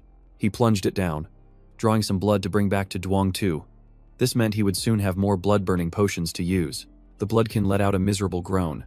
Outside, the other contestants jumped, their heads snapping toward the sound that echoed from within the residential complex. Jangdu grimaced and grumbled. Its scream almost deafened me. Immediately after, a group of people rushed in, shouting, "Don't move. This is the Night Watch." "Hands up," Jangdu calmly replied. "I'm also with the Night Watch. I happened to find this bloodkin and have already taken care of it. You guys can take the body away." As they dragged the corpse outside, another scream echoed from a distance. Jangdu frowned. That's strange. Could there be another aberration? The entire group quickly dashed toward the source of the sound. Tia was captured by a bloodkin, screaming for help in terror. Jangdu froze, whispering her name. Tia. A night watchman raised his gun, shouting a warning. "Stay still. Release the hostage." The monster angrily slashed her across the chest. Tia tremble, tears streaming down her face, her eyes pleading for help. Jangdu gritted his teeth and calculated. If he acted now, the chance of her dying was very high. He clenched his jaw, deciding to take a chance. His only option was to risk it all. Jangdu conjured a radiant circular magic array. Seeing this, the night watchman exclaimed in shock. "What is that?" The air suddenly grew heavy, and the bloodkin let out a ferocious roar. Taking advantage of its momentary distraction, Jangdu leaped forward and struck hard. Severing its head, he landed as lightly as a feather. Jangdu turned with a gentle smile, asking softly, "Tiu, are you okay?" Everyone around them stood there, completely stunned. He waved his hand a few times. "Hey, what's wrong? Are you scared?" Tiu gasped and whispered. "A little." Just then, Longfong stepped forward and thanked him sincerely. "It's a good thing you acted in time. That situation was truly dangerous. We'll take this young lady to the hospital." Tiu gently shook her head and refused. "There's no need. I have anti-contamination medicine at home," he asked cautiously. "But what if something happens on the way?" She hugged him, smiling mischievously. "It's fine. He's my classmate. He'll take me all the way home." Tiu tilted her head sweetly and asked, "Right. Jiangdu." He was stunned, his mind a tangled mess. Could it be that Tiu actually has feelings for me? Longfong nodded in agreement, then added a gentle reminder. "I'll feel better with him accompanying you. But you should still be careful. Bloodkin have been appearing frequently in this area lately." She waved goodbye. "Don't worry, officer." "Goodbye." He nodded once more. "Watch your step on the way." After checking, a team member rushed to report. "Chief, it's confirmed. This bloodkin was the culprit who murdered the 3 restaurant owners before." Longfong was stunned to hear it. "Really?" The reporting member continued. "The victims were all in the same industry. If we hadn't caught it today, many more people might have been harmed." Staring at the victim list, his expression darkened. This is truly a menace. The scene shifts to Tiu's house, where she opens the door with a warm smile and invites him in. Jangdu looks around and curiously asks where her parents are. Since he doesn't see anyone, Tiu quickly replies that they're on a business trip and won't be back for a while. Right after that, His eyes land on a rabbit in the corner. When did you get a rabbit? You never told me. Jangdu pets it with delight. It's so adorable, just like a little ball of fluff. But then, a hungry glint flashes in his eyes, startling the rabbit and causing it to hop backward. I bet spicy braised rabbit would be delicious. Tian approaches and gently reminds him that it's best not to get too close. Tiu Tiu chimes in worriedly. Be careful or it might bite you. Jangdu forces a smile in agreement, but his mind is in chaos. For her to dare to be alone with me like this is truly a huge test. He turns away. Flustered. Well, now that you're home safe, my mission is complete. I'll be on my way. She quickly invited him, asking if he didn't want to have a cup of tea with a fellow classmate. Tutu gave a teasing smile, asking if perhaps he was scared. The two of them sat down, enjoying pastries while sipping hot tea. They relaxed together, watching TV in a cozy atmosphere. Jangdu felt flustered as he snuck a glance, blushing as he thought to himself, it's strange. She seemed different last time. Tutu has changed so much. He glanced over admiringly. It wasn't just her face. Her figure had become more captivating too. Maybe this was the kind of maturity people always talk about. At that moment, she spoke softly to thank him. You saved me again. Jangdu smiled sheepishly and suggested, it was purely a coincidence. Maybe you should carry something for self-defense. You can't always count on me showing up at just the right moment. Tutu shook her head and declined. There's no need. If something happens, I'll just have to accept it. I'm only an ordinary person after all. She changed the subject and asked how Jao Jiao was doing lately. He replied calmly that she was the same as always, resting after training and chatting with him when she was free. Tutu gave him a probing look. Just chatting. Jangdu answered nonchalantly. What else would we do? Lumap is always there with us. She sighed admiringly. If only I had the talent. I would be with you all right now. But it's okay. We're still old classmates. Jangdu smiled encouragingly. Don't worry about it. We'll be leaving the barracks after the exam, and we can all hang out freely then. Suddenly, she lunged forward and hugged him tightly, leaving Jangdu stunned as he called out her name. Tutu. The two of them were pressed closely together, their heartbeats echoing in their chests. She shifted her body slightly, leaning her entire weight against him. Tutu held on tighter, refusing to let go of Jangdu. He quickly pushed her away and asked in a panic. Tutu, you know about me and Jao Jiao. Why are you doing this? She didn't answer, remaining silent for a long time. After a moment, Tutu looked up, her voice trembling. I just can't accept it. She poured out all her jealousy and insecurity. Jao Jiao is my best friend. She's beautiful, a great student, and incredibly talented. Everyone loves her, and I both admire and envy her. I know it's wrong, but I can't help it. Tutu recalled the day Jao Jiao said she would study music and give up on being a superhuman. She was so happy, thinking she finally had a chance to surpass her, so she tried with all her might. She let out a bitter laugh. But life never gave me a chance.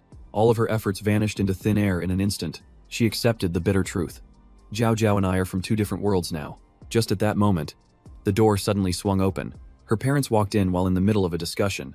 Who would have thought those three would die to the aberrants? It's true, you reap what you sow. But it's still a shame even for old rivals.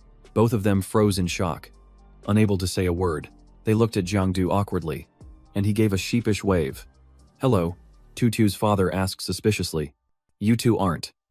But Jangdu quickly waved his hands to clarify. No, sir. It's not what you think. He quickly made an excuse, saying he had something urgent to attend to and had to leave. Her mother kindly invited him to stay for dinner, but Jangdu politely refused. No thank you. They've already cooked at my place and are waiting for me. Her dad suddenly remembered something important. That's right.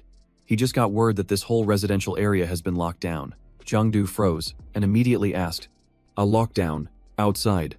Armored warriors had already blocked off every exit. Captain Luke carefully surveyed the terrain before giving clear orders. Hiding behind a wall, Jangdu silently analyzed the situation. Just as I thought, Captain Luke is leading the team himself. This isn't a simple matter, he quickly deduced. Could they be hunting someone down? After a scan, the monitor reported that the contamination level in this area was significantly higher. We can confirm the target is here. Captain Luke immediately ordered, all units, move out now. Jangdu made a mental note. So the one with the blood rune status is hiding somewhere in this area. Just as he had that thought, he sensed something unusual and immediately looked in that direction. Jangdu was horrified to see the figure of a blood beast. It had actually appeared, but it wasn't at the building where Tutu was. He used his ice drill skill to analyze the situation. Every time, the blood creature has rushed toward Tutu, Could she really be its target? Just then, it suddenly split into countless shadow forms, hiding behind a wall. Jangdu sighed helplessly. Oh my god. Now it's pulling a cloning trick. With so many of them, which one am I supposed to chase first? While he was still confused, one of the blood beasts suddenly jumped through a portal. The guards immediately rushed in, blocking its path and shouting, "Freeze! Don't move." At the same time, a whole series of blood beasts appeared one after another, causing him to freeze in his tracks as he watched. Jangdu quickly realized something was off.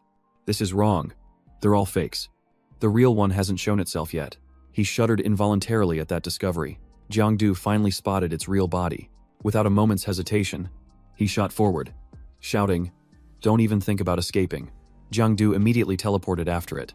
As soon as he arrived, he landed softly on the ground. The blood beast swung its arm, slashing straight toward Jangdu. A massive explosion echoed throughout the area. It narrowed its eyes and looked at him, asking in a mocking tone, "Did you come looking for me?" Jangdu was confused when he saw the appearance of the being in front of him. Isn't this the exact same form as his recurring nightmare? He muttered in surprise. That's strange. Why can't I see her health bar? Without another word, it lunged forward like a flash of lightning. Jangdu. And she immediately clashed, attacking each other fiercely. The moment his fist passed right through her body, he froze, completely stunned. Before he could even react, Tio struck back with a mysterious skill. Jangdu frowned, making an assessment. She was weaker than he thought. Hardly a threat at all. But his last attack did absolutely nothing to her. So what was going on? With that thought, Jangdu gathered his power and clenched his fist tightly. He suddenly unleashed a spinning punch right at Tio. Yet again, she was completely intact, totally unharmed. Jangdu lost control and roared as he charged forward. "Are you a bloodline bearer? Was the Yunhai blood contamination incident you're doing?" She glided past him, her voice cold and indifferent. "Take a guess." Jangdu froze and whipped around, stunned to see Tio now standing behind him. She smirked mockingly. "Too slow. You weren't nearly as decisive as in the video when you were hunting aberrations, because you hesitated in front of that bloodkin couple." Hearing this, Jangdu became furious and demanded, "Why? They were just small-time merchants. Why did you have to harm them?" Tio answered with a low growl. "Harm them? It's obvious that I saved them." He was enraged and charged forward unsuccessfully, yelling, "What do you mean saved? You call turning them into bloodkin saving them? Do you know anything about their lives?" The wife's younger sister was harassed by the Luman gang, and a conflict broke out. The Lu man brought in a self-proclaimed superhuman, and in just one night, their business was completely destroyed. Tio spoke up. The aberrations never tried to kill them. It was the superhuman who drove them to despair. The more Jangdu listened, the angrier he got. He roared, "Shut up. You're just exploiting their hatred to turn them into your puppets." Then he screamed, "You're the one who caused all of this. I will never forgive you." And with that, he lunged forward. Tio laughed and began to slowly transform. So then, who is truly the aberration? And who is the superhuman? She suddenly took on Jao Jiao's face and asked him directly, "Jiangdu, can you even tell the difference?" The moment he saw that familiar face, he froze in place. Jiangdu's punch stopped dead in midair. Tio, in the form of Jao Jiao, raised an eyebrow slightly. Her voice was slow. "You know who I am now, and you still don't dare to attack." She placed a hand on Jiangdu's chest, her voice soft yet cold. "Aberration or superhuman, it's all the same. It's all meaningless." As soon as she finished speaking, Tio leaned in close with a smirk. "The only thing that matters is me. You understand that, don't you?" Jangdu faltered for a moment, his mind going completely blank. She seized the opportunity, taking another step forward on her tiptoes, but she was immediately stopped when Jangdu grabbed her wrist tightly. He frowned, his voice cold. "That's enough." Tio. She feigned weakness, her eyes glistening. "What are you talking about? I'm Jao Jiao." Jangdu stared her down, exposing the lie. "Jao Jiao has never known me in my shadow form. Only you have seen it. When I saved you, the look in your eyes said it all. Besides, other than Tio, no one could possibly create such a perfect replica." Hearing that, she roared and charged forward to attack, but she had only taken a few steps before Jangdu intercepted her. She clutched her arm, her eyes filled with resentment. It was laughable. How two people of the same nature could be so different. Tio reverted to her true form, her voice ice-cold. "That's right. I'm the one who caused the chaos in Manhwa. If you want to kill me, then just do it." Jangdu remained silent. She slowly stepped closer. Tio gripped his wrist, her voice hoarse. "I've made too many mistakes. Killed so many people. You should end me. She pulled Jangdu's hand to her own neck. Her eyes half closed. Just a little more force. One touch is all it takes. Before her words could fade, Jangdu threw a punch straight into her face. His other hand grabbed her ankle, holding her tight so she couldn't escape. He put all his strength into it, violently throwing Tiu away. She was caught completely by surprise and had no time to react. Jangdu swung his arm again, slamming her against a nearby wall. Droplets of liquid dripped from Tiu's body onto the cold floor. She trembled, her eyes filled with hatred. Jangdu, you really have no humanity. Attacking your own classmate, Jangdu replied calmly. You're just a clone made of flesh and blood. Killing you won't change anything. His words stunned Tiu. How did you know this is a clone? Is that one of your abilities? Jangdu stated bluntly. That doesn't matter. You've changed so much from the Tiu I used to know. Jangdu looked straight at her, his voice stern. Why did you turn out like this? Her face darkened, her expression cold. I've never changed. You just never understood. Tiu began to tell her story. My father owned a restaurant, and for years he was oppressed by 3 rivals in the same business. Dark memories flooded back. They hired thugs to cause trouble, threatening my whole family. Even my mother wasn't safe. Jangdu was stunned. So you sent the blood fiends to kill those 3 men, then staged a scene to clear your name by having them attack you. She didn't deny it. That's right. When I saw those 3 fall, I wasn't scared. I just felt satisfied because I had finally mastered the power I craved.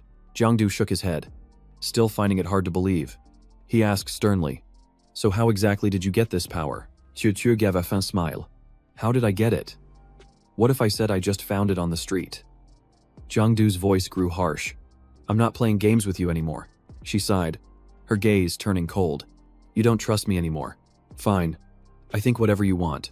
After speaking, Tiu smiled faintly as her body began to radiate a brilliant red energy. See you around. Old classmate, Jangdu panicked, reaching out to stop her. Wait.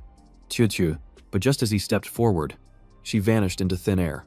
Jangdu stood frozen, gently touching what little remained in the air. He looked down at his own hand, his eyes heavy with thought. Jangdu lowered his head, his expression suddenly turning grim. He looked up at the sky, his voice choked with emotion.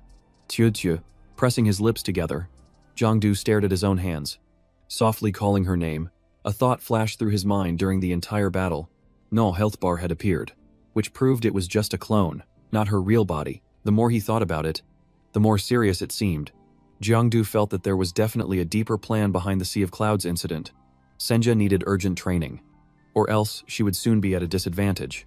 Just then, the ringing of a phone shattered the heavy silence. As soon as he answered, Tuan Kuang's yelling echoed through the phone. Where have you been? Why haven't you responded? Jangdu calmly replied, I'm on a mission. Have you found anything about the source of the contamination? Hearing this, the man softened his tone. It's related to your classmate Tiu. She's a wanted person now, and there's going to be a citywide inspection soon.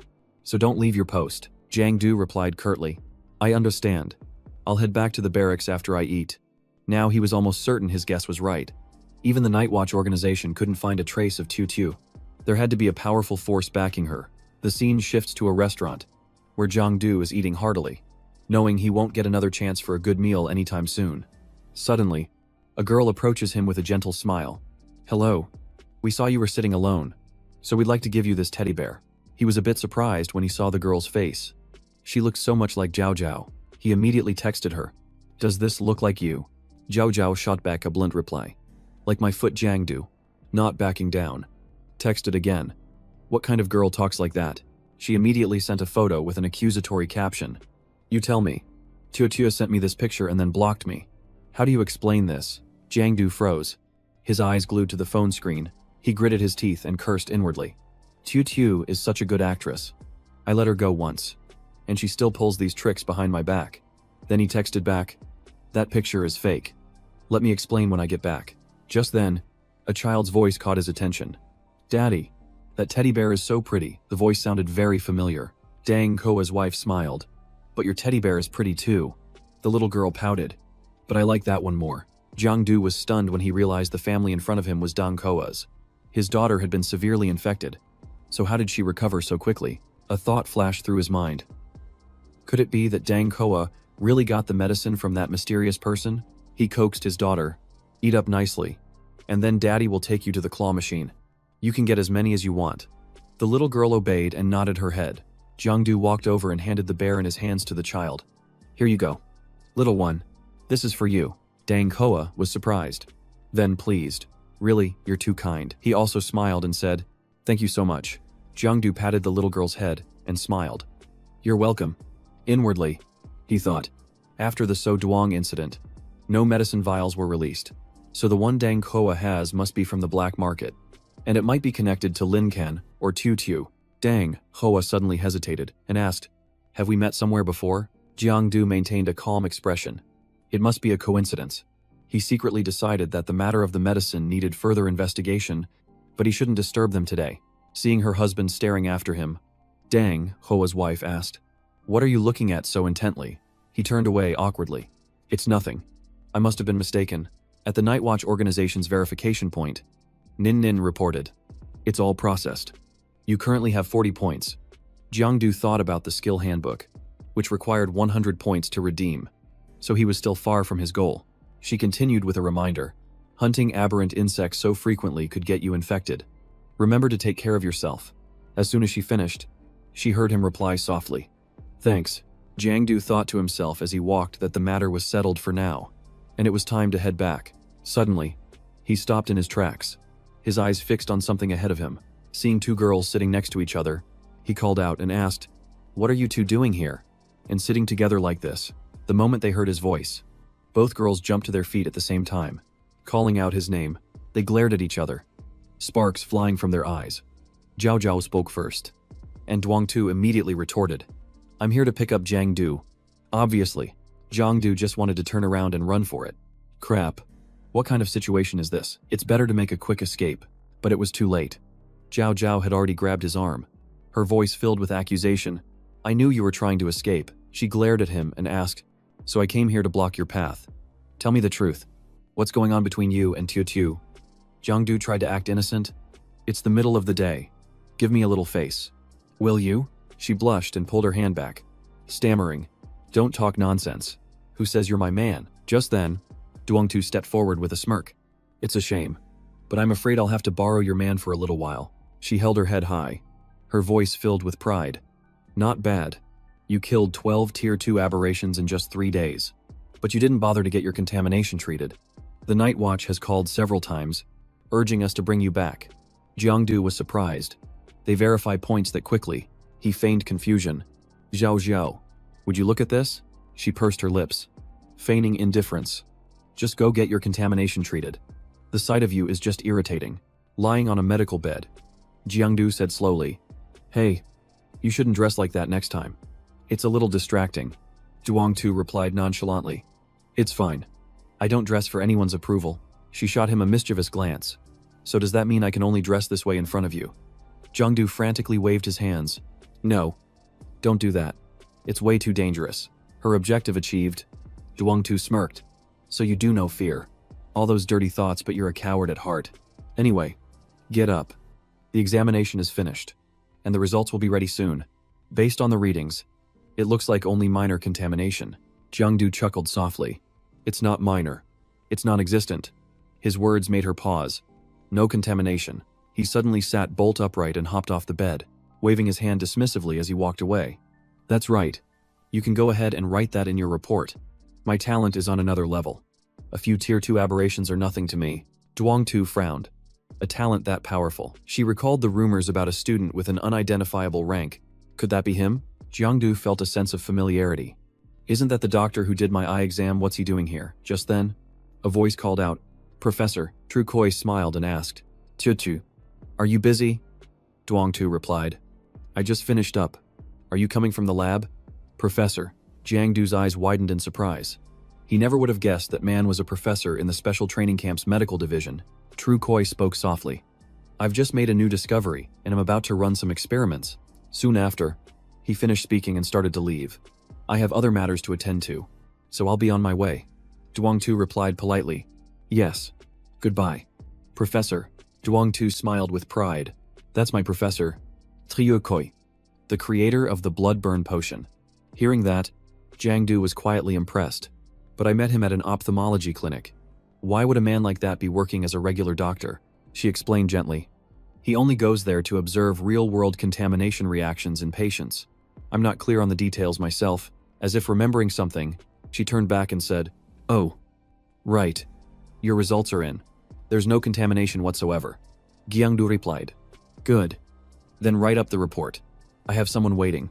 He then added casually, "Give me another vial of the bloodburn potion." She frowned. "You just had one 4 days ago." Jangdu brushed it off. "My constitution is special. I recover fast." Zhuangtu said, exasperated. "If anything happens, I'm not taking the blame. Just one vial then, right now." Jangdu is drinking a dark, black concoction. He suddenly realized something was wrong with his body. Before he could understand what was happening, smoke billowed out from his body. Zhuangtu panicked and shouted, "This is bad."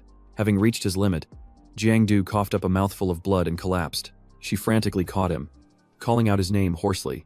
Jangdu. After some time, he slowly opened his eyes. She was overjoyed. "Thank goodness. If you hadn't woken up, I would have had to report this to the barracks." Jangdu sat up abruptly.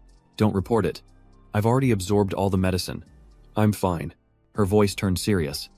"Absorbed or not, your body is completely limp. You can't even stand up." Jangdu brushed his hair back and said stubbornly, "I'm fine. The men on night watch must always be strong." Night fell, and faint lights illuminated the row of buildings. He opened the door, thinking as he walked, "Jao Jiao hasn't replied yet. She must be mad that I'm late again." She was still half asleep, yawning lightly. "Oh, you're back." Jangdu walked over and patted her head. "Did I wake you?" Jao Jiao quickly replied. "No. I was waiting for you. How did it go? Did the contamination treatment go well?" Jangdu smiled. "It went very smoothly." He noticed something strange and his voice grew serious. "Your leg is infected." "Since when?" "Why didn't you say anything?" She answered calmly. "It's nothing. I've already treated it. I just need to apply the medicine regularly, and it'll be fine." Jangdu placed his hand on it and channeled his healing magic. "Warning. Don't move. Let me try." Jao Jiao was startled. "What are you doing?" He released a stream of pure energy, thinking to himself, "My shadow guard can devour aberrations. I wonder if it can absorb this contamination." When he finished, Jangdu gently put her leg down and said softly, "I'm sorry. It didn't work." Jao Jiao blushed and said quietly, "I've been using this for the past few days." Jangdu poured the medicine into his hand, his voice low. "If I can't draw it out, then we'll have to use the medicinal liquor." While massaging her leg, Jangdu reminded her softly, "If it hurts too much, just tell me." Suddenly hearing a soft moan, he reassured her gently, "Just bear with it a little longer." Jiao's face turned beet red, and she could only look away to hide her embarrassment. Jangdu suddenly asked, "Why did you come to the train station to meet me when your leg hurts this much?" She quickly replied, "I wanted to know what happened with Tutu. And I also wanted to see you a little sooner." His expression fell, and he said gravely, "Jao Jiao, I'm afraid we won't have the chance to see Tutu again." She froze, asking in a panic, "What did you say? What happened to Tutu?" Jangdu explained gently, "She was carrying too many obsessions and chose the wrong path. Now it's too late for her to turn back." Jao Jiao looked down, blaming herself. "It's my fault. I barely contacted her after joining the barracks. If I had paid more attention." Seeing her weaken, Jangdu pulled the blanket over her and said softly, "No one is to blame. She chose that path for herself. She wouldn't listen to anyone. I just hope she still has a little bit of good left in her heart. You should get some rest. I'm going to read for a bit." Suddenly, Jao Jiao grabbed his hand tightly, pleading, "Don't go." She looked at him and asked softly, "Jangdu, you'll always be with me?" "Right." Jangdu smiled gently. "I will." A few days later, Ata Diner. Hao Tu asked, "Lao Chao, how's Tufong doing lately?" "Didn't I hear he had that blood clotting disease?" Lao Chao replied. "The night watch gave us one vial of blood source potion, but my family had to sell our house to buy a second one, which managed to save his life." Hearing this, Jangdu secretly suspected it was another one of those blood source potions of unknown origin. Lao Chao suddenly lowered his voice. "I heard that after the Soduang conglomerate fell, someplace in East District 1 has been secretly selling this potion, for only 1/10 the price of the real thing. But I don't know if it's legit or fake." Hao Tu nodded. "I've heard about it too. Can't say if it's true or not. But if it can save a life, it might be worth a try." Then he urged, "Come on, let's just eat. No more talk." After eating, Lao Chao stood up and waved. "Hao Tu, I'm heading to the hospital first. Thanks a lot for today." Hao Tu laughed heartily. We're brothers. No need to be so formal. At that moment, Jangdu was standing silently behind Hao Tu. Hao Tu nervously answered his phone.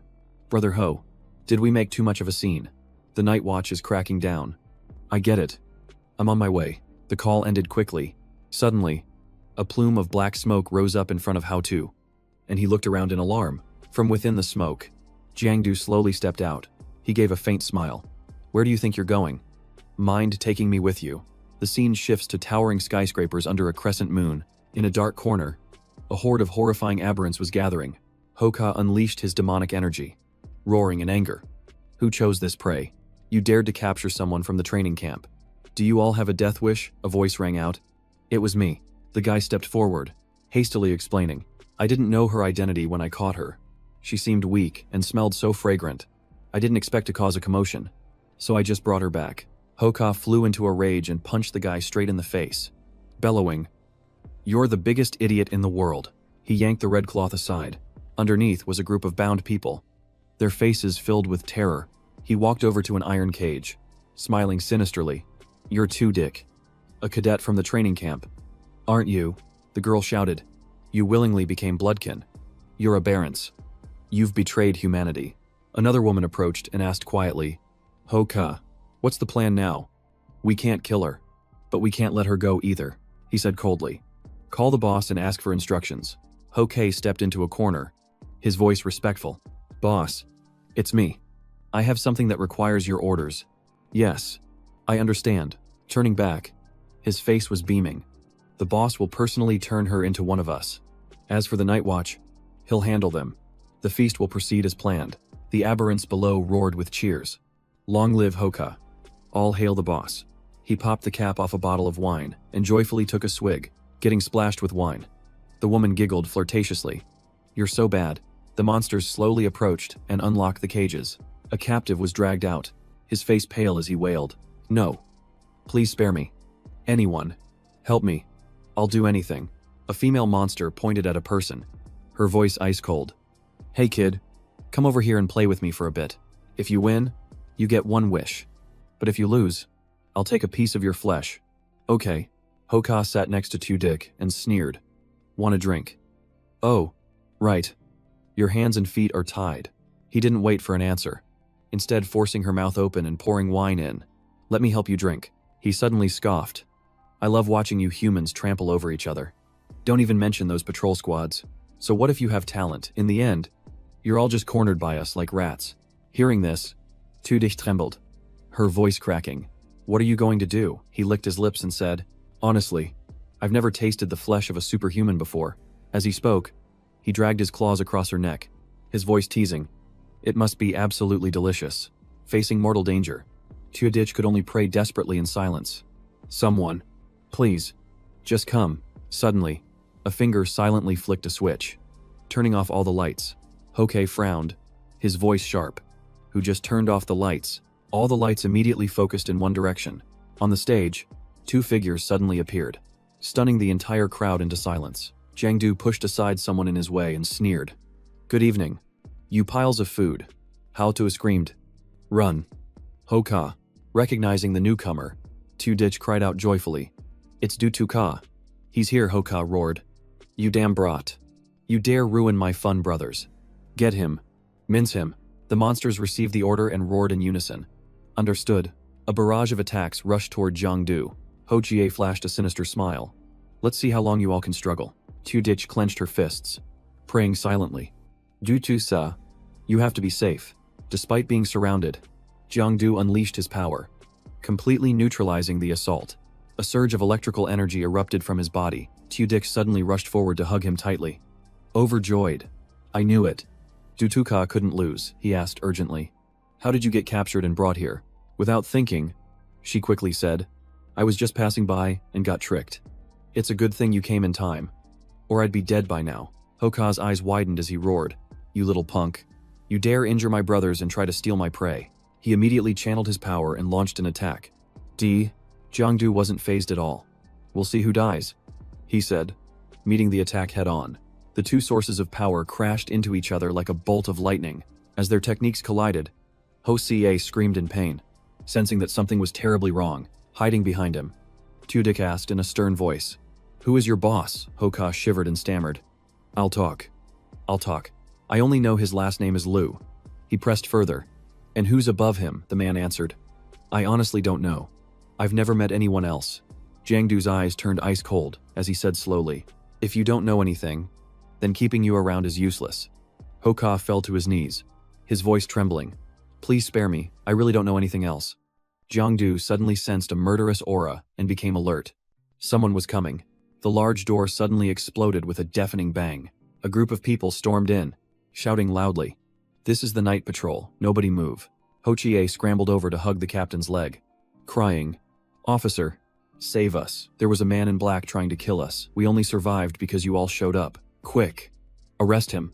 The captain scanned the area, but he couldn't see anyone out of the ordinary. Tudyk stepped forward and declared, Don't listen to his lies. It was obviously this pack of mutated blood fiends that wanted to eat us. If it hadn't been for Du-Tu-Ka, we wouldn't be alive right now. The captain frowned as a thought immediately crossed his mind.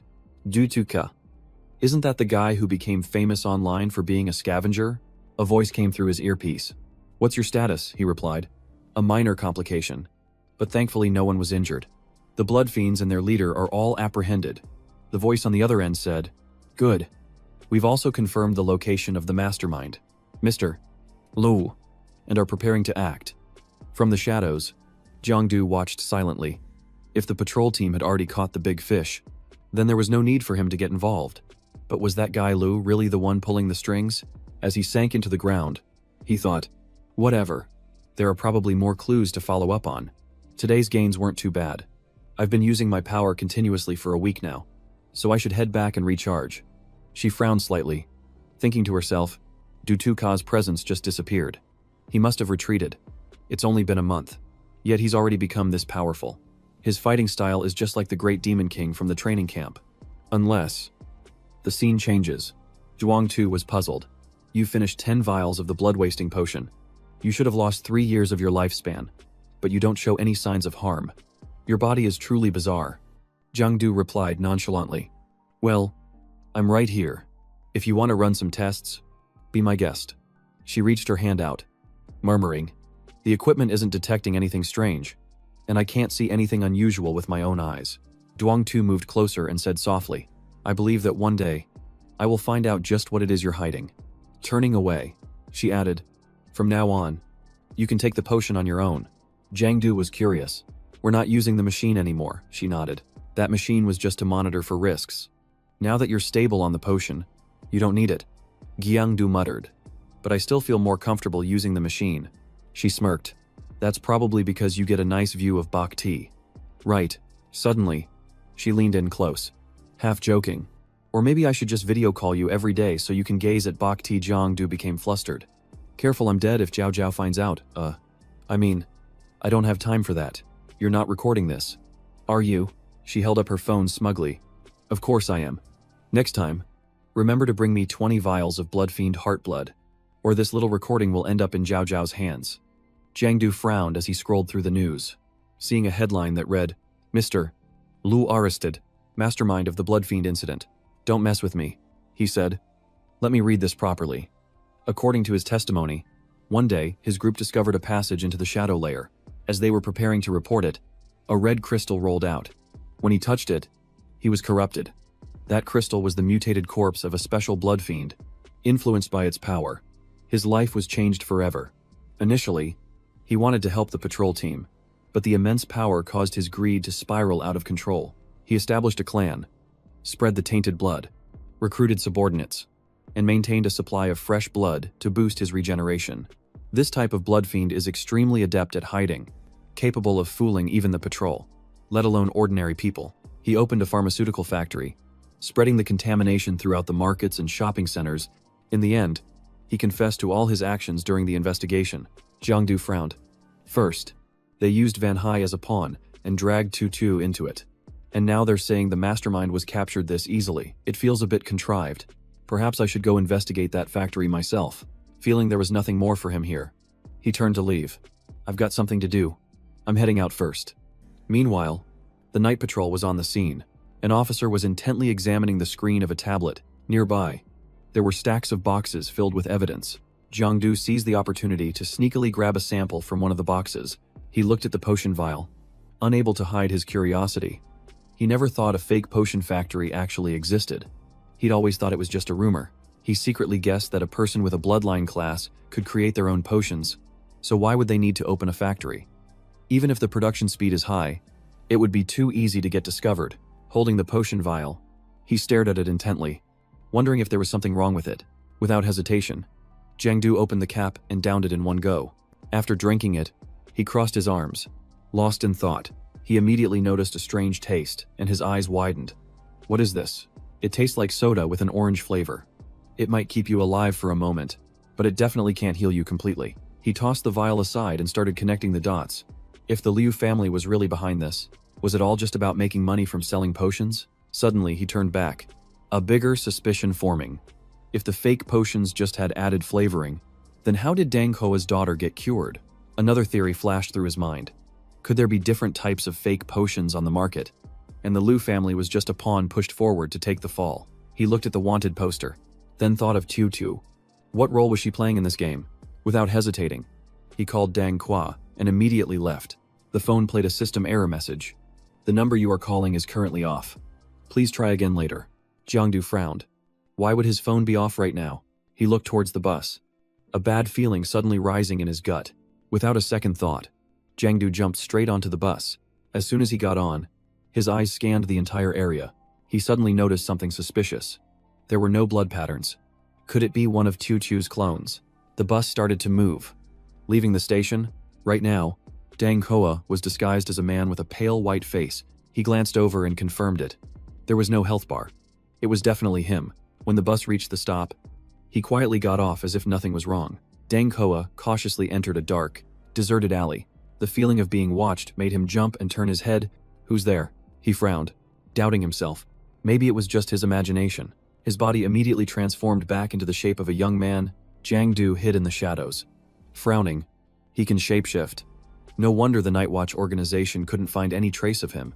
After that, Dang Hoa pushed the door open and went inside the house. Without a word, he kicked over a pile of furniture. Then he started punching nearby objects, venting his frustration. Watching the chaotic scene, Jangdu wondered to himself, what is this guy trying to do? He walked towards the bathroom and pulled back the curtain. Inside the water tank was the body of a young student, Dang Hua's new form. Seeing this, he smirked. Right on time. He opened his mouth, and his soul separated from his current body. Then, immediately after, it shot straight into the body in the tank. In just an instant, Dang Hoa opened his eyes wide in his new body. He sat up decisively, sending water splashing everywhere. Without hesitation, he struck a powerful blow, destroying his old body. From the remains, a horrifying aberration arose. It thrashed about frantically, crashing into the door and then slamming into the wall. Dang Hoa reached out his hand, absorbing all of the aberration's energy into himself. Once finished, he collected the fluid into a vial, overjoyed that a new blood source potion was ready. The next day, at the Dudu apartment complex, Dang Hoa stood before the door and knocked twice. His wife cheerfully opened the door. You're here. He smiled and gave a warm nod. Just then, the little girl ran out to show off. Uncle, look, this is my new house. It's so big and beautiful. Dang Hoa smiled gently. Yes, it's a shame your dad is busy with work, so I came to help you and your mom. He pulled out 2 large bags, beaming. Here, Uncle brought you some super delicious sodas. The little girl politely accepted the gift. Thank you very much. Uncle, the wife asked in a serious tone, is everything taken care of? Dang Hoa nodded reassuringly. It's almost all done. With that said, he quickly left the apartment. On the way back, he let out a weary sigh. Suddenly, Jangdu spoke from behind him, as if a heavy burden of suspicion had been lifted. Startled, Dang Hua spun around. Who's there? Jangdu said coldly. I just read the news. A young man who often bullied students was infected by a blood source and transformed, while the student he bullied died from being unable to withstand the contamination. His voice slowly unraveled the story. But the truth is, both of them were already dead. It was all just an act you staged, using your ability. He stepped closer to expose him. Your only goal was to take their blood to create the blood source potion. Am I right? Dang Hua. He narrowed his eyes, then gave a cynical laugh. I can't believe such an elaborate plan was discovered by you. Reverting to his true form, he sighed. Do too. You're as sharp as ever. He asked probingly. When did you start suspecting me? Was it when we met in the eastern sector too? Or even before that? Jangdu answered concisely. I was suspicious when Hoa Hoa got infected. And that day in Sector 2, you were the first one to arrive. Dang. Hoa shrugged with a self-mocking smile. Is that right? I even let the bloodkin attack me on purpose. And I still couldn't fool you. Jiangdu's voice was low with disappointment. I had my suspicions but never wanted to believe they were true. Dang Hoa, you were never this kind of person. What on earth happened to you? His face darkened. That's right. I wasn't like this. Not until my family got dragged into it. With that, Dang Hoa coldly transformed into a mutant. So what if I'm a monster? As long as I'm alive. He unleashed his power and charged forward like a whirlwind. The two clashed violently, the ground shaking with every blow. Jangdu earnestly tried to persuade him. Turn yourself in now, there's still a way out. Dang Hoa frowned, his voice dripping with sarcasm. Turn myself in to the night watch. He kicked Jangdu away and snarled. If they could have helped, I wouldn't have ended up in this mess. Dang Hoa continued angrily. My wife and child were contaminated. Besides that one vial of medicine, there was no other way. And how could someone like me ever afford it? That's why I had to use other people's blood as medicine to keep my wife and child alive. His voice trailed off in despair. I thought everything was fine. But who knew that was just the beginning? Their bodies just kept mutating. And the blood had to be constantly replenished. I'm out of options. I can't just stand by and watch them slowly wither away and die before my eyes. He clenched his fists and shouted. So no one is allowed to stop me. Not even you. With that, he threw a punch that came down like a sledgehammer. But Jiangdu, quick as lightning, raised his hand to block it. He grimaced and asked bluntly, then what about the new house? Dang Hoa froze. A new house. Jiangdu smirked, exposing him. That apartment wasn't cheap. You made quite a bit of money selling fake medicine. Didn't you? He tore apart his moral facade. Claiming it was for your family was really just an excuse to cover up your own greed. Jangdu held nothing back and pointed out the problem directly. Money, power, and strength. Those are the things you truly crave, he said forcefully. Evil thoughts are like a deep well, and your ambition will drown you at the bottom. As soon as he finished speaking, he landed a kick to Dang Koa's stomach, making him spit up blood. He was sent flying and slammed hard into a utility pole behind him. Dang Koa struggled to his feet and laughed grimly. You want to play for real, bring it on. He dropped his facade and held his head high. All right then. No more hiding. He rushed forward, declaring war. Today, we settle this once and for all. Dang Koa used his mutant power, striking through the ground to create a surprise attack. But Jangdu was nowhere to be seen. He grew suspicious and immediately looked up, realizing the intent to launch a sneak attack. He immediately countered. Jangdu sensed something was wrong and quickly retreated to keep his distance. Dang Hoa leaped high into the air. Continuing his relentless charge, he let out a loud roar. Launching a sharp, swift thrust toward Jangdu, he countered with a bolt of lightning, successfully blocking the attack. Dang Hoa burst into laughter, taunting him. Is that all you've got? Do too. So this is the extent of a high-tier shadow worm. Without giving Jangdu a moment to rest, he summoned tentacles to surround him from all sides. He grimaced, swinging his lightning to form a defensive barrier in front of him, like a fence of swords. He calmly allowed his tentacles to wrap around the lightning without the slightest hint of fear. Then, with a powerful flick of his arm, he sent Jangdu flying into the air. He then hurled him straight into the wall of the building ahead, causing dust and debris to fly everywhere. Immediately afterward, Dang Hoa frantically rushed in to check on the situation. Finding no one there, he roared in anger, cursing that he had lost his target. Suddenly, Jiangdu appeared, launching an attack from behind him. Before he could even react, Dang Hoa was tightly bound by tentacles. Unable to move a muscle, he crossed his arms and let out a smug laugh, arrogantly saying, "You're so naive. Do too. Did you really think you won just because I let my guard down for a moment? I know every single one of your moves and habits," he declared arrogantly. Right now, taking your life would be as easy as crushing an egg. But Jangdu remained calm, a faint smirk playing on his lips. You're mistaken. You're the one who's fallen into the trap. He calmly warned him. Look closely at your feet.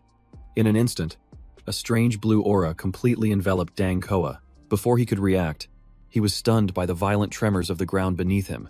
The ground suddenly split open, causing him to lose his balance and fall into a deep abyss. He had been transported to a dark, cold place known as the Shadow Plane. Dang Hoa gave a faint, contemptuous smile. Did you really think bringing me here would be enough to defeat me? His voice was deep and cold. Did you think hiding in the shadows would keep me from finding you? With my bloodline system, The scent of blood is all I need to track you down. Jangdu chuckled sarcastically. You're right. You do know my old fighting style very well. But, he replied firmly, that was the old me. Now, after training with Van Hai, I don't need a sneak attack to take you down. Dang Koa roared in disbelief and rage. A shadow system user dares to fight a bloodline system user head-on. Jangdu moved in close, looked him straight in the eyes, and uttered a single, cold word D. He unleashed a powerful attack, forcing him to his knees. He was stunned by this incredible power. Impossible. How can the shadow system be this strong? What is happening? Just then, his eyes widened in shock. He froze when he realized it was the power of a bloodline. Without hesitation, Jangdu pressed his overwhelming advantage. Closing the distance, he unleashed a cold slash, cutting deep into the man's chest. Dang, Hoa screamed in agony, clutching his wound as he tried to flee. Immediately after, Jangdu struck again, slashing straight at his demonic arm. He swiftly dodged to the side and cleanly sliced at the man's leg. Before he could even cry out, he let out a scream of pure agony. His 4 limbs were severed, and his body collapsed to the ground. In his death throes, he gasped for breath and accepted his defeat. So this is due to. I thought this power would let me turn the tables. But it doesn't matter. I have no regrets dying at your hands. Just do it. Jangdu stood motionless, his face devoid of any emotion. He silently watched as Dang Koa slowly faded on the ground. Seeing that he wasn't making a move, the man let out a weak laugh. What? You can't bring yourself to do it. At that moment, Dang Hoa sorrowfully confessed. Actually, I was the one who caused Hoa Ho and her mother's blood to become tainted. He sighed, as if trying to unburden himself of all his sins. His voice grew heavy as he continued remorsefully. I brought a bloodline fragment home, and that's when the contamination started to spread. He raised a hand aimlessly and laughed bitterly. That's right. My family was just an excuse. What I really craved was power, but in the end, that power and strength brought me no peace.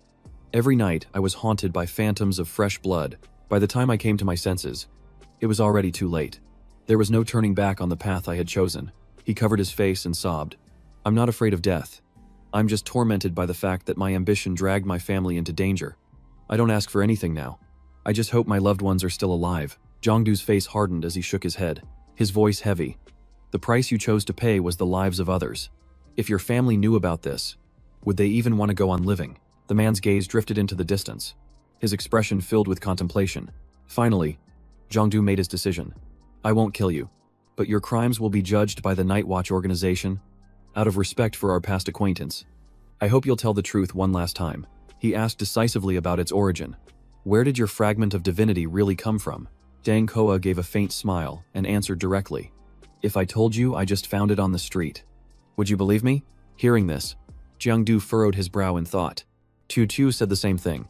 Could it be that he really just found it? But he quickly realized something was off. Impossible. A fragment of divinity wouldn't just appear randomly. Someone is clearly setting a trap. At that very moment, Dang Hoa suddenly began to choke. As a strange force sucked the air from his lungs, Jangdu cried out in alarm. Dang Hoa, what's wrong? In the blink of an eye, he was completely consumed by a circle of blazing red fire. The attacker, in the form of an aberration, was none other than True Koi. Seeing that ferocious face, Jangdu grew wary. It was another wielder of a bloodline status. As soon as the words were spoken, tiny sparks shot directly into Dang Hoa's body. Jangdu clenched his fists and launched a decisive counterattack. Instantly, Koa was freed and collapsed to the ground. Tro Koi growled with resentment. Get out of the way. He immediately launched a barrage of blood flame particles toward Jangdu. Quick as a flash, he dodged every single attack. Jangdu charged forward, swinging his hand to create a blade of cold light. Triu Koi gritted his teeth and summoned a high-level aberration for support. Seeing this, Jangdu took a few steps back to maintain his distance. He seized the opportunity, launching a fatal blow toward Dang Koa. In that instant, Dang Koa braced himself and pulled a life stone from his chest. Jangdu shouted in alarm, Dang Koa, stop. But Triu Koi was quick to snatch the stone away. He didn't hesitate to absorb all the energy from it. As Triu Koi was about to step into the open portal, Jangdu yelled, stop right there. He gathered his strength and unleashed a wave of energy that sent the aberrations flying. Get lost. Jangdu shot a cord of light straight at his opponent. It pierced the mask, causing it to fall to the ground. Jangdu frowned, looked up, and asked curtly, who are you? When the mask fell off, he was stunned. It was Dr. True. Jangdu stood frozen, unable to believe his eyes. Triokoi smirked slightly and asked, "So you recognize me?" Jangdu didn't answer, only tightening his defensive stance warily. The high-level aberrations nearby roared menacingly in unison. Triokoi ordered coldly, "I gave you time to deal with your old business with Koa. Now it's best you retreat." Jangdu sneered. "Retreat? You think I would spare the mastermind behind all these crimes?" Triokoi quickly retorted. "You've misunderstood. The murders and the poisoning were all Koa's doing. I had nothing to do with it." Jangdu gritted his teeth, his voice as cold as ice. "Nothing to do with it? Then who gave Tutu and Dong Koa the fragments of the bloodline status?" He furiously tightened his grip on the sword, his voice choked with emotion. "Dang Koa and Tutu were just pawns in your hands. All used so you could create this endless chain of bloodline contamination." Jangdu coldly exposed all of his crimes. "You dragged innocent people into this, turning them into bloodline abominations, to get more test subjects. You even researched the blood-altering serum. Am I right?" Dr. Triokoi, his face darkened, his voice filled with annoyance. He clearly didn't want any more trouble. Triokoi gritted his teeth and signaled for the horde of abominations to charge and attack. He said in a low voice, "You know far too much." Jangdu stood his ground, his eyes showing not a hint of fear. He swung his sword in a wide arc, sending the entire group of abominations flying.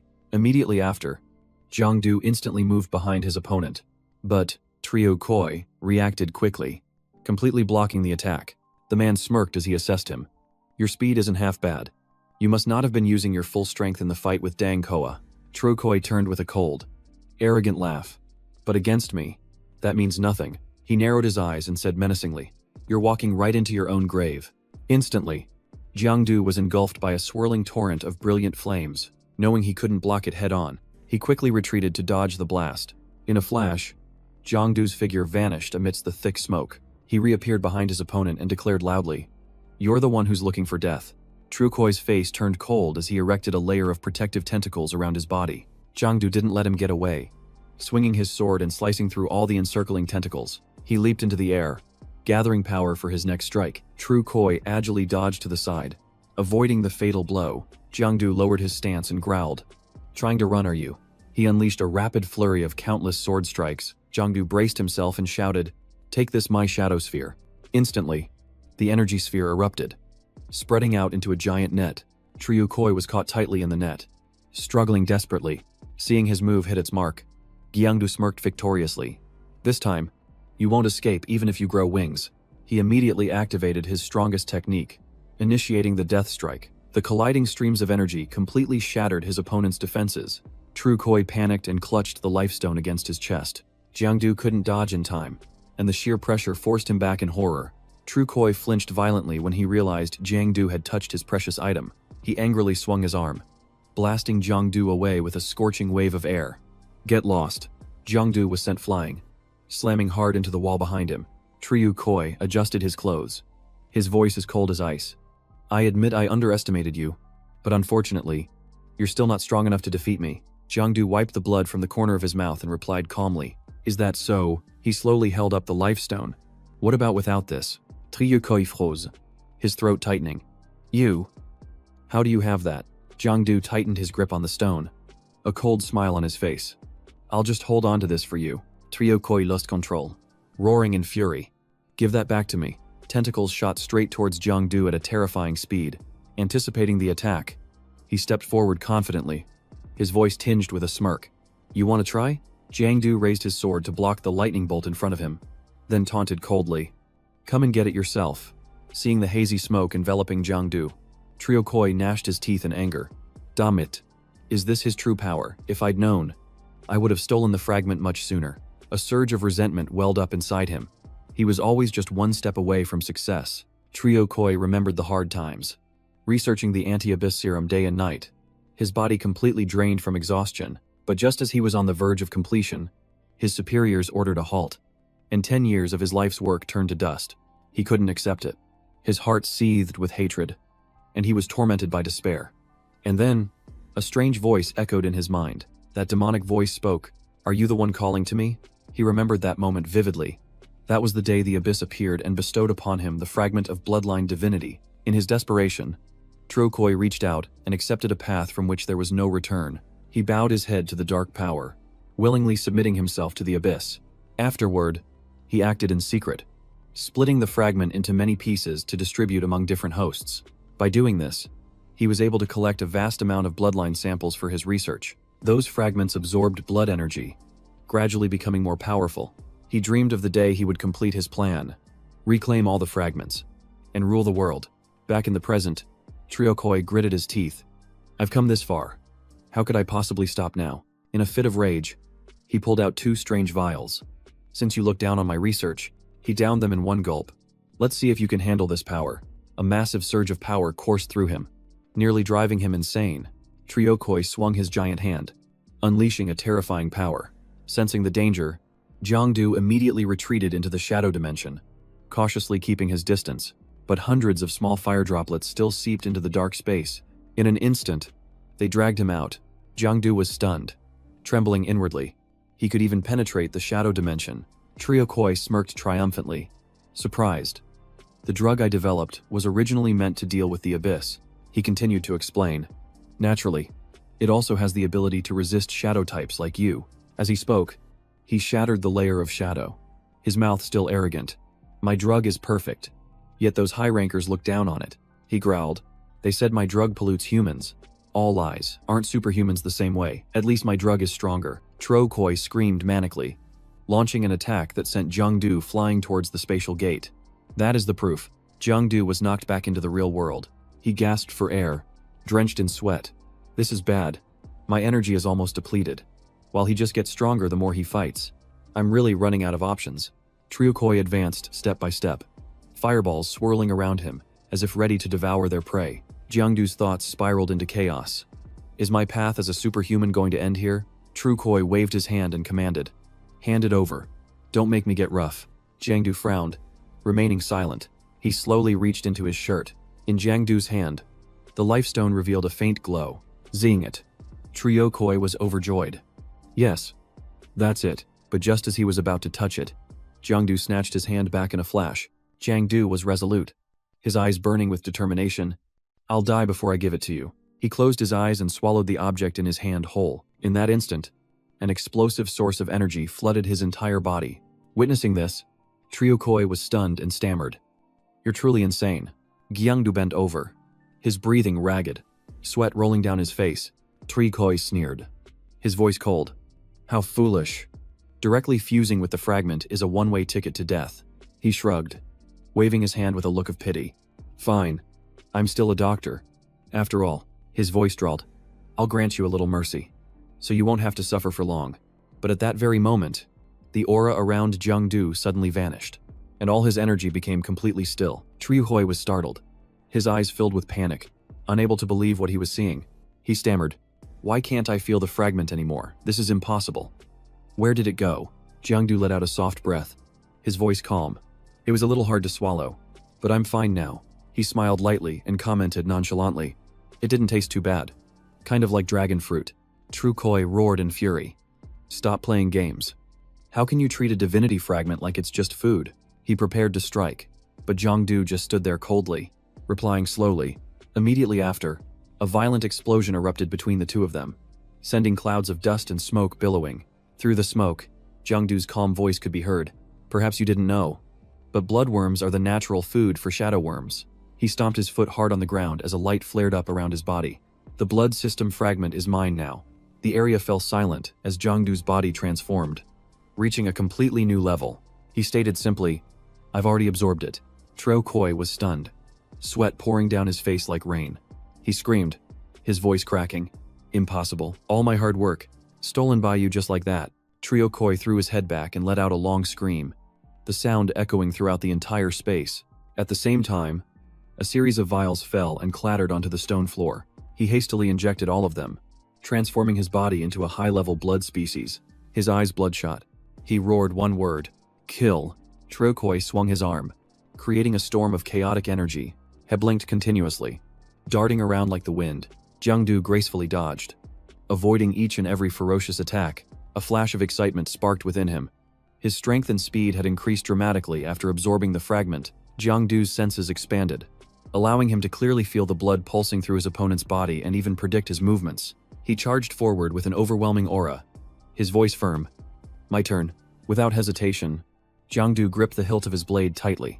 Let's see what this thing can do. As he swung the blade, he realized it was absorbing all the energy around it. He smiled faintly. How interesting. He continued to observe. It was more than just life drain. This blade also blocked the enemy's ability to regenerate. Zhang Jiangdu's calm demeanor. Trokoi roared as his anger exploded. Jiangdu's lips curled into a disdainful smirk. Trokoi gathered all his strength, and the flames around his body flared up violently. He unleashed all his power, sending Jangdu flying high into the air. He grunted softly. Taking a few steps back to steady his stance, Jangdu frowned in thought. I should have been able to hide in the shadow layer, but it seems my current form restricts that ability. Without a second thought, he summoned his deadly acid blood. Jangdu was stunned, muttering, "What's with this crazy amount of blood? Did my last attack hit so hard that it ruptured his blood vessels?" He squinted, focusing his gaze to get a better look. The layer of dark red blood was eating away at the ground. Bit by bit, alarmed, Jangdu leaped backward, narrowly avoiding contact with it. Trio Hoi smirked sinisterly and taunted. Too late to realize it now. He roared in fury. Now dissolve in hell. A massive amount of blood surged forward as he screamed. D. Anticipating the attack, Jangdu quickly shot up into the air. Triukoi looked up and sneered. You think flying up is enough to escape? He launched a barrage of acid bloodstreams right at him. Jangdu remained calm, thinking, this blood ability consumes his own lifeblood to function. I just have to wait until he runs out, and then I can counterattack. As if reading his mind, Triukoi let out a mocking laugh. Waiting for me to run out of blood. Are you? He suddenly recalled all of his blood parasites. Then, he submerged them all into the churning pool of blood at his feet. Jangdu was horrified, exclaiming, he's using the blood parasites to create more blood. Trokoi hissed through clenched teeth. There's nowhere to run. This hellish blood will corrode you down to the very marrow of your bones. He continued to gloat about his plan. Right now, the Night Watch organization is still busy dealing with the monsters I released. By the time they notice, it will already be too late. Trio Koi painted a picture of utter destruction. Starting from this small neighborhood, it will spread to the entire region. And finally, it will drown all of Vanhai City in a sea of blood. He threw his head back and cackled like a madman. Even if you kill me, this blood will destroy everything, and you'll be powerless to do anything but watch. Jiangdu's brow furrowed, his eyes darkening with a flash of grim determination. Without a moment of hesitation, he dove straight in. Jiangdu's body plunged through the thick, viscous blood. Trikoi's eyes went wide in disbelief. Is he insane? He actually dove right into the blood, but the words caught in his throat when he saw what was happening next. He stammered. The blood. It's boiling. He screamed in panic. Impossible. Is he using his own blood to burn mine? Trokoi was completely bewildered, wondering to himself, how is this even possible? Jangdu stated coldly and simply, it's over. He flew up, observing with unconcealed surprise that the bloodline fragment could be exploited to such an extent. Triukoi laughed maniacally. Your blood can't burn forever, but my blood is limitless. So in the end, I will be the victor, Jangdu replied curtly. Words alone prove nothing. Let's just see who can last longer.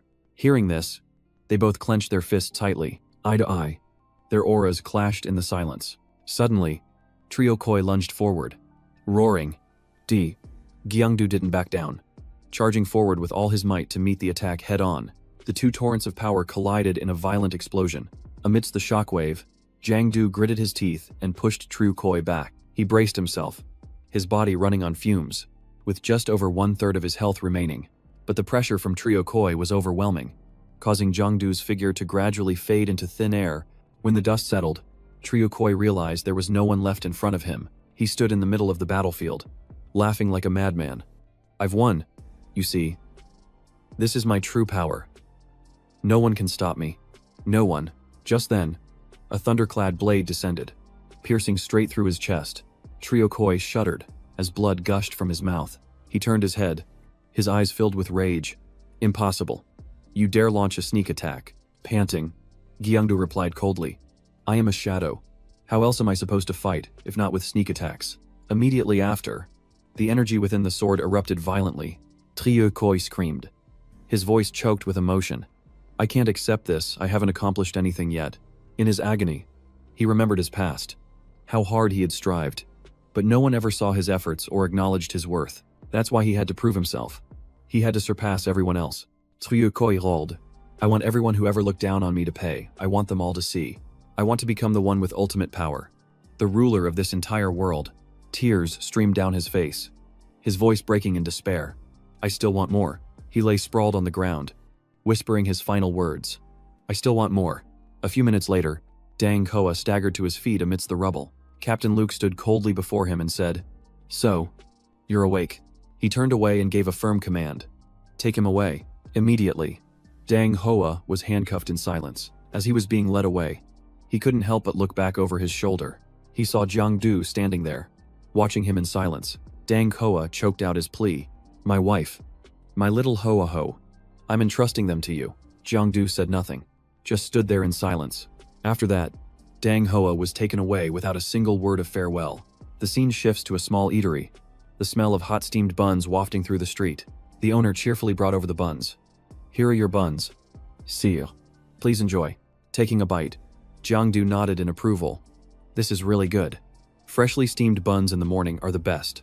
The owner smiled and replied, "That's right. My steamed buns are the most famous in this area." He curiously changed the subject. "I heard some scavengers came and caused trouble a few days ago." "Is that right?" The owner sighed. "Yes. They dared to mess with my daughter just because they thought they had a bit of power." Jangdu asked with concern, "Did you report it to the Night's Watch?"